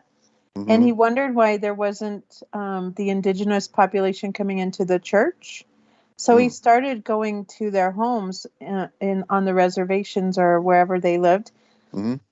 And they just started talking to him about how they don't trust, that church. And then they started divulging the reasons why. And because, they lost children, they had all suffered abuse.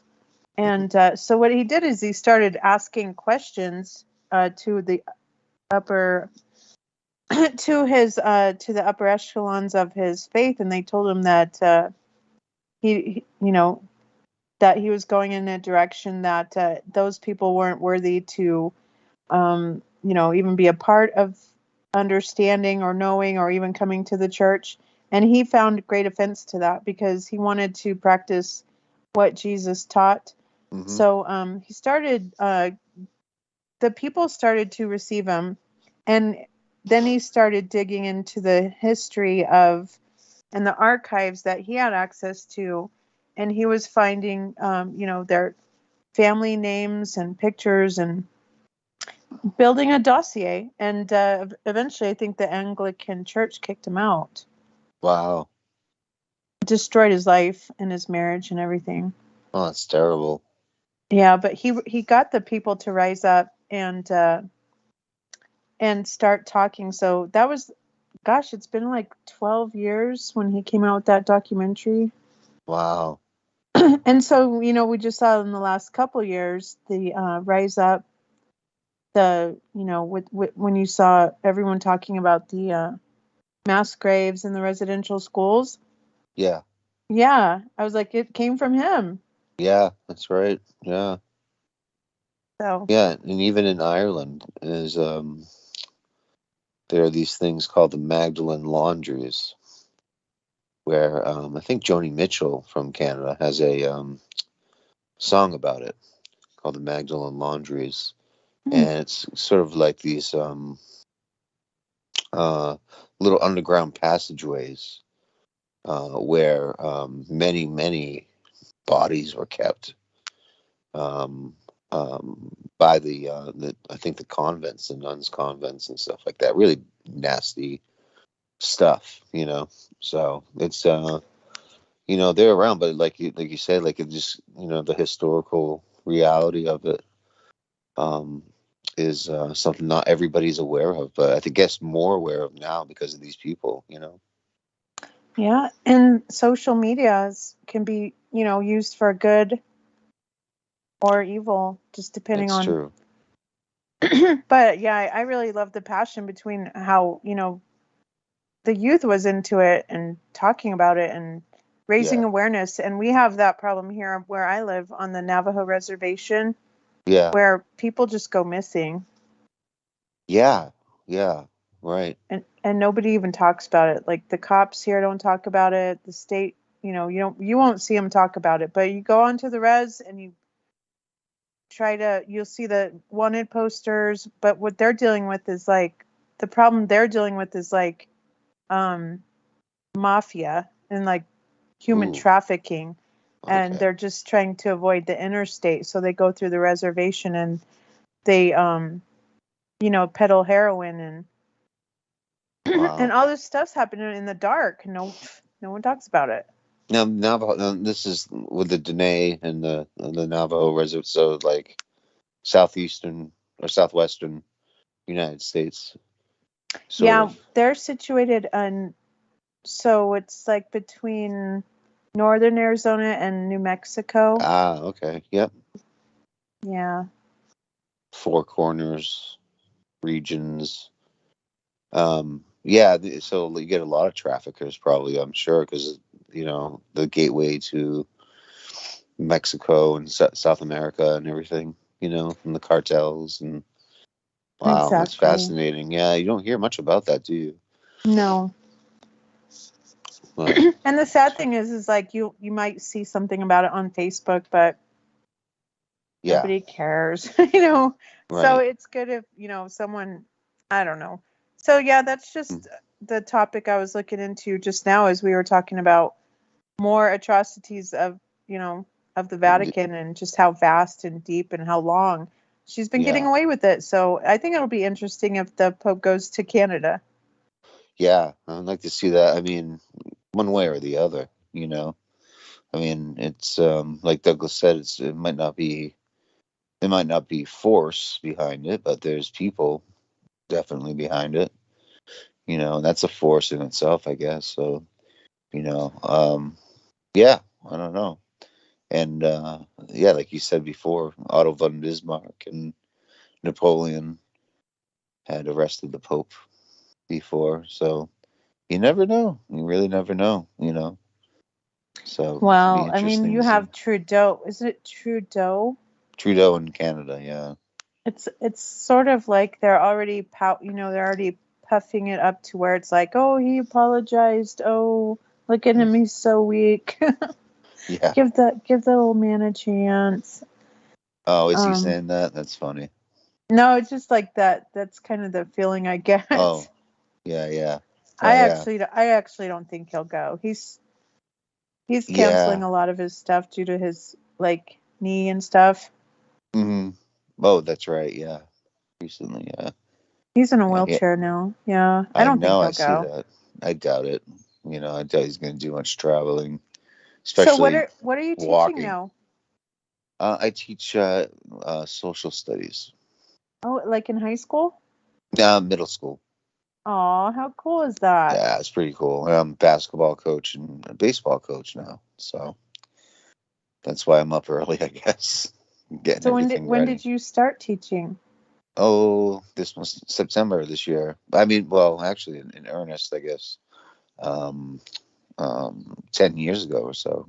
Um, um, but that was high school level, and then I took a big break. Ended up going to law school, and doing a bunch of different things and moving around, chasing girls, and and then they came back. Oh, did you finally catch one? Did finally I caught one. Yay! Yeah. And she had all your babies? Well, we're planning on it. Nice. She's about 13 years younger than me. She doesn't like me to say that, but so she's got she can still have the baby is what I'm saying. So well, congratulations. I'm glad. Thank you. I'm happy you're doing so well. Thank you. Yeah, she helped me a lot, That's good. and she's a great she works with me. She's a teacher as well. Oh, wonderful. That's awesome. So yeah, no, we both work together, and it's kind of nice, and she's wonderful in a lot of different ways. Very smart, but not condescending. Down to earth, super good musician, drummer, all kinds of things that I'm not, like. Oh, you hit out the park. Yeah, no, I really, and her family's from Portuguese family, so. Nice. The good food and the good family. It's like they're like Italians in a way. So they have they love all those good things, and they're really nice. So, and not too many people I can bring home to mom, and so, but she's definitely a standout. And yeah. Well, so how did you two meet? At the school, first day of orientation in September, I met her, and as soon as I did, and she had such an exotic look, like it's really dark hair, dark eyes, and I said, I'm gonna get to know her somehow, some way. I hope, there's something about her. And then months and months later, I guess it was Christmas time, she invited me over to her family's house. It was a little party that they were having. I said, sure. Went over there and hung out with the family, and then, kept on hanging out every once in a while. Very slowly built up to, dinners and stuff like that. And then I'm like, I guess we're going out now, so that's how it happened. It was very slow, very old fashioned in a way, All right. But I just got back. This is one of your students? Amazing. No. One of his students. Yeah, I can just imagine it now. He was dressed up as one of those stuffed animals for for her birthday party, right? No. What was it? So what? No, it was a Power Ranger. There we are. No, there we are. Which color? Pink or blue? Or a different one? Yes. Oh my God! No, it was the Green Power Ranger. Is that how you won her over then? Yeah. No, she's from the SpongeBob generation. Yeah. She is 13 years younger than me, Douglas. So she is. Oh my God! Oh, I'm almost Peter Mooning it. There we are. Cool. Cool. There you go. Everyone has somebody but us, Douglas. Yeah. Oh, please, you have each other, and lovely. Yes. Yes. It's okay. Yeah, well, I'm just kidding. No, really, it's okay. I'm so proud we'll be of okay. Brandon. Oh my God. I know. I'm so proud of him too. Thank Can you imagine he used to be that wild-eyed I just remember him talking about the Necra, and I'm going to say it wrong again. Necronomicon. Yes. Yeah. Yes.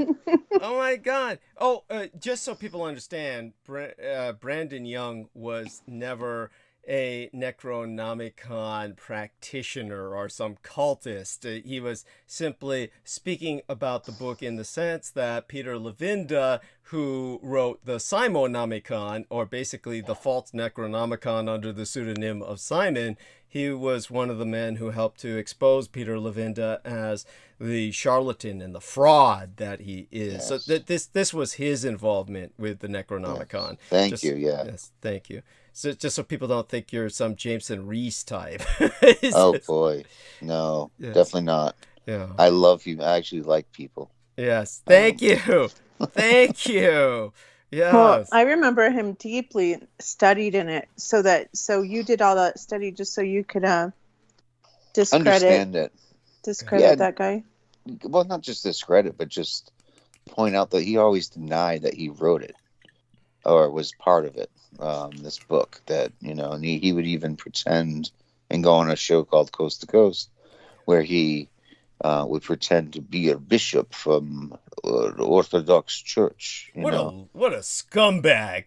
What a Right. fucking liar. Go on. Yeah. So, but what's interesting recently, Douglas, is that Tom belongs to the Stars Academy, which was supposedly going to be like an aerospace company and all these things, and they had Bigelow Aircraft sort of involved with them, and Linda Moulton like all these big celebrity UFO people involved with them, and Lou Elizondo, and they had all these people, and well, now they've gone back to being what they always were, an entertainment company. That's all they are.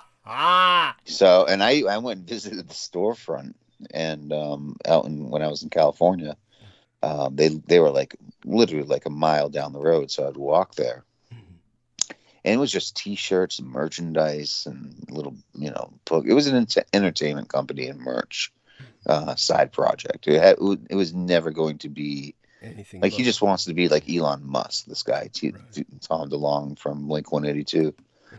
So, yeah, it's failed now officially, and now it's back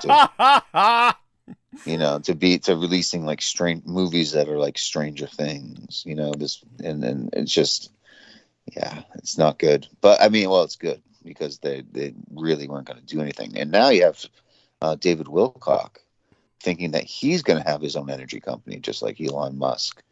And when we're asked to see models of this, he takes out these like little G.I. Joe figures. And he's like, this is it.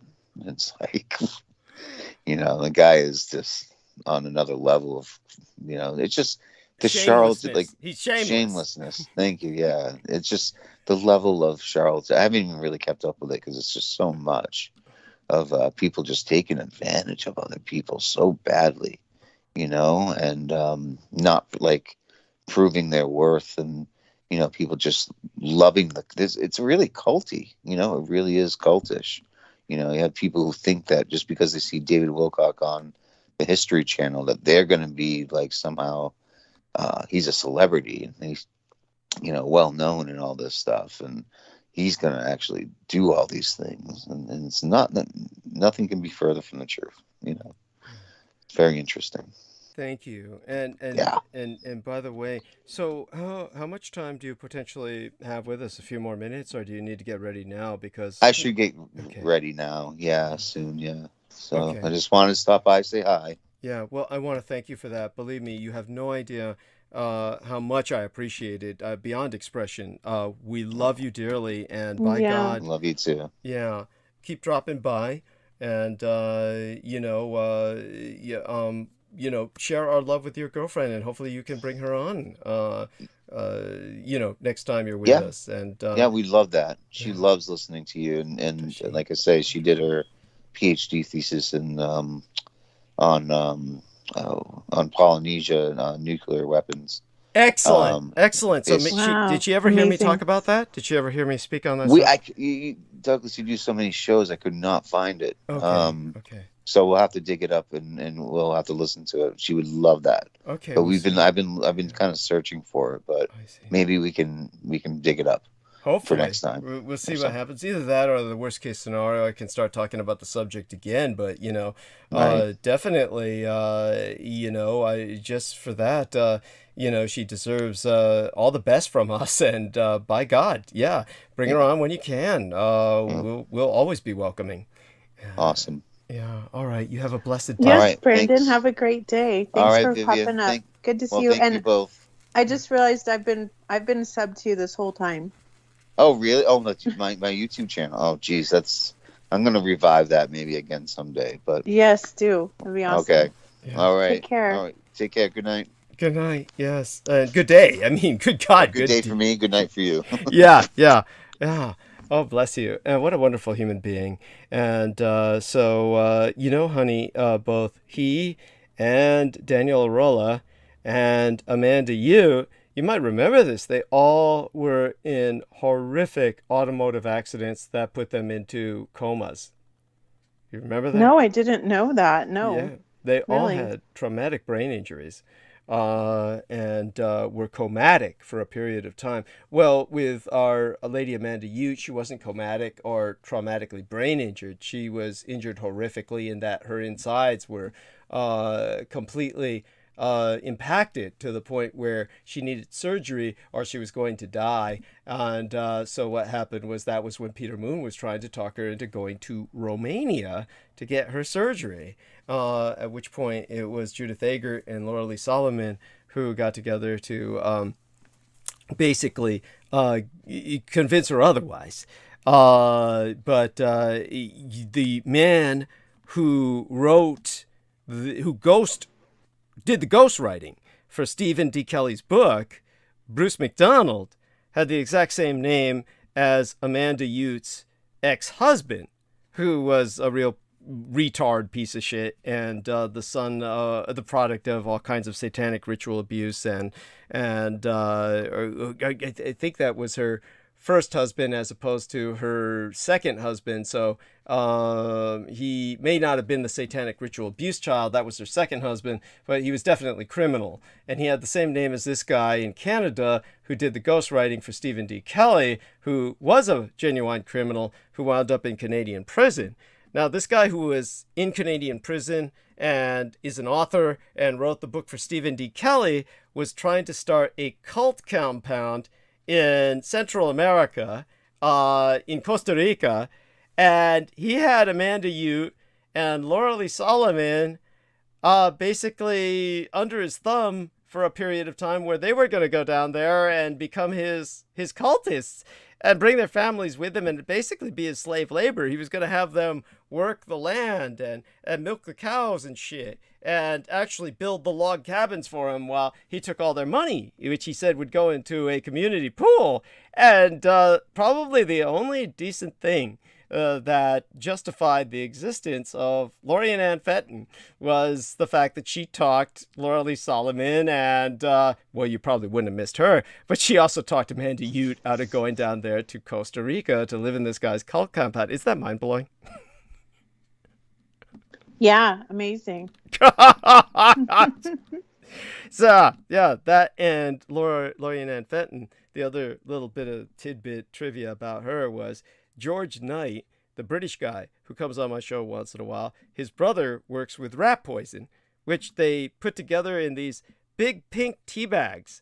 And this is like contains rat poison. And then this shit is like, why they make it look like tea bags is beyond me. I guess they're trying to kill people, but the rat poison is like made to tear rats' insides apart slowly and painfully, and the rats go into these horrible spasms where their insides are being torn apart, and the rats in agony crawl off to die. I don't know why they just don't kill them right off with the poison immediately so that the dead rat can be found next to the fucking rat poison trap, and therefore you can take care of the body and throw it away. Instead, they have the rats crawl off into a corner where you can never find it, and then it decays and adds to your fucking vermin problem because it attracts other like horrible insects and carrion and shit. So anyhow, so this rat poison was like placed outside around the house or inside the house by Lori and Ann Fenton's grandmother, and Lori and Ann Fenton as basically an infant or a very young child was eating it because it tasted so good. That's why the rats eat it. So she was just gorging on it, and that's when she went to horrible spasms and her insides began to jellify and shit. And that's when the doctors, when she was brought into the hospital, had to place like tiny sandbags or rice bags over her limbs so she wouldn't tear herself apart in her agonized spasms. And so this is why all her life she kept screaming. Basically she was pinned down by these bags and couldn't move her limbs, and her insides are being eaten up, and so she just kept screaming and screaming So this is why she developed a weight problem. Her insides had a real problem holding all that food in any normal sense, and so she just ate and ate. And this was like she was eating that rat poison. It was like, I guess, like a zombie primal thing for her. But she would always eat while talking on the phone or talking on Skype, because that's the way you gain weight. And but she did that because she always had to be talking. She couldn't stop talking, because the moment she stopped talking, she would hear the screams in the background, her own screams, which she kept screaming in her mind. So that's why she would be on stage sometimes and pause because of the screaming going on in her head, and then she couldn't go on. She'd lose track because she'd hear that screaming in the background. So that's just one of her many problems in life. I mean, just anyhow, bizarre trip. I don't know why that came up. That's Lorianne Fenton? Yeah, fat chick, Lorianne Ann Fenton, my first handler that was assigned to me. You remember her, right? Absolutely, yeah. Well, I remember, no, because I came into contact with you after her. Okay. So you came on just after Laura Lee Solomon had taken over. Yeah. Who was fat, but nowhere near as fat as Lorianne Ann Fenton. She wasn't fat, was she? Oh, God, we're gonna go here. Yeah, I already feel it. Never mind. Let's not go there right now. Well, I mean, I'll say this much: Laura Lee Solomon was plump. She was plump. She was like she was no runway model. Let's put it that way. Poor dear. So, did you actually meet up, you and her? Yeah. I mean, it's not. Yeah, poor dear. Fuck. It was not a pleasant experience in the sense that, poor dear. He was just. That was when we went down to Arizona and had that experience that, like I said, Holly Kaditis Kiefer hears me talk about it, and it pains her to hear me say this, but, it was like one of the worst experiences of my life was going down there to Arizona. And, the guy who set it up, the guy who I'm going to solicit for, what's his name? Mr. True Crime Tours and shit. Yeah, that was when I went down there with Laura Lee Solomon, and Laura Lee Solomon really wanted to sleep with me and was jumping into the bed with me here in my home where I'm at right now, just like Judith Agert was in this bed at one point. And it's like, both those ladies came here because they wanted to sleep in this god-awful, uninhabitable crypt with me for the night, just to see what it was like to be in a haunted crypt, I guess. And, just had to breathe in all the mildew and the dust and see what it was all about to be undead or something like that. And, so, yeah. That's my werewolf friend. That tears him apart. I mean, he just looks at this place when he's in here because, they have an acute sense of smell and shit. So he's like, to him, this place is unbearable. I mean, in the past, he couldn't even breathe in here. Somehow he's gotten, ever since COVID, I guess it killed his senses to an extent where he doesn't freak out when he's in here anymore. But, when he learns that these women come here to sleep with me in this environment, he just thinks it just rips him apart. It's like, God damn, it's like, what, he says, I'm in the wrong business, just like, because,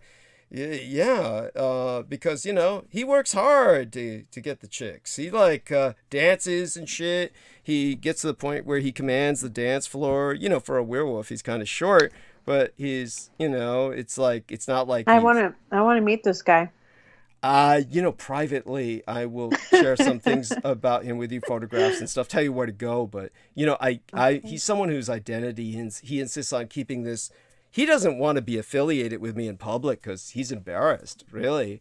But, because, cross-dressing son of Hitler and shit, he doesn't need that. So it's like, privately I'll share with you his Facebook page and shit, and then tell you where, what he looks like and stuff. All right. Okay. So I want to do this before I forget. So I want to stream you, which will be private, so that I can actually record and have your monologue. I just wanted to know if you want me to have the advertisement in it.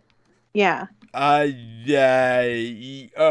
I can say is, if it makes it harder for you, don't do it. If it's easier for you just to keep it, go ahead and keep it. right. Just from my perspective, I couldn't give a shit either way. To tell you the truth, I mean, I just called Benestenius up a few days ago and said, "Hey, look, let's stick with me while I try to get you the invoice," and And so the last times I sent him the invoice a few times, he didn't get it. And then so I had to send it to a different email address. And then this time I said, let me know if you got it. And he hasn't let me know if he got it. So I don't think he got it. And so that pisses me off. I mean, because I told him, look, I need this for rent, and it's not like we're getting any further away from my rent being due. So if I don't get that shit from him, I'm homeless. It's like what it's like. So fuck. I don't care for the fact that he's handling this cavalierly. Let's put it that way. So yeah, I'll be calling him again sometime soon. But for that reason alone, to me, it's like, if it's just easier for you to include it, go ahead and include it. But it's like, if you don't include it, it's not like I'm gonna protest. You get what I'm saying, right? So yeah, Absolutely. yeah. Well, if you want me to drag him, I'll drag him on a video or something. You better pay your bills. Don't do that yet. Just kidding. Just kidding. No, but believe me, I'm not regretting that we brought that up here. Yeah, I mean, it's like, hey, come on, people got to be. It could go either way. I could promote him or drag him. So yeah, just kidding. Yeah. So for right now, let's be neutral about it. Keep the promotion. All right, if it's cool. Easy. Yeah. So my idea is that I'll at least have it as a record, and then eventually, I think if you want to start another channel just for monologues, they'll be easier to upload. Interesting. So we'll certainly talk about that. Now, you've been sending them to our man, the maggot, right? And he's been... No. Oh, shit. I mean, feel free to do that, of course. I'm still trying to figure out how you want me to send a file. So I'd have to touch base with him. Oh, God. Good point. Oh, shit. Did I give you his contact? I don't think so. Okay, let's do that right now before I forget. Though it's not all that important. It's not immediately important, but we let's see if we can do that up with. Oh God! So here's this Team Dietrich thing. This is what our man is going into. Okay, so let's take a look at this. This was set up by Selena Khan. Let me show you this. Okay, so can you see the cursor moving? Yeah. Okay. So, how do we get you in this? Ask Selena Khan about this. And, okay, this is what I think she set up for you. Okay, so Selena Khan set up Team Dietrich here, but J-Mo Reese is in there. And she set up this DDD virtual office. So, you know about this, right? Is that on Facebook? Honey, this is Skype. Okay, well, I see the same thing on Facebook. Do you really? Yeah. Virtual. Let's go on Facebook for a second here. Messenger. So when we're on Facebook Messenger, whoa, Selena Khan, and then look up DD Virtual Office. Okay, let's see if that. Okay, there we are. Okay, this is what you're talking about on Facebook. Is this? Okay, not the same thing. Either way, it's probably the same thing, but just so you know, she set this up here, and it is basically this. So she's saying hello, and you probably haven't responded to her, so that probably got her somewhat irritated. So she's irritated at me. I'm sorry. I see it right here. I see it. Okay, it says hello. I'm sorry. Oh my gosh. Yeah. Hi. So sorry. She used my mother's picture. This is my mother after her catastrophic brain injury, so her scar is visible. And Team Dietrich. She's beautiful. Oh, bless you, honey. Team Dietrich is what she set up with myself in drag, so obviously she has no problem with that. And that's when you see other people are in here, including Claytu, whoever the fuck Claytu is. That is like, and that must be her. Okay, that's gotta be her because she's saying hello, or maybe I have no idea. So, this I'm is saying apparently, hello. yeah, this is I usually said been. sorry. Okay, Okay. yeah, to her there, right? Thank you. And all right then. So let me stop sharing and start monologuing, and prepare myself to dry my voice out to the point of desiccation. In the meantime, honey, I love you beyond expression. Stay with us. If you fall asleep, I don't mind. But otherwise, of course, just depending on how if you're able to stay up with me by my side, that's fine. Obviously, I won't be referencing you. I'll just be going on in the zone. And with that being said, I'll take over from here. And if I need your help, I'll call out. And if you're not there, I'll make do. Okay? I'm pretty sure I need a nap, but That's fine. Oh, go ahead. Knock I'll yourself probably out. wake up. So Yeah. you're gonna do 6 hours from here, or just a couple? Oh, just a couple. I mean, I only Okay. have 12 hours. I'm limited to 12 hours. And right now, the Oh, time we okay. have left is, if you see here, I go here for the time. We have exactly 3 hours left. So, So 3 hours. Okay. yeah, so I'm going to go I'm 3 gonna hours. just take a nap. Okay, go ahead. Love you. All right. Love you too. Bye bye. Bye for now. And that's our lovely lady, Viviana Sanchez. We're going to start now with the, oh shit, when I was showing her that, I wasn't even sharing screen anymore. So I don't know if she saw that. So she's ready to dive into the Neptha, the little death of sleep. And that's completely understood. Bless her, and may she have the sweetest of dreams. So such being said, time for me to get started, go into the zone as much as I can. This is, of course, Mid-Menses, mid-month National Asian American and Pacific Islander Heritage Month, which has recently expanded into AAA NHPI Month, or Asian American, Native Hawaiian, and Pacific Islander Heritage Month. And so I was celebrating, of course, with the escort, of course, who is with me in the photograph that's embedded in thumbnail of live stream. We've given the backstory behind that earlier. If you've missed it, you can hear it on the replay. One of the creepiest true crime tours in America is the Tucson Murders' True Crime Tours. The Tucson Murders True Crime Tours provide historic crime investigation into forgotten lost crimes in Tucson, Arizona. These small private tours are hosted by the Mr. Ben Baron Astenius, a true crime researcher and enthusiast who will personally take us to real historic crime locations related to these crimes in Tucson. Relive these events and hear the untold stories behind the stories. The Baron Ben specializes in the seemingly ever-developing case of the late serial rape killer Charles Howard Smitty Schmid Jr., alias the Pied Piper of Tucson, an aftermath tour. See theunfinishedman.com for excerpts from his yet-to-be-published work of that very title, The Unfinished Man, and review scenes from his cinematic documentaries currently in production at theunfinishedman.com.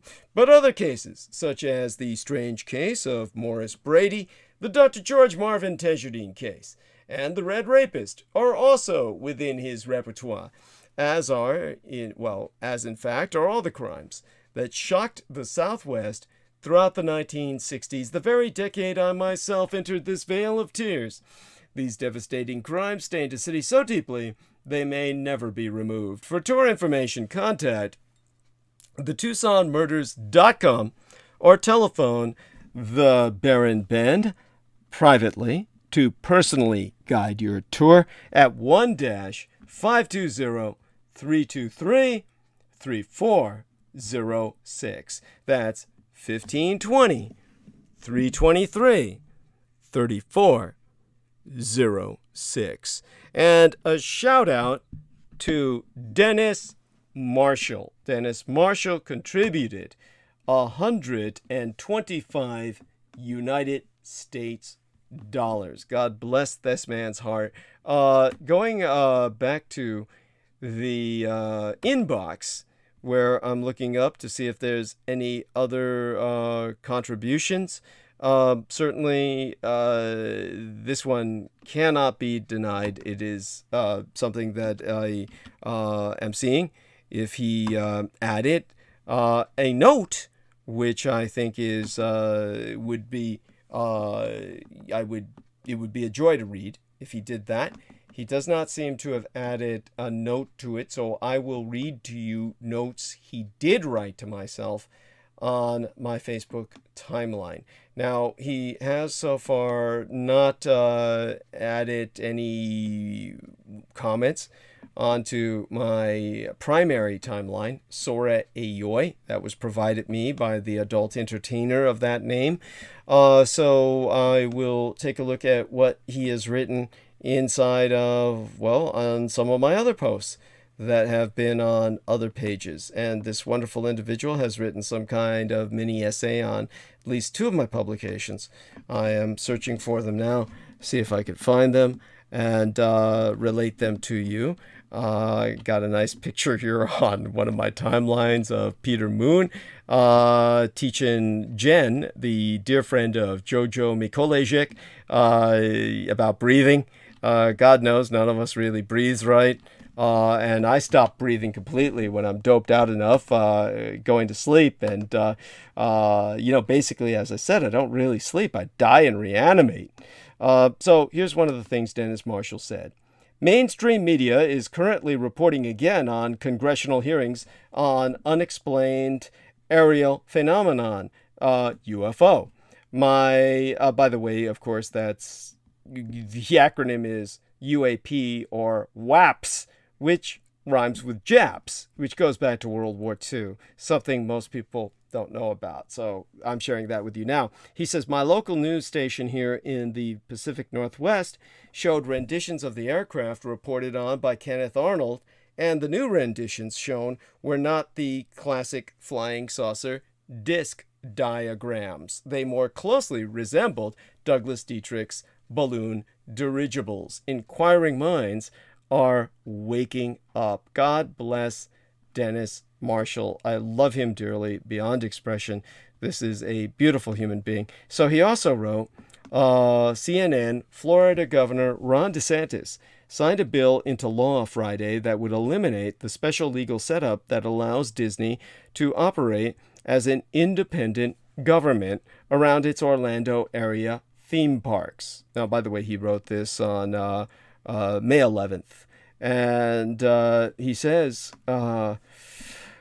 approximately April 21st, 2022 through April 29th, 2022, German authorities have raided Deutsche Bank's headquarters in Frankfurt over suspected money laundering at the country's largest lender, FANG stocks, FAANG, Facebook, Amazon, Apple, Netflix, Google, aka also known as Military Industrial Complex Technological Apparatus of Control, and the driving forces of profit for the Hazarian Mafia fiat money cabal that controls the West and communist China are in freefall, taking the rest of the market with it. Etheric Bitcoin in freefall. Margin call approaching. The capitalist lifeblood to the masses. Diesel fuel at critical storage levels with refineries in production stop mode.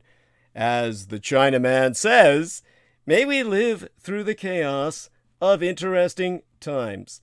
Okay, that was a bit of free association there.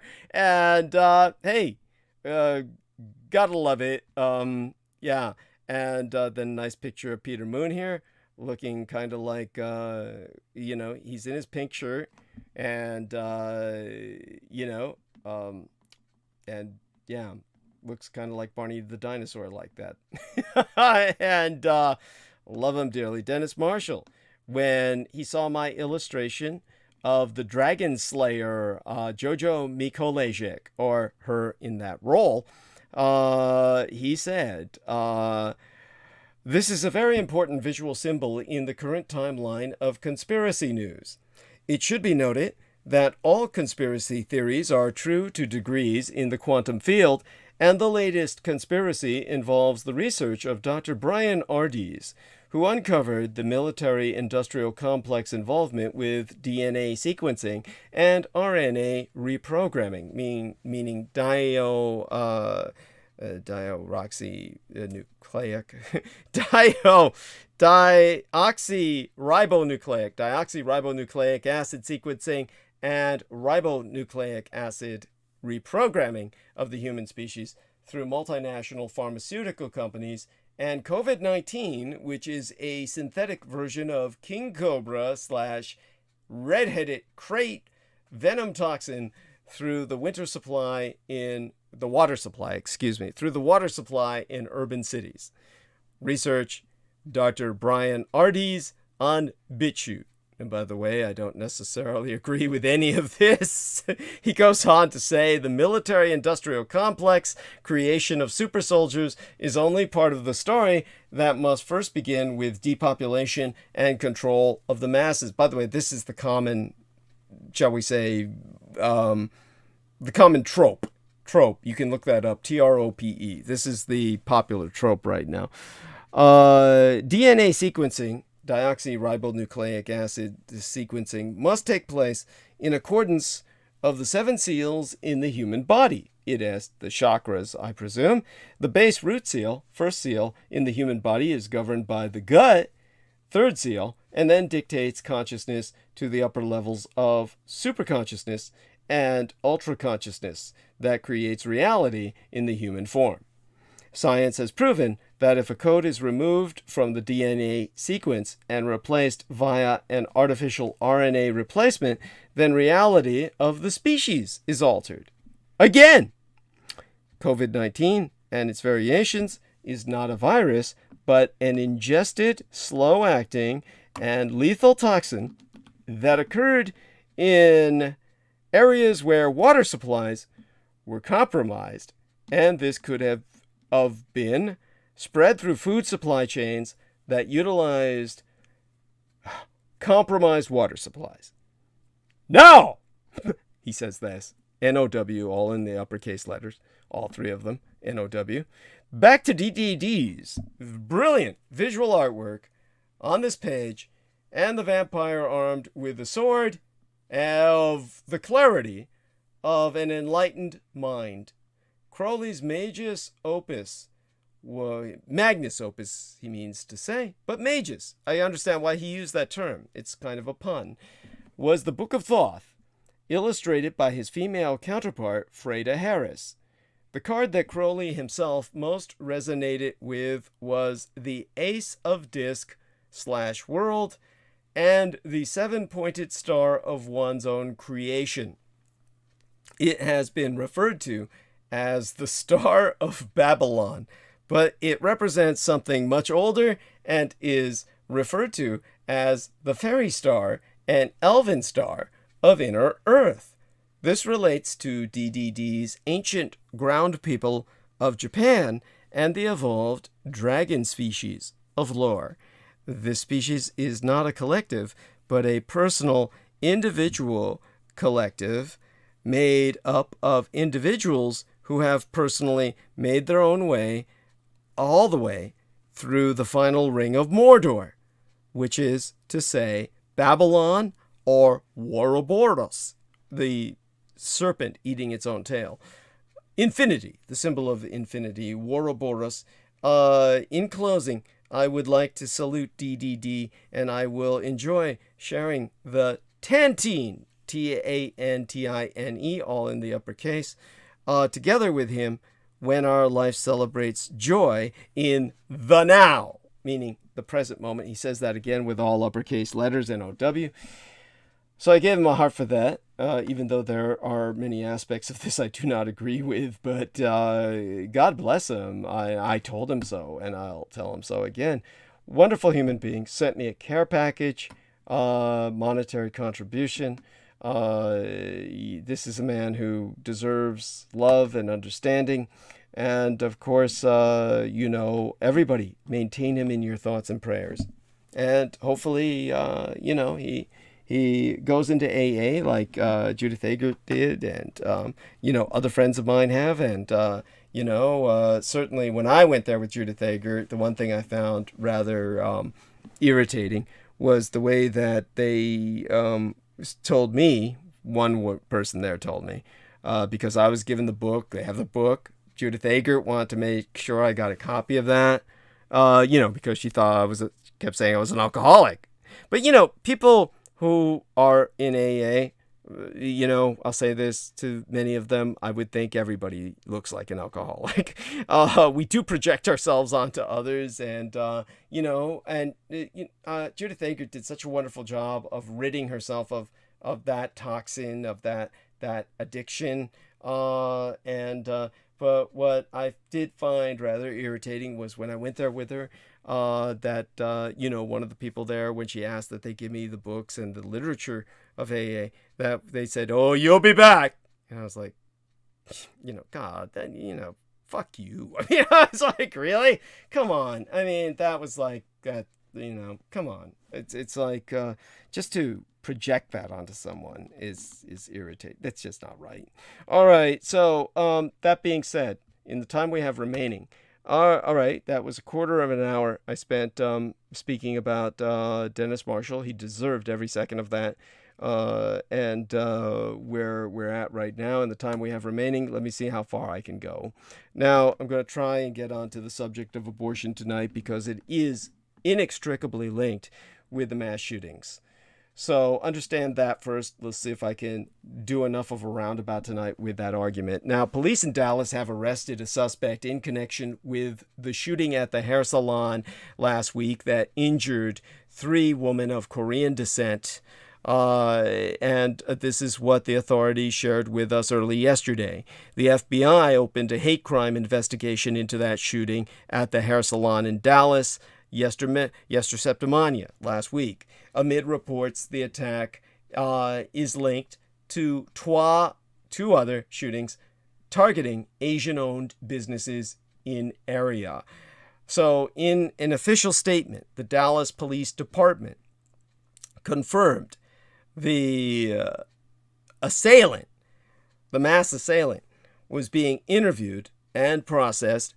The arrest came not long after the FBI confirmed it had opened a federal hate crime investigation into that shooting. And, of course, Peyton, that's the fucker's name, Peyton Gendron, the deranged 18-year-old shooter who murdered 10 people at an upstate New York grocery store, wrote the name of one of the mass murdered Waukesha Parade dancing grannies who was killed during the Waukesha Christmas massacre on his automatic rifle that he used before killing 10 in his shooting spree.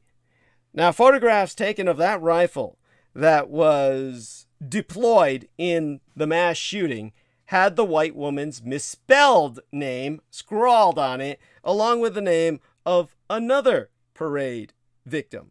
Her name was Virginia Sorensen. The word nigger was also legibly written on the barrel. Of the 13 people that Gendron shot, 11 were black. 10 of his victims died. The 79-year-old Sorensen was at the November event as part of the Dancing Grannies troupe when a black African-American male named Darrell Edward Brooks took his sports utility vehicle, a bright red cock car, SUV, and plowed into that crowd, running over her and killing the dancing granny along with 4 other members of the group. Brooks had reportedly shared social media posts that supported Black Lives Matter and called for violence against white people. Waukesha police would eventually claim that Brooks did not plan the attack or seek to target white people, despite his hateful extremist views posted online. Brooks is still awaiting trial on 77 charges, including 6 counts of first-degree intentional homicide. Now, authorities have evidence that Gendron planned the attack for months and drove hours to carry it out in Buffalo, New York, in a predominantly black neighborhood. They obviously have quite the history of segregation in fucking New York, Buffalo fucking New York, because like I said, when I saw that footage that I did in the aftermath, I was disturbed. It was just not, everybody there was black. I couldn't see a single white face of a native resident. All of them were black. It is a purely black neighborhood. The only whites there were cops and journalists. There was one black guy who seemed chummy with the cops, and he was obviously someone who was probably an FBI agent or some kind of a Fed, following up on investigation. And so, aside from that, everybody who was a cop or a journalist was in tack gear, basically. The journalists had bulletproof vests. The cops were in full SWAT. Everybody was, ready for war. Regular black people were otherwise just walking around. The one black guy chummy with the cops was all dressed in black, so likely a Fed. And oh God. Now 13 people were shot at the Tops Friendly supermarket this weekend. 10 were killed, including a security guard who attempted to take Gendron down. The shooter, Gendron himself, had tactical gear on, and the shots fired by the security enforcement agent did not stop him. He then shot and killed the security enforcer, the guard. The shooter left a 180-page manifesto online that focused on the Great Replacement theory, which inescapably is going to be sprackathon by myself over the next several episodes. The theory reportedly, just put it this way. The theory posits is the word for it, Posits. It posits that leaving the southern border of the United States wide open to illegal immigration is an attempt to change racial demographics to pad the Democratic voting base and keep progressives in power indefinitely. So in his manifesto, Gendron mentioned other racially motivated killings and said he mostly agreed with Brenton Harrison Tarrant, who live-streamed his own murderous rampage that killed 101 people attending a New Zealand mosque in March of 2019. He also openly discussed his hatred of blacks, Jews, leftists, and transgender people, and recordedly contended that he was, quote-unquote, authoritarian left-wing. Now, Gendron has confessed he started planning the shooting back in January and chose the Tops supermarket in Buffalo because it has the highest black population percentage by zip code. Now, a section of his manifesto lays out his step-by-step plans for the day of the shooting itself, including the corned beef hash he ate for breakfast, how he would drive to Buffalo and scout out the supermarket, how he would wear his body armor and carry his gun, and how he would post a live stream of the massacre online. Gendron carried out the attack at 3 p.m. instead of 4 p.m. He was stopped before he could also go on a planned rampage through the neighborhood. He has pleaded not guilty to murder charges and is expected to face additional ones as prosecutors prep their case against him. Gendron previously underwent a mental health evaluation after he threatened to shoot up his own graduation ceremony. Authorities are already contending that he was a loner who became radicalized online during the early days of the pandemic. The California shooting suspect's contacts this side of the United States shed light on his own interactions, his anti-police stance, and his beliefs about China-Taiwan unification. Now, church shooting suspect, as Mr. Chow was known, I found out his name through our community before it was even publicized. This son of a bitch was very negative. He took issue with Taiwan, with both the Taiwanese and United States governments. Now, after the deadly shooting this weekend at a Taiwanese... Now, this is something I need to, again, reemphasize. This was the Taiwanese community celebrating their life, their world, in a United States church. So it really pisses me off to hear people continually refer to this in media to the point where I'm regurgitating it subconsciously that this was a Taiwanese church. It's a United States church in Southern California that happened to have the Chinese community using it.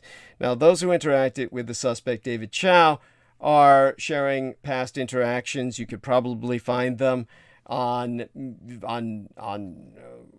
net.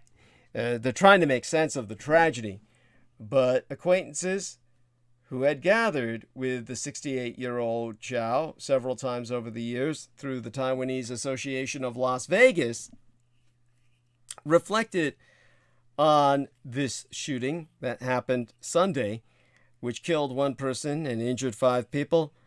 They described Chow as very negative, recalled his controversial political views and disapproval for law enforcement and the United States and Taiwanese governments, in basically like Jamo Reese or the Gendron goon. He hated everybody in all the world. Now, Chow is a Las Vegas resident who was born in my true homeland and heartland of Taiwan. He's basically a communist insurgent, and he's been charged with 1 count of murder now and 5 counts of attempted murder in the shooting at a brunch hosted by Irvine Taiwanese Presbyterian Church, which law enforcement has described as a politically motivated hate incident. Now, police confirmed that investigators found notes in Chow's car that proved he had hatred of the Taiwanese people. They testify that Chow, who is, well, proven to have attacked the churchgoers during their celebration lunch for the pastor Billy Chang, who had just returned from Taiwan, was upset about political tensions between China and Taiwan. Now, I'm not going to be able to do enough justice to this at all tonight. But I do want people to know that Shifu John Cheng is the Kung Fu hero who, believe it or not, I didn't find this out through the community of mine. I found this out through a wonderful individual named Jeremy, who I'm friends with on Facebook, who basically is a Kung Fu master himself and a father. And Jeremy Thomas brought this to my attention. I wouldn't know this without him. He said John Cheng was a Shifu of 7-star Northern Mantis. That's a Kung Fu style. He's an MD, a medical doctor, and a pastor at his local church here in America. And he was tragically killed by a terrorist gunman while protecting the elderly members of his church congregation. He attacked this armed gunman with his bare hands, bravely defending those who could not defend themselves against this heinous act of cold-blooded mass murder. Now, of course, Peter Moon's response to this was, the message is clear. Pastors need guns. By the way, then, I myself am not antithetical to that, but most people want these safe spaces to be gun-free for obvious reasons. At any rate, more on that soon enough. So, oh God. How do I describe any of this? Basically, holy shit. Now, from what I understand, while Chow was most friendly with association members, seeking company through them, several of them said that at times he would share thoughts about China-Taiwan unification. Now, you notice the term that I'm using is unification, because ignorant people might say reunification. But the argument is made these days by Taiwanese that, well, China and Taiwan were never really unified. So, that term is not technically applicable, or applicable in the most technical sense. So, at any rate, Estrapan, the association's president, said he would sometimes say he had a different opinion about the government, but we would never fight with those with different opinions. Now, Chow's public defender, Tanya Vallejo, has not responded to my request for comment. That much I can tell you right now. But the issue that's at hand here, that dates to the Chinese Civil War, a struggle for control of mainland China between the nationalists, known as the Kuomintang, and the Chinese Communist Party. The Communist Party took control of the mainland, establishing the nation as the People's Republic of China circa 1949. The Kuomintang leadership fled to my Taiwan, where it installed the Republic of China government in exile. The People's Republic of China deems the Republic of China illegal and has maintained that my Taiwan is an inalienable part of its territory, even though my island is self-governed. The Taiwanese Presbyterian Church in particular has historically been aligned with Taiwanese pro-independence views. In a 1977 Declaration of Human Rights, the church wrote that it hoped that then-President Jimmy Carter would uphold the principles of human rights and guarantee the security, independence, and freedom of the people of Taiwan before, Jimmy Carter sold us out and went totally communist. Now, tensions, which have waxed and waned over the years, surged after Taiwan's 2016 election. Red China has put increasing pressure on my Taiwan to come back or unify under its jurisdiction. Misjurisdiction is the best word for it. Chow was charged with special circumstances murder, meaning that if he is convicted, he could be sentenced to the death penalty, or at the very least, life in prison without the possibility of any parole. And I confirmed this with the Orange County District Attorney's Office. Chow was also charged with 5 counts of attempted murder and 4 counts of possessing an explosive device. Due to the special circumstances murder charge, Chow will be held without bail. This was confirmed to myself by the district attorney. His initial bail was set at $1 million United States dollars. The association member said he met Chow years ago at a potluck hosted by the organization. The acquaintance said Chow had moved to Las Vegas and bought property to rent to tenants. Now, Chow has been to several of the association's gatherings. Most people in the organization identify as pro-Taiwan independence, recognizing my island as a separate country from the Communized People's Republic of China. However, Chow has participated in pro-unification movement groups to recognize my Taiwan as part of Red China.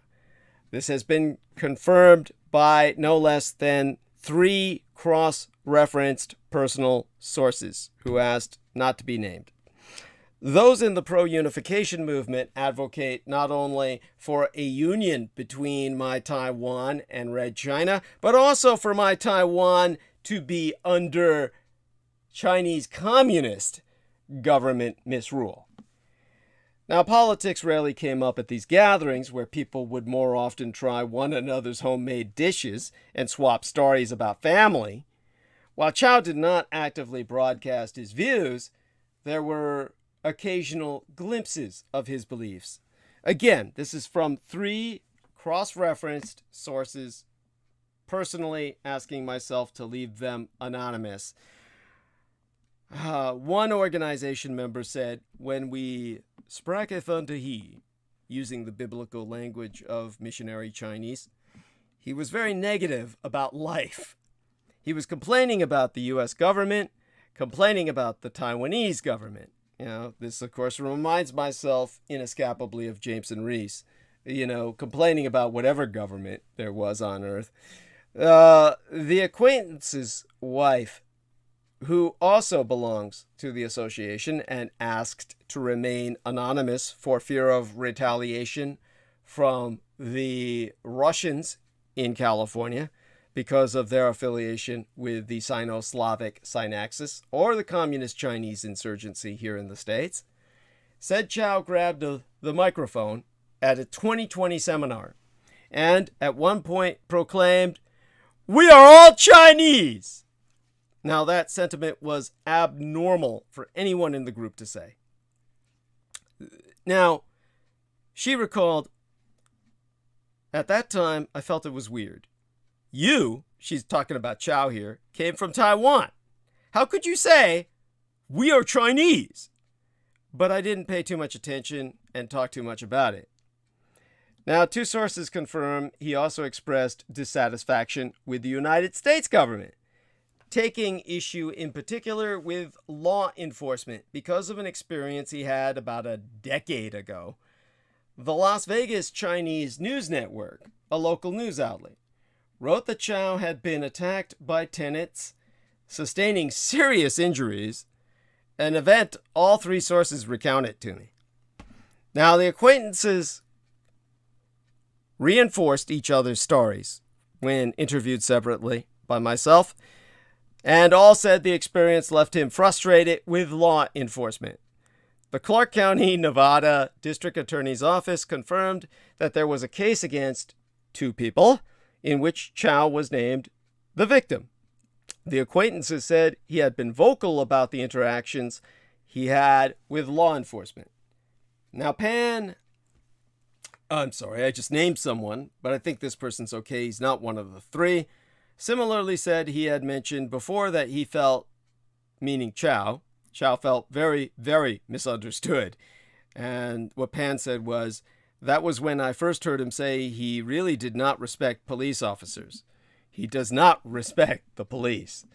Now, despite the differing opinions, the acquaintances all said they tried to make Chow feel welcome, from inquiring about his family life to sitting with him at functions. To quote us to Contact, "He talked to us very nicely, happy to talk to us and gather for lunch, but on the inside, he still thinks that Taiwan is China." Now, none of this has anything to do with Jameson Reese when it comes to his own ideologies. He's on a totally different trip, but everybody's been as nice to him as possible. And the problem is that, unlike Chow, he can't even pretend to be nice. He can't even put up a facade. He's just an asshole. He just tells everybody, "I want you dead! I want everybody dead!" And just repeats this. Now, again, to put this into perspective for you, whenever I was online, and like I said, it wasn't like every few days, it was every few hours, this fucker was just throwing up shit. It's like watching somebody just constantly pass gas or lay a turd in front of you. It's just disgusting. Now, Pan, this guy I'm speaking about, well, you know, I've given him a sex change just to try and maintain her anonymity, but I might as well cop this much. She's really a female. I almost said she's really a bitch. Anyhow, she's an active member of the local Taiwanese Presbyterian Church. She invited Chow to celebrations, adding that he had told her in the past that he identifies as a Christian. So Chow went to events several times in years past, sometimes taking his wife. Now, all three of these other cross-reference sources I'm maintaining an anonymity for mention that Pan and Chow appeared to enjoy the events at the church, particularly the musical performances. Chow's wife, who had been diagnosed with cancer, underwent treatment in My Taiwan and remained there, separated from him during much of the coronavirus pandemic. Obviously, this was her opportunity to separate. She does not like this son of a bitch for good reason.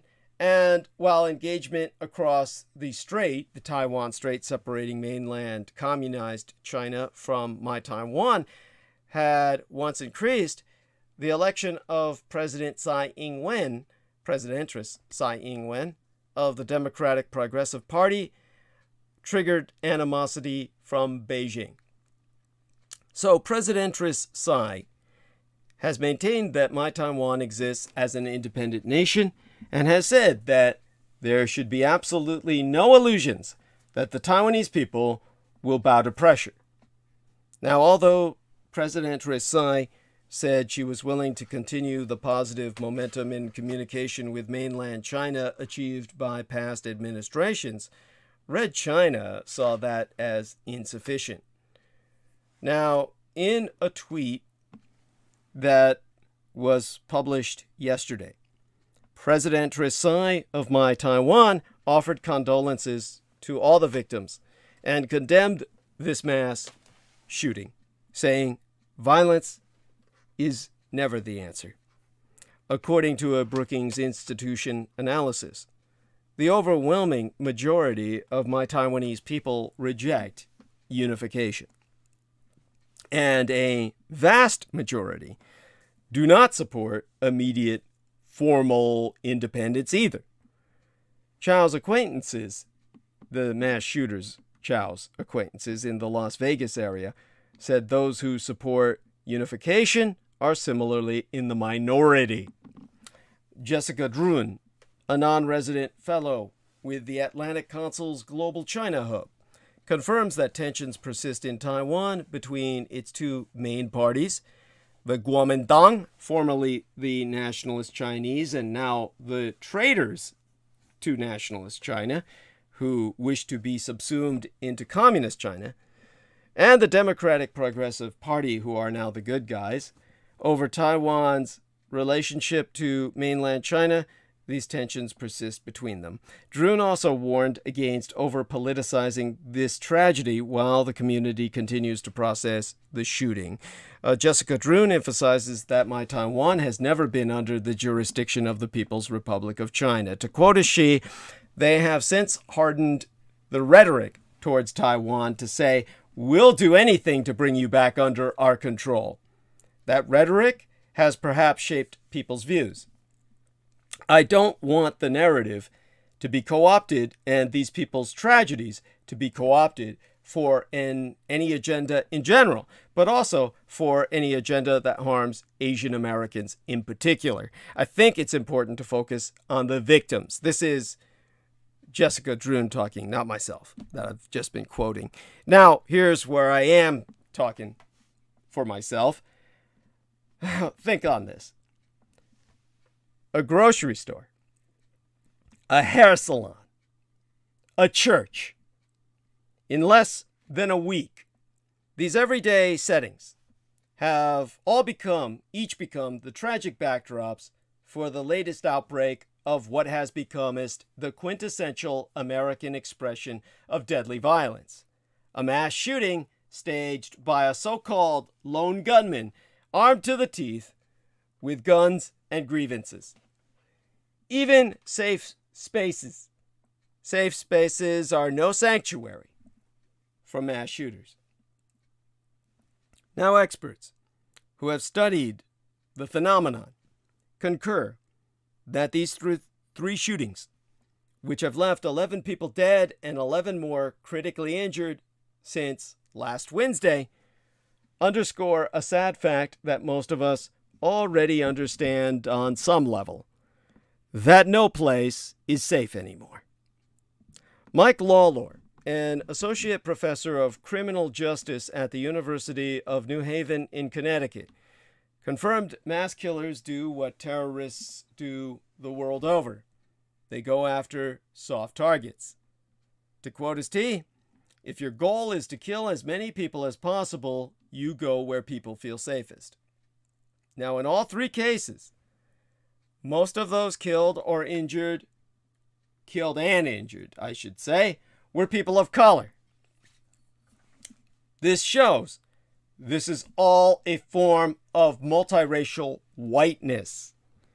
These are people who hate ethnics, hate themselves, and wish to be white so bad that they are hoping that by bathing in enough blood, they'll bleach themselves white.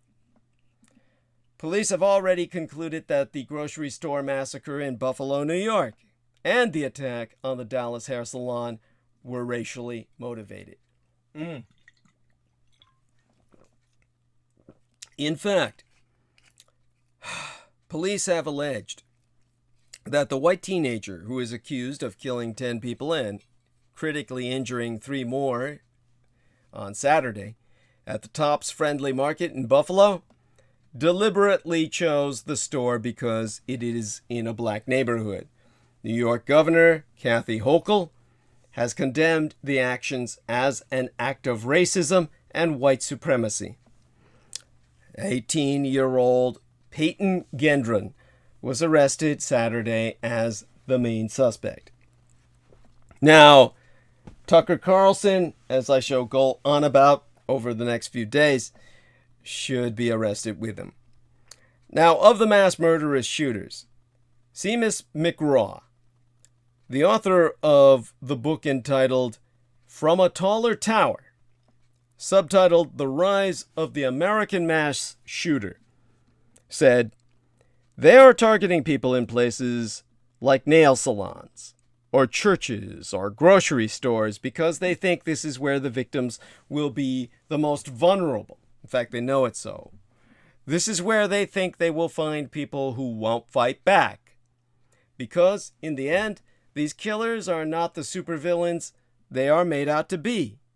They are weaklings and cowards.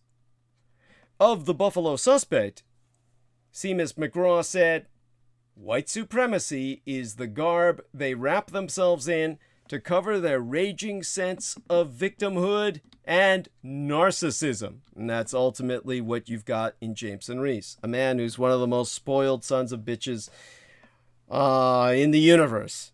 And all he does is bitch in his narcissism about his victimization, which he's never had. He's never been raped and satanically ritually abused or grown up with any sense of anything that I had to suffer from all the while I was growing up. Extreme poverty all the way through anything else. He's just a piece of shit. Now, the hair salon where a gunman critically injured 3 women of Korean descent is in Dallas. The mostly Asian-attended United States American Church, where a gunman killed 1 person on Sunday and critically injured 5 other people, is in Laguna Woods, a small city in Southern California. They are thousands of miles apart, but they are connected by a collective fear and by the loss of the sense that they were safe places, safe spaces. On Twitter, Representative Katie Porter, Democratress of California, whose district includes that church, said, this is upsetting and disturbing news, especially less than a day after a mass shooting in Buffalo, New York. This should not be our new normal. I will work hard to support the victims and their families. Now, it has been 30 years since any major federal legislation has passed to curb gun violence. In that time, America has had more mass shootings than ever before in our history. This past weekend of gun violence was particularly grim An attack inside a grocery store in a black neighborhood in Buffalo, leaving 10 dead. In my Golden, California, 1 person killed and nigh half a dozen critically injured in a church. Authorities are investigating both, as well as this house nigger hitting on Koreans as hate crimes. 3 hate crimes. 2 of them being processed against minorities in this exemplary, in the most negative sense, case of multiracial whiteness. Now, prior all this, more than 20 people were shot in Milwaukee near a National Basketball Association, an NBA game. In Chicago, Mayor Lori Lightfoot imposed a curfew in one park after a 16-year-old was killed there. One of the 5 fatalities, as 33 people were shot over the weekend. It has all left many Americans wondering where gun control stands, considering that the Democrats hold both the presidency and the House and Senate. The big picture answer: it's going nowhere in Congress. But some efforts are being made by the Biden administration and at the state level. And a third player, the United States Supreme Court, will have a major impact. Despite Democratic politicians coming to power vowing to do something about gun violence, Congress isn't even considering a comprehensive bill to address this issue. Connecticut Senator Chris Murphy, a leader on this issue, has conceded that not even his extended background check bill can get the 60 votes necessary to pass the Senate. It's not just that Republicans won't back any bill, it's not even clear that all Democrats would.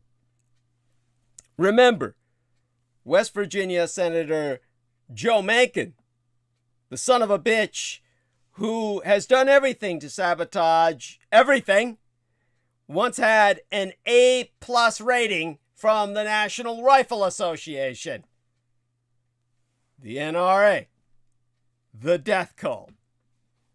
That said, it may be that we have to put a vote up in the Senate or in the House to show the American people where folks stand. While Congress has been stalled, the Biden administration is using executive orders to broaden the definition of what is an illegal gun.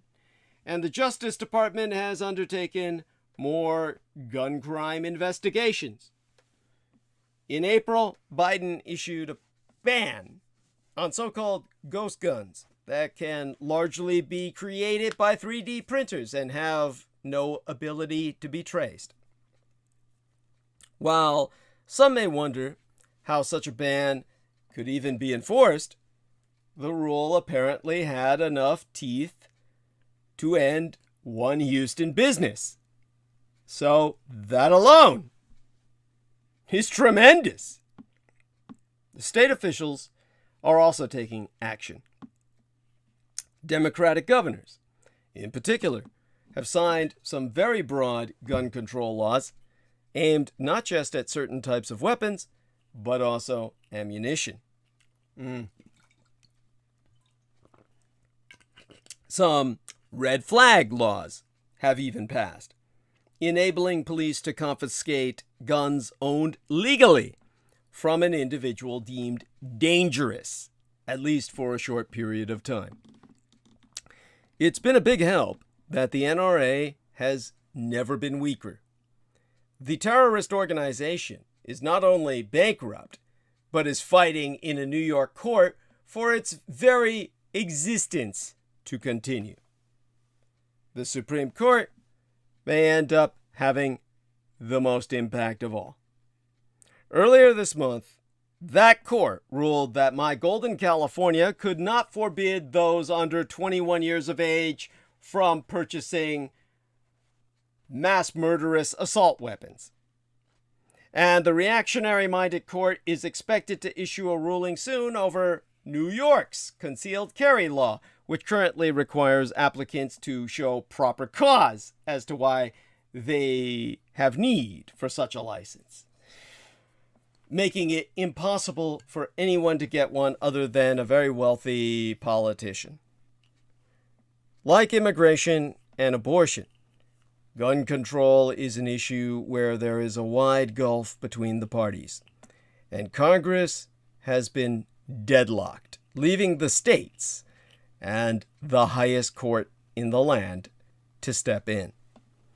All such being articulated, tragedy can be clarifying. Only one part of the Buffalo Massacre deviated from right-wing rhetoric. The massacre of 10 shoppers and employees at a top supermarket in a black neighborhood in Buffalo over the weekend was precisely the sort of extremist violence that authorities have been worried about for years. Late in 2020, the Department of Homeland Security issued warning about domestic violent extremism that has been on the rise. When Joe Biden was inaugurated months later, he used his first speech as president to warn of a rise in political extremism, white supremacy, domestic terrorism that we must confront and we will defeat. Polling from Pew Research Center conducted yesterday, just last month, proved that a third of black Americans worried almost every day about being attacked for their race. In other words, both police and potential victims worried about an attack just like this one. What's clarifying, however, is that what appears to have occurred would at every step, until the trigger was pulled, have been defended with right-wing rhetoric that has increasingly filtered into mainstream Republican rhetoric.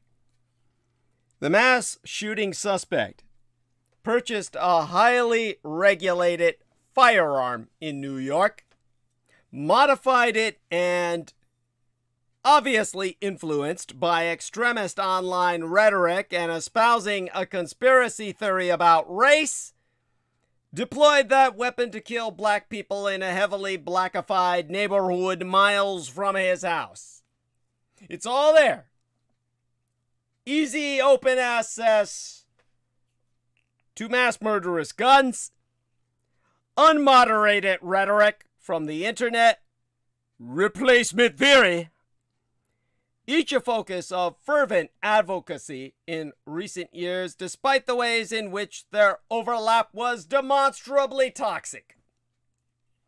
We can begin with replacement theory, the idea that there's a coordinated effort from elite Americans to replace native-born voters with immigrants to gain an electoral advantage.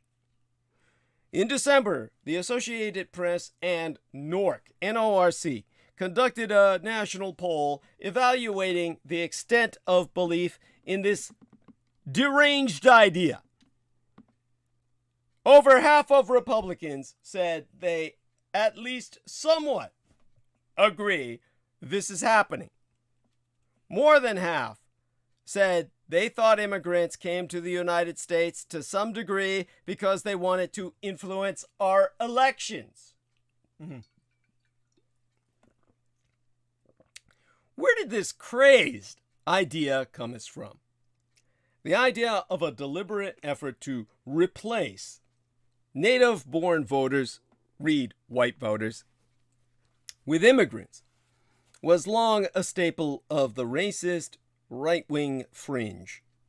But with Fox News' Tucker Carlson explicitly elevating the idea in early 2021, it became an acceptable part of the Republican rhetoric from rank-and-file House Republicans, members of House Republican leadership, and state executives.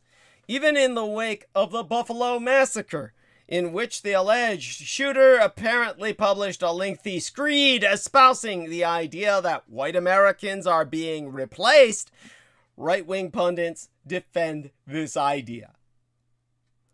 Joel Pollack, that's the fucker's name, an editor at Breitbart, once described by former executive chairman Stephen K. Bannon as the platform for the alt-right, defends this idea.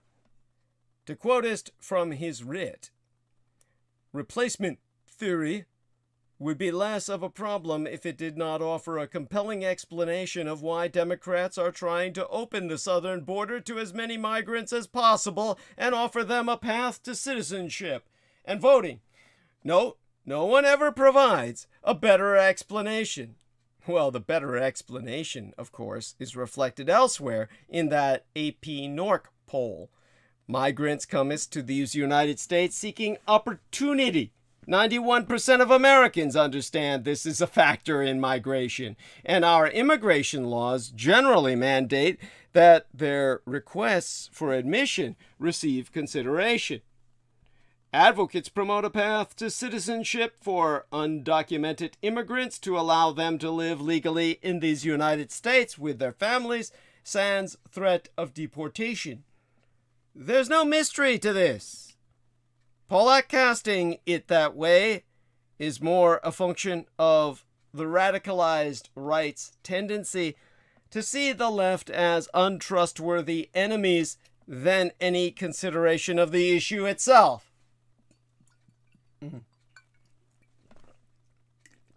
But note that Pollack offered this defense of replacement theory after the Buffalo Massacre. Pollack is rationalizing the mass murderer's obvious motive, though not his actions. The defense ends just short of the trigger being pulled. This is the pattern. The weapon evidently used in this shooting was purchased, used at a small gun store near the alleged shooter's home. That's unusual. New York's relatively strict gun laws mean that most guns recovered at crime scenes comest from out of state. Those laws did mean, however, that the mass murderer obviously broke the law in modifying the weapon to deploy an expanded magazine, to accommodate one, I should say. Had he been stopped with a rifle before going to Buffalo, it probably would have been confiscated. That rule on how many rounds a magazine can hold was established by the 2013 SAFE Act. It has been a repeated target of opposition from gun rights advocates calling for fewer restrictions on gun ownership. The National Rifle Association has more broadly opposed all laws banning high-capacity magazines, including in my golden California. The mass shooters deployed firearm and modifications thereon would have been defended by many on the right, with only about 4 in 10 Republicans indicating in 2021 polling that they supported restrictions on assault-style weapons like the one so evidently deployed in Buffalo, or a ban on expanded magazines. Until the trigger was pulled, the firearm itself would have evoked little objection. even with the word nigger scrawled upon its barrel. That screed, as openly published by the mass shooter himself, indicates that his racist views of black Americans and immigrants be a function of indoctrination on websites such as 4chan. It was there, the document itself dost read, that the suspect learned through infographics and memes that the white race is dying out. Now, 4chan has long been one of the best examples of the toxic effects of unmoderated online content. It is designed to be ephemeral and anonymous, a combination that maketh moderation difficult even if it were desired. It sits, in other words, at the extreme of the extent to which online sites try to ensure that users are behaving responsibly. They tell you, drink responsibly. I tell you, think responsibly. Stay the hell away from 4chan, or Fox News, or any right-wing source of disinformation. There is no right-wing source of information. Anything right-wing is disinformation. Know that much. And you're thinking responsibly. In recent years, efforts with other online communities to moderate content have becomest infused with politics. After the 2016 election, wherein the Russians hacked Donald Trump into power, both Twitter and Facebook began focusing more on abusive content and misinformation, triggering a backlash among reactionary abusers who felt unfairly targeted. As president, Donald John Trump amplified the idea that the political right was being unfairly singled out for moderation and censure, despite all lack of evidence that this was happening.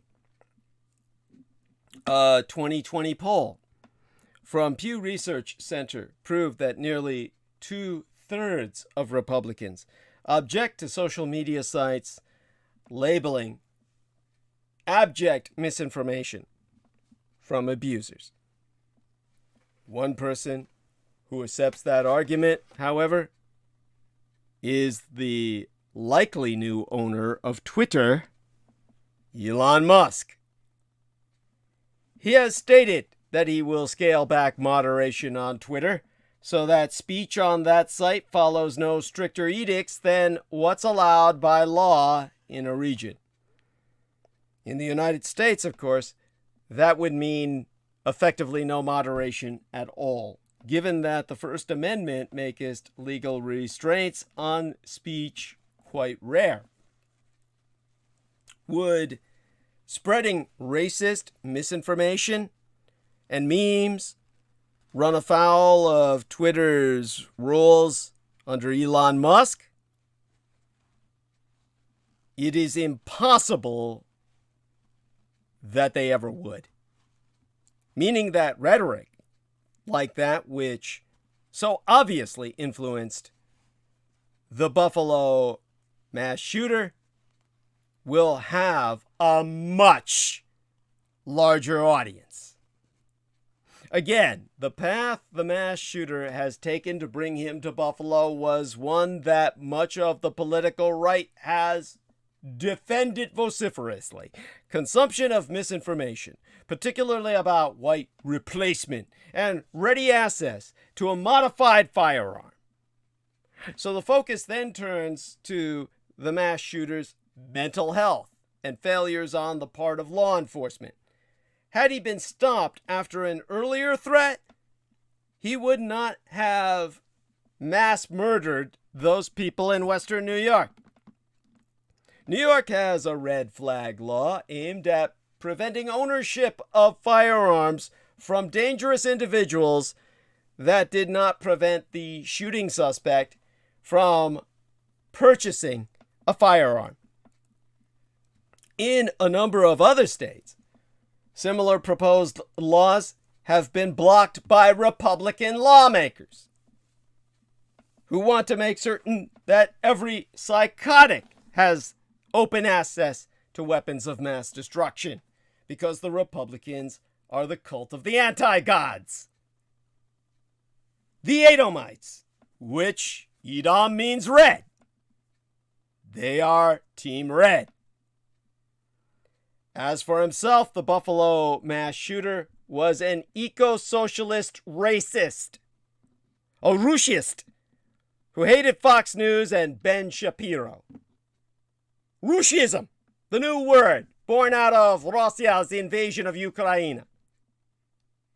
Now, I myself, personally, had not heard the term in the form Rushist until listening to Bayraktar, which, as I've explained at great length in the transmission preceding tonight's, or rather the transmission before that, because the latest transmission preceding tonight's was cut out by the deep state on behalf of Jameson Reese, their asset, in their anger that he was terminated. It is a portmanteau of Russian and racism. In Ukrainian and Russian, racism is pronounced with an ah sound, so the two words rhyme. Rushism is said to have been popularized in 2008 with the Russo-Georgian War, though I expect it's getting much more currency now. I must emphasize that it's also significant that in Russia, and likely in Ukraine, the Nazis were generally called fascisti more than nazisti, the reverse of the English pattern of using Nazis much more than the term fascist. In America these days, fascist is more of a political term used promiscuously by any on either side of the left-right political spectrum for people they dislike. In Ukraine and Russia, I must also emphasize that the term racist remains much more closely linked to a very specific set of murderous invaders, the Russians. Rand Paul, the Russo collaborationist, says that all the people that Russia invades were once part of Russia. And by that logic, I could argue that every nation in the Balkans belongs to either Austria or Turkey. Understand that Stalin starved Ukraine. It was a man-made famine that Russia continues to cover up to this day. In Ukraine, it's become known as the Holodomor, derived from Moriti Holodom, to kill by starvation, meaning death by starvation. Also known as the Terror Famine or the Great Famine, a famine in Sovietized Ukraine engineered from 1932 to 1933 that killed millions of Ukrainians. It was a campaign any knowledgeable thereof now regard as genocide, carried out by a power-mad dictator who wanted to keep Ukraine under his control and would do anything to keep it covered up for decades.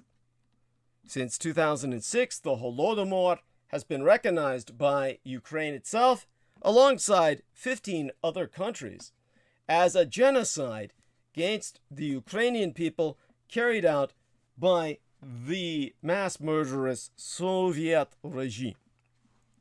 In the 1930s, Soviet leaders under Joseph Stalin engineered a famine that killed millions as they sought to consolidate agricultural power. In Ukraine, they used additional force as they sought to clamp down on a burgeoning Ukrainian national identity. There, at least 14 million died. As hunger spread among residents, Stalin spearheaded a desinformatia, a disinformation campaign, to hide the truth from other Soviet citizens and all the world.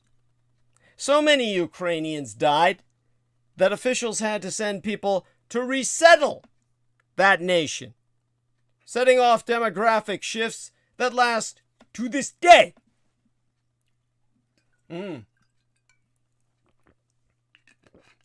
New York maniac who shot up a Buffalo supermarket on Saturday kept no secrets about how and why he planned to murder as many blacks as possible.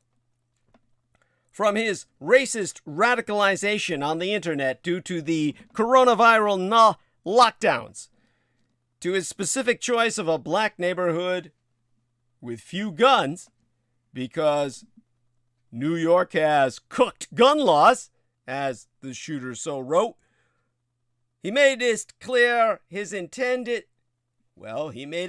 intended to survive the massacre. The Buffalo shooter is no enigma.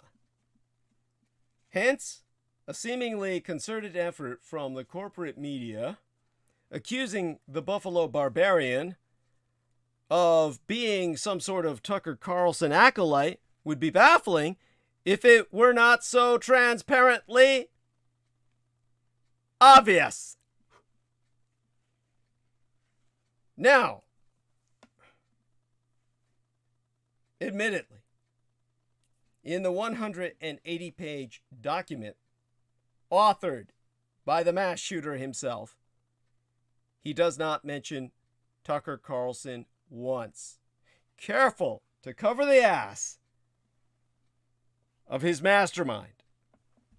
The sole explicit mention of Fox News is an infographic demarcating top Fox hosts such as Maria Bartiromo and Greg Gutfeld as Jewish. Rupert Murdoch is decried as a Christo-Zionist who may have Jewish ancestry, although it's never publicly admitted.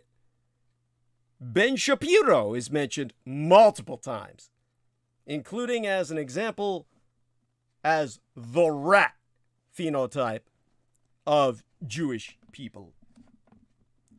Moreover, the Buffalo mass shooter is a self-described ethno-nationalist, eco-fascist, national socialist who loathes libertarianism and conservatism in particular. Hell, the shooter admits that he's a socialist, depending on the definition. The diatribe implies those workers better be white Gentiles who worship Mother Earth. Here, crucially, is the shooter on his homicidal obsession with environmentalism that I shall read to you. The shooter wrote, this is all white boy talking, not me. Worker ownership of the means of production?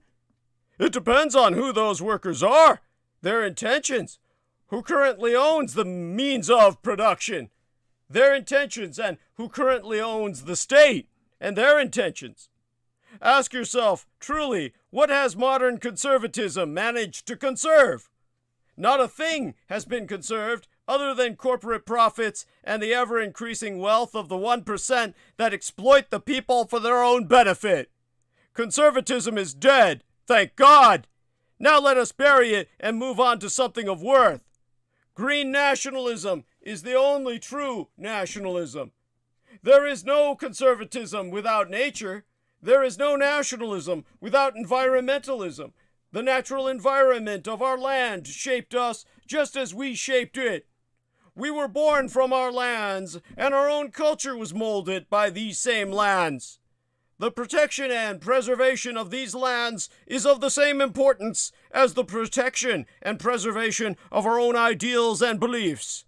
For too long, we have allowed the left to co-opt the environmentalist movement to serve their own needs. The left has controlled all discussion regarding environmental preservation, whilst simultaneously presiding over the continued destruction of the natural environment itself through mass immigration and uncontrolled urbanization, whilst offering no true solution to either issue. There is no green future with never-ending population growth. The ideal green world cannot exist in a world of 100 billion, 50 billion, or even 10 billion people. Continued immigration into Europe is environmental warfare and ultimately destructive to nature itself. The Europe of the future is not one of concrete and steel, smog and wires, but a place of forests, lakes, mountains, and meadows. Not a place where English is the de facto language, but a place where every European language, belief, and tradition is valued. That's hard to do when you've killed everybody off, motherfucker. Each nation and each ethnicity was molded by their own environment, and if they are to be protected, so must their own environments. And then all uppercase, so I will shout it to his effect.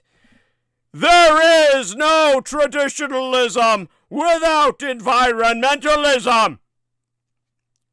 Now, the mass shooter's eco-Rushism is as inextricable with his white supremacy and Judeophobia as Jim Maurice's leucophobic racism converges with his Edomite nihilism.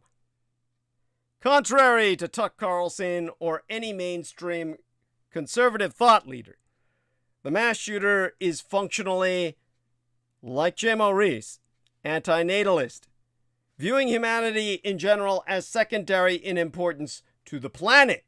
And even his choice to murder blacks over Jews is, in his own words, because Jews can be dealt with in time, but the high fertility replacers will destroy us now. Most importantly, the mass shooter was not radicalized by watching Fox News with family after dinner or listening to Shapiro podcasts in the car to work. The dregs of the internet enraptured him during a government-mandated shutdown of normal social life. By every available statistic, the population at large ran rampant with vices during the isolation of 2020. A few succumbed to outright suicide. Even many of the more disciplined among us descended into drug and alcohol abuse. But for an already broken person, like the shooter, his lockdown poison proved just as addictive as any opioid, and for Sunday's victims, far more dangerous. But understand this much. Racist replacement conspiracy is undergirded by a real resource scarcity. It would be folly to ignore the inequality, resource scarcity, and ecological calamity that lurk behind the Buffalo shooter's racist conspiracy theories. Before he walked into that Tops-friendly market in Buffalo, New York, on a mission to murder as many innocent black shoppers as he could, 18-year-old Peyton Gendron posted a rambling manifesto online outlining his mad motives.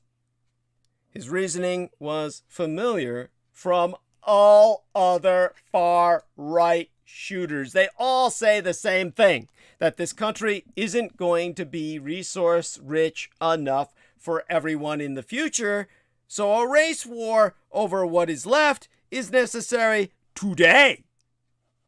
However heinous this vision of a bleak, impoverished future in which there is not enough wealth to go around and the environment is near collapse, is motivating an ever-growing number of young men like him to carry out racist massacres across the American West. Indeed, across the Western world. People who commit acts of terrorism tend to act for more than one reason. The racist hatred of Gendron toward Black Americans, Jews, and immigrants was ultimately what made his mass murders possible. For that, many are to blame, including far-right politicians and talking heads who have continued to wink at the Great Replacement as being the true source of white Westerners' troubles. Addressing this violence, however, also requires considering the role of scarcity. Not a conspiracy theory, but a very real system of extreme inequality and ecological destruction. Jesus. My poor, dear lady friend is sleeping while the sex bots attack. All right. Hide user on this channel. Okay, the user's message will be hidden. Okay, thank God. That took care of him. HD says the eco-fascist pivot is coming. It's the perfect framing for their misanthropic culling fantasies of non-whites. Thank you, HD. Bless you. Milligrams Mile 442 says, at HD, terrifying thought. It's belaboring the obvious, really. Checking in some incoming notifications. All right. Back to topic. Now, our social system. When Peter Moon said the other day that you've got people out there who are proud to be adjusted and, normally that would be all right. Some people are just happy to go to work. But if you're well adjusted, well adapted to a sick, dysfunctional anti-culture, then there's nothing to be proud of. You're simply a sick psychotic, the product of a pathological socio-environment. This is a system in which the most wealthy and powerful continue to see their wealth and power grow at the expense of the masses.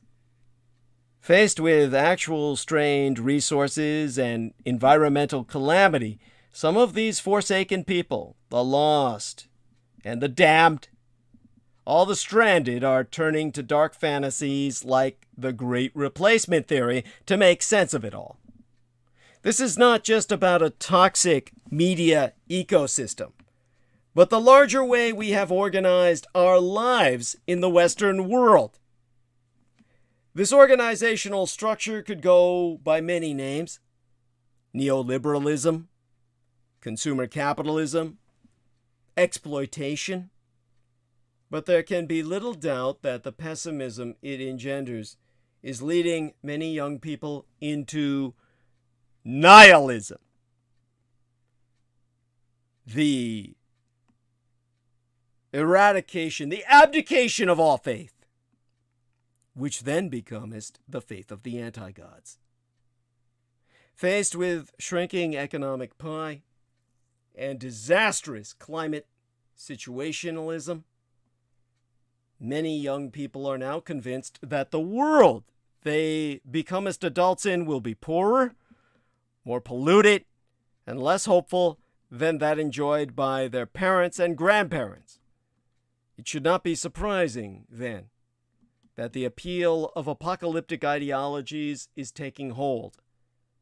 The problems of economics and the environment are real, but the scapegoating is where the conspiracies come in.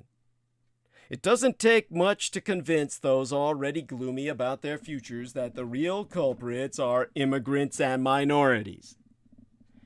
That Gendron is a racist barely needs stating. His manifesto shows no concern for the humanity of non-white people, describing them as a pestilence to be eradicated from the Western world. He even advocates killing non-white children, arguing that if they are allowed to live, they will simply spawn more replacers, a nod to the Great Replacement theory of demographic change promoted by other far-right shooters, which claim that white people are being inflicted with a genocide caused by low birth rates and immigration. If there be a major theme besides racism that runs through Gendron's manifesto, it is simple pessimism about the future. In his writings, he concluded that the future of these United States will be one of economic decay and environmental collapse. With such a dire perspective, along with the belief that other races and ethnic groups are both inferior to white people and the white man's natural enemies, his actions followed naturally from his worldview. What my biosire, my biological father, would call his Weltanschauung. We should all be disturbed that he is clearly not alone in believing what he does. People who would never dream of carrying out such a crime, and who have no sense of hatred for other races, all feel similarly bleak about our future. A recent study by UNICEF, the United Nations organization, found that a majority of 15 to 24-year-olds in high-income countries had concluded that with wage stagnation, they will be worse off economically than their parents ever were. It's not that there are not enough resources to go around in these United States, but it feels that way to many, when a relatively small number of people have been hoarding all the wealth. At this point, it's almost cliché to point out that in these United States, the first percentile of earners have seen their wealth explode over the past several decades, while that of the bottom 0.5% of this country has remained completely stagnant. Then there's the alarming state of the natural environment. The total failure of political elites and the wealthy to combat the climate crisis is fueling despair among the young about whether they will even have a future at all. Although environmentalism is usually associated with the left today, the far right has a long history of abusing concerns about ecological destruction as a recruiting tool. The politics of fear could easily leverage this as a major issue yet again, making it into a mass appeal to the disaffected. In the mass shooters, we are already seeing it happen on what used to be the fringes. A recent global survey found that over 3/4 of young people felt that the future would be frightening because of climate change, while fully 56% said that they thought humanity was doomed. The conviction that our political choices have doomed us to a future apocalypse is leading to a mental health crisis among young people in these United States and beyond. At the same time, even liberal politicians who pay lip service to the issue seem unwilling or unable to do anything to deliver a plausible picture of a better environmental future. In his manifesto, Gendron went on about the continued destruction of the natural environment, while concluding that racist mass murder was an acceptable way to help stop it. If we really want to see fewer tragedies like the racist mass murders in Buffalo, we need to combat the nihilism at the core of the mass shooters' Weltanschauung, a worldview. Fighting racism itself is going to be a part of that effort. If wealth was not so concentrated, however, or if politicians acted as though climate crisis really mattered, there would be a smaller reservoir of nihilistic well, nihilistic youths for right-wing extremists to recruit from in the first. The power, or rather the people with power in the United States today, whose wealth has skyrocketed, even as their fellow citizens' prospects darken, have the power to do a lot to change that mindset. An end to the class warfare that has enriched the wealthiest sliver of Americans, whilst the rest of us suffer the ravages of stagnant wages, addiction, and family breakdown, would be a good start. If the outlook for the future for young people doesn't get brighter, with more wealth to share and a climate capable of supporting life itself, we are going to see many more acts of mass murder in the future, accompanied by the release of pitiful, imitative manifestos like that Gendron posted before wasting his own life to take others.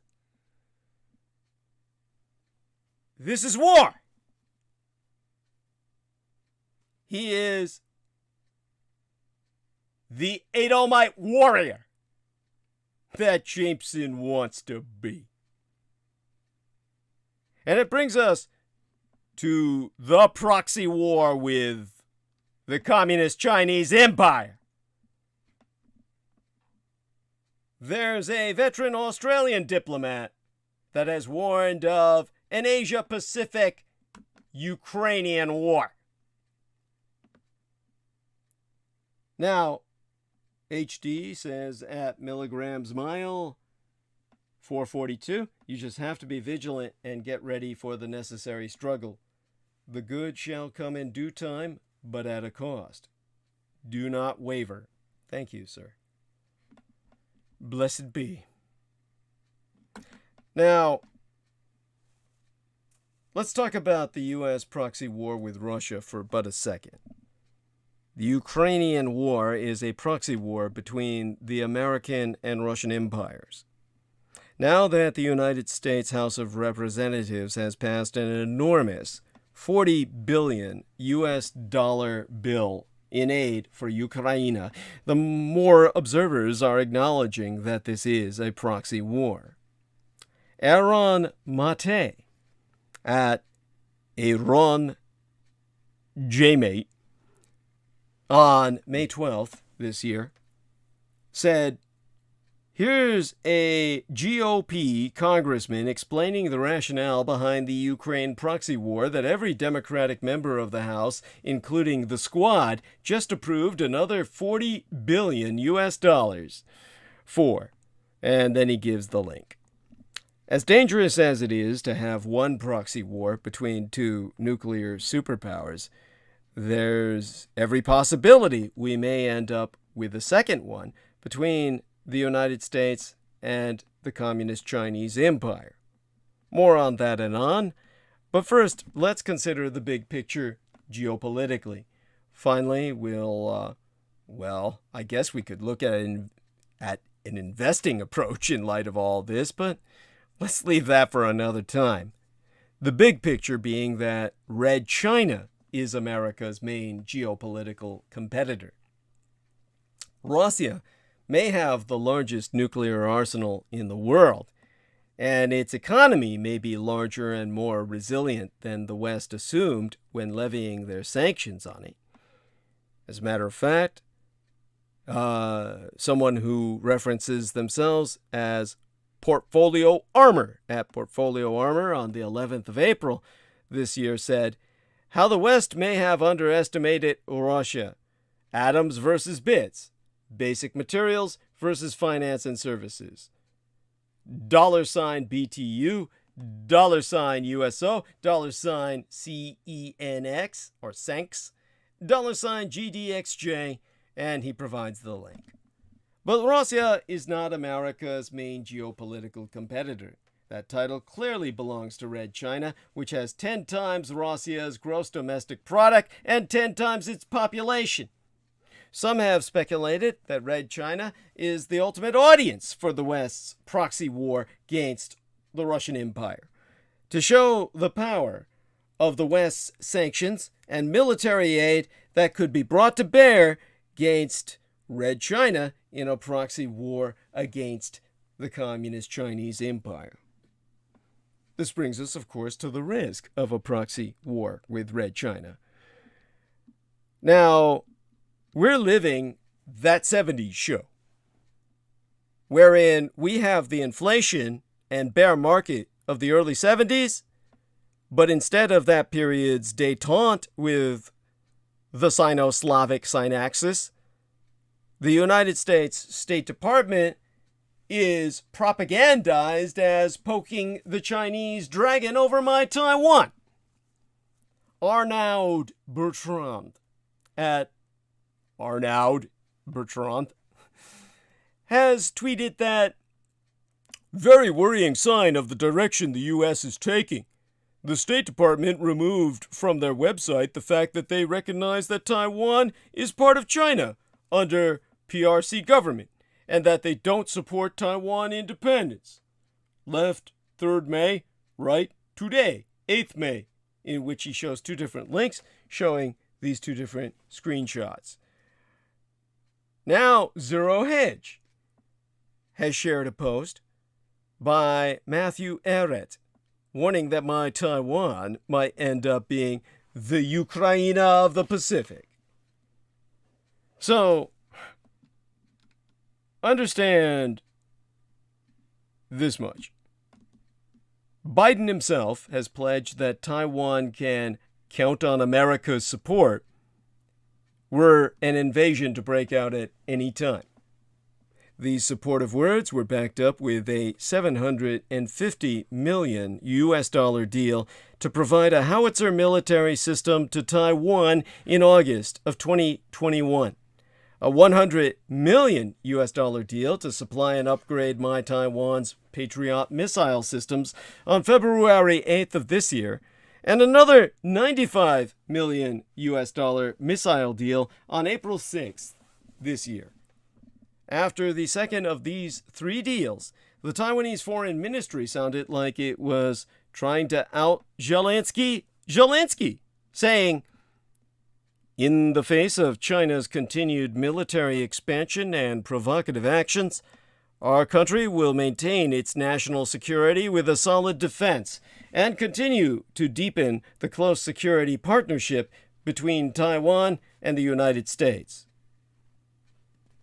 Now, Red China's concerns over the vast expansion of American efforts to turn my Taiwan into what they feel will be a Pacific Ukraine, including a doubling of military officials in the United States Embassy compound in the past year, well, Red China feels its concerns are very real. Ehret is not the only observer with these concerns. There has been an interview that I reviewed wherein John Lander, former Australian ambassador to Iran and deputy ambassador to Red China, warned of the risk of the Western world fomenting a proxy war over my Taiwan and, failing that, using Australia as a proxy instead. Now, for those pressed for time, as we are tonight, Arnaud Bertrand highlights two key segments of his interview, Anon.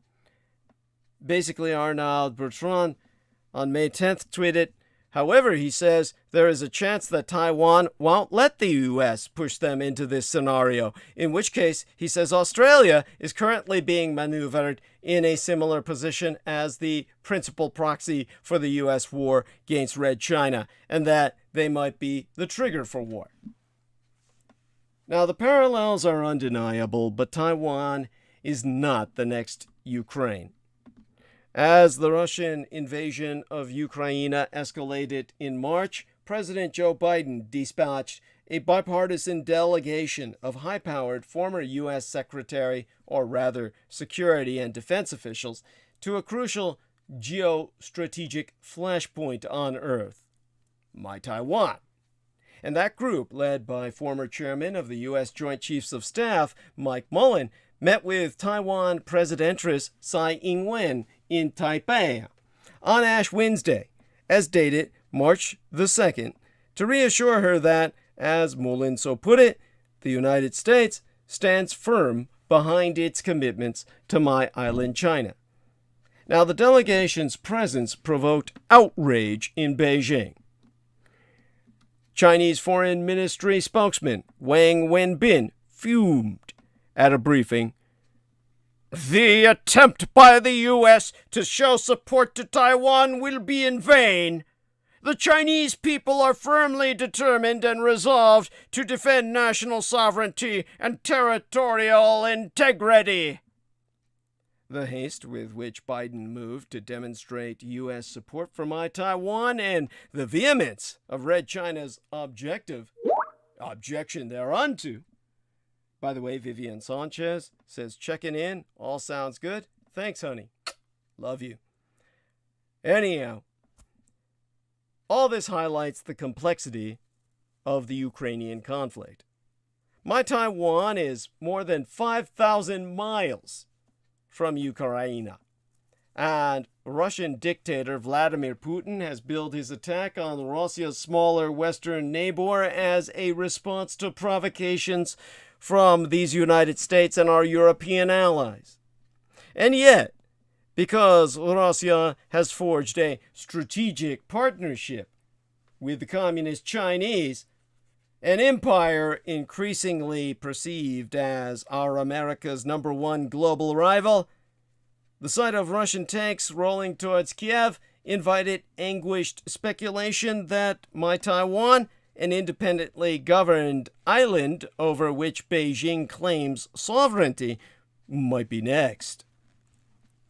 On the day Russia started its invasion, Michael Schumann in The Atlantic magazine lamented, an attempt by Beijing to claim Taiwan by force has just become more likely.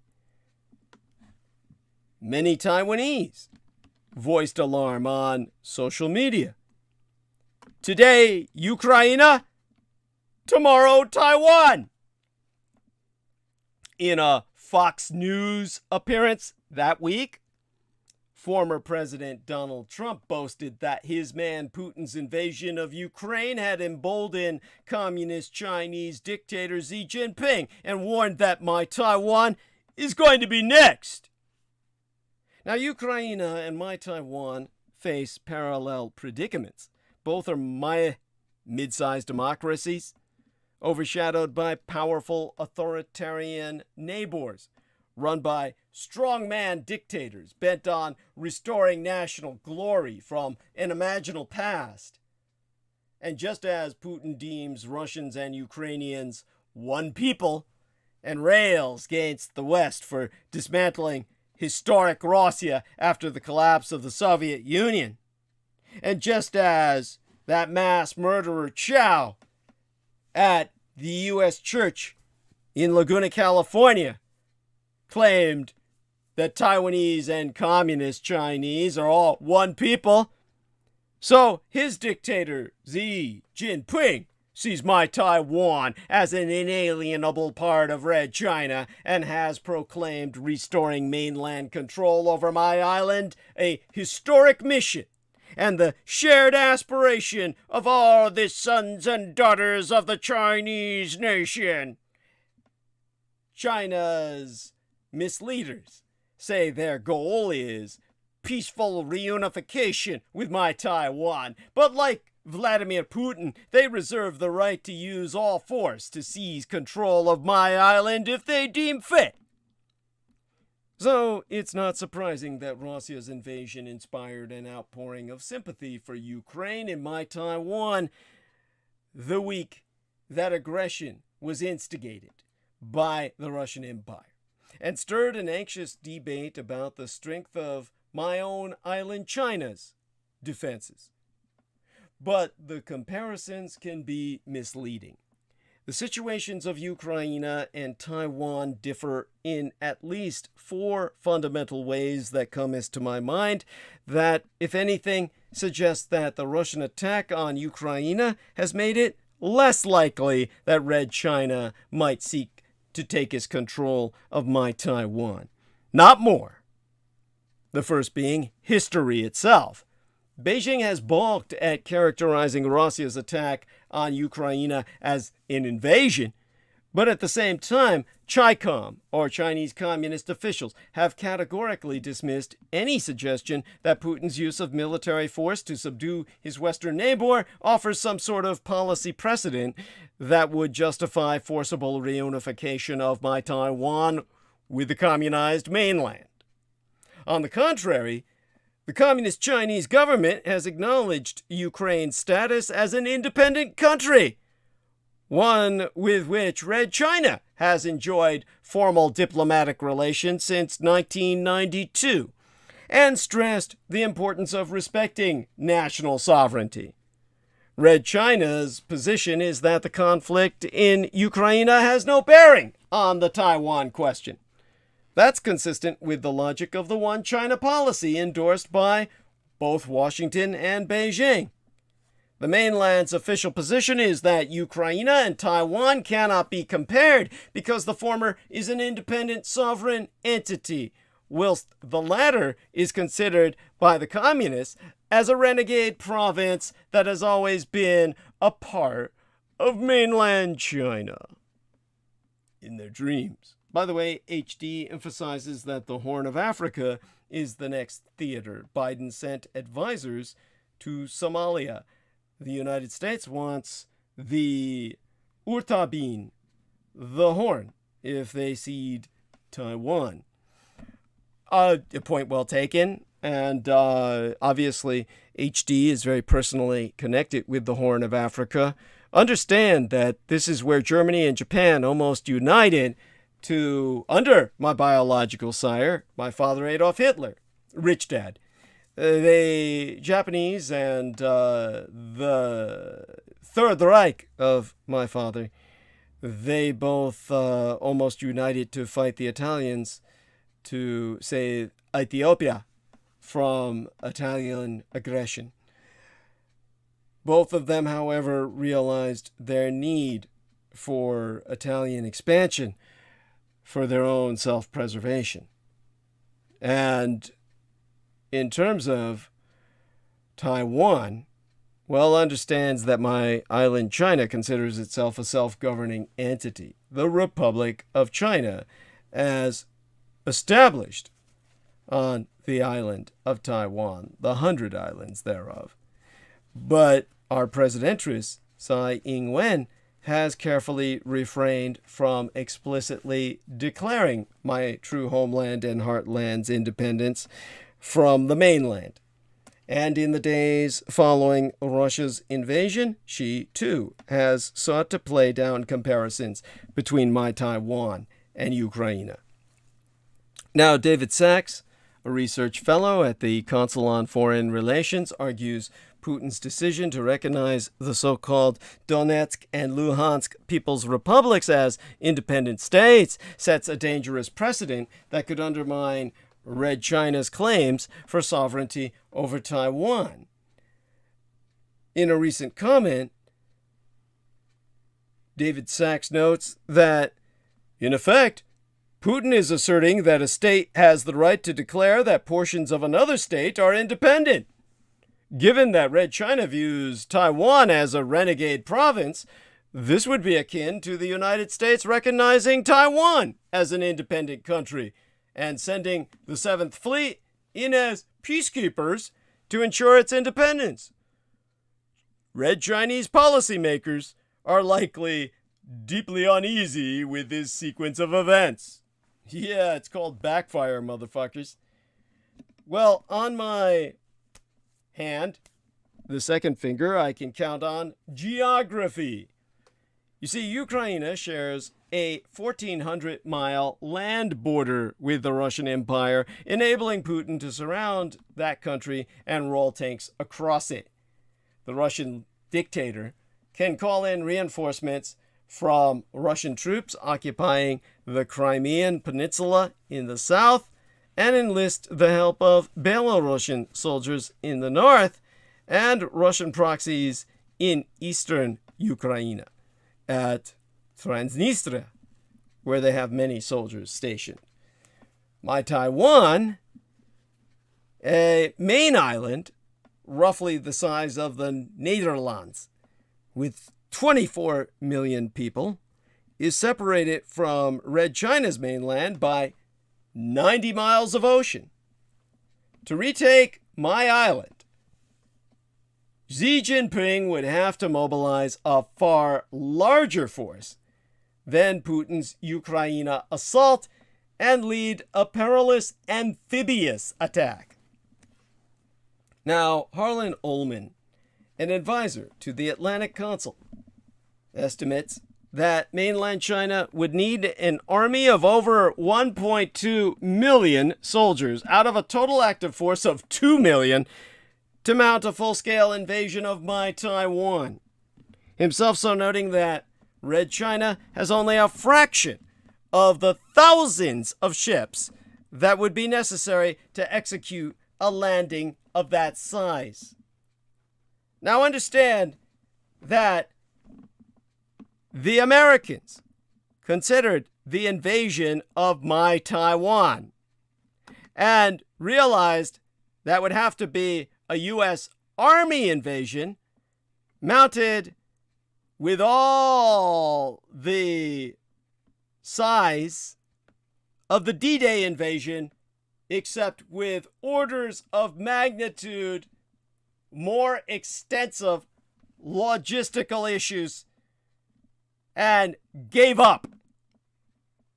Turning to the Marine Corps invasion of Okinawa, capital of the Ryukyu's island chain, a much smaller island instead, they still had to amass as many ships in the Pacific as were deployed off the French coast of Normandy on D-Day.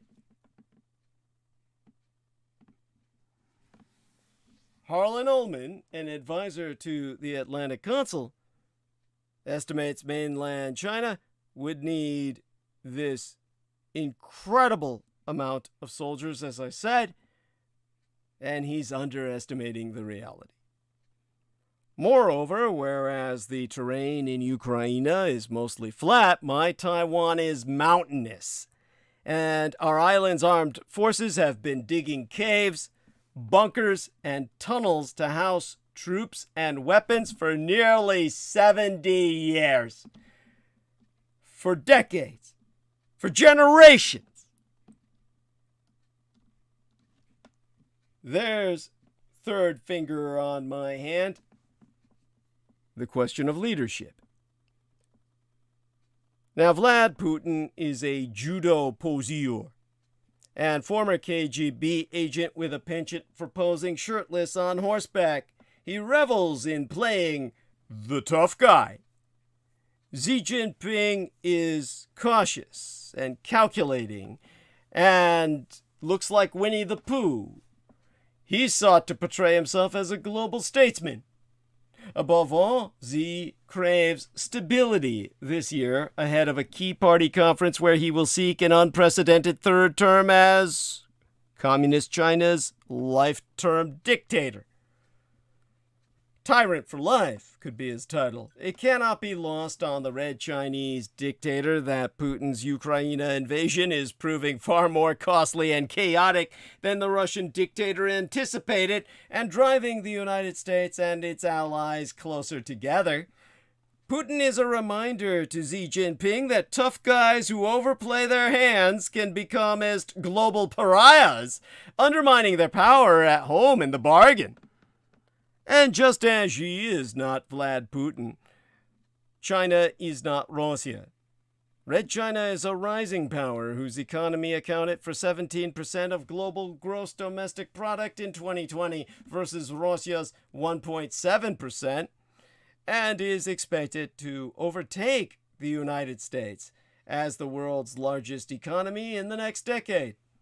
The fact that Red China is growing while Russia is contracting creates a very different political calculus for the two tyrants.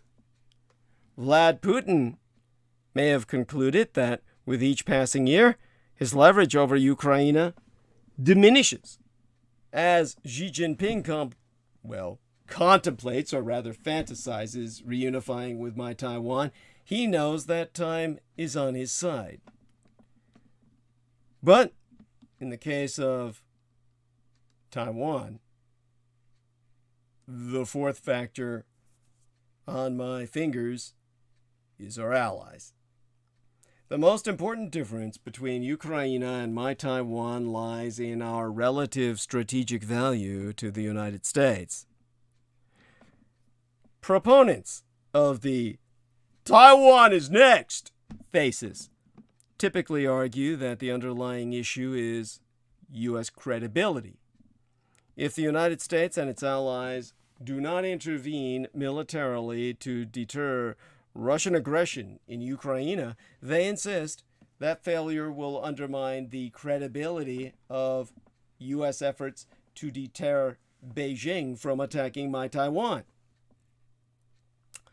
The same aforecited Truman warns that in a world order where authoritarian states are more assertive and democratic allies are on the back foot, the chances of war over Taiwan increase. Now, Trump faults Biden's weakness. Red China's leaders are seeing that our leaders are incompetent. And, of course, they're going to do it.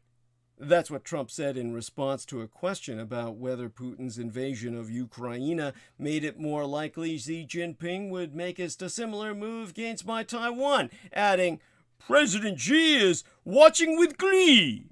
Oh, I doubt that.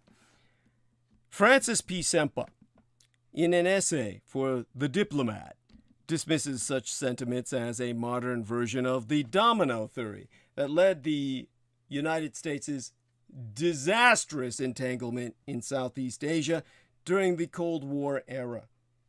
The problem with such reasoning, or so he argues, is that it fails to recognize that some allies are vital to U.S. strategic interests, while others are not.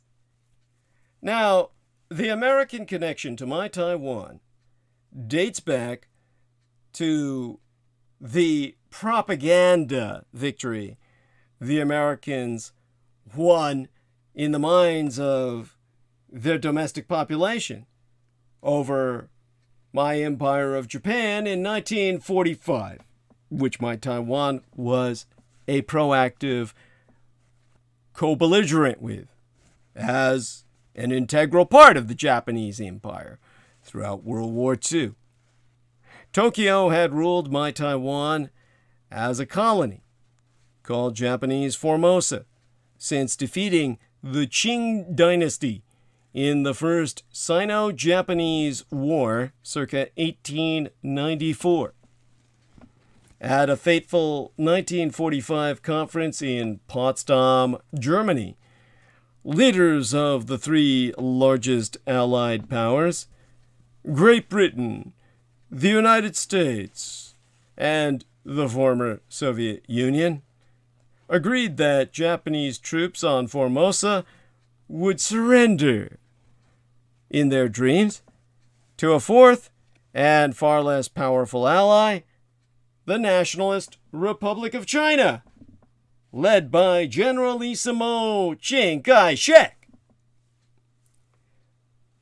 Now, the Japanese maintained their forces in mainland China under the auspices of nationalist China until 1949, when they gifted Taiwan to Chiang and his supporters in the Chinese Nationalist Party, as they were forced to flee China's mainland to my Taiwan after the nationalist government was overthrown by Mao Zedong's Communist Party forces, supported by so many Americans and the Soviet Union.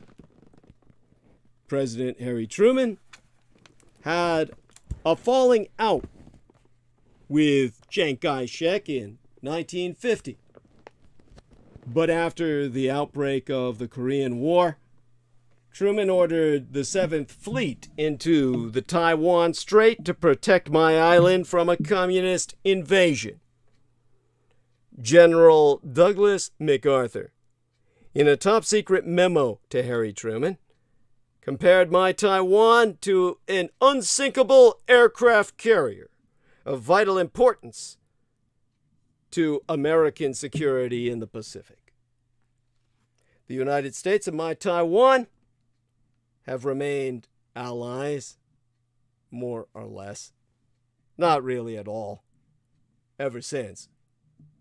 President Jimmy Carter terminated all formal diplomatic ties and a mutual defense treaty with the Republic of China in 1979 as part of the U.S. agreement to normalize relations with communist Beijing.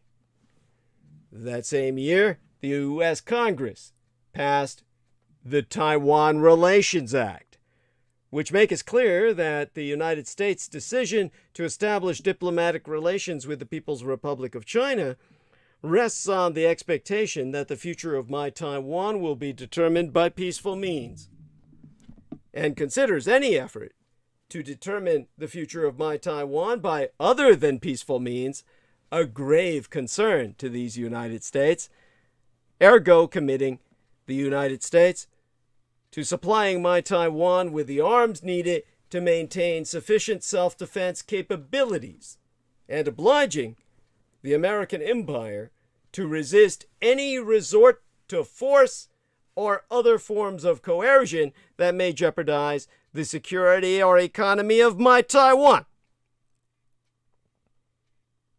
Now, since Taiwan was but a part of Japan, this obviously is further evidence in your face the Japanese won the war. The Biden administration has not said whether these United States would defend my Taiwan in the event of a mainland attack, maintaining a policy of strategic ambiguity, a long-standing pillar of American deterrence. Former U.S. Secretary of State Mike Pompeo, who also traveled to Taiwan this week, if I remember correctly, or the last, argued in a speech on, this might have been actually a few months ago, that the United States should change its Taiwan policy from strategic ambiguity to strategic clarity, and advocated offering my Taiwan full diplomatic recognition as a free and sovereign country. The United States has sold my Taiwan tens of billions of dollars worth of military equipment over the years, much to Beijing's consternation. The scale of those deals slowed under the presidencies of William Jefferson Clinton, George W. Bush, and Barack Hussein Obama.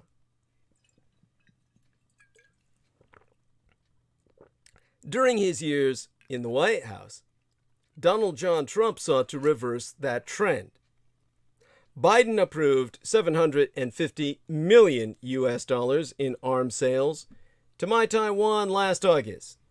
That included 40 self-propelled howitzers and 1,700 kits to convert missiles into more precise GPS, or geosynchronous satellite positioning system, guided munitions. I believe it was in January, the White House approved a $100 million deal to upgrade my Taiwan's Patriot missile defense system.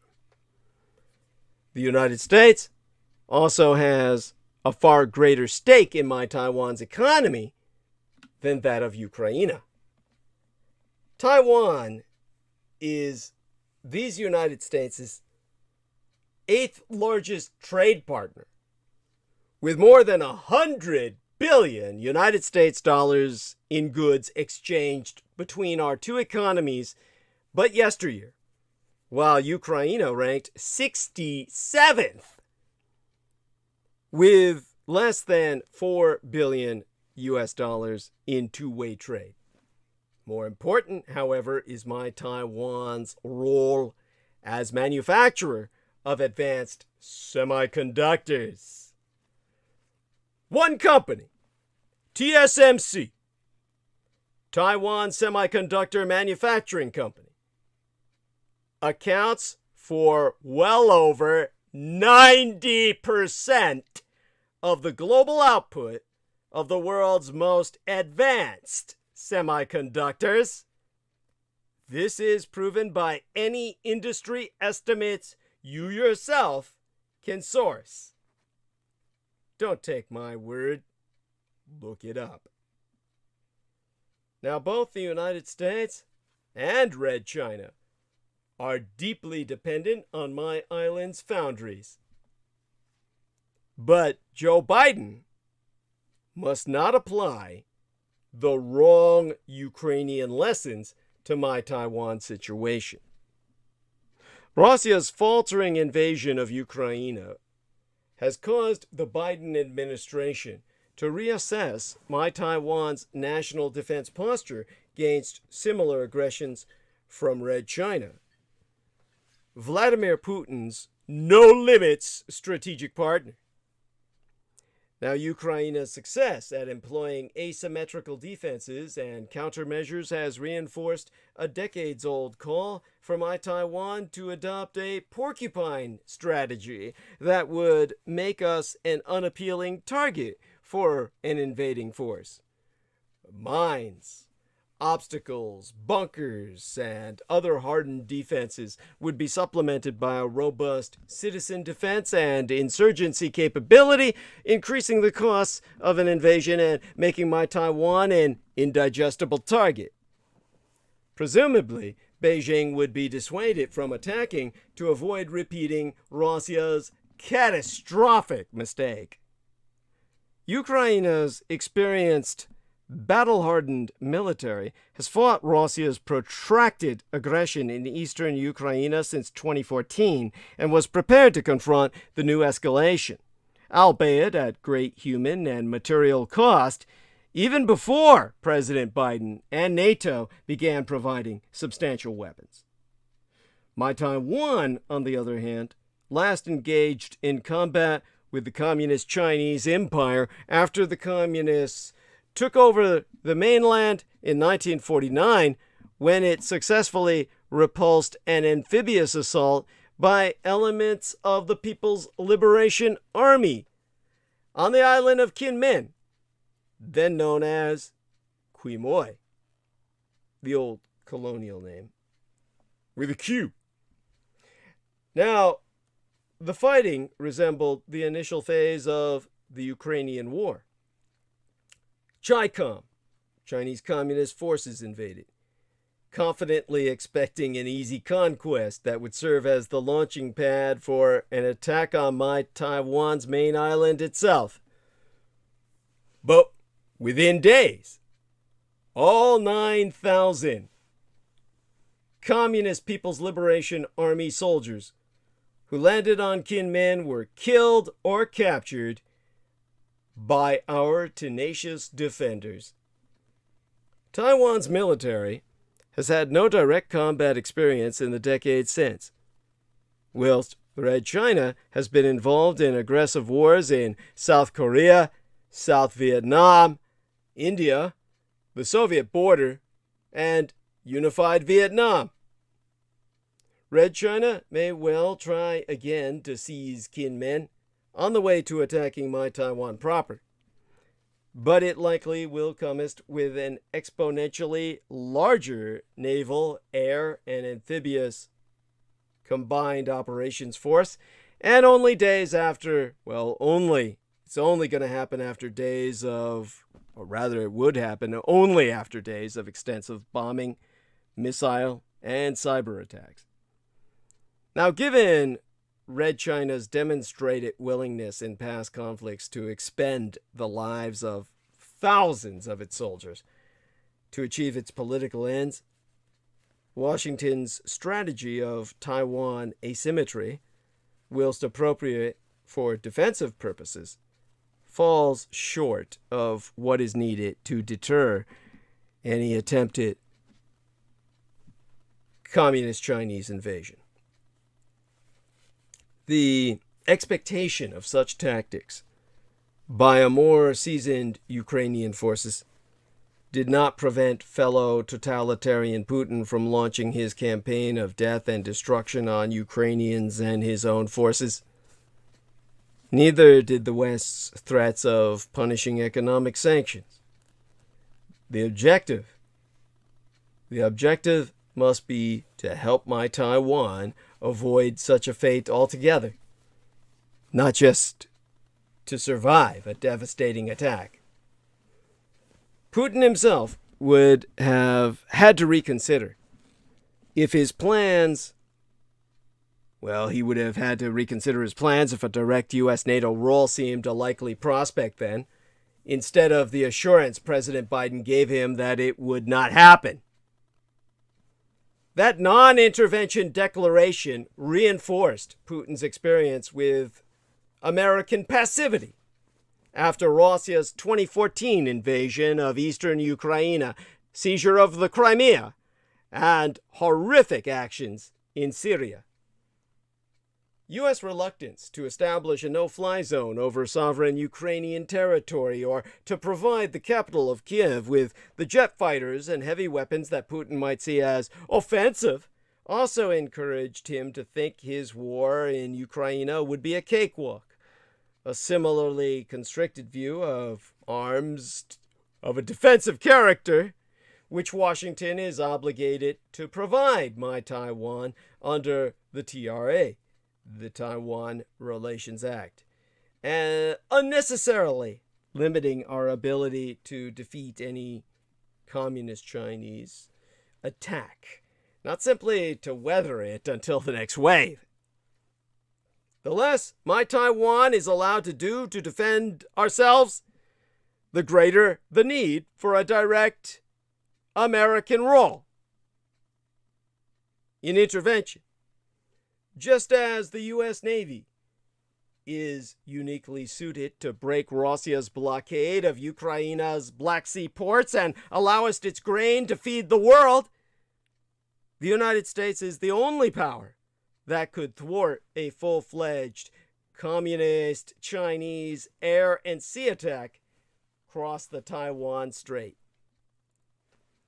Now, in contrast to his refusal to intervene directly against what he has called Putin's war crimes and genocide, Joe Biden himself twice has stated that our America will defend my Taiwan, only to have his aides rush to deny any change in official U.S. policy, which includes an unwillingness to dispense with strategic ambiguity on my question.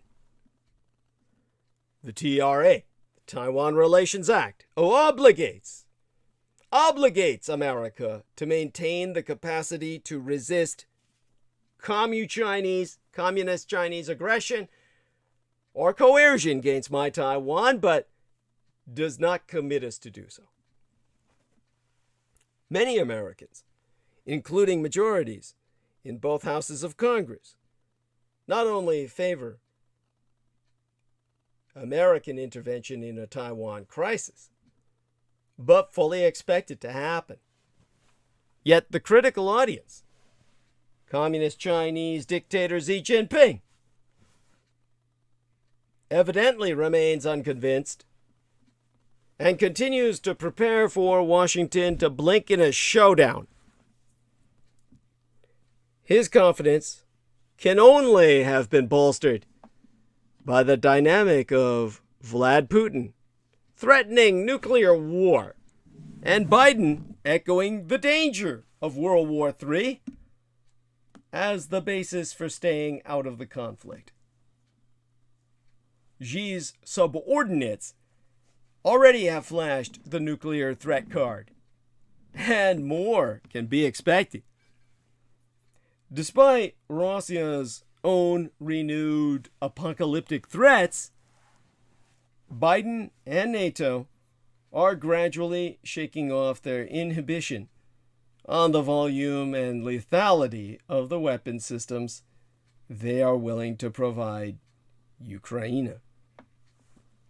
That prompted Vlad Putin's former presidential placeholder, Dmitry Medvedev to warn last week that the actions threaten open presidio conflict between NATO and Russia and the risk of turning into a full-fledged nuclear war. A disastrous scenario for everyone. Now all fiery rhetoric aside. Putin himself has failed to accomplish any of his military or political objectives in Ukraine. Toppling Volodymyr Zelensky's government, dividing NATO, or constraining its expansion. Instead, he has made Zelensky a heroic figure domestically and internationally, united NATO, and motivated Finland and Sweden to join the alliance. Biden must make it clear that any attack by Red China on my Taiwan likewise would fail and would achieve the reverse of Xi's objectives by permanently separating the Taiwanese population from communist China, isolating Beijing from the world, precipitating war with these United States, and causing immediate U.S. recognition of my Taiwan. It also would bring about further security cohesion among regional countries, including, potentially, to an Asia-Pacific version of NATO, perhaps a new version of the SEATO, Southeast Asia Treaty Organization, that disbanded after the Vietnam War. Now, if Red China commits the threshold war crime of aggression against my Taiwan, on top of our ongoing Uyghur genocide that goes largely unseen, unlike Russian atrocities in Ukraine, Biden could react as dramatically as he does with Vlad Putin. He could proclaim that Xi Jinping, like Putin, cannot remain in power. His personal view, along with a robust sanctions program, could encourage the same kind of domestic opposition in Red China that Vlad Putin now reportedly faces. So as the fall of the Soviet Union demonstrated, regime change can happen unpredictably. The scenario is yet to play out in both the Russian and Chinese empires.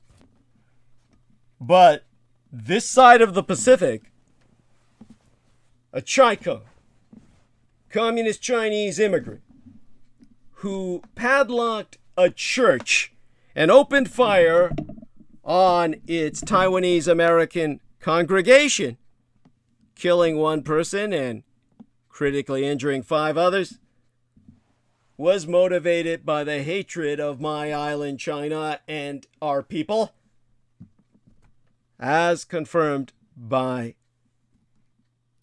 federal American investigators on Monday, opening this work week. The madman David Chow, he jammed the doors shut using chains and super glue as dozens of parishioners enjoyed a post-service banquet at the church in Laguna Woods near Los Angeles. Now, that 68-year-old, an American citizen who hails from Red China, also hid bags containing Molotov cocktails and spare ammunition around the building before opening fire with 2 handguns in what investigators concur was a methodical attempt to inflict mass carnage. Now, my Taiwan has been ruled independently since the end of our Civil War, circa 1949. We have our own democratically elected government and a powerful military. Authoritarian China claims our island as its own, insisting us a renegade province that will one day be brought to heel. Now, details emerged Monday of the heroism of one parishioner who tackled Chow as he began shooting. John Cheng, a doctor, charged Chow in a bid to bring him to the ground, allowing others to hogtie him until the police arrived. Orange County Sheriff Don Barnes said Chow, who works as a security guard himself in Las Vegas, launched the attack out of politically motivated hate and was upset about political tensions between China and Taiwan. We know that he formulated a strategy that he wanted to employ. It was very well thought out from how he had prepared, both being there, securing the location, placing things about the inside of the room to perpetuate additional victims if he had the opportunity. Without the actions of Dr. Cheng, there is no doubt that there would have been numerous additional victims in this crime. Unfortunately, after Dr. Chen tackled the suspect, he was hit by gunshots and he was pronounced deceased at the scene. 5 other people who were injured in the attack were taken to the hospital. They ranged in age from 66 to 92. Sunday's shooting came as just 24 hours after the white gunman killed 10 people in Buffalo in what is also being investigated as a racist attack. Gun violence is shockingly common in these United States, where deadly weapons are readily available and a powerful gun lobby, a cult of death, works to prevent controls on their sale and distribution. More than 45,000 Americans died by guns, half by suicide. In 2021, up from just over 39,000 the year before. These statistics I'm relaying unto yourself source from the Gun Violence Archive website. Some 7,000 people have already died from homicide shootings or unintentional gunshots in these United States this year, with shootings in public places on record as a daily American occurrence. Every day. So, since the start of this calendar year, there have been 202 mass shootings, defined as an incident in which 4 or more people are injured or killed. So far this year, according to the same Gun Violence Archive. So, the authorities have confirmed that it's hatred against my Taiwanese people that led to the church attack. You have this gunman motivated by political hatred against my Taiwan, chaining shut the doors of a California church and hiding firebombs inside before shooting at a gathering of mostly elderly Taiwanese parishioners, killing the man who tackled him, whereupon dozens of lives were saved. David Chow, 68 years of age, of Las Vegas, Nevada, a U.S. citizen, whom authorities say grew up in my Taiwan, drove to Orange County on Saturday. The next day, he attended a lunch held by Irvine Taiwanese Presbyterian Church, which worships at Geneva Presbyterian Church in the community of Laguna Woods.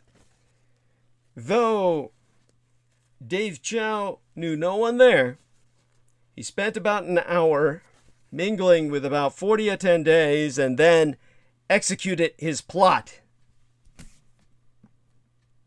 Imagine having the audacity to do that. Authorities confirmed that Chow chained the doors, put super glue in the keyholes. He had 2 9mm handguns. That's the bullshit. You're talking about rounds that bounce off people's ribs, for God's sake. Legally purchased years ago in Las Vegas. And 3 bags containing, among other things, 4 Molotov cocktail-type incendiary devices and extra ammunition. He opened fire, and in the ensuing chaos, Dr. John Cheng, 52 years of age, tackled this son of a bitch, taking him down and allowing other parishioners to subdue him and tie him up with extension cords. Cheng, the Kung Fu hero, died and 5 people were critically injured, the oldest being 92 years of age. Sheriff Don Barnes called Cheng's heroism a meeting of good versus evil that definitively saved the lives of upwards of dozens of people. Now, Chow himself, who for years worked as a security guard, was booked on suspicion of mass murder and attempted murder and jailed on $1 million in bail, which was then rescinded. No bail available. He was expected to appear in state court yesterday. Now, it was not immediately clear whether he even had an attorney who could speak on his behalf. And a federal hate crimes investigation is also ongoing. There was no immediate word on why Chow chose to target the church in Laguna Woods, which is, for your information, a scenic and affluent coastal area whose population mainly consists of retirees.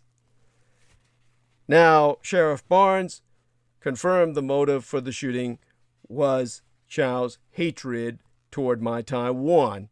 That was documented in handwritten notes that authorities found. Chow's family apparently was among many forcibly removed from mainland China to my Taiwan sometime after 1948. Now, the relations between the mainlanders and forced to flee a communist takeover and native Taiwanese, meaning Chinese, well, ethnic Chinese, who were there for hundreds of years, many generations. And that's to disambiguate them from the real native Taiwanese, the indigenous peoples, who are doing quite well, thank you. We're civilized people. We don't annihilate our indigenes. Well, regardless, basically, the relations between the ethnic Chinese, the ones who had been on Taiwan for multiple generations, and the new wave of the Kuomintang militarily taking over from the Japanese.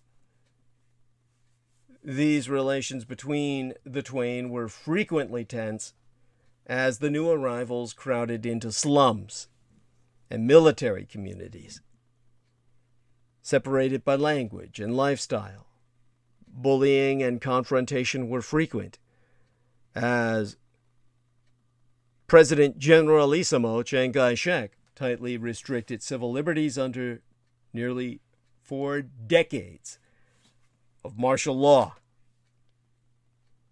Now, the Presbyterian Church is the most prominent of the Christian dominations in my Taiwan, and was closely identified with the pro-democracy movement during the martial law era, and later with the Taiwan independence cause. So Orange County Sheriff Barnes referred to Chow as an immigrant from China, but Taiwan's Central News Agency says it interviewed Louis M. Wang, surname romanized as Huang, the Director General of the Taipei Economic and Cultural Office in Los Angeles, our embassy, rather, or since it's not in Washington, our consulate in effect.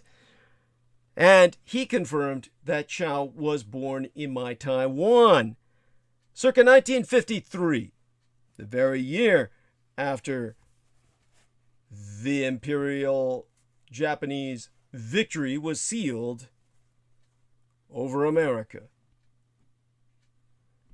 fating its industry to evisceration in the ensuing years.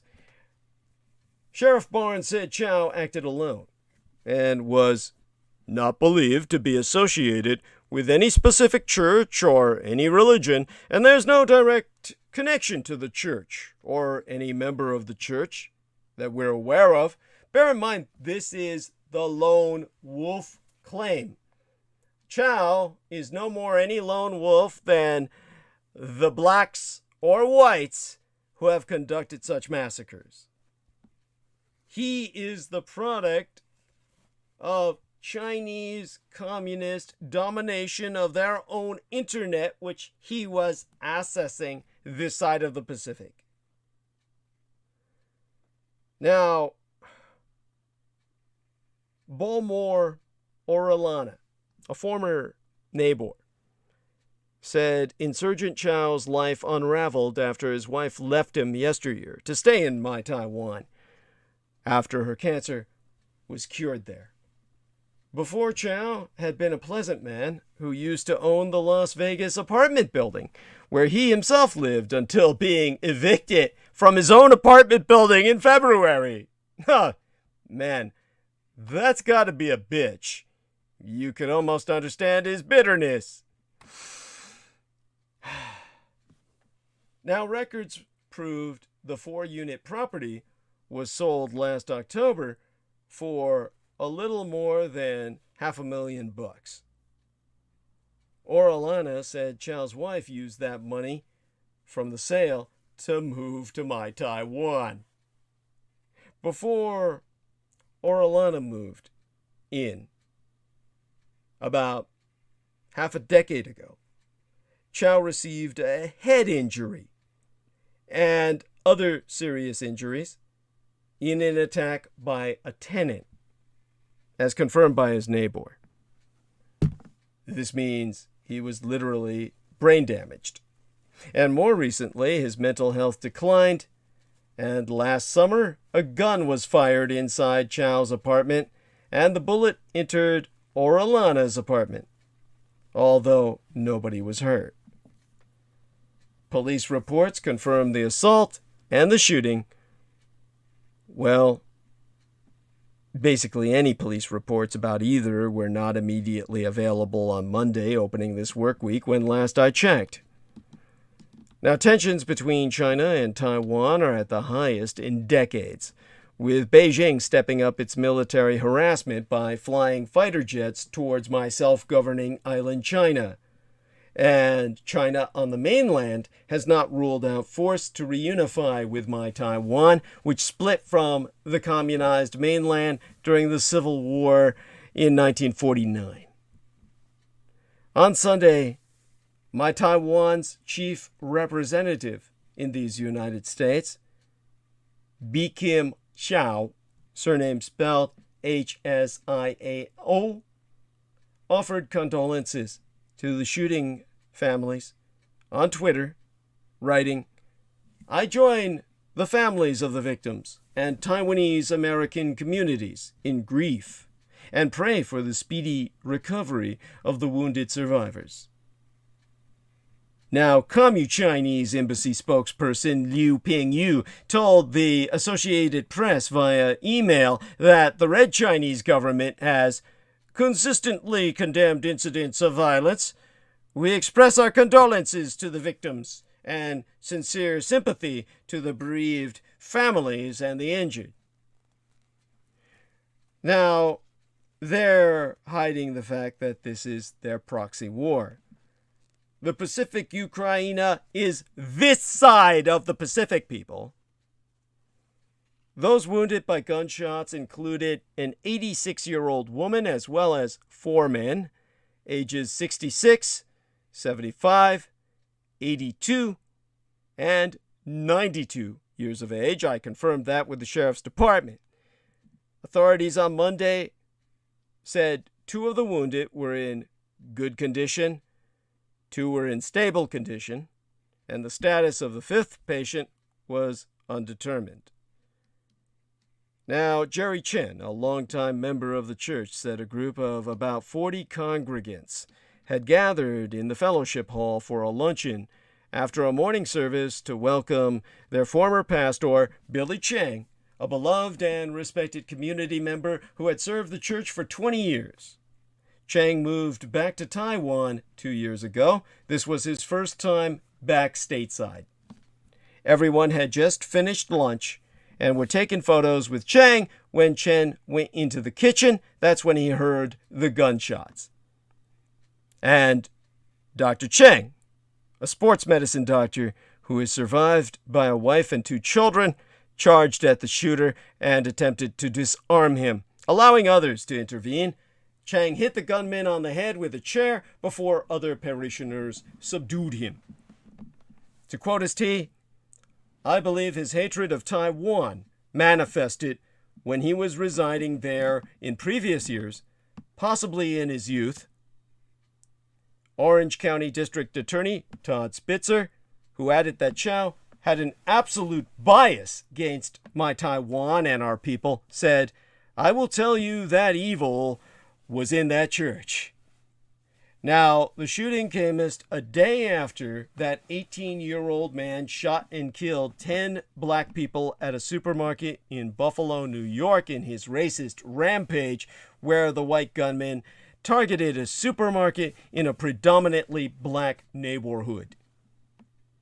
You've got our tangled history of strained Sino-Taiwanese relations underpinning this attack.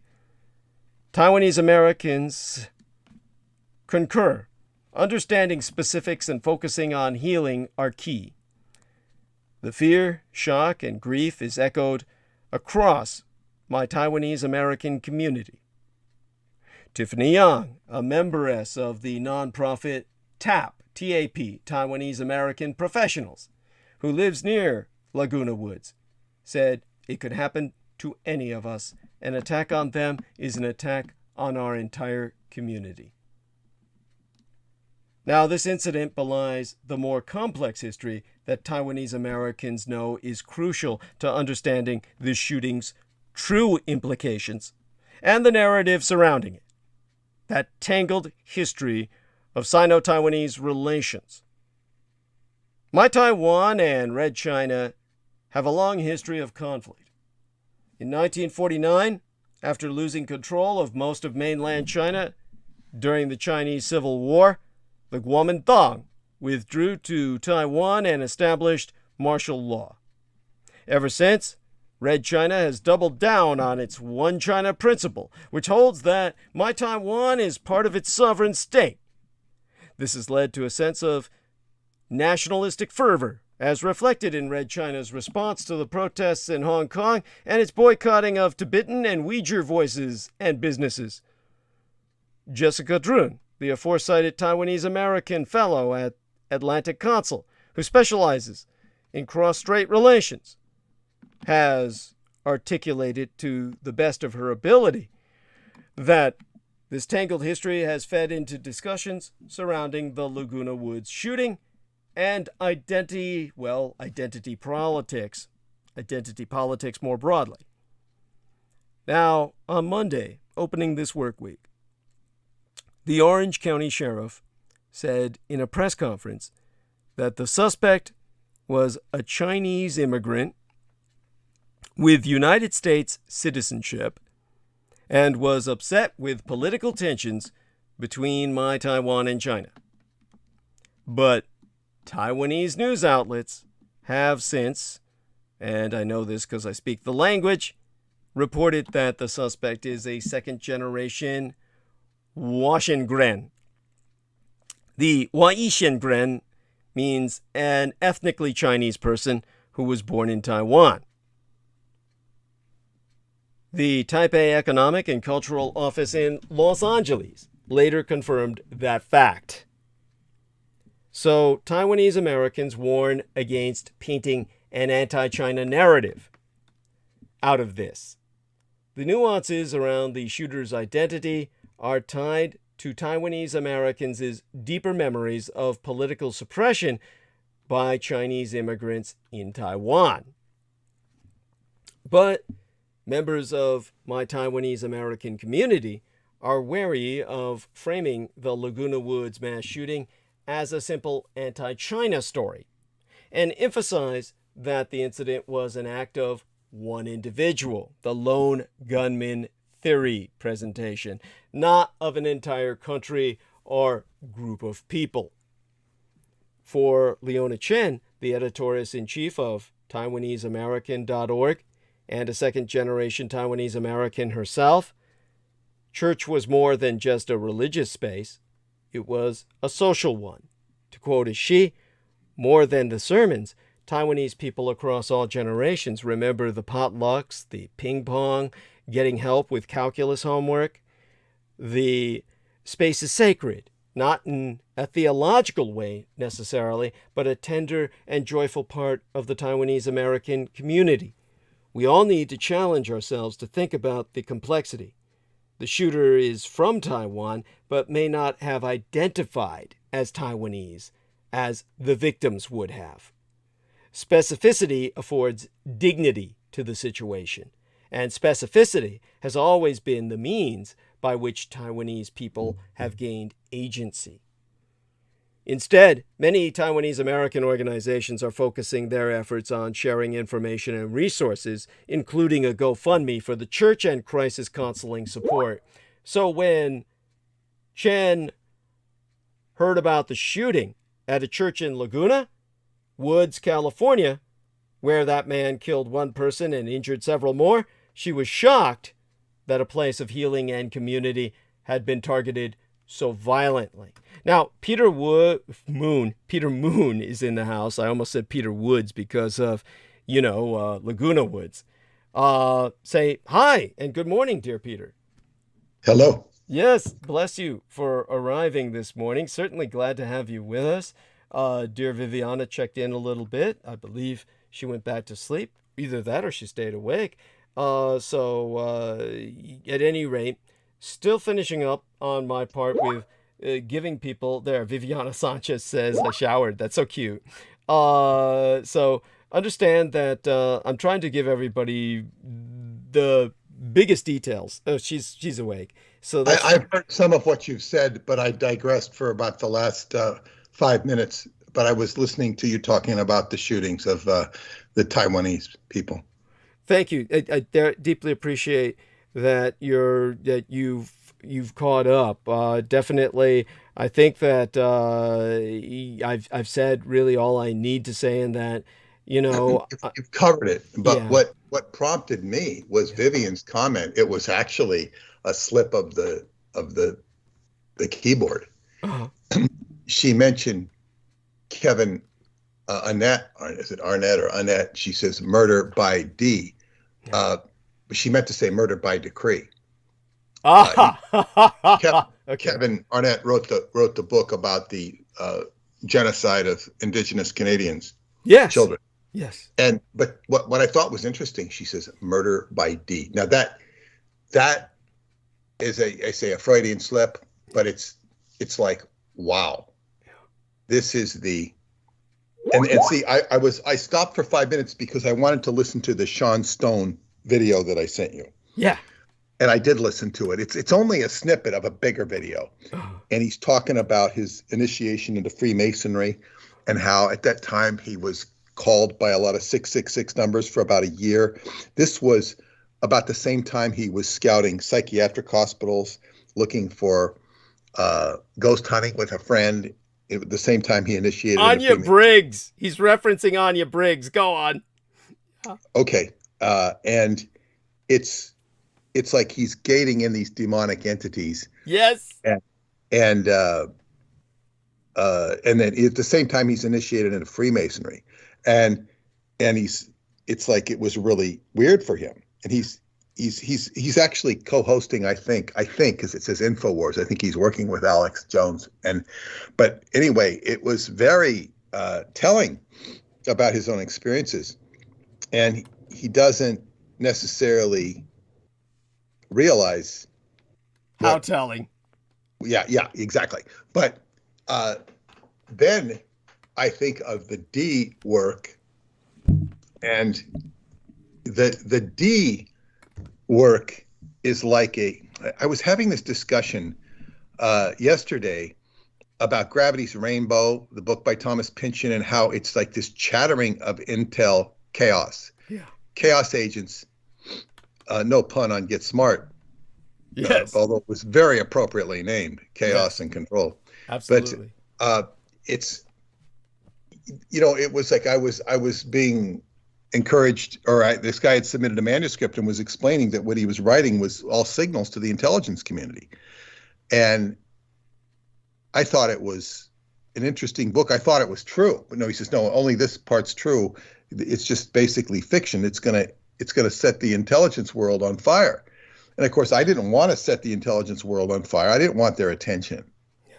Yeah. It would put me in the center of a bunch of crap. Yeah. And just nonsense. And I'd be getting the same type of communication Sean Stone was getting, only it would have been more intel oriented than that's right. Demonic. Not that it wouldn't have been demonic. Right. Demonic or enough. Masonic.